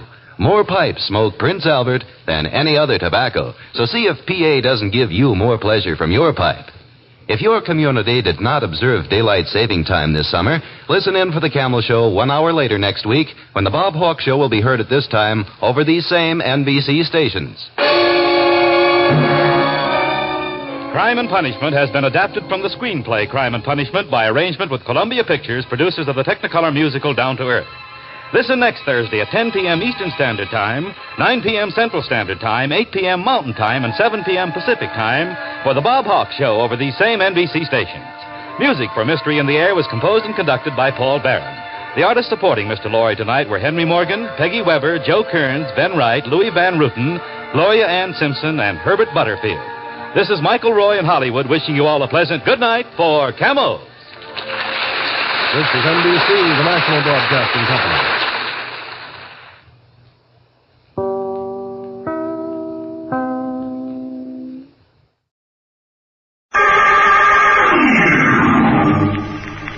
Mystery is my hobby.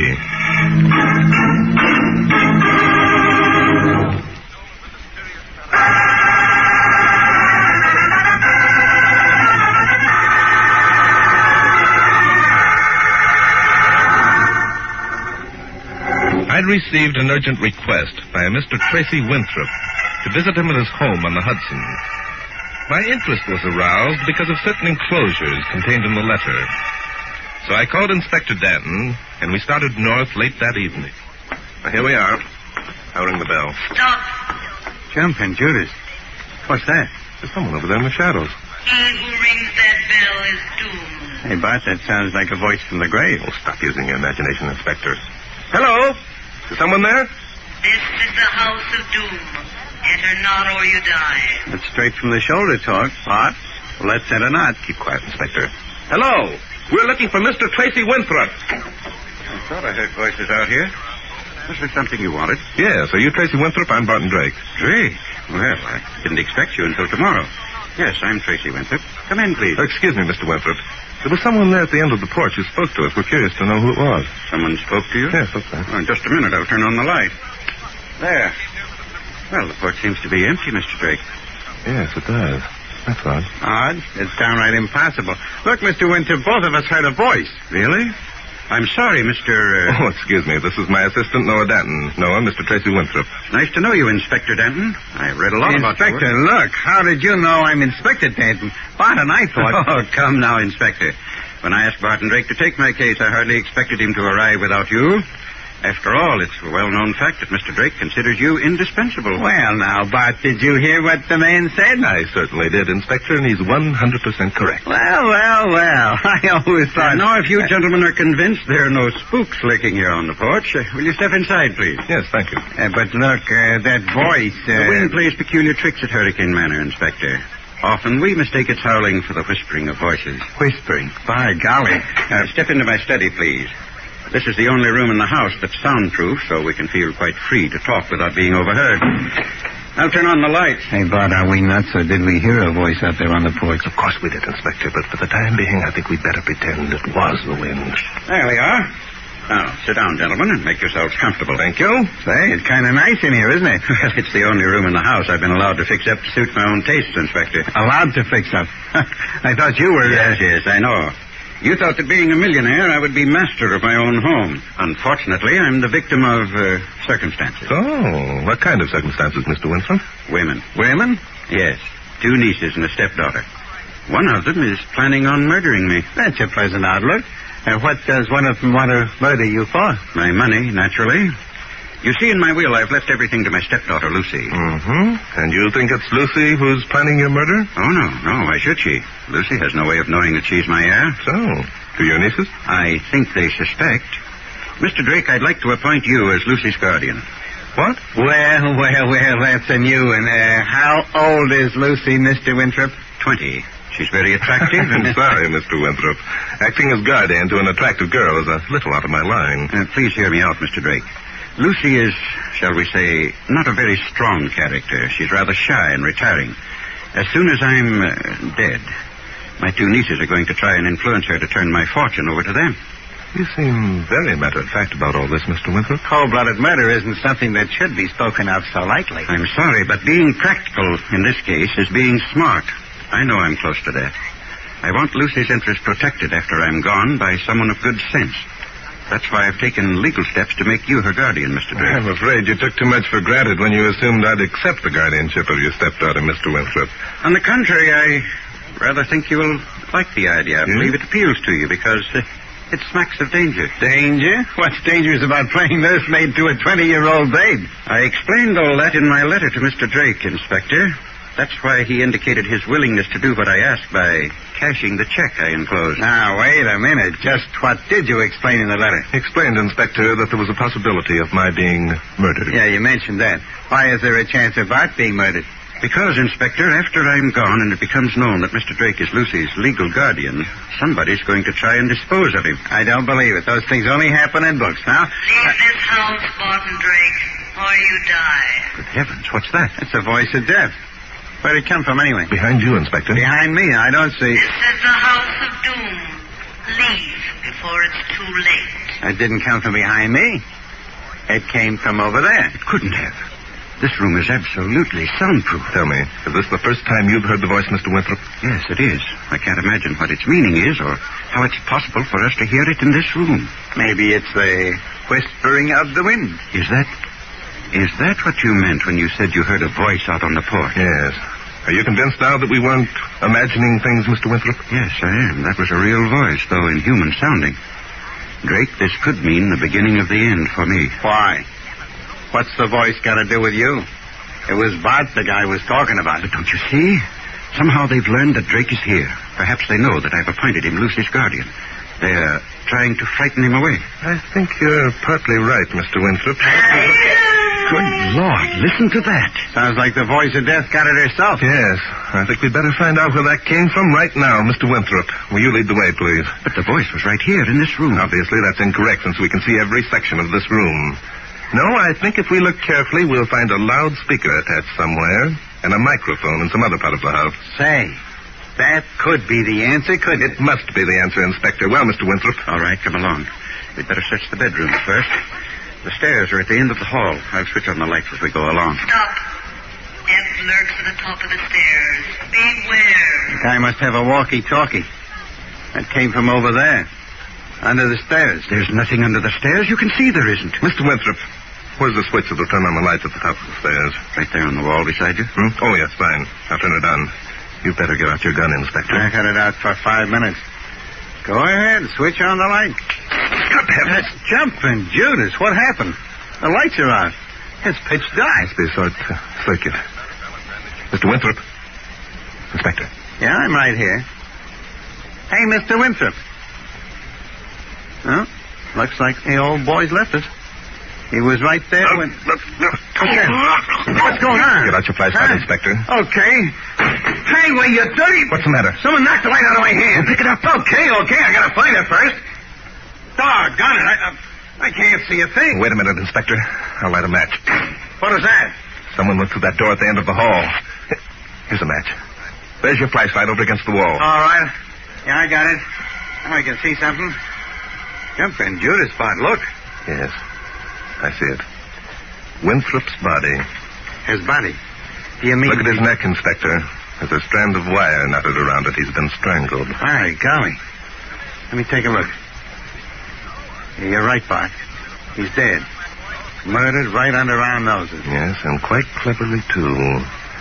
That wire had been fashioned into a noose before the... Look. I see. Here comes the babe with a candle. Well, gentlemen, you seem to have done rather a thorough job of murdering Uncle Tracy. Murdering him? Us? Now, look, lady. You're Inspector Danton, are you not? And this tall gentleman must be Barton Drake. That's right. And who are you, please? I? Don't you know? Why, I'm Lucy. Tracy Winthrop was my stepfather. You're Lucy. And Winthrop must have been giving us a runaround. There's nothing shy and retiring about you. In the face of death, Inspector Danton, even the shy and retiring are strong.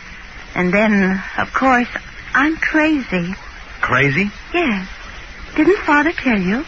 Oh, yes, I'm crazy. I start staring mad.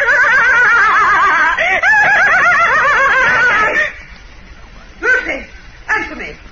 Yes, Cousin Mona? What are you laughing at? Who turned off the light? It's Father Tracy, Mona. He's been murdered. Murdered? What are you talking about? I knew I shouldn't have left that girl alone. Lucy, who are these two men? I don't know, Cousin Mona. I found them standing here over Father Tracy's dead body. Good heavens. He's been strangled. That's right, Miss Evans. You are Miss Evans, aren't you? Yes, I'm Mona Evans. Who are you? What are you doing here? And who's this other man? Danton is the name, ma'am. Inspector. Homicide. Inspector? Then that's why you're here, because Uncle was murdered. Tell me, how did you know? He was alive an hour ago. This is all so confusing. Won't someone kindly explain what it's all about? They killed him. I saw them. I was standing right there in the doorway. Oh, hush up, Lucy. Policemen don't go around killing people. Now go back to your room. But I Go saw... back to your room, I say. All right, Cousin Mona. Cousin Mona. She's no more my cousin than the man in the moon. Now that Uncle Tracy's dead, I'll have her committed to a home. You seem rather pleased that your Uncle Tracy is dead, Miss Evans. Naturally. Helen and I stand to inherit his entire fortune. Why shouldn't we be? Helen? She's my sister. Oh. We'll share Uncle Tracy's fortune equally. Where's this Helen now? She's up in Maine visiting the family of the fiancé. Oh, dear, what a mess this is. I suppose you men are going to insist that Uncle Tracy was murdered? Yeah. That wire wasn't put around his neck for comfort. Furthermore, we're going to find out who murdered him. How annoying. Well, I suppose it can't be helped. How long do you think it'll take? Well, that depends on how cooperative you are, Miss Evans. By the way, who's that standing over there in the doorway? Where? Oh, that's Grace, our maid. What is it, Grace? Is something wrong, Miss Mona? The lights went No, off. there's nothing wrong at all, Grace. Mr. Winthrop has been murdered, that's all. Murdered? Yes, but don't worry. These gentlemen are here to find out who did it. You can go now. Yes, ma'am. Oh, Grace. Yes, ma'am. Miss Lucy will be leaving us tomorrow. You can help pack her things. Leaving? Miss Lucy? Yes. That's all, Grace. Yes, ma'am. Miss Evans. Yes. I dislike disillusioning beautiful women, but I'm afraid you're taking too much for granted. Oh? In the first place, you are our number one suspect. The idea. In the second place, you are not the one of the heirs to your uncle's estate. He left everything to Lucy. Nonsense. I've seen the will, and it's properly... In the third place, I've been appointed Lucy's legal guardian, and I don't believe she's crazy. That's ridiculous. Of course she's crazy. She's been crazy for years. Helen and I can prove it. And I can prove something, too, Miss Evans. I can prove beyond a shadow of a doubt who it was who murdered your uncle.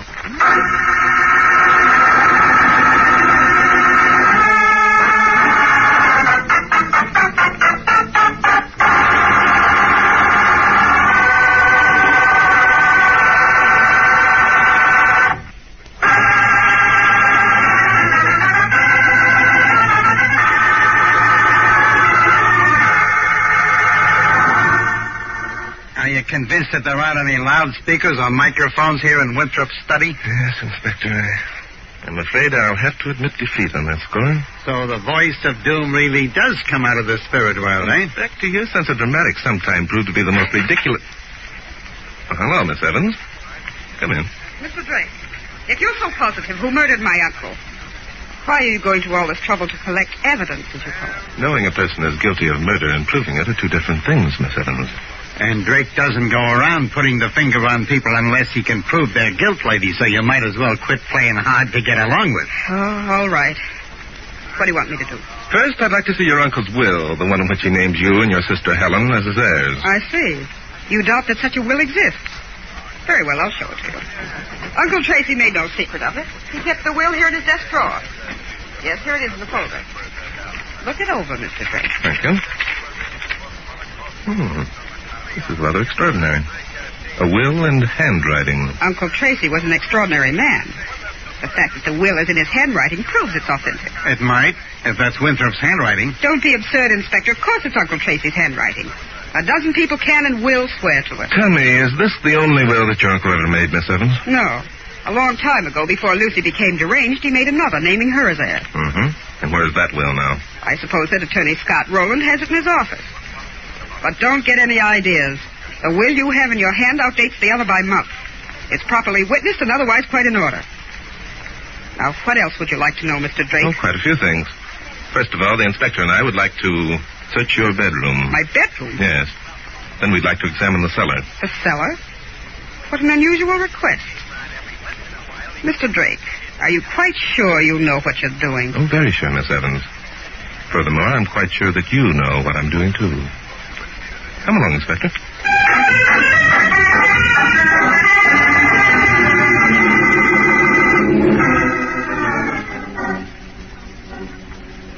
Here we are, Inspector.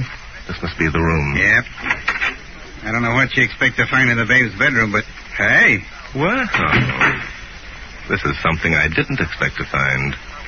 Were you looking for something, Grace? I was just cleaning up, sir. That's a good one.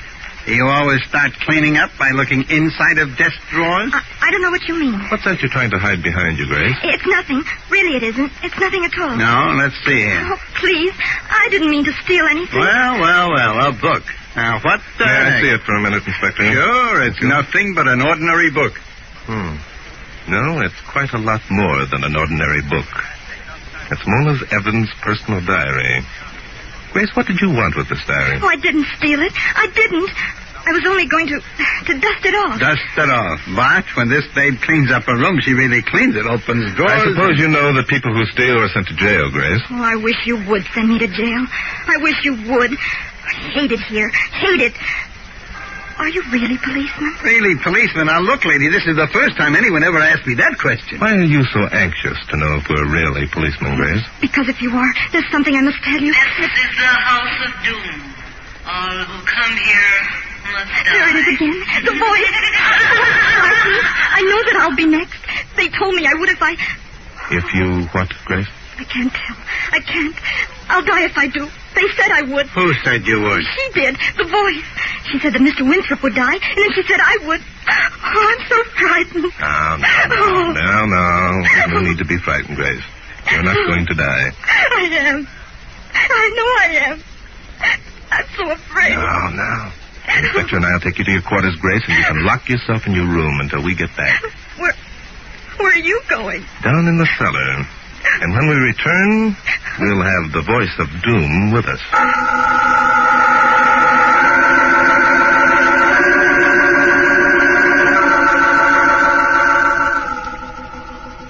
What are we stopping here in the kitchen for?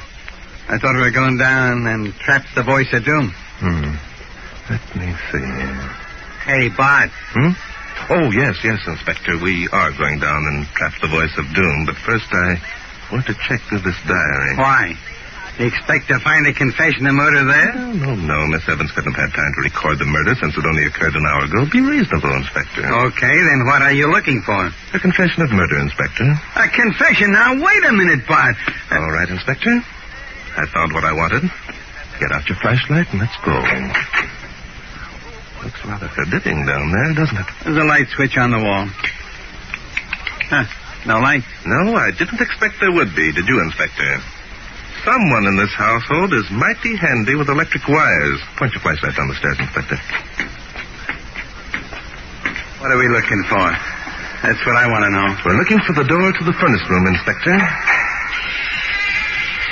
Yes, this is it, all right. Furnace? What are you going to do, start a fire? We might have to smoke out the voice of doom at that. Well, there's no furnace in here. No. Appears to be nothing but a storeroom. Hey, someone shut the door. No, they shut it, but God, they're dirty. Hey, open this door, open it! No use, Inspector. Whoever locked us in here intended that we should stay. So the great Barton Drake stepped into my little trap. Where'd that come from? That grating up near the ceiling, I think, Inspector. It's an air duct from a furnace. From the furnace? Yes. This house is heated with a hot air system, Inspector, which means that there are one or more registers in each room. Now, any sound made inside the unlighted furnace would produce a hollow intonation which could be heard throughout the building. So that's where the voice of doom came from, eh? There's no doubt about it, Inspector. How very clever you are, Barton Drake.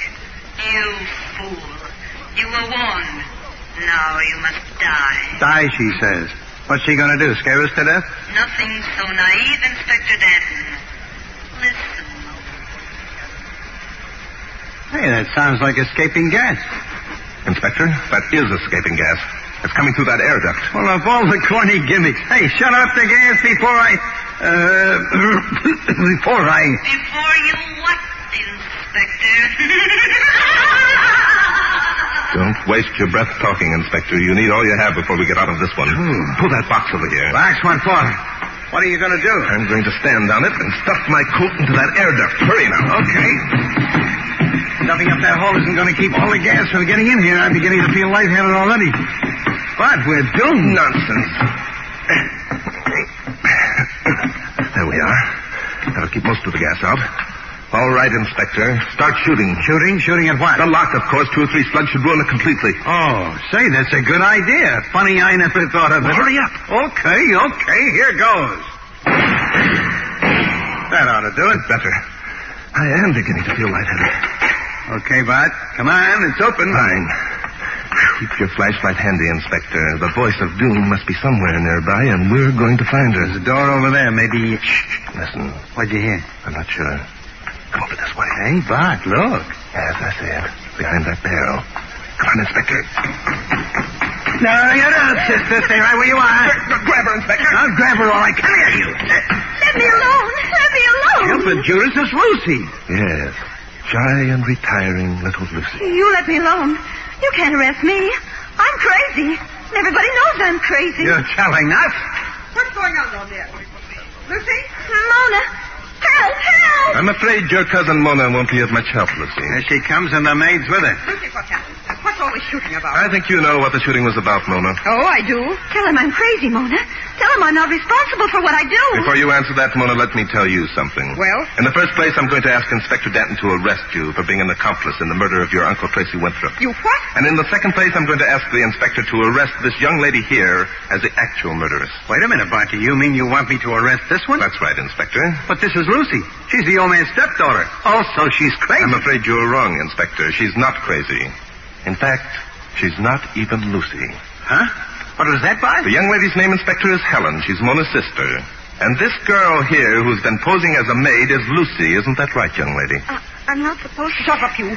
If you open your mouth, I'll... You won't do anything. Stand back and let the girl talk. Go on, miss. All right. I'll tell you. They threatened to kill me if I did, but now that Father's gone, I don't care anymore. I'm Lucy. They made me pretend I was the maid. They killed Father. They've been planning you it for little years. wretch. I told you I'd kill you, and I will. Put down that gun, Mona. Inspector. Yeah, I got it. All right, lady. Take it easy. Let go of me. Let go of me.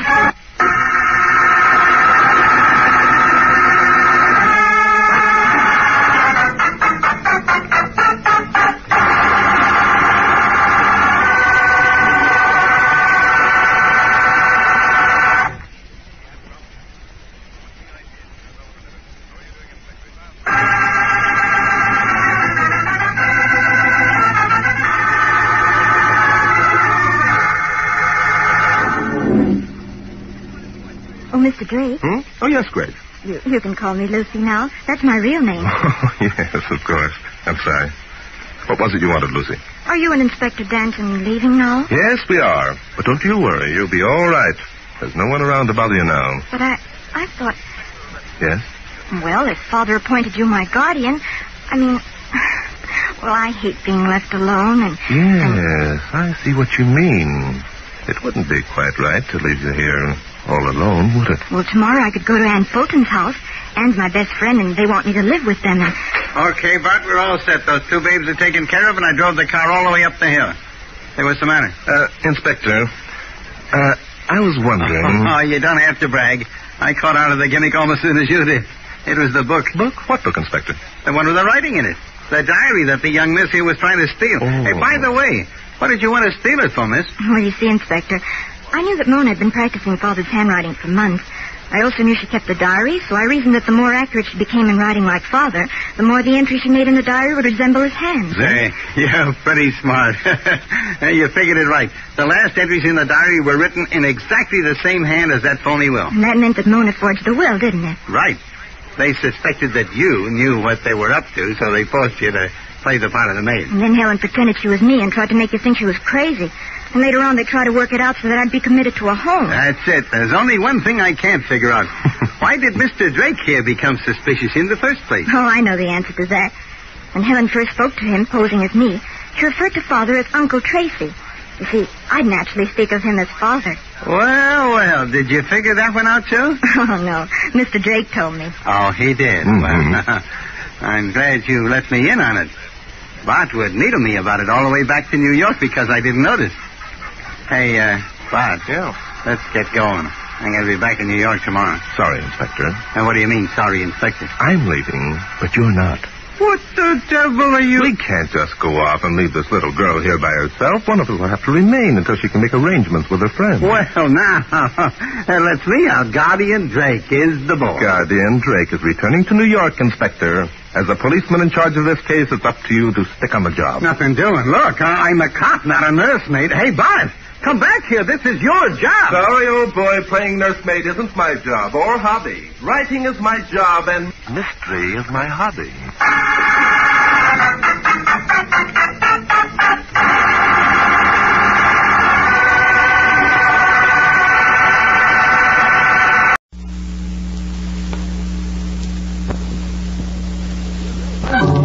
The Adventures of Ellery Queen.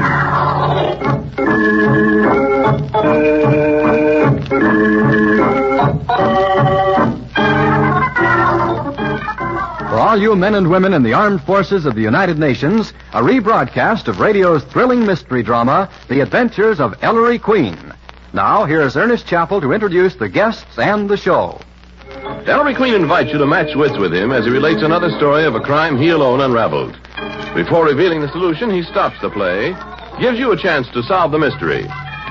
Our guest armchair detectives for this evening are Miss Marjorie Lawrence, Metropolitan Opera star, and Mr. Beverly Kelly of the Ringling Brothers Barnum and Bailey combined shows. And now, Ellery Queen, master detective and your host for the next half hour. Thank you, Ernest Chappell, and good evening, ladies and gentlemen. Well, tonight we tell you the strange mystery of the ghost in the mountaintop cave. I call it The Adventure of Dead Man's Cavern.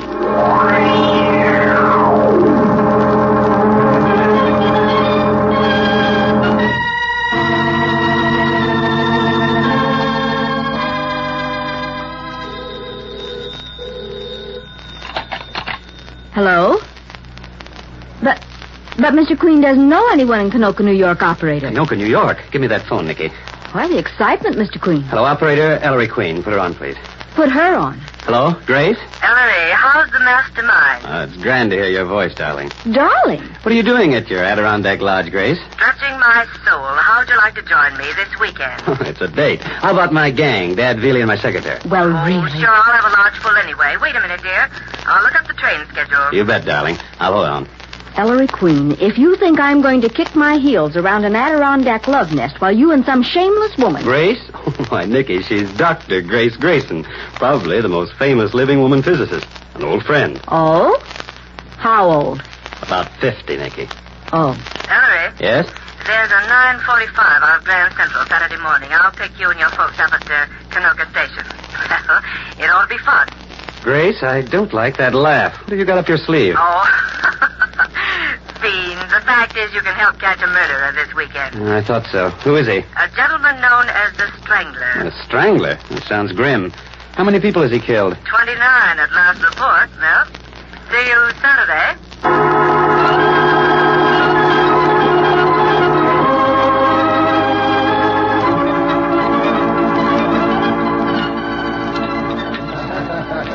Strangler. I could strangle you, Grace. Stringing me along about catching a murderer who's been dead over 100 years. Why didn't you tell me he's the ghost of a local legend? Well, I wanted to excite your curiosity, Ellery. Refill Inspector Queen. Mind if I do, Dr. Grayson? I'm getting plastered on this mountain there. So you got a ghost up here, huh, Doc? Lives in a cave near this lodge, you said? Yes, called Dead Man's Cavern. Your three other guests seem mighty interested in that haunted cave, Grace. Mr. and Mrs. Gabriel and Ernest Withers? Well, I suppose I ought to warn you. Hector Gabriel and Ernest Withers are supernaturalists, spend their lives running down ghosts. Here they come. Going to join us on the porch, gentlemen? Oh, Gabriel, you're a gullible idiot. The way you were taken in by that ectoplasm trick in Seattle. Well, you would have been fooled, too, Withers. Oh, really? Remember how I exposed that crowd of fake mediums in Nashville, Gabriel? But you were ready to tell the whole world. You annoy me. Sit down, boys. Now, that's the way it's been with those two for 20 years, Ellery. Friendly enemies. Mr. Gabriel, I'm told you have the largest and most valuable library of psychic works in the world. Yes, indeed, Mr. Queen. Eh, Withers? Lucky dog. You've got books I'd give my right arm for. Dr. Grayson tells us you two gentlemen are up here to investigate that haunted cave, Mr. Withers. That's right, Inspector. We're going to conduct a scientific experiment. Now, see here, Hector Gabriel, I'll let you and Withers turn my lodge into a psychic laboratory, but don't drag the respectable name of science into it. Are there actually psychic manifestations, Grace? Oh, Lord, some lug in 1840 began strangling people in that cave, and ever since then, they've... What's that? Sounds like a wolf or something. Listen. Why, that's the moan, Gabriel, the ghost sound. Now someone's screaming. That's no ghost. Sounds like my wife. Told her Miss Porter took a walk in the woods, and here they come running. Wife, Mrs. Gabriel. Hold it, dearest. Oh, Mr. There. Nicky, what happened?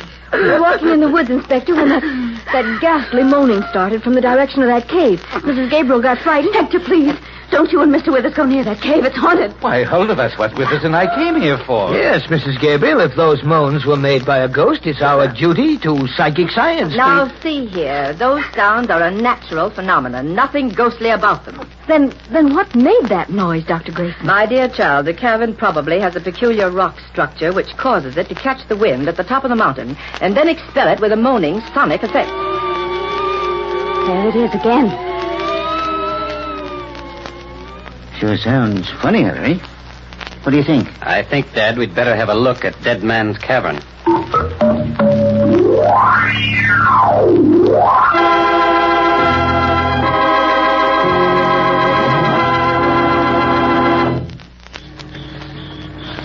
Grace, must we go through these woods to get to the cave? Yes, Ellery. No way of going around it. Sheer cliff on either side. I wonder why the moan stopped with us. Exasperating, Gabriel. Hold it, everybody. Someone coming. Sounds like a big, heavy man. Wasn't the strangler supposed to be big and heavy? Oh, nonsense, Sergeant. It must be Hank Pete. Oh, I was right. Hi, Hank. Howdy, Professor. You hear them moan some Dead Man's Cavern, too? Yes, we're going to the cavern now. Hank, these are friends of mine. How do you do? How do you do? All right, Billy, get moving. Strangler's getting pretty restless lately. Huh? Say, Daniel Boone, you don't believe in this ghost bunk, too. Man gets to believe in a lot of things, mister. Living alone up here in the hills. Just what is the story of this strangler, Mr. Gabriel? Well, some mountaineer, Mr. Queen, over... let me tell him, Gabriel. He lured wayfarers into the cave, you see, and strangled them for their money. Nice fella. What did he do with his victims' bodies? There's a natural opening in the rear wall of the cave, like a window. It overlooks a lake, Inspector, the same lake that's behind my lodge. The strangler threw his victims out of that cave window into the lake 50 feet below. Never since them folks he strangled keep a moaning like you all heard. Oh, of all the succotash, Hank, the brute was finally caught and hanged. It's the ghost of the strangler. Murdered one of his victims all over again. Well, here we are. Right at the top of my mountain. Oh, there's a clearing here between where the woods stop and the entrance to the cave. Hey, ain't that a wooden door covering the entrance to the cave? Yes, Sergeant. Let's cross the clearing. Go ahead, Willie. How come a door, Grace? Hank Pete knows more about it than I do. Some city fella a few years back put the door in. Charged admission to see the haunted cave. Was his name P.T. Barnum?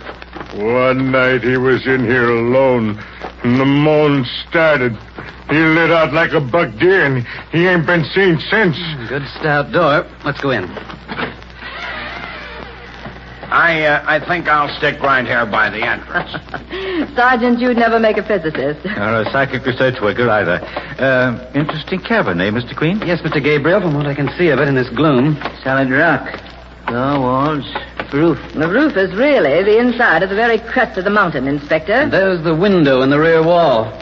Yes, this opening looks right out over the lake. Sheer drop of 50 feet. What kind of experiment are you gentlemen intending to conduct here, Mr. Withers? Well, Gabriel and I plan to spend an entire 24 hours in this cave, Inspector Queen, from 6 tomorrow morning until 6 a.m. the following day. We'll take food, water, blankets, oil lamps, and a sound recording apparatus. We want to be in here when the moaning begins. Very scientific, you see. Go ahead, jeer, you female Philistine. Billy, thought you weren't coming in. Well, I got lonesome out there. Say, supposing you meet up with this ghost, don't you gents think you better pack a rod just in case? If what's making them sounds could be shot, he'd be a dead ghost long ago. We're taking every precaution against the possibility that the moans are caused by a human agency.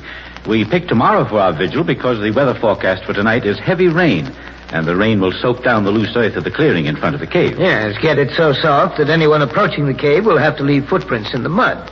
Well, let's go back, eh? Yes, but you gentlemen will leave footprints when you cross the muddy clearing tomorrow morning. We'll cross it barefoot to identify our own prints. Appears to me like you two fellas aim to tinker with trouble. My dear Pete, ghosts don't scare us. Gabriel, you have that new lock we brought out? Yes, Withers. There. And the key remains in my pocket. Well, that's all until tomorrow morning at 6. If you want to see us off, you'll have to be up early. We'll be up early, Mr. Gabriel.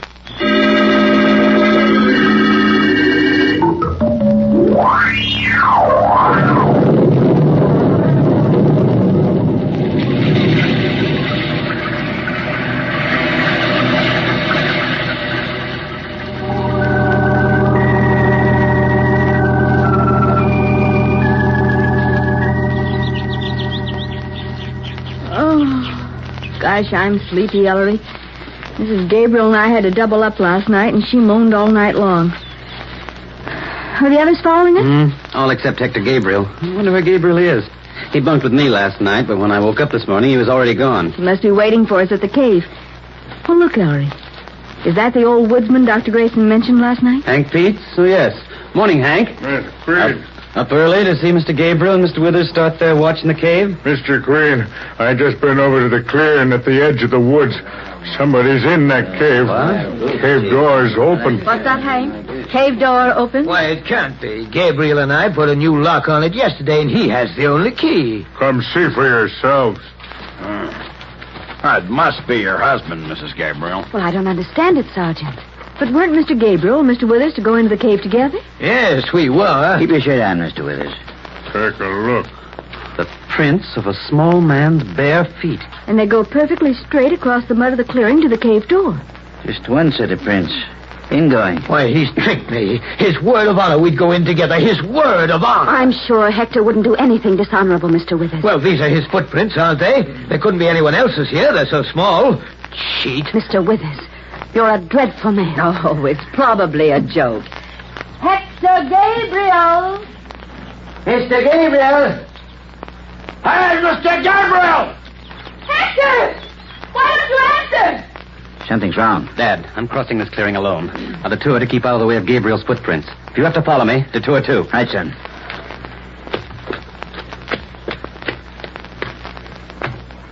Dad, Billy. Coming, Ellery. Come on, Billy. I'm coming.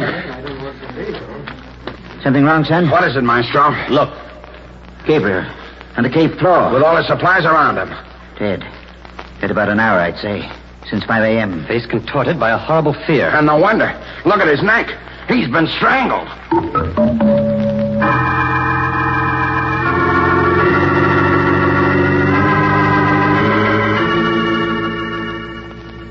Well, son, I don't get it. Even these marks of strangulation are queer. You mean the upward-pointing thumb impressions at the back of Gabriel's neck? Yes. Why weren't the thumbprints on his windpipe? What was that? It's Grace Grayson, Sergeant. You and Hank Peets didn't mess up Gabriel's footprints in crossing the clearing, did you? No, Ellery. We detoured, too. Poor Gabriel. I can't believe it yet. Hank, look at him. The ghost of the strangler, I told Will you. you stop jabbering about ghosts, Daniel Boone? You're scared. Get out of here. Stop it, Hank. What are we going to do? Poor Holder's in a state of collapse. Nicky's trying frantically to calm her down, and that man with us hasn't uttered a word since this happened. Who did it? Come outside. I want to show you something. Very good, son. The only way Gabriel's murderer could have got into the cave was the way Gabriel got in. By crossing this muddy clearing. Well? Well, where are the killer's footprints? You didn't see no prints in this mud when we got here this morning, except the ones of Gabriel's bare feet, did you? I see. Obviously, the strangler entered the cave some other way. How, Grace? The only other opening into the cave is that natural window in the rear wall, which overlooks the lake. And that opening is 50 feet above the lake at the top of a sheer cliff. The roof of the cave. Not a rope down. We've been up there. It's covered with smooth mud. And no human foot ever stepped on it. And at the sides of the cave, it's sheer precipice, too. Oh, well, of course. The killer came here during the rain, which wiped out his prints. Lay in wait for Gabriel, who came when the rain had stopped. What happened to the prints the killer made leaving? That's not the important point, Dad. The killer couldn't have got into the cave before Gabriel, Grace. The door was locked with a new lock, and only Gabriel had the key, which is still on his person. Then the killer used a grappling iron at the end of a strong line. You mean throw a line up from the lake, Grace? Yes. Someone stood in a boat on the lake below and threw up a grappling iron which corked the window. Guess again, Dr. Grayson. An iron would have left scratch marks on the sill of the rocky opening. And there ain't no scratch marks. Then how do you explain it? You're wasting your time. Ghosts don't need grappling irons. And they don't leave footprints. Yes, Grace. Remarkable as it seems, it looks as if Hank Peets is right. In the setup, Hector Gabriel could only have been strangled by a ghost.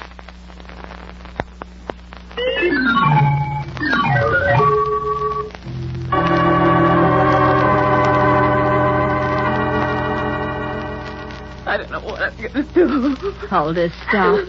You've been crying a whole day and night. But they took Hector away, Nicky. Why don't they let me go? I don't want to stay here. What's the inspector up to? He keeps telephoning. What's going on, Ellery? I don't know, Grace. I'm still grappling with the problem of the strangler ghost. Wait. The moans from the cave again. Oh, don't be silly, Nicky. It's the wind. The wind, is it? It's the ghost. The ghost who strangled Hector. They can't keep us all here to be murdered. I'm going. Where are you going, Mrs. Gabriel? Oh, Dad. Billy, shut that door and set your back against it. Right, Inspector. Ghosts, huh? Miss Gabriel, did I hear you say you were going somewhere? Yes, Inspector. Home. And you can't stop me. Miss Gabriel, I've done a lot of investigating by phone in the past 24 hours. One of the things I've discovered is that your husband was a rich man.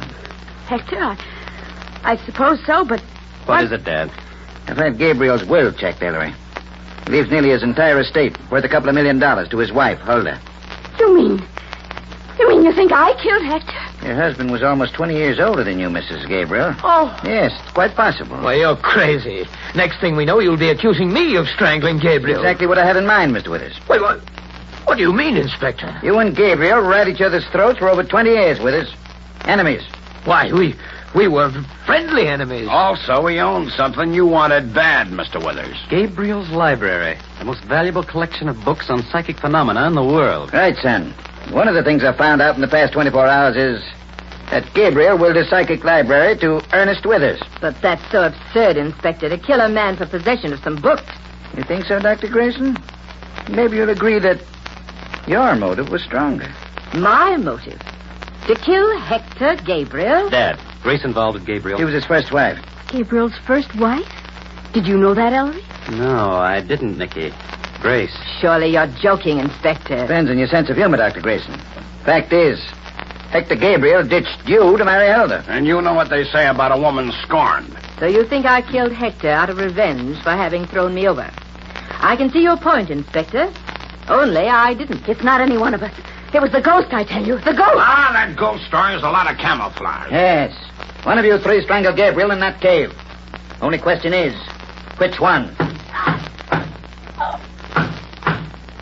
Now, who would that be? Billy, see what it is. Right. No, please don't open it. Oh, it's just old Hank, the woodsman. What do you want, Pete? Thought you'd want to know. We'd want to know what, Hank? Right at the edge of the woods where you enter the trail from here, just a couple of yards from the lodge, there's a lot of loose stones. Them stones was slippery from the rain. Eh? Alongside them slippery stones is a couple small juniper bushes. They've been smashed flat.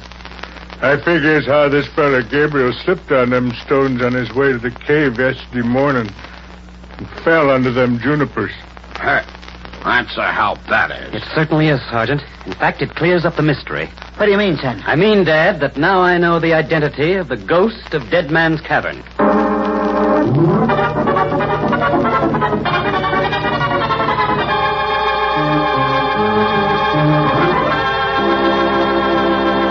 And there, ladies and gentlemen, you have the mystery of Dead Man's Cavern.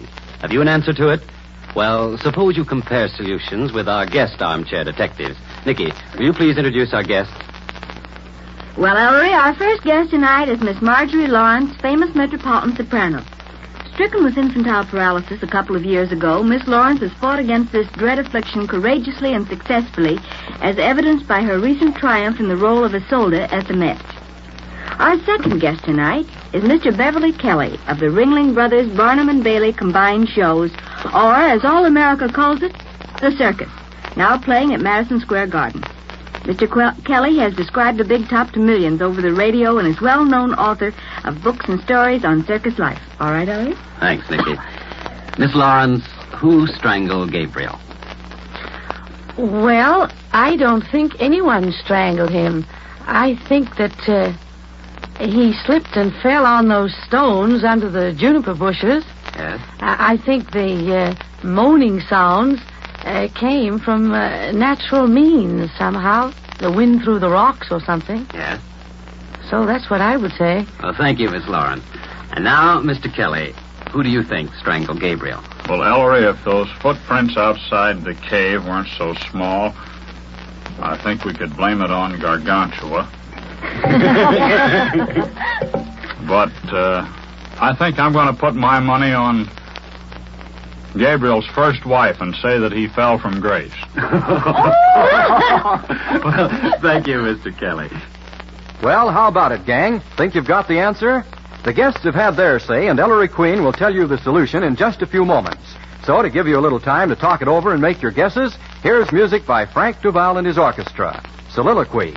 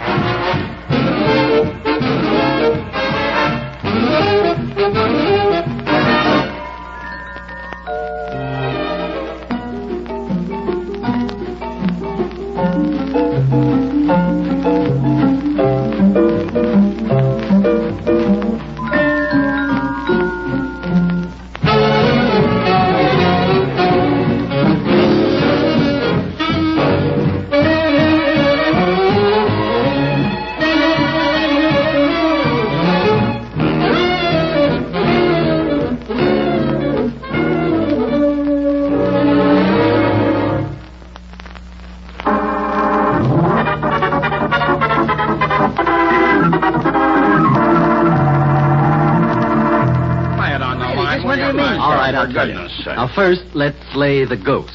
No ghost killed Hector Gabriel. The strangler's hands were human hands. They left human fingerprints deep in the flesh of Gabriel's neck and throat. Well, sure, that's right. Then those moans we heard must have been made by the wind through the cave, like Dr. Grayson said. Right, Sergeant. Now, since the strangler had human hands, he also had human feet. And human feet leave prints in mud. But Ellery, the only footprints in the mud were Gabriel's. One set, ingoing. I know. Gabriel choked in the woods and then staggered across the clearing alone to the cave to die. Nicky, you yourself pointed out that the trail left by Gabriel's feet across the mud was perfectly straight. Men dying of strangulation don't walk in a straight line. No. When Gabriel crossed that clearing, unlocked the door, and entered the cave, he was perfectly well. So the murder was committed in the cave. And for the murderer to have choked Gabriel in the cave, he had to get there. Problem. How did the killer cross that muddy clearing without leaving footprints? And the more you think about it, the more obvious the answer gets. What do you mean? He crossed it on Gabriel's back. Gabriel carried him. But Ellery... I know, Dad. Other theories are possible, but my theory can be backed up. What was the exact position of the strangler's thumbs on Gabriel's neck? The thumb marks pointed upwards on the back of Gabriel's neck. Which is possible only if at the time he committed his crime, the strangler was behind Gabriel. Strong confirmation that the strangler rode across that mud on Gabriel's back. And when Gabriel entered the cave, the person he was carrying began to choke him before even getting down. Oh, but Maestro, how did the killer make Gabriel carry him? Important question, Sergeant. Grown men don't play piggyback at 5 o'clock of an Adirondack morning. One person carrying another suggests that the person being carried had to be carried. An injury? Yes, Dad.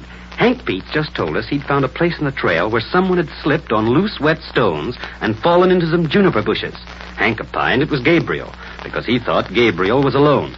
But since we know Gabriel carried someone, isn't it evident that it wasn't Gabriel who slipped and fell, but his companion? The killer faked a tumble, pretended to twist his ankle or something, said he couldn't walk, and Gabriel lugged him all the way through the woods to the cave. Exactly. And why? Deliberately to leave only one set of footprints in that mud, Gabriel's, to make us believe that the murder had been the work of a convenient strangler ghost of the haunted cave. All right. You've accounted for how the strangler got into the cave without leaving prints. Yeah, but how'd he get out, Maestro, without leaving him after Gabriel was dead? In the only way possible, through that natural window in the cave wall. What? Yes, for while no one could have got into the cave through the opening in the cave wall, someone could have got out simply by diving out into the lake below. What who did all this, son? Dad, where did Hank say he found the crushed bushes? At the edge of the woods as you went to the trail leaving Dr. Grayson's lodge. Yes. Yes. In fact, Hank said it was only a few yards from the lodge. But observe, the killer pretends to injure himself a few yards from the lodge. Yet Gabriel carries him all the way through the woods to the cave. Why? Why didn't Gabriel carry him back the few yards to the house? Wouldn't he have done that if, say, his companion had been his wife or Dr. Grayson, or, in fact, anyone except one person? One person? There can be only one reason why Gabriel carried his companion all the way to the cave. And that was because he and the killer were bound for the cave. Because he and the killer were supposed to share the cave for the next 24 hours. Well, I'll be... Yes. Gabriel's companion, the man who got his victim up an hour earlier than planned on some trumped-up excuse, who wanted to kill Gabriel because he hated him for over 20 years, and because Gabriel had willed him his unique and valuable psychic library, that man could only have been Ernest Withers.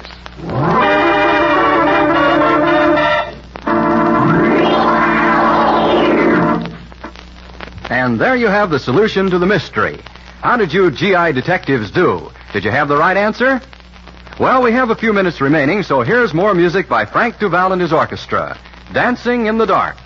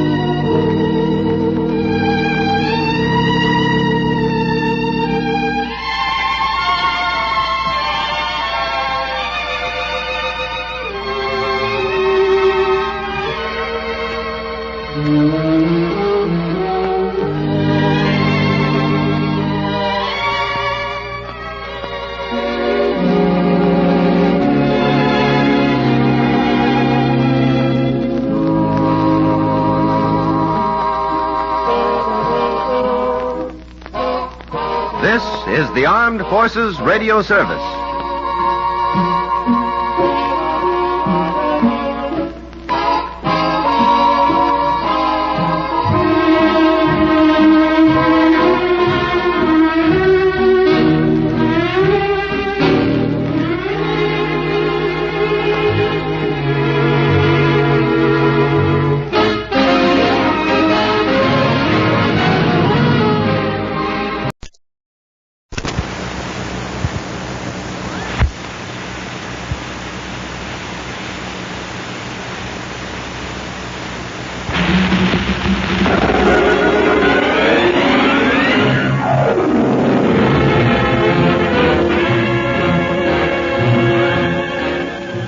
Phillips Milk of Magnesia and Bayer Aspirin bring you Mystery Theater. Inspector Mark Saber of the Homicide Squad.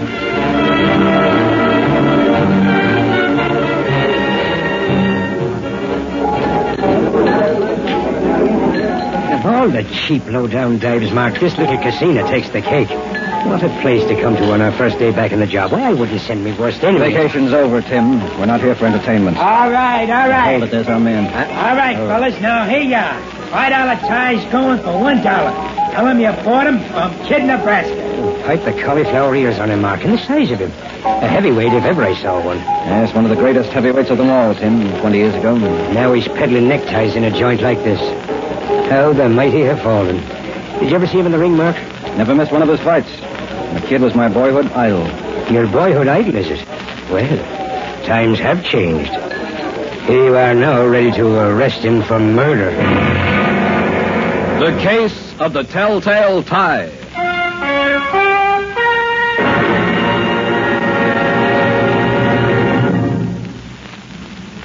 Countless people have discovered that when they feel logy and out of sorts because they need a laxative, the thing to take is Phillips Milk of Magnesia. For wonderfully effective Phillips, which is gentle enough for children and thorough enough for grown-ups, has for 75 years been the best laxative money can buy. When you use it, you'll find that Milk of Magnesia provides better relief, more complete relief, than laxatives which just act on irregularity alone. This is because Milk of Magnesia is actually more than a laxative. It also relieves any accompanying acid indigestion. Furthermore, Phillips Milk of Magnesia works leisurely. 3 tablespoonfuls with water, taken at bedtime when necessary, will work without embarrassing urgency. And by morning, Phillips should bring you such thorough relief, such effective relief, you'll be able to start the new day feeling fresh as a daisy. So get Phillips tomorrow.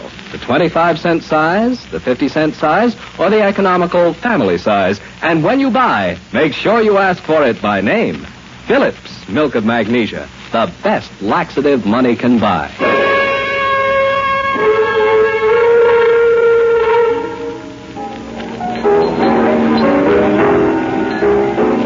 Yes, sir, men. Absolutely guaranteed $5 ties for $1. Kid, Nebraska's own special brand. Anybody want a tie? Well, what are we waiting for, Mark? Why don't I go over there and nab him? There's no need to embarrass him, Tim, in front of his friend. Embarrass him, is it? A man who's committed murder? We're not sure yet that he has. Besides, he's working his way toward us. Inspector Sable wouldn't be a little sentimental about his boyhood idol, now would he? Well, if hating to arrest a great prize fighter is being sentimental, I plead guilty. Well, if he was so great, Mark, why wasn't he ever the champ? Because he didn't have the killer's instinct. What? It's true, Tim. Kid Nebraska was too soft-hearted in the ring. When the time came for the kill, he always held back. He should have held back last night. Matt Porter would still be alive. All right, easy now. Here he comes. Let me handle him. You gentlemen wouldn't be interested in buying a nice tie, would you? Yes, we might be. Now, Mark. Relax, Tim. Yes, let's have a look at them, kid. Oh, sure thing, mister. Get a load of this one here with the hula dancer on it. It's been selling like hotcakes. I'm afraid it's not quite my style. Well, then I got one here to tell you the truth, kid, the only one I really like is the one you're wearing yourself. This here green one? Yes. Haven't got another like it, have you? Gee, I'm fresh out of them. I'll let you have the one I got on, only it ain't clean. You see that big spot on it there? Yes, it is soiled. Well, I guess it'll have to be the hula dancer, then. Here you are, kid. $2, isn't it? No, only $1, mister. I wouldn't want to hook you. And I sure wish I had another green one like this. I sold the last one last night. Funny, I didn't want to sell it neither. Why, was it Matt Porter who bought it? Yeah, it was. It was that dirty lowdown. Hey, how did you know it was Matt Porter? Maybe we know a lot of things you wish we didn't know, kid. Huh? Hey, now, wait a minute. Who are you, huh? Sergeant Maloney. And this is Inspector Saber, both of homicide. Oh, cops, huh? Sit down, kid. We want to ask you a few questions. Yes, like, for instance, is it true you blew your top at Matt Porter here in the little casino last night? Yeah, sure, that's true. Why wouldn't I? He come in here, see, and he bought that green tie for me. Then he tries pushing me around, calling me a punchy old bum. You and Matt never were very good friends, were you? At least not after he ran off with your wife. That's what he done, all right, 10 years ago. Me, I'm all washed up and flat broke then, you see. Him, he's a big promoter. So he talks Grace into ditching me and marrying him. She wouldn't have done a thing like that without he talked her into it. Sounds like you're still carrying a torch for her, kid. So you hated Porter, and last night you swore you'd get even with him, hmm? I ain't denying it, Inspector. Now you're denying that you murdered him? Huh? Murdered? But he ain't dead. Matt ain't dead. He's been dead since early this morning, kid. His body was found this afternoon in his car, parked at the end of the blind alley. I didn't know he was killed. He was shot after he left here, kid, within an hour after your scrap with him. Oh, now, wait a minute. You can't blame me. I didn't You're do lying, nothing. kid. You said you'd get even with him, and you did. You were waiting for him in his car. You shoved a gun against his head and made him drive to a lonely spot, and then you let him have it. No, I never. I wouldn't do nothing like that. I wouldn't kill nobody. You're under arrest, kid. No! Just wait. Now, he's getting away. I better stop him. But don't fire at him, Tim. But not. Well, okay, I suppose you're right. I might hit one of the paying customers. That's right. That is what you're afraid of, isn't it, Mark? I think it was. Or was I afraid you might hit my boyhood idol?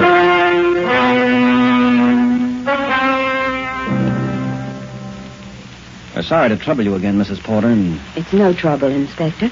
But I'm afraid I told you everything I know about Matt's death when you were here earlier this evening. Well, things have been happening since then, ma'am. We caught up with your first husband. With the kid? Well, did he admit he killed Matt? No, on the contrary, he denied it. Oh, of course. Oh, that poor boy. I suppose I should hate him, but I just can't. I'm sure he didn't know what he was doing. You really believe he's not responsible for his actions? You must have seen yourself, Inspector, how confused his mind is. Well, confusion's one thing, Mrs. Porter. The capacity for violence is quite another. Oh, the kid can be violent, believe me. You must have a reason for saying that. After all, Sergeant, I was his wife for 3 years. Should know something about him. Do you happen to know anything about his friends, Mrs. Porter? His friends? Yes, people he might have gone to now that he's in trouble. You see, he gave us the slip, ma'am. We put out a bulletin to have him picked up, but so far there's been no sign of him. We thought you might remember some of his favorite haunts. Well, it's been a long time, and Oh, I hate this. You're asking me to betray a man I once loved. A man you think killed your husband. And the man you say is a threat to society. Even a threat to me, Inspector. If the kid knew I'd accused him, if he took it into his head to come here... Exactly. So the quicker we find him, the safer you'll be. Yes, that's true. Well, there was a man named Harry Walsh. He was one of the kid's trainers. Oh? The kid always trusted him. Of course, I don't even know if Harry's still in the city. Or would your husband's secretary know? Hugh Conway? Yes, the man we spoke to here before. He seemed familiar with the local fight picture. Why, yes. Hugh might be helpful. He's back in Matt's study. I'll call him for you. Oh, Hugh, can you come in here for a minute? Be right with you, Grace. Well, back again, huh, gentlemen? Hugh, do you happen to know if Harry Walsh is still living in Los Angeles? Sure he is, though he probably wishes he wasn't. Well, why'd you say that, Conway? Money trouble, Sergeant. Oh? He's running the Acme Gymnasium, but it's not paying off. The Acme Gymnasium, is it? That sounds like our first stop. Let's go, Sergeant. Okay, Inspector. Much obliged to you, ma'am. Not at all, Sergeant. And good luck, Inspector. Thank you, Mrs. Porter. Oh, Grace, you're wonderful. Then you heard? Every word. I was right outside the door. Come here, darling. Oh, no, Hugh, they're still outside. I can't help it. A performance like that deserves a kiss. Oh, darling. I knew I was in love with a beautiful woman, but I didn't know she was a great actress, too. The best part was when you stalled. You're asking me to betray a man I once loved. I was afraid I was laying it on too thick. No, they swallowed it whole. You really don't feel the least bit sorry for the kid, do you? Somebody has to take the rap for Matt's death, darling. So why shouldn't it be that dumb ex-husband of mine? Who cares what happens to Kid Nebraska?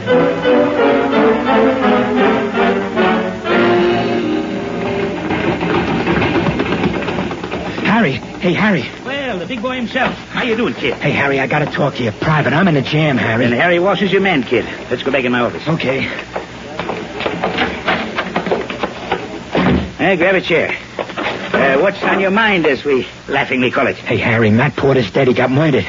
Yeah, and they think I done it. I never did it, but they think I did. And the cops are trying to put the pinch on me. Whew, you are in a jam, ain't you? When did this happen? Last night, right after he left the casino. That's what I want to ask you about, Harry. Wasn't I with you last night? Right after I got through selling ties, didn't I come up to your place and play pinochle? Hey, you mean if you were with me last night, you couldn't have killed Matt Porter? Yeah, I got an alibi then, see? Yeah, I see. What about it, Harry? You remember that was last night, wasn't it? Gee, kid, I wish I could say it was, but it was night before last. Oh, then I ain't got no alibi, huh? Afraid not, and I can't help you. Too many people know I wasn't playing pinochle with you last night. Oh, I could have swore. Hey, Harry, what am I going to do? How am I going to prove I never killed Matt? You'd have to put the finger on the person who did kill him. But how do I know who done it? You don't. Neither do I. Don't hurt the guest, though, does it? You sit tight, kid. I'm going to the next room. Use the phone. The phone? What for, Harry? What for? Why, I'll see if I can find a place for you to lay low. Oh, well, gee, thanks, Harry. You're a real pal.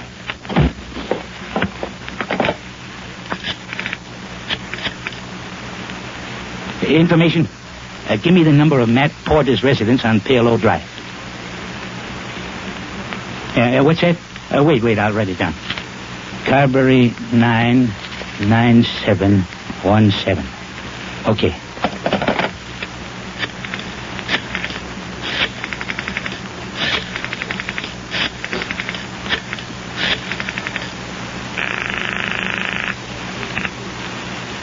Yes? Grace, this is Harry Walsh.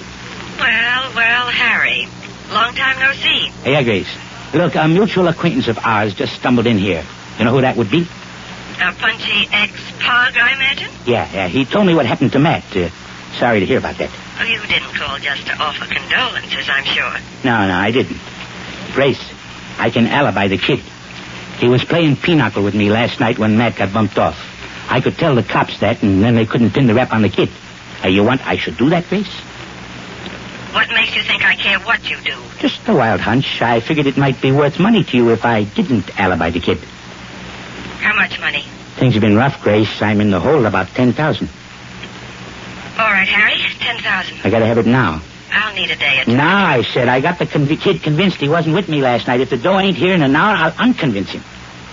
All right. I'll send Matt's secretary over with it. Good enough. Nice talking to you again, Grace. Kid. Harry, you dirty rat. Kid. I heard you talking to Grace, wasn't you? You was selling me out for 10 G's. Now, hold everything. My ex-wife, and she's framing me. My best friend, and he's selling me out. I ought to kill her, both of you. Kid, now listen. Trying to make me take the rap for something I never done, only you won't get away with it. Nobody's framing me. Kid, don't. Let go of me, kid.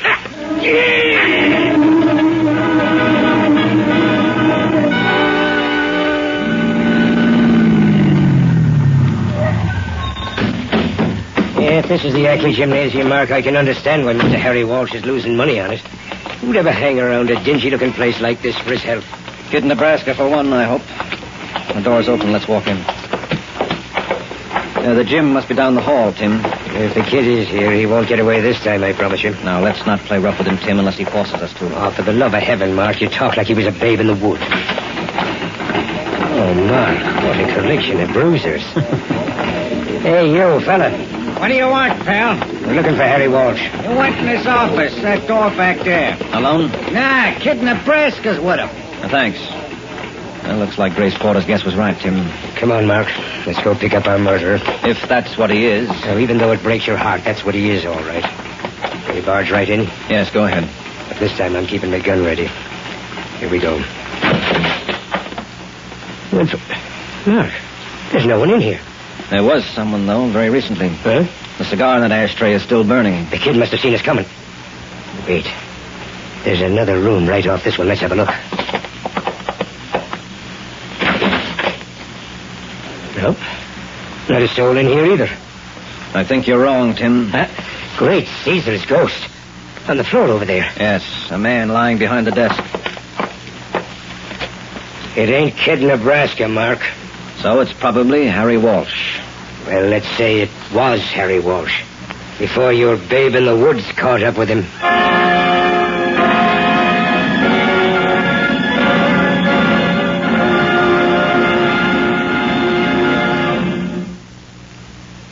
Whenever you wake up in the morning with an ordinary headache and are afraid you're in for a bad day, take 2 Bayer aspirin tablets with a full glass of water the moment you get up. Chances are, before you finish dressing, your headache will be gone and your day will be saved. Thousands use Bayer aspirin in this way and get reliable, fast-acting relief. And one reason is that Bayer aspirin tablets start to disintegrate almost instantly. To see this astonishingly fast disintegrating action, drop a Bayer aspirin tablet in a glass of water. Before it reaches the bottom of the glass, it will start to disintegrate. It does the same in your stomach. And that's one reason why Bayer aspirin tablets give such fast relief. In addition, Bayer aspirin means dependable relief. No other pain reliever can match its record of use by millions of normal people without ill effect.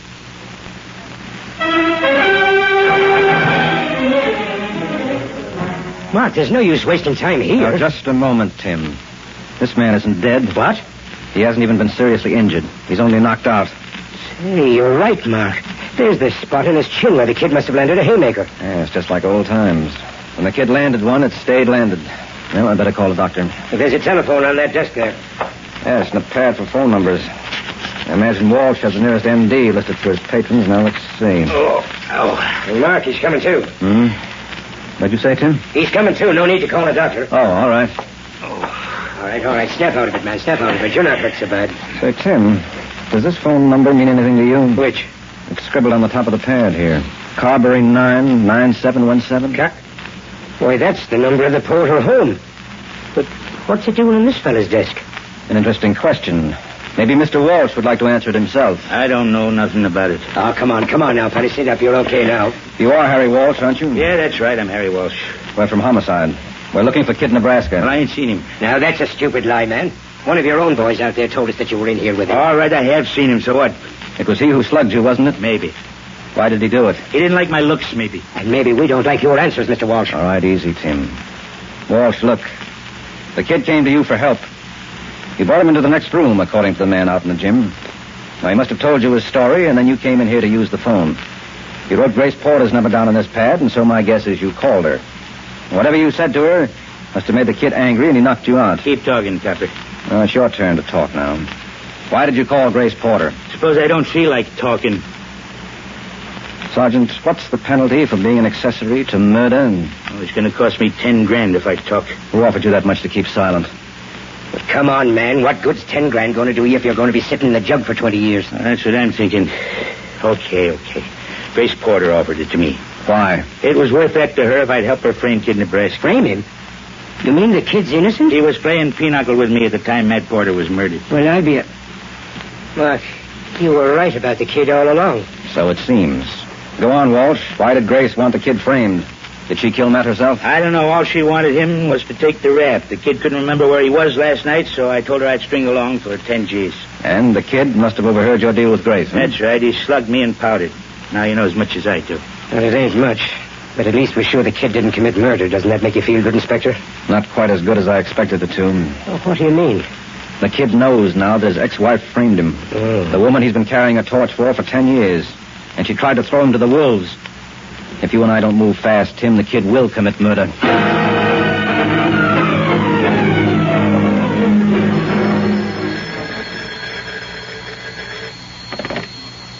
Yes?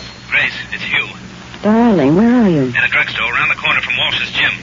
You've been there already? You gave the money to Harry? I was there, but I didn't give him the money. Saber and Maloney got there just ahead of me. What? I saw their car, and I hung around outside Walsh's door. Gracie was spilling everything to them. No. Don't mean he told them... Everything. They pulled a phony jail threat on him, and he folded. When I left, he was alibying the kid and describing your little frame-up. My little frame-up? Our little frame-up, darling. All right, it's no time to argue. We've got to move fast. But where can we go? Mexico. Remember that little hotel in Ensenada? I'll meet you there. But Hugh... Get together all the money you can. I'll use the $10,000 we were going to give Walsh. When we meet, we can... Listen to me. I'm not going to do this. I have no intention of spending the rest of my life running away from the law. Not even for you, darling. But you haven't any choice. Oh, yes, I have. I can wait right here till Inspector Saber comes and then tell him the truth. Grace, are you crazy? Not in the least, Hugh. I simply want... I want to talk to you, Grace. Grace, what's the matter? It's a kid. He's here. I can't talk anymore. You tried to frame me, didn't you, Grace? Kid, listen, I can explain. You thought a punchy sap like me wasn't worth nothing to nobody. No. You thought nobody cared about Brian, didn't you? Didn't you, Grace? No. How could you do that to me? And me being nuts about you all these years, how could you? Kid, I'm sorry. You ain't even worth loving, Grace. You ain't even worth living. Don't! Kid, don't!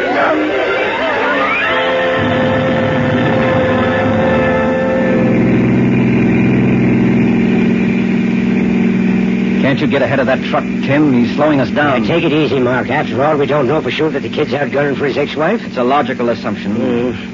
What a dirty double-crosser that Porter dame must be. Yes, I wonder if she also happens to be a murderer. Yeah, wouldn't surprise me none. Did you notice a little feeling of romance in the air at that house this evening, Mark?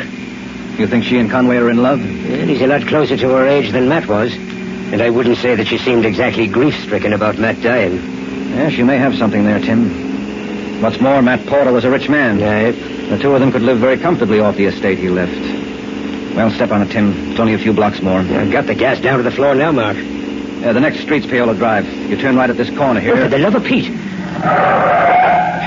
the matter? Why are you stopping? Mark, look who's standing there in the corner. Kid Nebraska. Yes. Looking like he's lost his last friend. You want to talk to him, don't you, Mark? Yes, of course I do. Look, Mark. The big lug's crying. Kid? Huh? Kid, come here. Oh, it's you, Inspector, huh? Yes, climbing back there. What are you doing in this neighborhood, kid? Where have you been? I couldn't do it. I went there to do it, and then I couldn't. Went where to do what? I went to see Grace. I was going to kill her. She framed me, Inspector. She sold me down the river. Yes, we know all about that. What happened when you got there? Nothing happened. I couldn't do it. Why not? I don't know. I guess I just ain't no killer. Same like when I was in the ring. Could never slug a guy when I had him on the ropes. I grabbed her. I was going to choke her, and then I let her go. Get moving, Tim. Up to the Porter place. Right. She deserved killing, though. She ain't got no right to be alive. Kid, what happened to your tie? Huh? What'd you say, Inspector? Your tie. The green one you were wearing at the little casino this evening. Where is it? My tie? Hey, that's right. It's gone, ain't it? I don't know what happened. I guess I must have took it off somewhere. Why would you have done that? I don't know, Inspector. I've been on a run all night. I guess I got hot or something. Off my collar. I don't remember. I don't remember it. All right. Climb out, kid. We'll go in and get Grace Porter's version of what happened. I don't even want to see her again, Inspector. That ain't hard to understand, kid. I have a few questions to ask her and Hugh Conway. I want you to be present. Well, okay, only I ain't going to say nothing to her. Ring the bell, Tim. No need to, Mark. Someone's opening the door. Inspector Saber, thank heavens you're here. I was just trying to reach your office. Why, what's the matter, Conway? I got home myself just a moment ago. Sergeant, don't let that man get away from you. Hey, I ain't trying to get away. Oh, what's eating you, man? What's happened? Follow me. I'll show you what's happened. In here in the living room. There's what's happened. Holy... Grace. That's how I found her when I walked in, lying there like that. Is she dead, Mark? Yes, she's dead, all right. Strangled to death. With that necktie that's around her neck? Yes. A green tie it is. A tie just like the one you were wearing, kid, and aren't wearing anymore.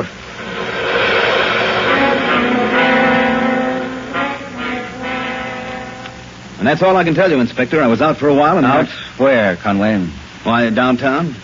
Grace asked me to do an errand for her. I called her from a payphone, and in the middle of our conversation, she screamed.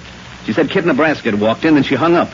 She was obviously frightened. Sure she was. Why shouldn't she be? I told you, Inspector. I grabbed her and started choking her, but I never killed her. I let her go. Yes, long enough to take off your tie and start using it on her. No, I never. I swear I never. Then maybe you can explain how the tie got around her throat. I don't know. I tell you, I lost that tie. Really, Inspector, isn't this a little absurd? What's to be gained by all this talk when you've got your murderer? He's right, Mark. I know how you feel, but we're wasting time. Yes, I suppose we are. Everything does seem quite clear. Inspector, you don't think I've done this? I never... No use, kid. No matter how loud you holler, that necktie is what's going to convict you. I disagree, Tim. The necktie is what's going to save him. What? Save him, is it? What are you talking about, Saber? Has it occurred to you to wonder, Tim, why a man as powerful as Kid Nebraska here, a man whose hands are notoriously strong, would bother to take off his tie to strangle a weak woman? Well, now that you mention it, Inspector, it is a question. Not a very important one, I should say. The fact remains that the kid was here and admittedly threatened Grace, and that it's his tie. Wrong, Conway. I saw the kid's tie myself earlier this evening. He called my attention to the fact that it was soiled. Yeah, that's right. My tie had a big spot on it. But the tie around Mrs. Porter's throat is brand new and spotlessly clean. It's never been worn. No. That means nothing, Saber. It only shows that the kid used one of the other ties he had for sale. He probably carried it in his pocket. No, wrong again, Conway. The kid had no green ties like this one left. I tried to buy one from him, but he was all out of them. Mark, you remember? He said he sold the last one to Matt Porter. I did. Exactly. And the one he sold to Matt was the one used to strangle Matt's widow. It must have been lying here in the house since Matt brought it home last night. Now who's wrong, Saber? According to your own theory, Matt didn't come home last night. He was shot in his car just after he left the little casino. It was a mistaken theory, Conway. Matt Porter did come home. The presence of the tie here in the house proves that. Then maybe he was murdered right here, Mark. Yes, he probably was, Tim. His body was carried out to his car and driven across town to the blind alley where it was found this afternoon. You think Grace done it, Inspector? Grace killed Matt? No, kid. If she had, there'd been no reason for killing her. I follow you, Mark. She was bumped off because she knew who murdered Matt? That's right, Tim. The person who murdered Matt was afraid Grace would expose him. She may even have warned him that she would. Perhaps when he called her on the phone. So he came rushing back here to stop her. Now, he may have seen the kid leaving the house without a tie, and he got the bright idea of strangling Grace with the tie Matt had bought from the kid. He thought that would establish the kid's guilt. Unfortunately, he didn't take into consideration... Mark, he's getting away. Stop him, kid. Don't worry, I'll stop him like this. Yeah. That ought to hold Mr. Conway for a while, huh? Well, the saints preserve us. That left hook. What a beautiful thing to behold. Yes, indeed. It always was, Tim. Kid, you're still tops. Gee, thanks, Inspector. Well, now let's get Mr. Hugh Conway down to headquarters where we can book him for 2 murders. And after that... Yes, Mark? After that, what? Why, after that, Tim, I'm going to fulfill a lifelong ambition. I'm going to take Kid Nebraska to dinner.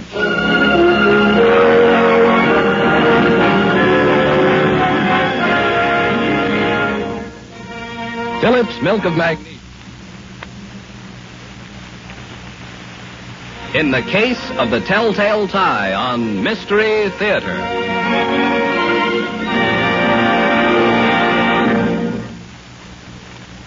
If your teeth have gradually lost...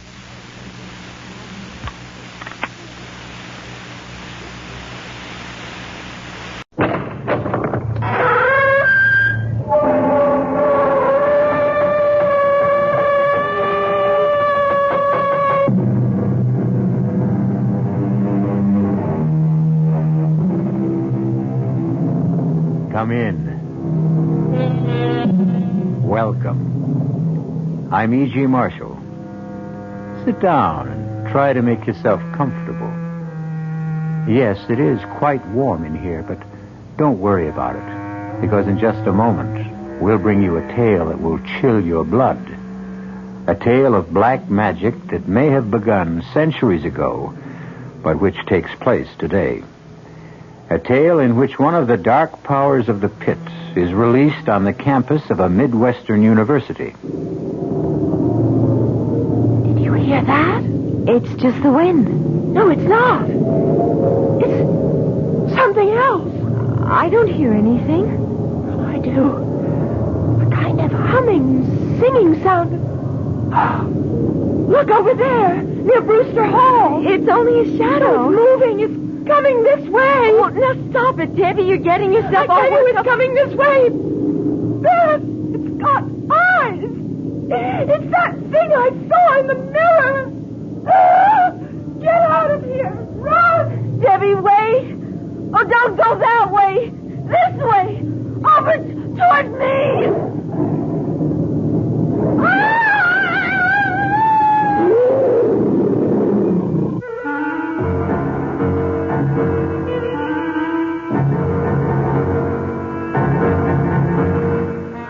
Our mystery drama, The Sending, was written especially for the Mystery Theater by Robert Newman and stars Mandel Kramer and Marion Seldes.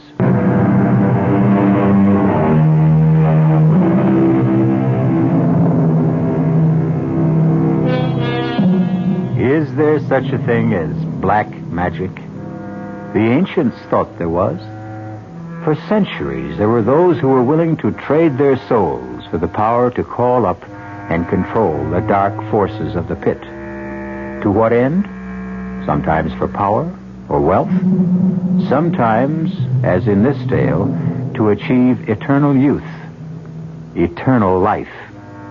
But, as we will see, there is always great danger involved. And the price is always high, and usually paid in blood. Our spine tingler begins in a large, rambling house on the edge of the campus of a Midwestern university. A gray-haired woman, strangely shrunken but with intense, gleaming eyes, sits in a chair in a sparsely furnished room, waiting and listening. Arnold? Yes? Where are you? You know where I am. In my room. Hello, Mia. How are you? You know that, too. Where have you been? At a faculty meeting and then at my office. And you couldn't get home before this? Well, I had several conferences. I had to arrange my schedule. That's what you said yesterday. Mia, it always takes a few days when you're starting in a new place. Why are you so impatient? Why? Have you forgotten how I get when my time is running out? Do you realize I've only got about 2 weeks left? I told you to relax, Mia. Classes will be starting tomorrow, and you know how quickly I can work when I have to. I should have someone for you within a few days.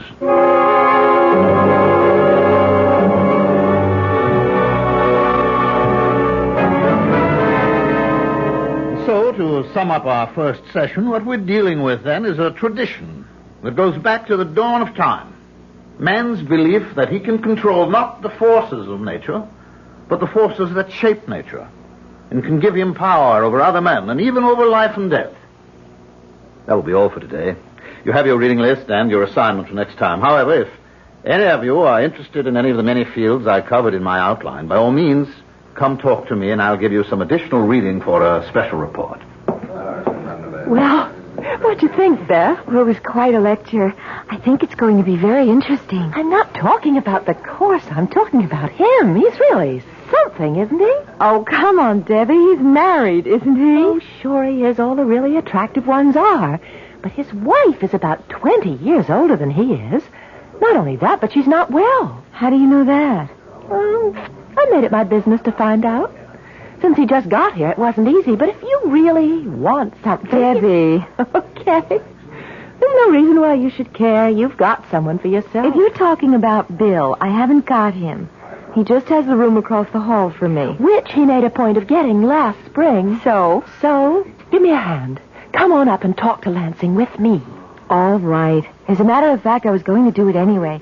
I thought I might do one of those special reports. Oh, great. Then you talk to him, and I'll tag along. Okay. Professor Lansing? Yes? I'm Beth Howard. I'd like to do one of the special reports you talked about. Oh, I'm delighted, Miss Howard. It usually takes 3 or 4 sessions before anyone volunteers. Was there something you were particularly interested in? Well, yes, the tarot. I should have known. That's usually one of the first assignments to be requested. Tell me, do you have a set of tarot cards? No, I haven't. Well, after you do your report, I'm sure the bookstore will have to order them. But in the meantime, if you'll stop by my office this afternoon, I'll give you my set and also a supplementary reading list. Oh, thank you, Professor. Not at all. What about your friend? I'm sorry, I don't believe I know your name. Debbie Ross. Would you like to take on one of the special assignments too, Miss Ross? Oh, well, not right now, Professor, but I'll probably ask for one after the next session or two. But in the meantime, I wanted to tell you that I think the course is absolutely fascinating. Well, thank you, Miss Ross. Today's lecture was very general, of course, an attempt to indicate approach and sketch in background, but I hope you'll continue to find it interesting. Oh, I'm sure I will.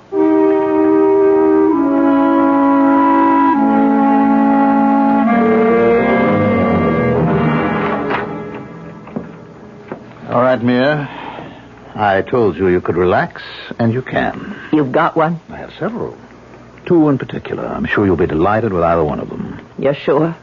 Mia, haven't I done it often enough so that I can tell? Yes, we both have, but Arnold, it'll have to be soon, or I'll be so weak I won't be able to help. Don't worry, Mia. It will be soon. Not more than another few days.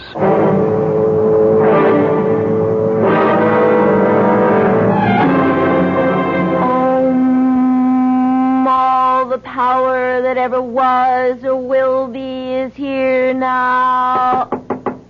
Yes? Who is it? Who would you like it to be? Hi. Hi, yourself. So you're into the tarot. How did you know that? I heard your intoning. Oh, yes. But how did you know that had anything to do with the tarot? I'm not exactly an ignoramus, but I did a lot of reading in it on my own, and in practically everything that was related to it. You never cease to astonish me. Yes, I'm quite an astonishing guy. Uh-huh. But how come you're not just studying it, but working with the cards? It's for Professor Lansing's course. I'm doing a special report for him. Oh, good old Witchcraft 1-2. Now, come on, Bill. We were a little surprised when we heard he was going to be giving it. No, I don't know why we should have been. Quite a few of the universities are giving courses like it. After all, this is the age of Aquarius. It happens to be a very interesting course. Yeah, sure it is. And Lansing's a fascinating man. Yes, he is. You know him? I've never met him officially, but I've seen him at the pool. The pool? Yeah, he's a very good swimmer. Oh, I'll have to tell that to Debbie. Why? Well, she's taking the course, too, and she's got quite a thing about him. Yeah, well, just tell her to watch her step. Oh, because he's married? No, because I've got a funny feeling about him.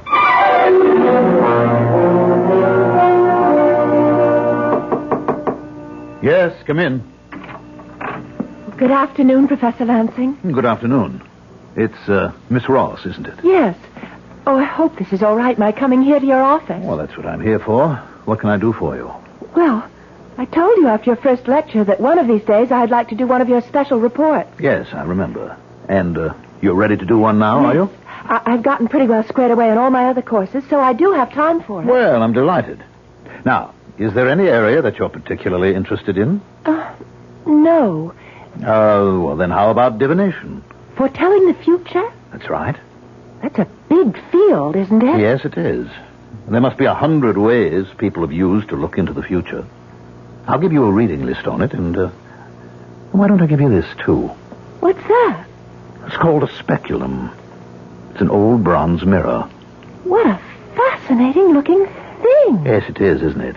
I got it in Paris years ago. I've never been able to date it, but it's probably Roman, Mithraic. But what is this strange-looking head on it? That's Kronos, or eternal time. He was an important figure in the mysteries of Mithra. And what do I do with it? Well, it was undoubtedly used not just in Roman times, but all through the Middle Ages to foretell the future by looking into a mirror. Oh. Why don't you try it? You'll find the technique described in Zeller, one of the first books on the reading list. Oh, it sounds very exciting. Thank you very much, Professor. Not at all. It's a very rare and unusual thing, so I wouldn't give it to just anyone. But I know you'll take good care of it. And we'll all be looking forward to your report.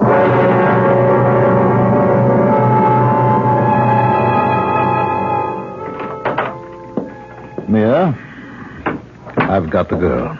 One of the two I told you about. Her name is Debbie Ross. She has the mirror? I just gave it to her. Good. When can we do it? You are impatient, aren't you? Yes. All right. We'll do it tonight. I hope you're approaching the occult with a proper amount of skepticism, said Professor Lansing. But somehow he didn't sound very skeptical himself just now. Exactly what are he and his wife planning to do tonight? And what does that have to do with the mirror he gave Debbie? We'll find out shortly.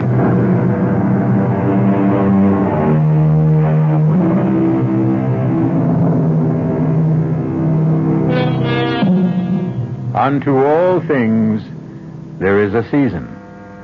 And, of course, the proper time for one of the darkest aspects of the occult black magic is night. Well, it's night now, about 10 o'clock. And Beth Howard has just arrived at Debbie's rooming house, which is only a block or so from the campus. I was afraid you weren't coming. Well, you said it was important, that you had something to show me. Yes, I have. Look. Oh, wow. What is it? A speculum. What's that? An old bronze mirror, probably Roman. Where did you get it?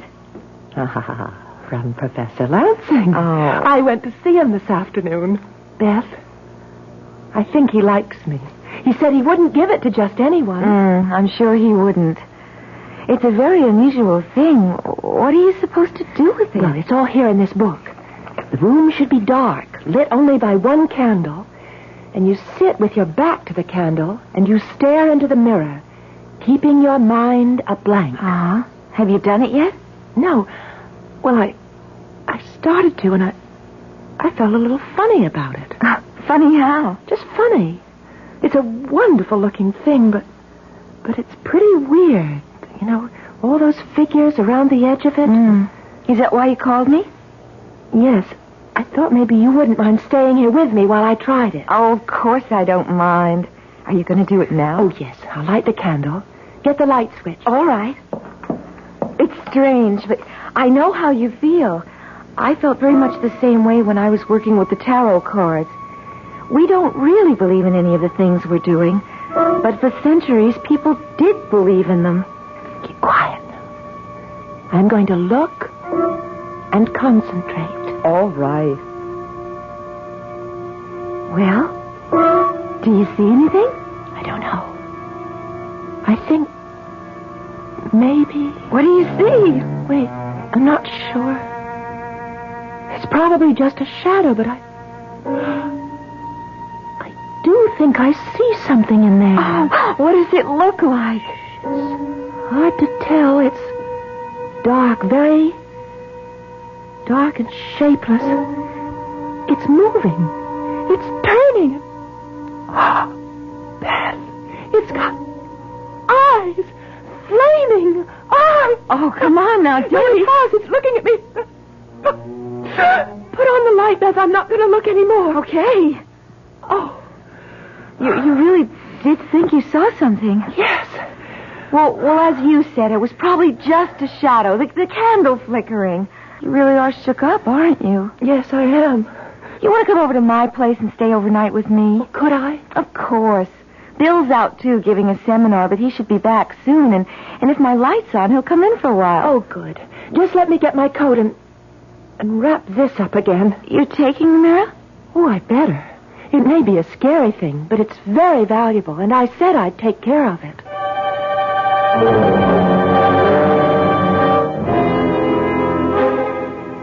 All right, Mia.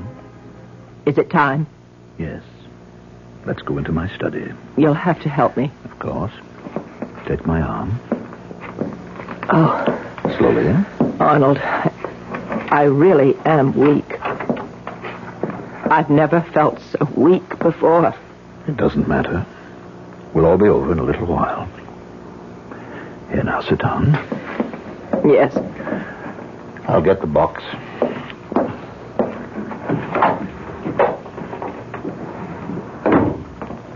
Here, now, hold it while I light the incense. I have it. Where do you think she is? What is the difference? She has the mirror. No matter where she is, it will find her. Are you ready? Yes. Give me the rod. Here. All right, now you'll be quick with the R theme when I need it. Yes. Peor, wherever you are, hear me. Do you hear me, Peor? With this rod, and in the names of Gagerem, Amatet, Algar, and Algasta, I summon thee. It's coming, Arnold. There it is. Over there. I see it. Take the rod. Give me the R theme. Why must it be wrapped this way? You know why. It mustn't be touched until it's needed. Quickly, hurry. Here. Stay where you are. I hold the R theme, whose hilt is signed with the seal of Solomon and which is more powerful than you are. Now hearken to me. We have a life for you. You will know her as you always have before because she has your mirror.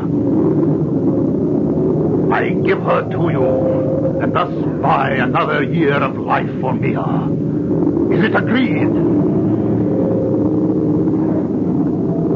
Good. Begone then and take her.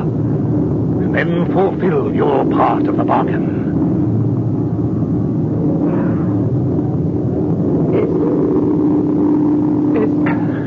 It's gone. Yes. Are you all right? Yes. Yes. Somehow I always forget how much it takes out of me.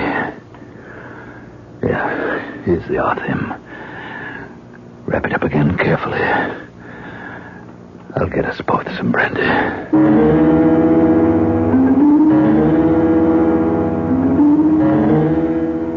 Why are you going this way? Well, I thought we'd cut across the campus. Why? You're still upset, aren't you? Yes. Look, I'm not going to say it's silly. I've gotten anxious myself at times when there was no real reason for it. But you know the whole thing was just your imagination. You've been doing a lot of reading about things that are strange, and you think you saw something in the mirror. Probably one of those heads that are on it. I guess you're right. I'm sure I am. But if it's going to affect you this way, maybe you should give up the course altogether. No, that seems silly. Besides, you always claimed one of my troubles was I was too literal, and I didn't have any imagination. Well, it's beginning to look as if I was wrong. Well, why don't we talk to Bill about it? It turns out he knows a lot about this sort of thing. How come? Well, he got interested in it through his work in English Lit. The tarot when he was writing a paper on the wasteland, and black magic when he was doing an analysis of the Gothic novels. You two are really an item, aren't you? I don't know what you mean. Oh, of course you do. You never see anyone else. Neither does he. Well, I like him, and he likes me. You just like him? Okay. I more than like him. If he asked me to marry him, I'd do it in a minute. He will. How do you know? I just think he will. Well, it's not all that simple. He's just an instructor now, and it'll be a while before he gets his... What is it? Don't you hear that? Oh, it's just the wind. No, it isn't. It's something else. I don't hear anything. Well, I do. A kind of humming, singing sound. Look, over there, near Brewster Hall. Oh, it's only a shadow. Oh, it's moving. It's coming this way. No, stop it, Debbie. You're getting yourself all worked up about nothing. It's coming this fast. It's got eyes. It's that thing I saw in the mirror. Come on. Run. Debbie, wait. If you're going to run, don't go that way. I'll come this way. Over toward me. Oh.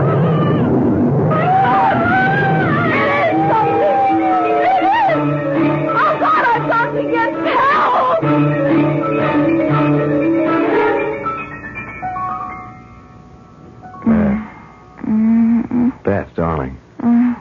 Open your eyes. Beth. Good girl. I was starting to think I should call a doctor or take you over to the infirmary. What? Oh, Bill. Yes. How are you? I don't know.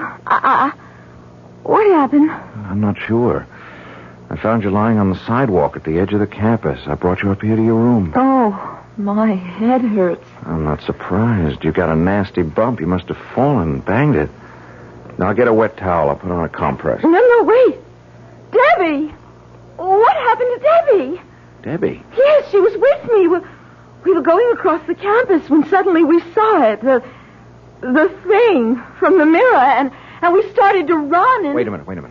What thing? I told you, the thing from the mirror. It came after us. After her, and I heard her scream. Oh, Bill, you've got to go look for her. Yeah, sure. Look, let me get that... No, I'm all right. You've got to go find her. All right, now quiet down, Beth. Now, when I found you, you were all alone. Because I ran one way toward the house here, and she ran the other, and it was after... You don't believe me. Well, it's a little hard when I don't know what you're talking about. I mean, what was this thing that came after you, and what was the mirror? The mirror that Professor Lansing gave her. She was going to do a report for him on divination, like the one I'm doing on the tarot, and... All right, now, will you hold it a minute? When I left you to go to my seminar, you were still here. Uh-huh. You said you were going to stay here and do some reading. Right, and then Debbie called and asked me to come to her place, and she said she had something to show me. The mirror. Yes. An old bronze one, a speculum, she called it. She was supposed to look into it, describe what she saw. Yeah, speculomancy. That's right. But she felt funny about it, nervous. So she wanted me there while she did it. Yeah, and did she do it? Yes, we put out the light and lit a candle, and she saw... Well, no, she thought she saw something in it, a dark shape with flaming eyes, and that made her more jumpy than ever, so I told her to come back here and stay overnight with me. Mm-hmm. So you started to walk across the campus together. That's right, and there was no one around, and then we heard something, a strange sound. The wind. Oh, that's what I thought, too, at first. But it wasn't. It was a kind of a musical note, and then we saw it, this dark shape. Did she see it, or did you? We both did. She saw it first, and... Bill, you think I just imagined it? Oh, don't you? I don't know. Well, let's go back over it again. She was tense, nervous, thought she saw something in the mirror, and that made her more nervous. So she decided to come over here with you. Then she saw something, a shadow of some sort, which she identified with the thing she thought she'd seen in the mirror. But I saw it too, Bill. After she described it to you. But I'm sure I did see it. It was huge, dark, and All right, if I did imagine it, where's Debbie? She's probably back in the room, embarrassed to death at the fuss she made. I suppose that's possible. When I think about it, it does sound a little silly. I mean, two grown women getting hysterical. But, Bill, would you call her and make sure? Her number's in the book next to the phone. Sure. Let's see. Here we are. You know, I think maybe she ought to come over here anyway so that we can talk about this, because if the two of you are going to get all worked up about that ridiculous course of Lancing... It's not ridiculous. It's very interesting just because we got a little silly about it. Well? Well, there's no answer. Bill, I don't like this. I think we should go and look for her. To look where? If she's not in the room and she didn't come up here, she could be anywhere. I mean, with another friend. I don't care. I still want to look for her. I'll show you where it happened, where we started running and... Well, what good will that do, unless she fell and hurt herself also? Look, I'll tell you what. I'll call the campus police and see if they came across her or heard or saw anything. All right. Hello, security. This is William Taylor of the English department. This is a rather odd call, but I wonder if any of your men ran into an undergraduate by the name of Debbie Ross within the last hour or so. Yeah, well, another student, Beth Howard, was with her. They were walking across campus and they were frightened by something. No, it wasn't a man. It was, what? Oh, no. Where was this? I see. All right. I'll come right over. Bill, what is it? One of the guards found her about 10 minutes ago. What do you mean, found her? Found her body in the bushes near Brewster Hall. She's dead.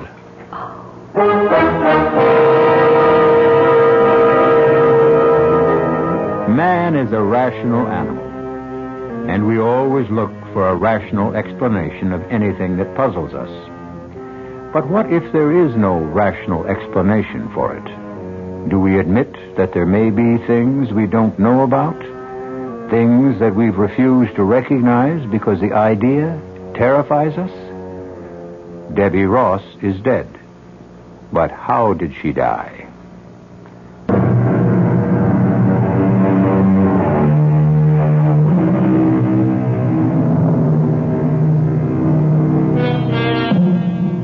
It's several days later. Many things have happened in that time. There have been questions, investigations, explanations, and recriminations. There has also been a funeral. As far as Beth is concerned, that is the only thing that really mattered. That and what has happened between her and Bill. Yes? Who is it? Bill. Oh. Just a second. Hi. So you're still locking your door? Yes. Which is very silly of me. All right, I didn't say that. It's certainly understandable. Uh-huh. It's still pretty childish.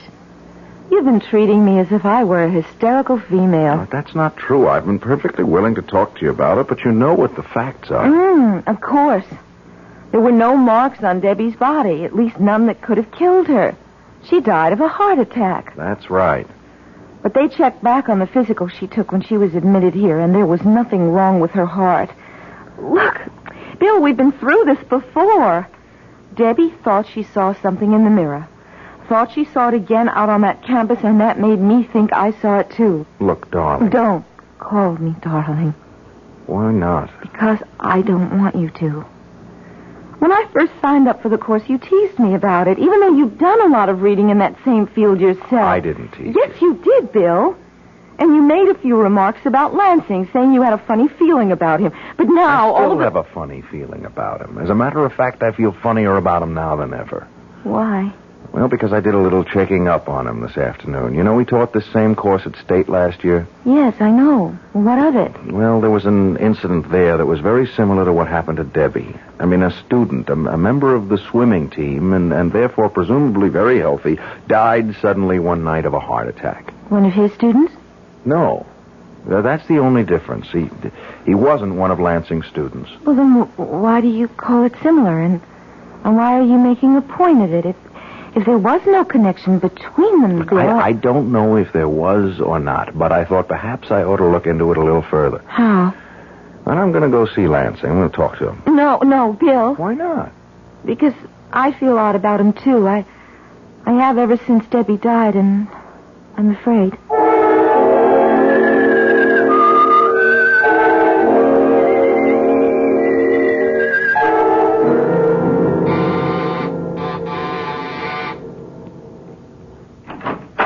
Yes? Good afternoon. Is Professor Lansing at home? Yes, he is. Do you think I could see him? My name's Taylor, Bill Taylor, and I'm an instructor in the English department. I stopped by his office, but he wasn't there. No, he's been very upset about the death of his student, so he's been working at home. I see. It was an unfortunate thing. Yes, it was. You're not Mrs. Lansing, are you? Yes, I am. Why? Oh, well, it's just that I thought, I heard... That I wasn't well? Yes, that's right. I wasn't. But I'm fine now. Do you want to come with me? I'm sure Arnold will be glad to talk to you. Thank you. Yes? Arnold, this is Mr. Taylor of the English department here. Come in, Mr. Taylor. Come in. Sit down, won't you? Thank you. First of all, I'd like to tell you how pleased I am that you agreed to stay and continue with your course. Well, I was reluctant to, but the faculty committee felt that I should. What happened was very unfortunate, but I don't see how you could have been considered responsible for it in any way. Well, I felt I was. It seems Miss Ross was a very imaginative person, very open to suggestion, which I should have realized. I don't think anyone would have realized it. I wonder if you could help me in a project of my own. If I can, I'd be very happy to. What's the project? My doctoral thesis, which is a study of the dark tradition that runs through English literature and led to the Gothic novel. Oh, yes. Very interesting. Well, just how can I help you? Well, I've done a certain amount of reading in the field, but I've wondered if you could give me a copy of the bibliography you used for your course. Well, I'll be glad to. Unfortunately, I don't have any copies here, but I'll send you whatever I have as soon as I get to my office. What's your address? 21 Maple Street. All right. I'll get it off to you tomorrow. I'm very grateful to you. Not at all. You gave the same course at State last year, didn't you? Yes, matter of fact, I did. Did you know Tom Wallace when you were at State? Wallace? No, I'm afraid not. Was he a member of the faculty? No, he was an undergraduate on the swimming team. He died very suddenly near the end of the term. Oh, yes, I do seem to remember that. Was he a friend of yours? No, a friend of a friend. Well, I think I'll be running along, and I do thank you, Professor Lansing. Oh, not at all. Goodbye, Mr. Taylor.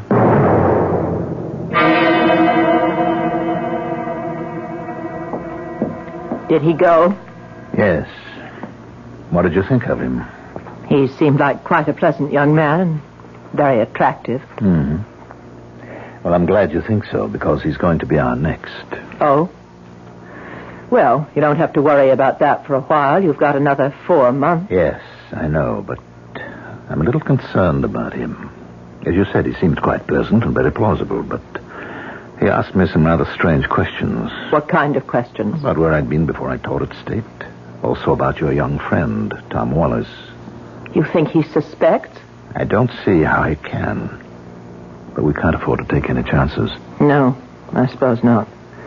I wasn't going to mention it, but he acted rather strangely with me, too. He seemed surprised that I was up and around. Oh? That settles it, then.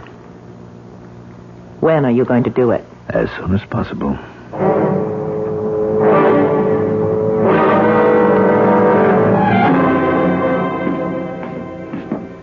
Beth? Yes, Bill? I've been waiting for you.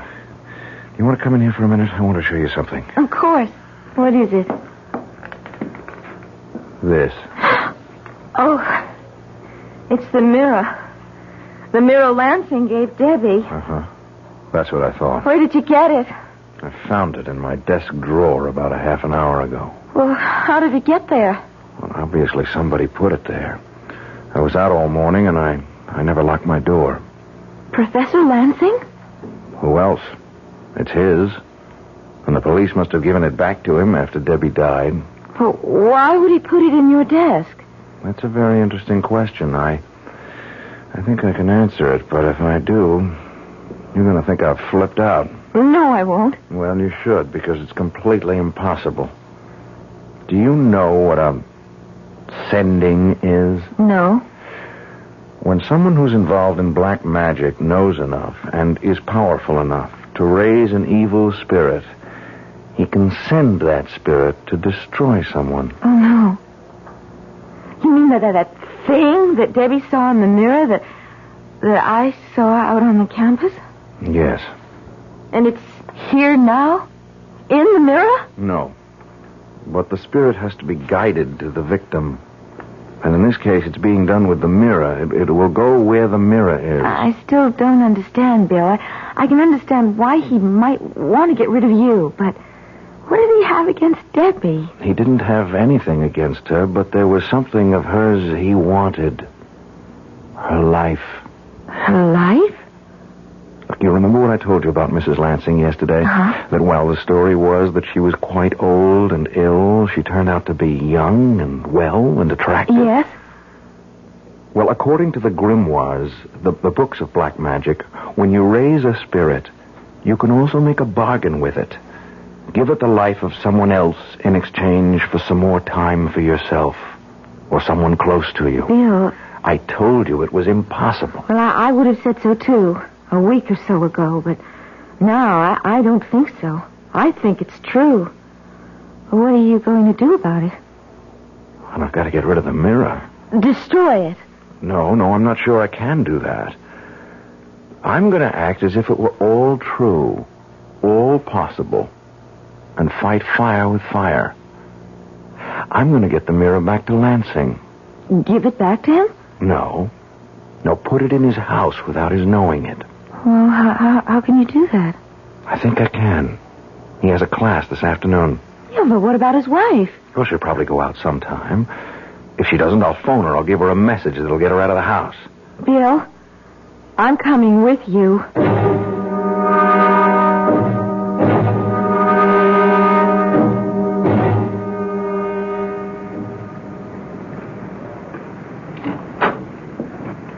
All right, Beth.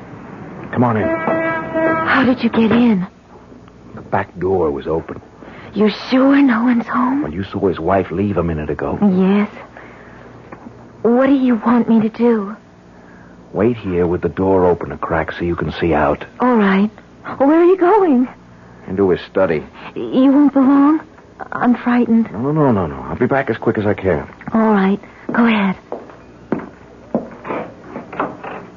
Bill!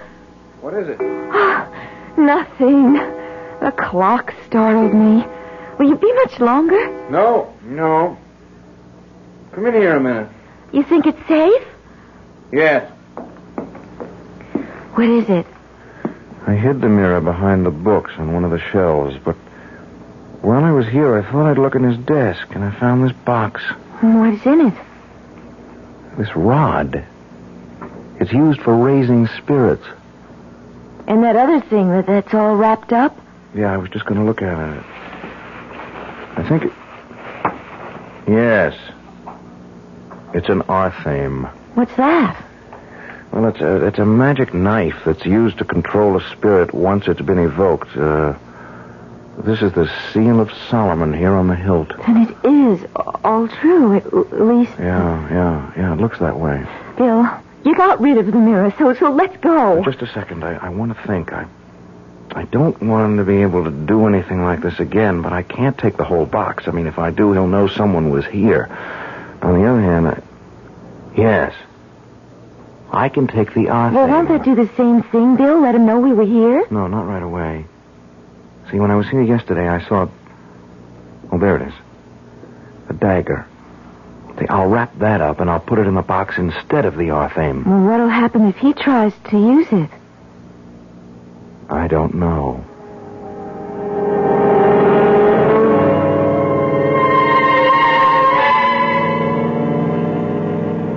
All right, Mia. Is it time? We said midnight. You're sure he's there? In his room, now? He has an early class tomorrow, so I would assume so. Now hold the box while I light the incense. Arnold, I don't like this. Why not? We've never done anything like it before. Twice, not just in the same place, but within a few weeks. We had no choice, Mia. He's suspicious. And if he goes on prying, asking questions... Yeah. All right. Give me the rod. Here. Pior, wherever you are, hear me. Do you hear me, Pior? With this rod and in the names of Dageram, Amatet, Algar, and Algasna, I summon thee. There it is, Arnold. Over there, near the bookcase. I see it. Give me the Arthim. Here.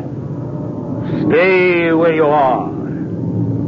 I hold the Arthim. I have another life for you. A man this time. He has your mirror. Go to him and destroy him. Why are you looking at me that way? Why aren't you going? I tell you, he has your mirror. Bill, this is the Arthim. It's my Persian dagger. What? Quick, find it. If you don't... No, keep away from me. Please.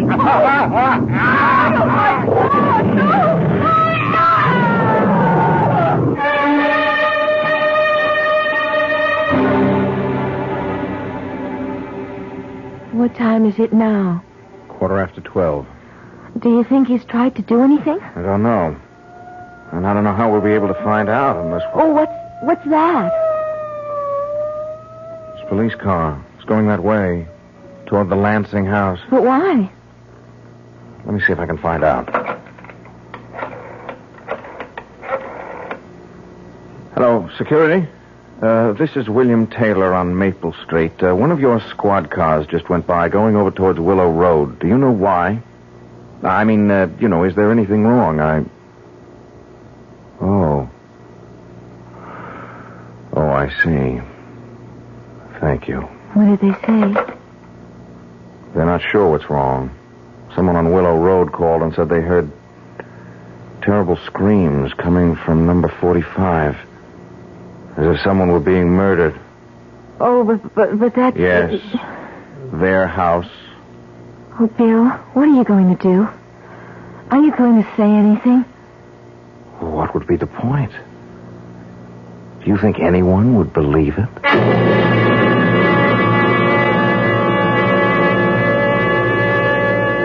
Of course no one would believe it. Things like that don't happen. At least not today.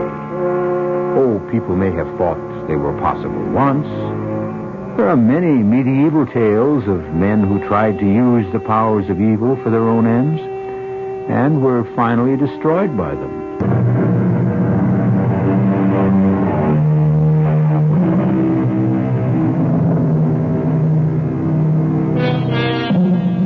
As I told you, the tale you just heard was a work of fiction, completely imaginary.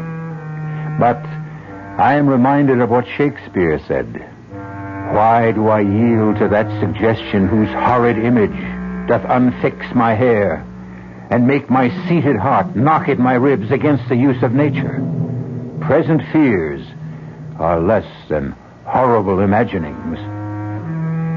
Our cast included Mandel Kramer, Marion Seldes, Tony Roberts, and Phoebe Doran. The entire production was under the direction of Hyman Brown. This is E.G. Marshall inviting you to return to our Mystery Theater for another adventure in the macabre. Until next time, pleasant dreams. The preceding Mystery Theater program was furnished by the CBS Radio Network. We invite you to stay tuned now for 15 minutes of the latest news from the WOR Newsroom with John Scott. This is WOR New York and RKO General Station. Bible is the trouble, so get the squeaky clean. Mr. Bible is our trouble, so cleaning is the theme. Mr. Bible, having a good time. While you're getting nice and dirty, it's as much fun as it is getting dirty. United States Steel, USS, the industrial family that serves the nation, presents The Hour of Mystery.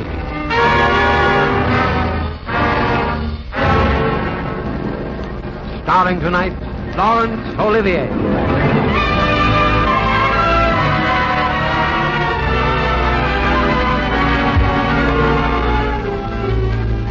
United States Steel Corporation, whose products, identified by the familiar USS label, serve you in your home, your business, and when you travel, invites you to listen to a full hour of mystery, intrigue, and adventure. The first in our series of 13 summer programs. Our story tonight is Journey into Fear by Eric Ambler. Our star is the distinguished English actor of stage and screen, now appearing in New York with London's Old Vic Theatre Company, Laurence Olivier.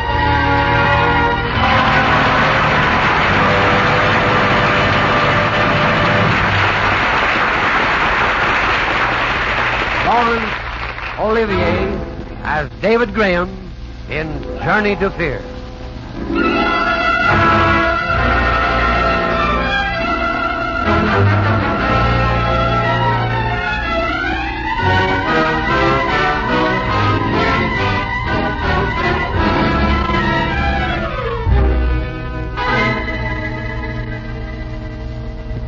Tell us.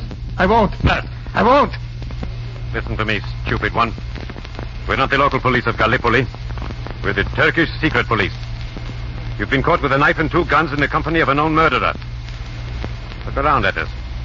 There isn't a chance. You will have to tell us. You were hired to kill somebody. Who was it? Tell us. I'll tell. Quickly, then. Who was it you were going to kill? The Englishman, David Graham.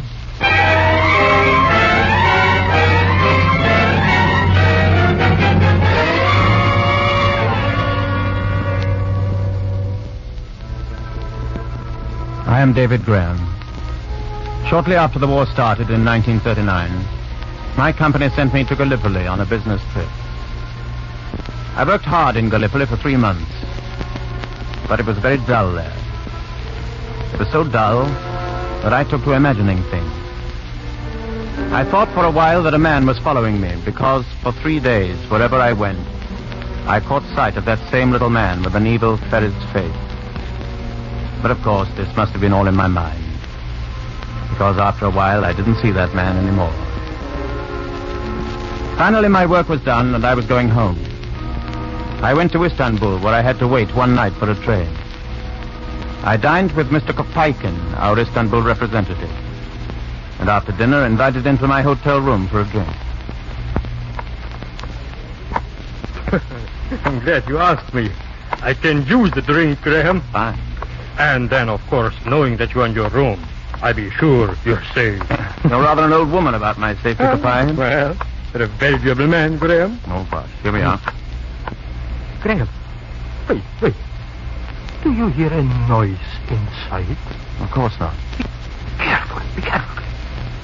I think someone is in your room. What's got into you? Here, let's go in. No, Graham, no. Listen to me. You'll have to open the door, but keep well over to the side. Don't frame yourself in the doorway. Kopaikin, old man, you've got a bad case of nerves. Here. Jump, Graham, jump! Ow! Graham! Turn on the light. Get to the window. Catch it. Stop! There's no use, Graham. It's gone. Dirty little rat. The door. Wait a moment. People here. Rather lucky for me you did hear that noise in here, Kopaikin. Are you all right, Graham? Oh, yes. Got me in the hand. Nothing very much. Come, let me bandage it. Come. Thanks. Here, this handkerchief will do. Oh, that's not too nasty. I should thank you, Kopaikin. You probably saved my life. Well, I've said you're a very valuable man, Graham. Does it hurt? Huh? No. Oh, there. No, I think it's all right. That feels fine. Thanks. I don't think he got away with anything. Oh, I'm sure he didn't. Bags are still locked. There was nothing much. Hey, wait a minute, Kopaikin. Why are you sure he didn't get anything? Never mind. You've been hinting mysterious things all evening. Paparkin, did you really hear a sound in here, or did you just know somebody was waiting? Never mind. All right, maybe I'm imagining things now. At any rate, I'd better telephone the management. No. Why not? I'm afraid they reported to the Istanbul police. What are you talking about? That's just what I want them to do. I want that dirty little thief caught. The city police must know nothing of this. Why not? This is a case for the secret police. Secret police? Exactly. Come here. Now, look out the window. See? The man climbed up a steel framework from the terrace. He could go to any other room on this floor by the same method. Why did he pick yours? I suppose he had to pick somebody. The lock on your window was forced. It's hot tonight. Almost all the other windows are open. Why would a mere burglar select a window that was locked? Don't ask me why a burglar does anything. It wasn't a burglar. That's why I'm going to call the secret police. Get me Smalley, 532. Hello? Colonel Harkey, please. Hello? Colonel Harkey? Go fight me. Yes. Yes, just as we feared. Someone shot Graham. No, he's not seriously hurt. No. Room 261, Grand Hotel Terrace. Yes, I'll stay with him until you get here, yes. Paparkin, will you tell me what all this melodrama means? It's time you were told. The man that you call a burglar came here for no other purpose than to kill you. Graham, there is a plot against your life.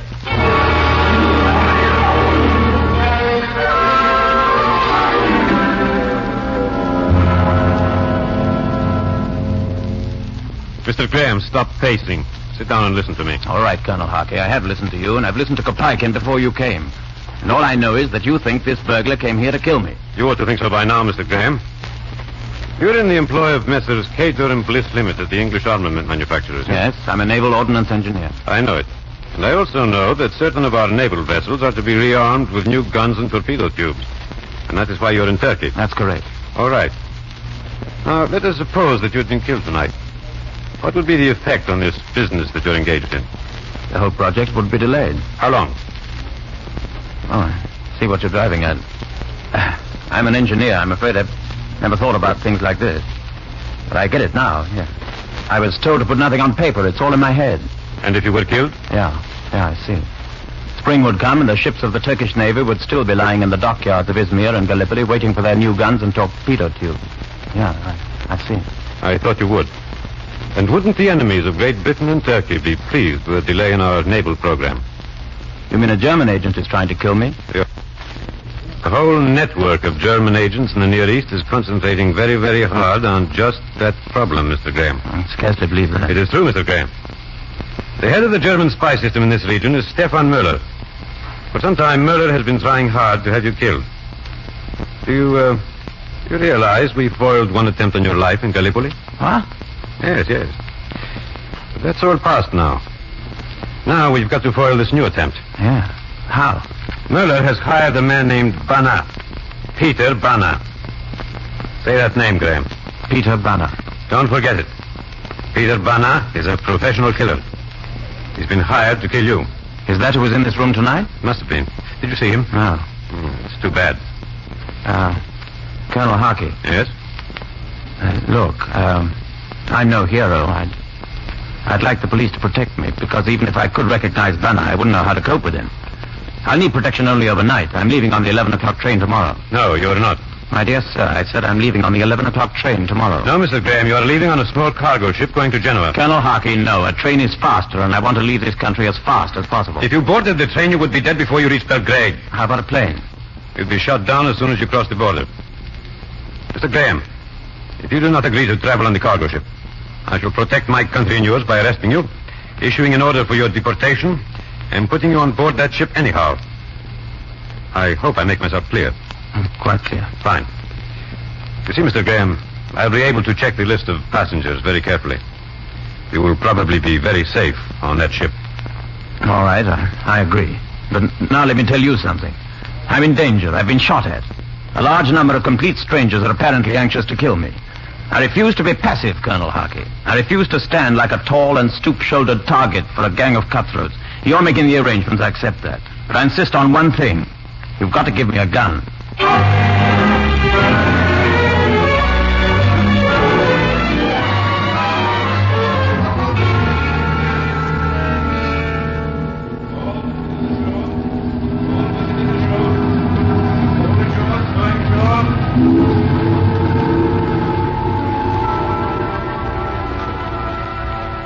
boarded the ship the next afternoon. As I walked up the gangplank, I could feel things. Bullets, knives in my bag. I hadn't slept. Hadn't turned the light out all night. And now as I stepped from the gangplank to the deck of that miserable little ship, I felt alone and alert.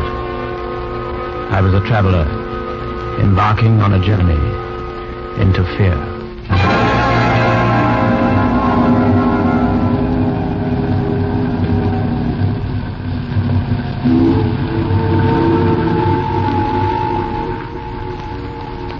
Hello, monsieur. What? Oh, startled me. I didn't mean to frighten you, but we are to travel together.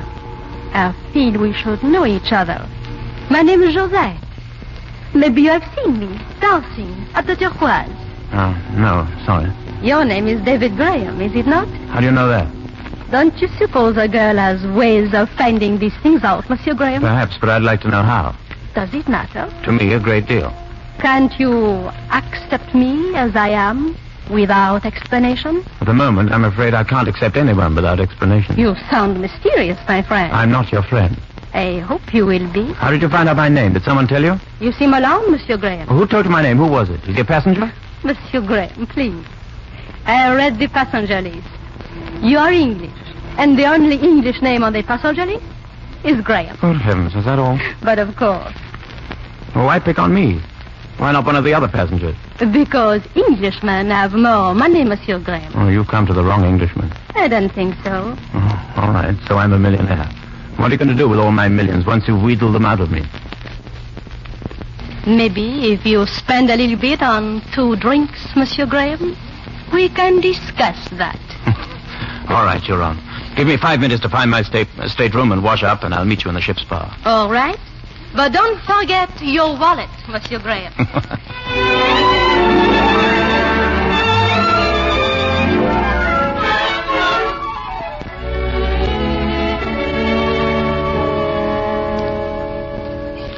was the first time I'd laughed since Banner had shot at me in the hotel room.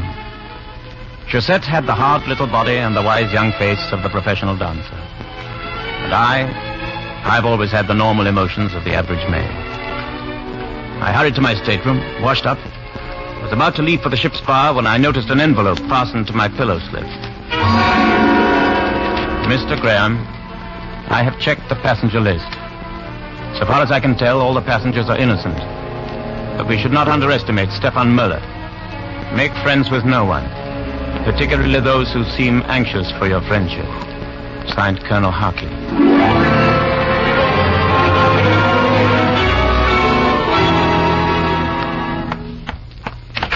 Steward.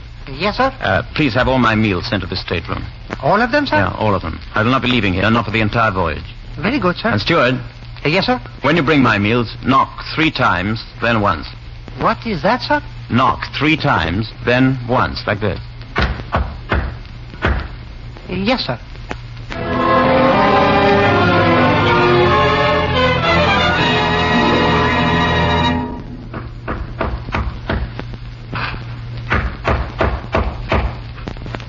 It was not the signal I'd arranged with the steward. I sat on the edge of my bunk, my hands gripping the spread, and my eyes staring at the door. Was it Peter Banner? Was it Josette? I took a quiet step toward my suitcase where my gun was. But then I heard a key inserted in the lock. Heard it slowly turning. How do you do? Who are you? My name is Covetley. What are you doing in my stateroom? Please, this is my stateroom. It is mine. Please, it is a double stateroom. It is yours and mine. Oh, there's some mistake here. Colonel Hark, a friend of mine gave me to understand that I'd be here alone. I'm sorry, I have some influence. An official of the shipping lines arranged for me to occupy this stateroom. We'll have to find another one. Oh, please.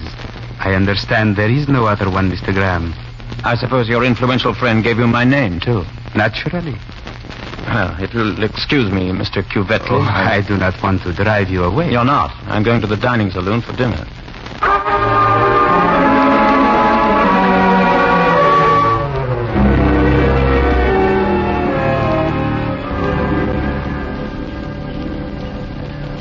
Mr. Graham, wouldn't you like to sit at table with some of the other passengers? No, thank you. Wait, I prefer to be alone. Oh, very good, sir.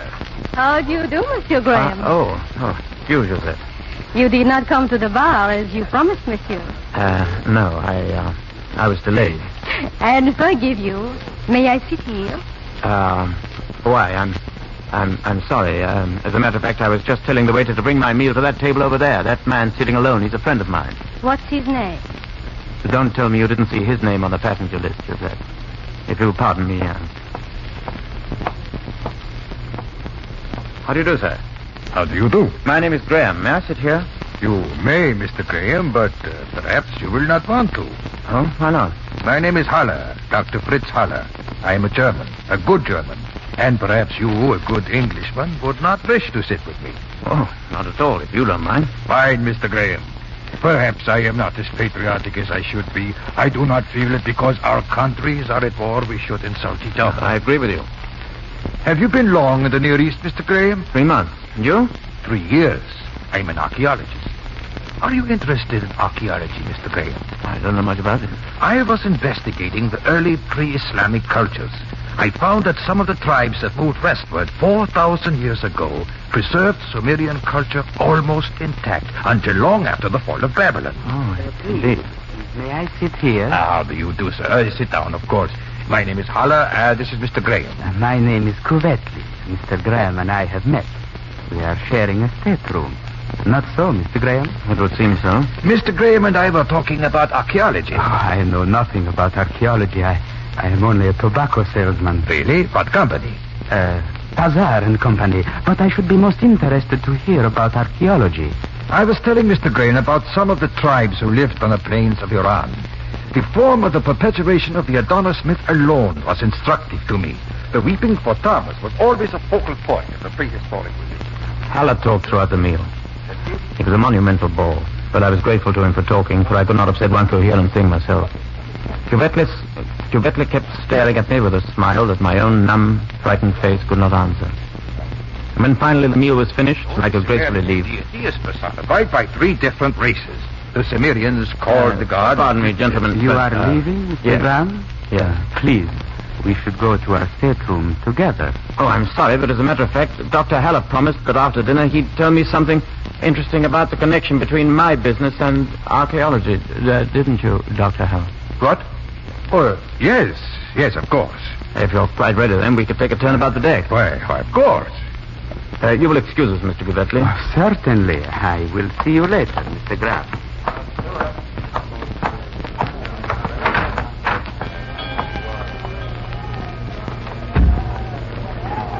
Mr. Graham, you lied to Mr. Cuvetli. You made me lie to him. I really don't understand. I'm terribly sorry, Dr. Haller, but I simply do not like the man. I wanted to be rid of him. He is peculiar. For one thing, he is capable of a lie himself. What do you mean? He said he was a tobacco salesman for Pazar and Company. There is no such firm. Now, Mr. Graham, about the Sumerian epic...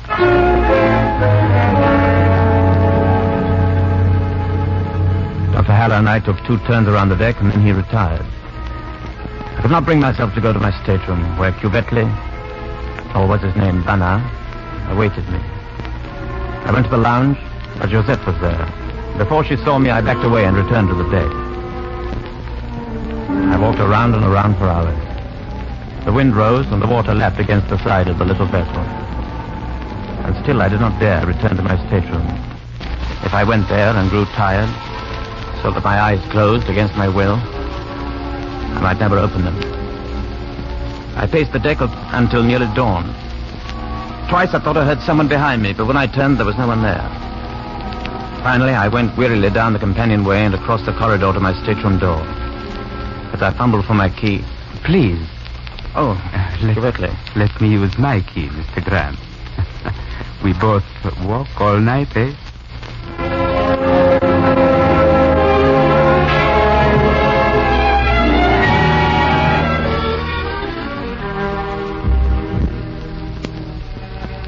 I didn't sleep. I lay for hours listening to the snores of Mr. Cuvetli.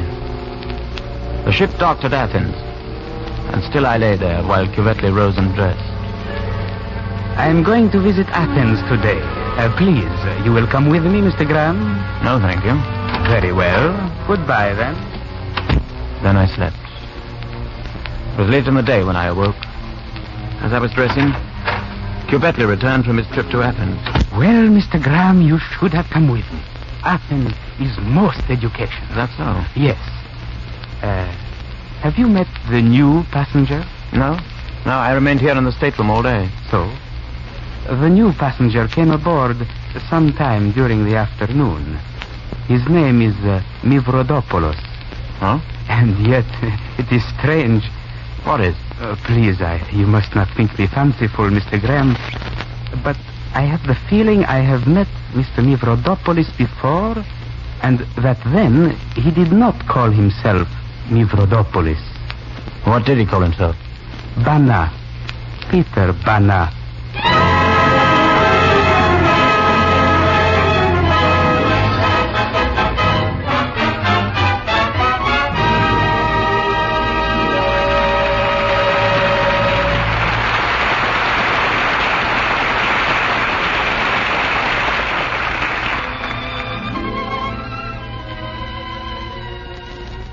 In a moment, we will return with the second act of Journey into Fear, sponsored by the United States Steel Corporation.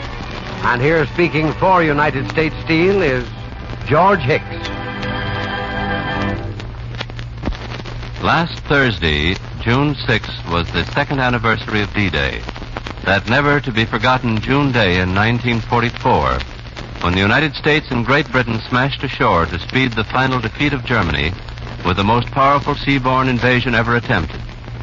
I had the high honor of being an eyewitness to that gigantic history-making operation and of describing it over the transatlantic radio to American listeners. Tonight I have the equally high honor of being able to tell you about one man among the tens of thousands who took part in that D-Day operation, one man who is a symbol of the way our armed forces fought to safeguard our American way of living. This one man is Lester H. Bauman. He's 25 years old. He won the Purple Heart when he was wounded on D-Day off the Omaha beachhead there in Normandy. But after 8 weeks in the hospital, he returned to the United States and went on to fight the Japs. Now he's back at work at the Cuyahoga Works of the American Steel and Wire Company, where he'd been employed before the war. Today, he's a foreman and happy in his job. A good example of the United States Steel Corporation's intensive program to provide worthwhile jobs to returning servicemen. Even while Lester Bauman was fighting, United States Steel was planning ways in which men like Lester, and especially those veterans who are physically handicapped, would again take their places on peacetime production lines. In United States Steel's family of 250,000 workers, some 45,000, 1 out of every 5 are returned servicemen. Those 45,000 jobs are U.S. Steel's way of keeping faith with the men who made our victory possible.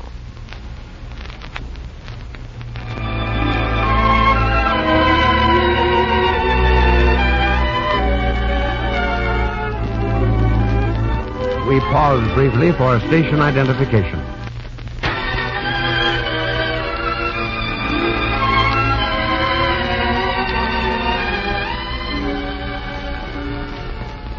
You are listening to the Hour of Mystery, sponsored by the industrial family that serves the nation, United States Steel. The curtain rises on the second act of Eric Ambler's story, Journey into Fear, starring Laurence Olivier as David Graham.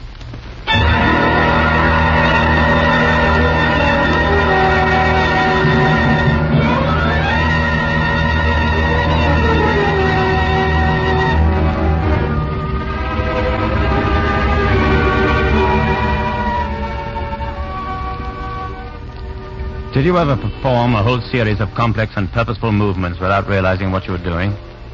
I did. After Cubetley told me that Peter Bana, the man who had been hired to kill me, was with me on the ship, I pulled on my trousers, put on my socks and shoes, knotted the laces securely, put on my shirt, buttoned it, tied my tie, and put on my jacket. I know I must have done these things because suddenly I realized I was fully dressed. Cubetley was still talking to me, but I left the stateroom and went directly to the office of the purser. What do you do? Monsieur Graham, is it? Yes, I want to see the captain at once. For what reason, monsieur? It's absolutely necessary that I be put ashore immediately. Impossible, Monsieur Graham. The pilot boat has gone. I know that, but the circumstances are exceptional, and I'm ready to pay for the loss of time and the inconvenience caused. But why? Are you ill? No, but I assure you my reasons are excellent. Perhaps, monsieur. But we do not alter our schedule on the basis of mere assurances. Very well. Since you insist on details, I'll tell you. There's a man on this ship who is here for the express purpose of killing me. Indeed, monsieur. And his name? Peter Banner. There is no one of that name on this ship, monsieur. He's traveling as Mivrodopoulos. Can you prove Mivrodopoulos is really Banner? If you radio Colonel Haki of the Turkish secret police at Istanbul, he will confirm what I say. And you think he would recognize the man at that distance, monsieur? This is no joking matter. I know what I'm talking about. Monsieur, how do you know? Do you know either Mivrodopoulos or Banner personally? No. Well, then, monsieur, you can't... That's why I hesitated. Mr. Kuvetle told me that Mivrodopoulos is Banner. But then Kuvetle may himself be Banner. In either case, I must be put ashore immediately. Monsieur Graham, do you realize how much you begin to sound like a man who has a bad dream? I tell you, my life is in danger. Or perhaps you have not had a bad dream, huh?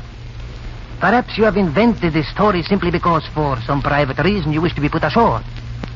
If that is true, I'm sorry. It is a ridiculous story. And now, if you'll excuse me, I have work to do. I demand... No, monsieur. I demand. I demand that you close the door as you leave.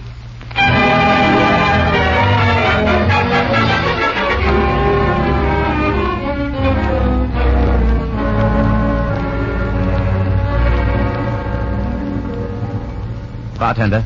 Yes, Mr. Graham? Another whiskey and soda. Yes, sir. Well, Monsieur Graham, you even drink alone. Oh, hello, Josette. Would you care to join me? I'm not sure. You've been very rude to me, you know. I'm really sorry. Won't you have a drink? Yes, thank you. Vermouth cassis. Vermouth cassis for the lady? Here, will you bring it to the little table over there in the corner? Yes, sir. Come, Josette. So, we're going to have a tete-a-tete. Oh, it'll be more comfortable. Voila. And now you tell me why you are so nervous. Nervous? Yes, Monsieur Graham. I have seen people who are afraid before. They have a special look about them. Their faces look very small and gray around the mouth.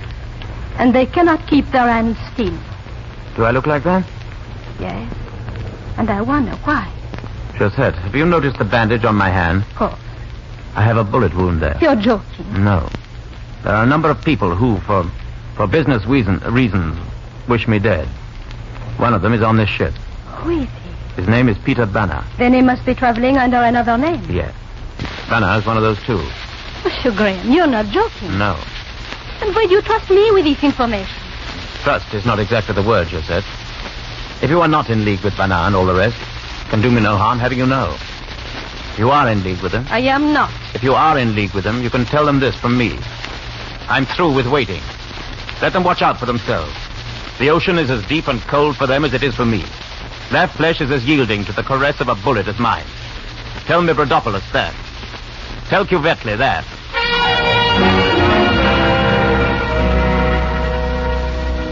The waiter brought our drinks, and we talked politely after that. And even flirted a bit. But my mind was elsewhere. I was full of resentment and anger against the men who were waiting to strike me down in the dark. When we had finished our drinks, I excused myself and strode directly to my stateroom. Went in and opened the suitcase. Why the devil? Why the devil is it? The gun Colonel Haki had given me was gone.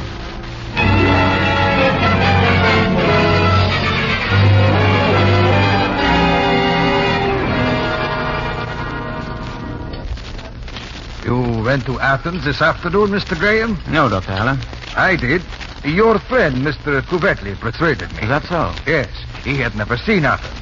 We hired a car. The chauffeur did the guiding. And since Mr. Kuvetle speaks fluent Greek, the whole thing went off quite satisfactorily. You say he speaks Greek? Yet he's never been to Athens? Yes. You'd think he would have been, wouldn't you? However, we had... Excuse me. May I share this table? My name is Mivrodopoulos. Oh, of course. I'm Dr. Haller, and this is Monsieur Graham. Monsieur Graham. How do you do? I've traveled a long way today. From Salonika. That's strange. Oh? What is strange about it, Mr. Graham? Seemed to me, Mr. Mavrodopoulos, that it's easier to travel from Salonika to Genoa by train. Some people don't like trains, Mr. Graham. And then some people have special missions on ships. Perhaps.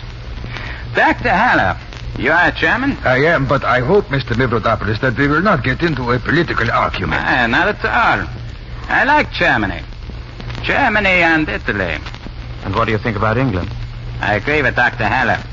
I do not like to get into a political argument. You have business in Genoa, Mr. Mavrodopoulos? Yes. I understand the thing to see in Genoa is the cemetery. Is that so? Why? It's a very large cemetery, very well arranged, and planted with very fine cypresses. Perhaps I shall go there, then. Perhaps you shall, Mr. Mavrodopoulos. Perhaps you shall. Excuse me, Mr. Graham. I've been noticing the bandage on your hand. You had an accident? This is a bullet wound, Mr. Mavrodopoulos. Some dirty little thief took a shot at me in Istanbul. It was either a bad shot or frightened. He missed. A dirty little thief, eh? Must look after yourself carefully, Mr. Graham. I'm perfectly well able to do that, Mr. Mavrodopoulos. Is that so? And you're ready to shoot back next time. You carry a pistol? You hesitate, my dear sir. Perhaps you do not carry a pistol. You should. A man in your position must be very, very careful, Mr. Graham.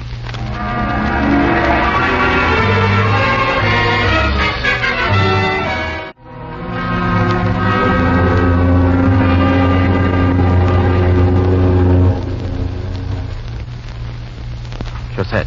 Oh, Monsieur Graham. I must talk to you. I am flattered. Perhaps you won't be. Remember what I told you this afternoon? I have been thinking of nothing else. I'm afraid for you, my friend. I said I didn't trust you.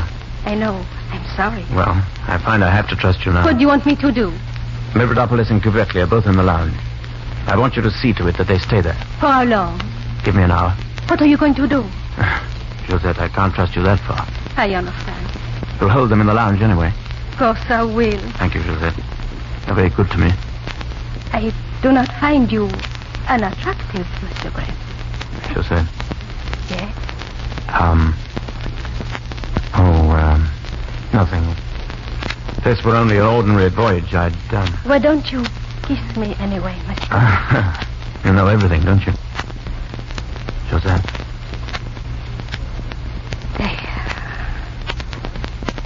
It makes you feel better, yes?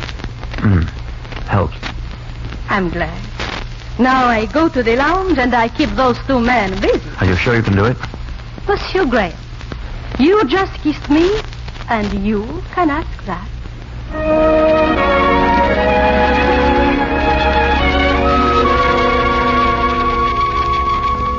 I did feel better. I trusted Josette, not because I had any reason to, but because I had to trust somebody. There was a little smile on her face as she turned from me. She walked towards the lounge with the assured bearing of one about to perform a task at which she is expert. Then I myself went to the opposite direction, quietly, unobtrusively, down the companionway and along the corridor to the stateroom occupied by Mavrodopoulos. I knocked on the door. There was no answer. I turned the knob. The door was locked. From my pocket, I took a small metal bar and pushed it into the crack between the door and the frame. Threw my weight against it. I touched nothing at first. I looked at everything and found only two indications that the cabin was occupied. A battered gray raincoat hanging with a soft hat behind the door, and a composition suitcase under the berth. I searched the pockets of the raincoat. There was nothing there. I tried the suitcase. It was unlocked. Opened it.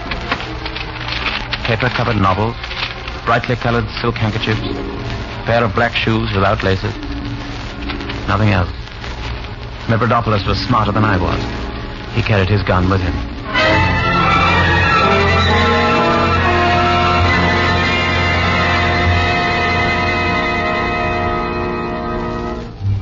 Well, there was still Kuvekli's suitcase. I left the cabin and walked a short distance down the corridor to my own. I knew Kuvekli kept his suitcase locked. I was glad of it. It meant there was a better chance that I might find a gun there. I got to my room and opened my door. How do you do, Mr. Gray? Hi, Dr. Heller. I've been waiting for you. What are you doing in my room? Reading. Here's a book full of the dream-heavy classical soul. I recommend it to you, Mr. Graham. Dr. Hall, I don't quite understand. Of course not. I believe you've been looking for a gun. And here it is. Oh, no. I'm not handing it to you. Put up your hands, Mr. Graham. Stand perfectly still.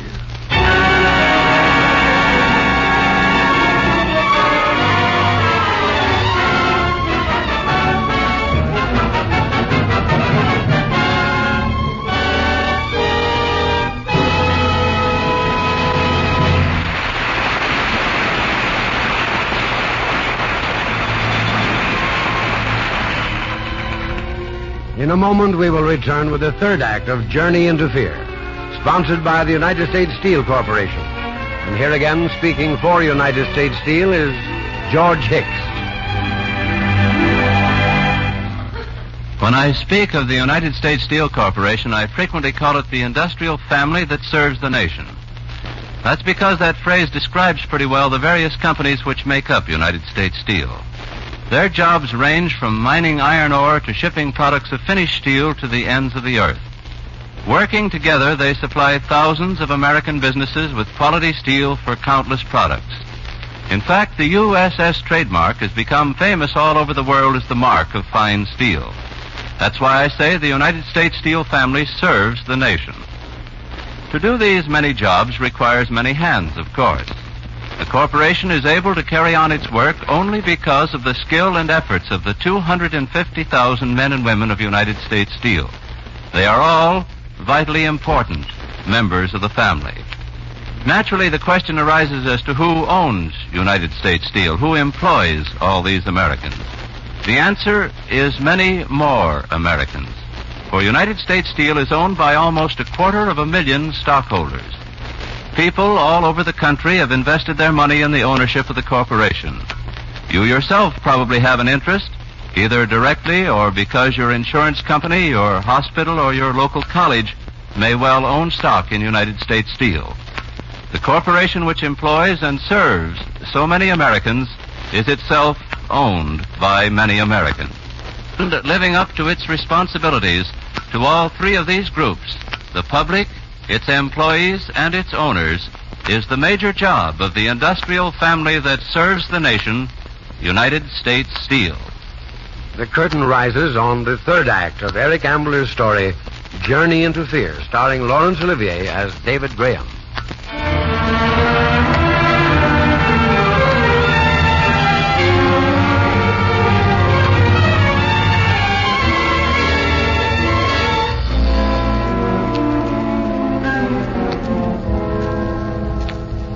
I stood still with my hands raised above my head and looked down past the barrel of the gun into the calm blue eyes of Dr. Haller.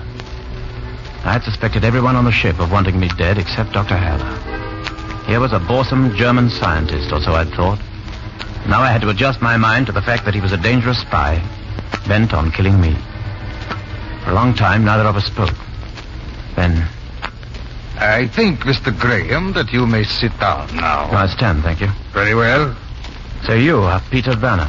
I thought from the way you talked to Mavrodopoulos tonight that you realized he is Banner.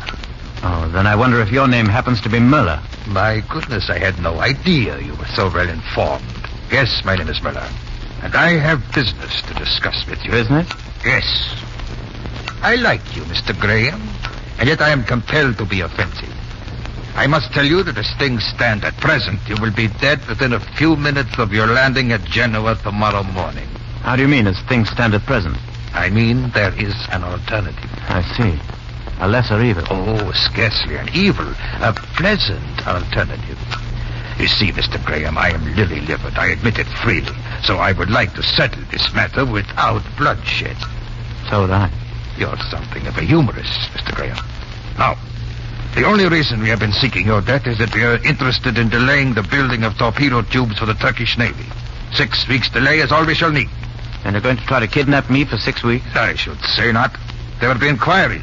There would be investigation. You might be released. No, my proposition is quite a different one. Well, make it and get out of here. Suppose, Mr. Graham, that the moment you get ashore at Genoa, a mild attack of typhus should develop. You would be taken immediately to a private clinic where you would be the only patient. You would be attended by Doctors Muller and Bernard. Your illness would last 6 weeks. You mean to say you'd let me go after 6 weeks? Why not? After all, Mr. Graham, you would scarcely dare to tell the truth once you had agreed to this proposition. Is that all you have to say? No. There is one other thing. Has Couvetley revealed himself to you? Revealed himself to me? I see that he has not. Let me inform you that Couvetley was planted on this ship, was planted in this stateroom with you by Colonel Haki of the Turkish secret police. You're trying to tell me that Couvetley is a Turkish agent? Yes, and a very clever one. His duty is to see that you get into France in safety. I want to warn you against telling him of the suggestion I have made to you. What difference would it make? I have told you, Mr. Graham, that your only chance of remaining alive is to accept my little proposition. If you tell Couvetley, naturally, I cannot go through with my part of the bargain. If you tell Couvetley, you will destroy the only chance that remains to you of returning to England alive.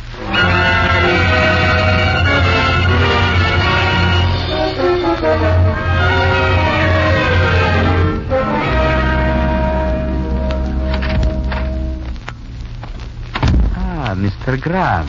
I've been waiting for you, Mr. Couvetley.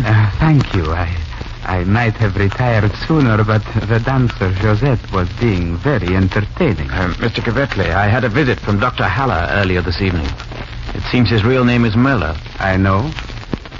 According to him, you are a Turkish agent acting under Colonel Haki's orders. That's so? Quite so. Why didn't you let me know? Because Colonel Haki has a low opinion of your ability to conceal your feelings and considered that if I wish to keep my true identity secret, I had better not tell you of it. I see. Well, before we go any further, suppose you show me your credentials. Here is a letter from Colonel Haki. Quite satisfactory. Good. Now, tell me about Muller. What did he say to you? He proposed that I pretend to get typhus when we reach Genoa. He and Mavrodopoulos. Bana. Yeah. He and Bana would take me to a clinic where I'd be the only patient and they the only doctors. Mr. Graham, it is very courageous of you to let me know about this. Oh, frankly, I'm telling you as quickly as possible before I lose my nerve and change my mind. It is courageous anyway. Perhaps, but I'm already beginning to regret it. How can I keep these Nazis from killing me now? It is very simple. Colonel Haki anticipated that something like this would happen, and he and I hatched a plan. Early tomorrow morning, before dawn, I can leave the ship and get to Genoa on a pilot boat. Why can't I? Because you have no diplomatic passport. I have. By 6 o'clock, I can be at the Turkish consulate. Will that do any good? If you do your part properly, yes.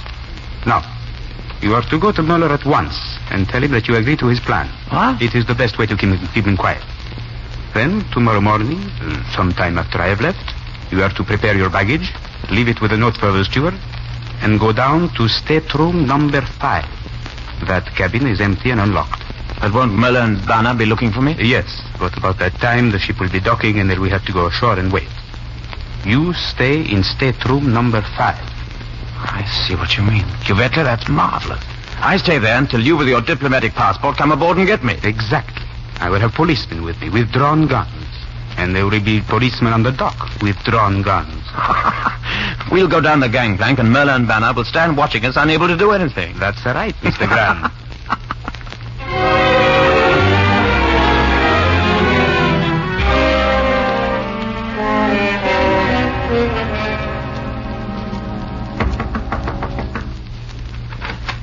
Yes? Oh, it's you. I wanted to see Dr. Haller. This is his stateroom. Come in and wait for him, Mr. Graham. Oh, thank you. I will, Mr. Bana. Mavrodopoulos, please. Oh. You're sensitive about the names under which you do your killing. I don't find you very pleasant company, Mr. Graham. That's so. I think you're a charming fellow. You won't think so tomorrow. On the contrary, I'm looking forward to tomorrow. I understand you're going to be one of my medical attendants. Oh. And you've accepted Dr. Haller's plan, huh? Mr. Mueller's plan. Yes, I've accepted it. Oh, Mr. Graham. Has Mavrodopoulos been amusing you? Not much. Graham says he's going to accept your plan, Dr. Haller. Is this correct, Graham? Yes. I'm glad. I'm sorry. Forgive Mavrodopoulos, Mr. Graham. He has the skill of an expert craftsman, and he's happy only when he is using it. Is that so? He was not so skillful in Istanbul, were you, Bana? Mavrodopoulos, please. Dr. Haller, have you any instructions for me? Just meet Mavrodopoulos and myself on deck tomorrow before we dock. They will tell you what to do then. All right. And you'll do it, too, Graham. All right, Bana. All right. Mavrodopoulos, please.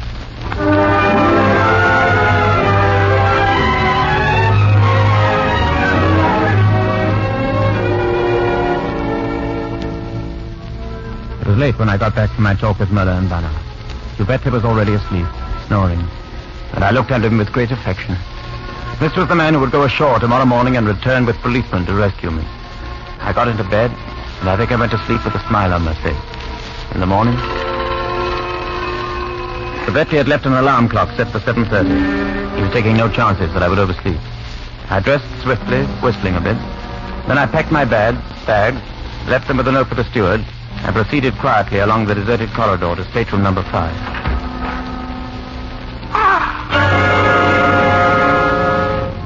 Lying across the floor of stateroom number 5, with his legs under the lower berth, and his head covered with blood, was the body of Mr. Cuvetli.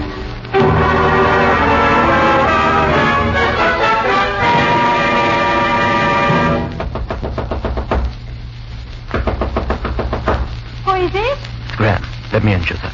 Oh, Mr. Graham, please, just one moment. Quickly, Joseph. Close the door. I'm going to have to trust you all the way now. Oh, I'm glad.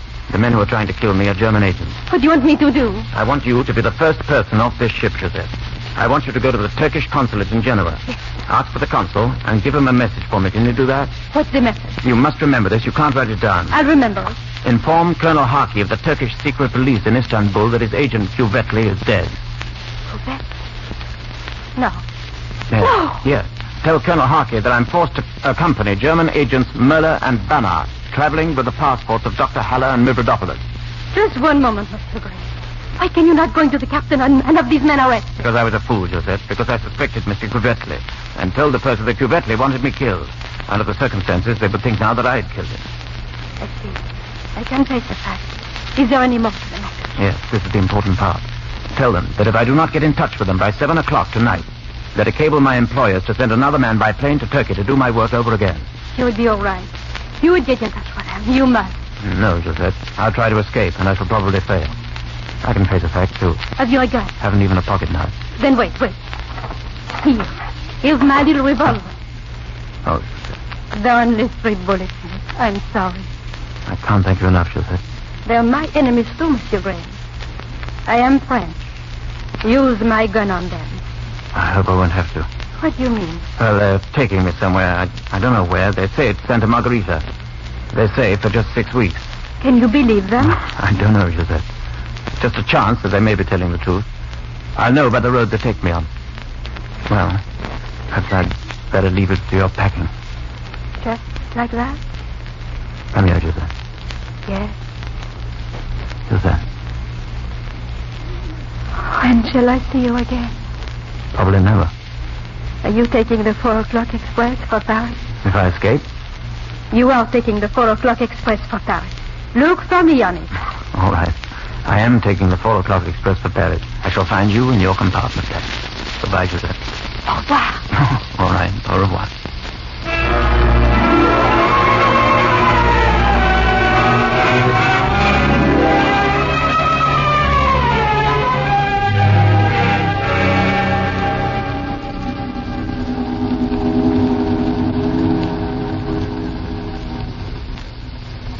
Good morning, Mr. Graham. Morning. What do I call you, Haller or Möller? Haller, please. It will be pleasant to get ashore again, won't it, Mr. Graham? I hope so. Are you ready? Quite, but I haven't seen Cuvetli this morning. Haven't you? No. I hope Cuvetli doesn't spoil our little scheme. I don't think he will, Mr. Graham. You know, Dr. Haller, if Cuvetli tries anything, I think you should use force. Oh, I would hate to do that. Mavrodopoulos. Good morning. Good morning, Mr. Graham. Good morning, Peter Banner. Mavrodopoulos, please. As you will. Dr. Haller, what is your plan? You will have to go through customs separately. Mavrodopoulos and I will go first. They shall be waiting for you as you come out, Mr. Graham. I see. And I have a warning for you, Graham. Yeah? We shall be watching you as you come through customs. It will do you no good, Graham, to tell the customs officials about us. No, I wouldn't do that. You had better not. They would shoot you down on the spot. Don't worry. I want to get to Santa Margarita alive. You'd like Santa Margarita, Graham. There's a cemetery there, too.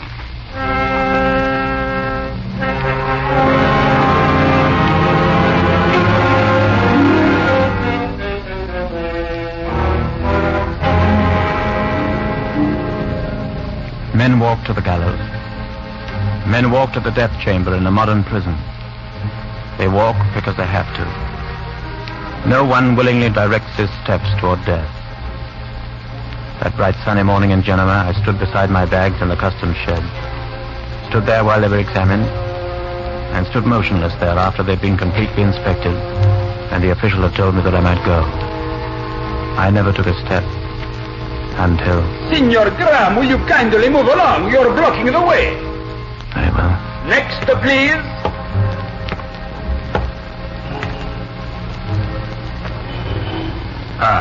Graham. Hello, Dr. Haller. Hello, Peter Banner. I am glad you have 2 bags to carry, Graham. It will prevent any attempt at foolishness. I'm here. What do I do now? Fall in between Mavrodopoulos and myself. Good. Now, we walk slowly. You see that large American car with the chauffeur in front? That going to take us to the hospital? It is going to take us somewhere. Yeah. Let me open the door for you, Graham. No, Mr. Graham.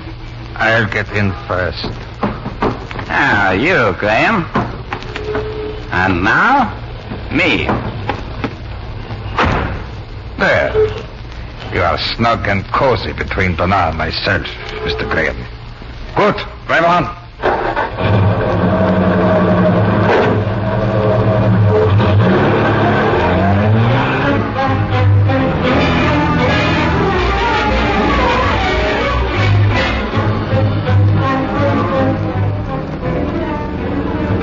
Sedan. The windows were closed. I stared at the back of the driver's head, conscious of Banner on my right and Haller on my left. We came to a crossroads. Now I would know. Santa Margarita was off to the right. I braced myself for the turn, when suddenly the car turned to the left. Do not try bumping me again, Graham. I'm sorry, I thought we turned right for Santa Margarita. What gave you the idea, Mr. Graham, that we were going to Santa Margarita? You did. You were not so simple as to believe me, were you? No, but I did have a hope. Well, you shouldn't have. Now, Mr. Graham, I have a request to make. When we stop and you are asked to get out, please do so without argument or physical protest. If you cannot consider your own dignity at such a time, please think of the cushions of the car.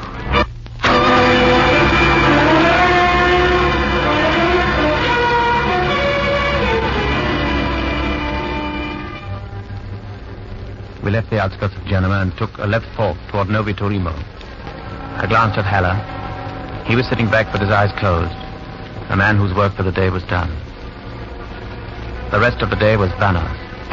I could feel the killer's deep-set eyes on me, and I knew that his cruel, thin mouth was grinning. Banner was going to enjoy his work.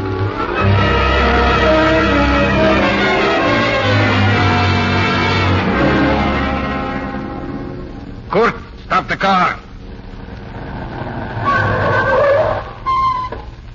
This is as far as you are going, Graham. They will kindly make no fuss, Mr. Graham. I make no fuss. Let us get out, then.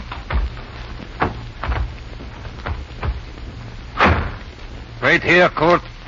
Doesn't your chauffeur like to watch these things?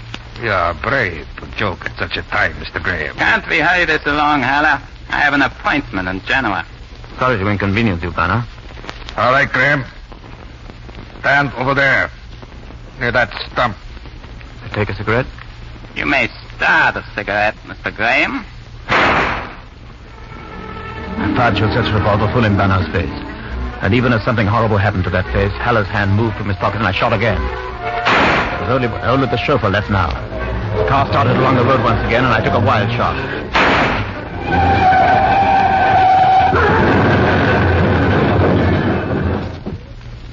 Thank heaven Josette's revolver had 3 bullets in it.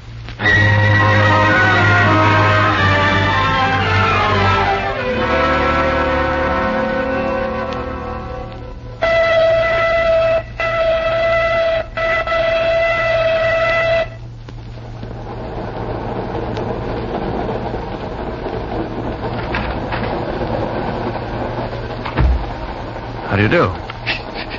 Mademoiselle is asleep. So I see. Are you assigned to this compartment? No, I have a compartment 2 cars back, but I should like to change with you. I don't blame you.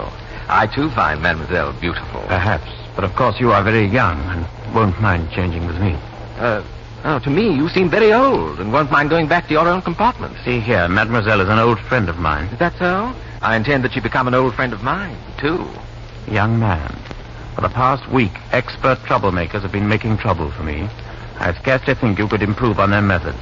But perhaps I've learned something from them. I wish to travel in this compartment with Mademoiselle, and I'm going to travel in this compartment with Mademoiselle, even if I have to use the methods of an international thug.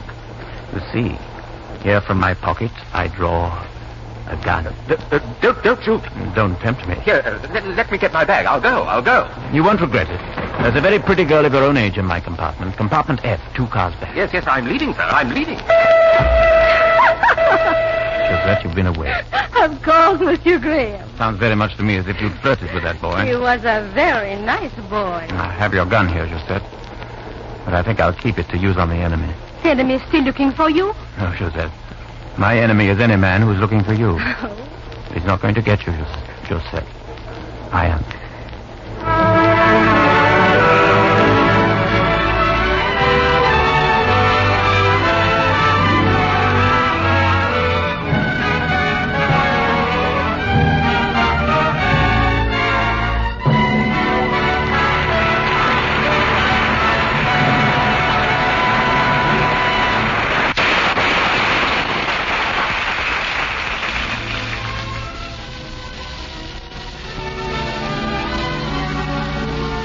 You have been listening to Laurence Olivier and Eric Ambler's Journey into Fear on United States Steel's Hour of Mystery, the opening program in our summer series of 13 famous stories of mystery, intrigue, and adventure. With Mr. Olivier were Mildred Clinton as Josette, Alexander Scurby as Colonel Hackey, Guy Sorel as Cosetely, Dwight Wiest as Dr. Haller, Richard Coogan as Peter Banat, E.A. Krumschmidt as Kopeken, Robert Dryden as the purser, and Anthony Kemble Cooper as the young Englishman. Mr. Olivier's current motion picture as producer, director, and star is Shakespeare's Henry V.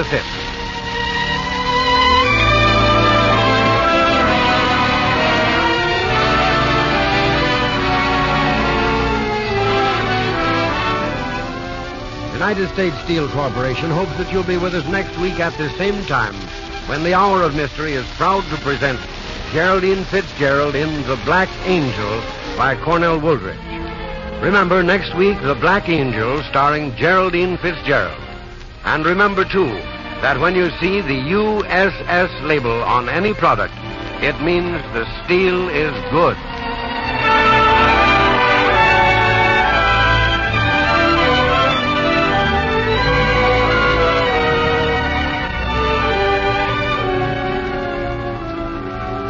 Tonight's adaptation of Eric Ambler's Journey into Fear was written by Robert Senandela.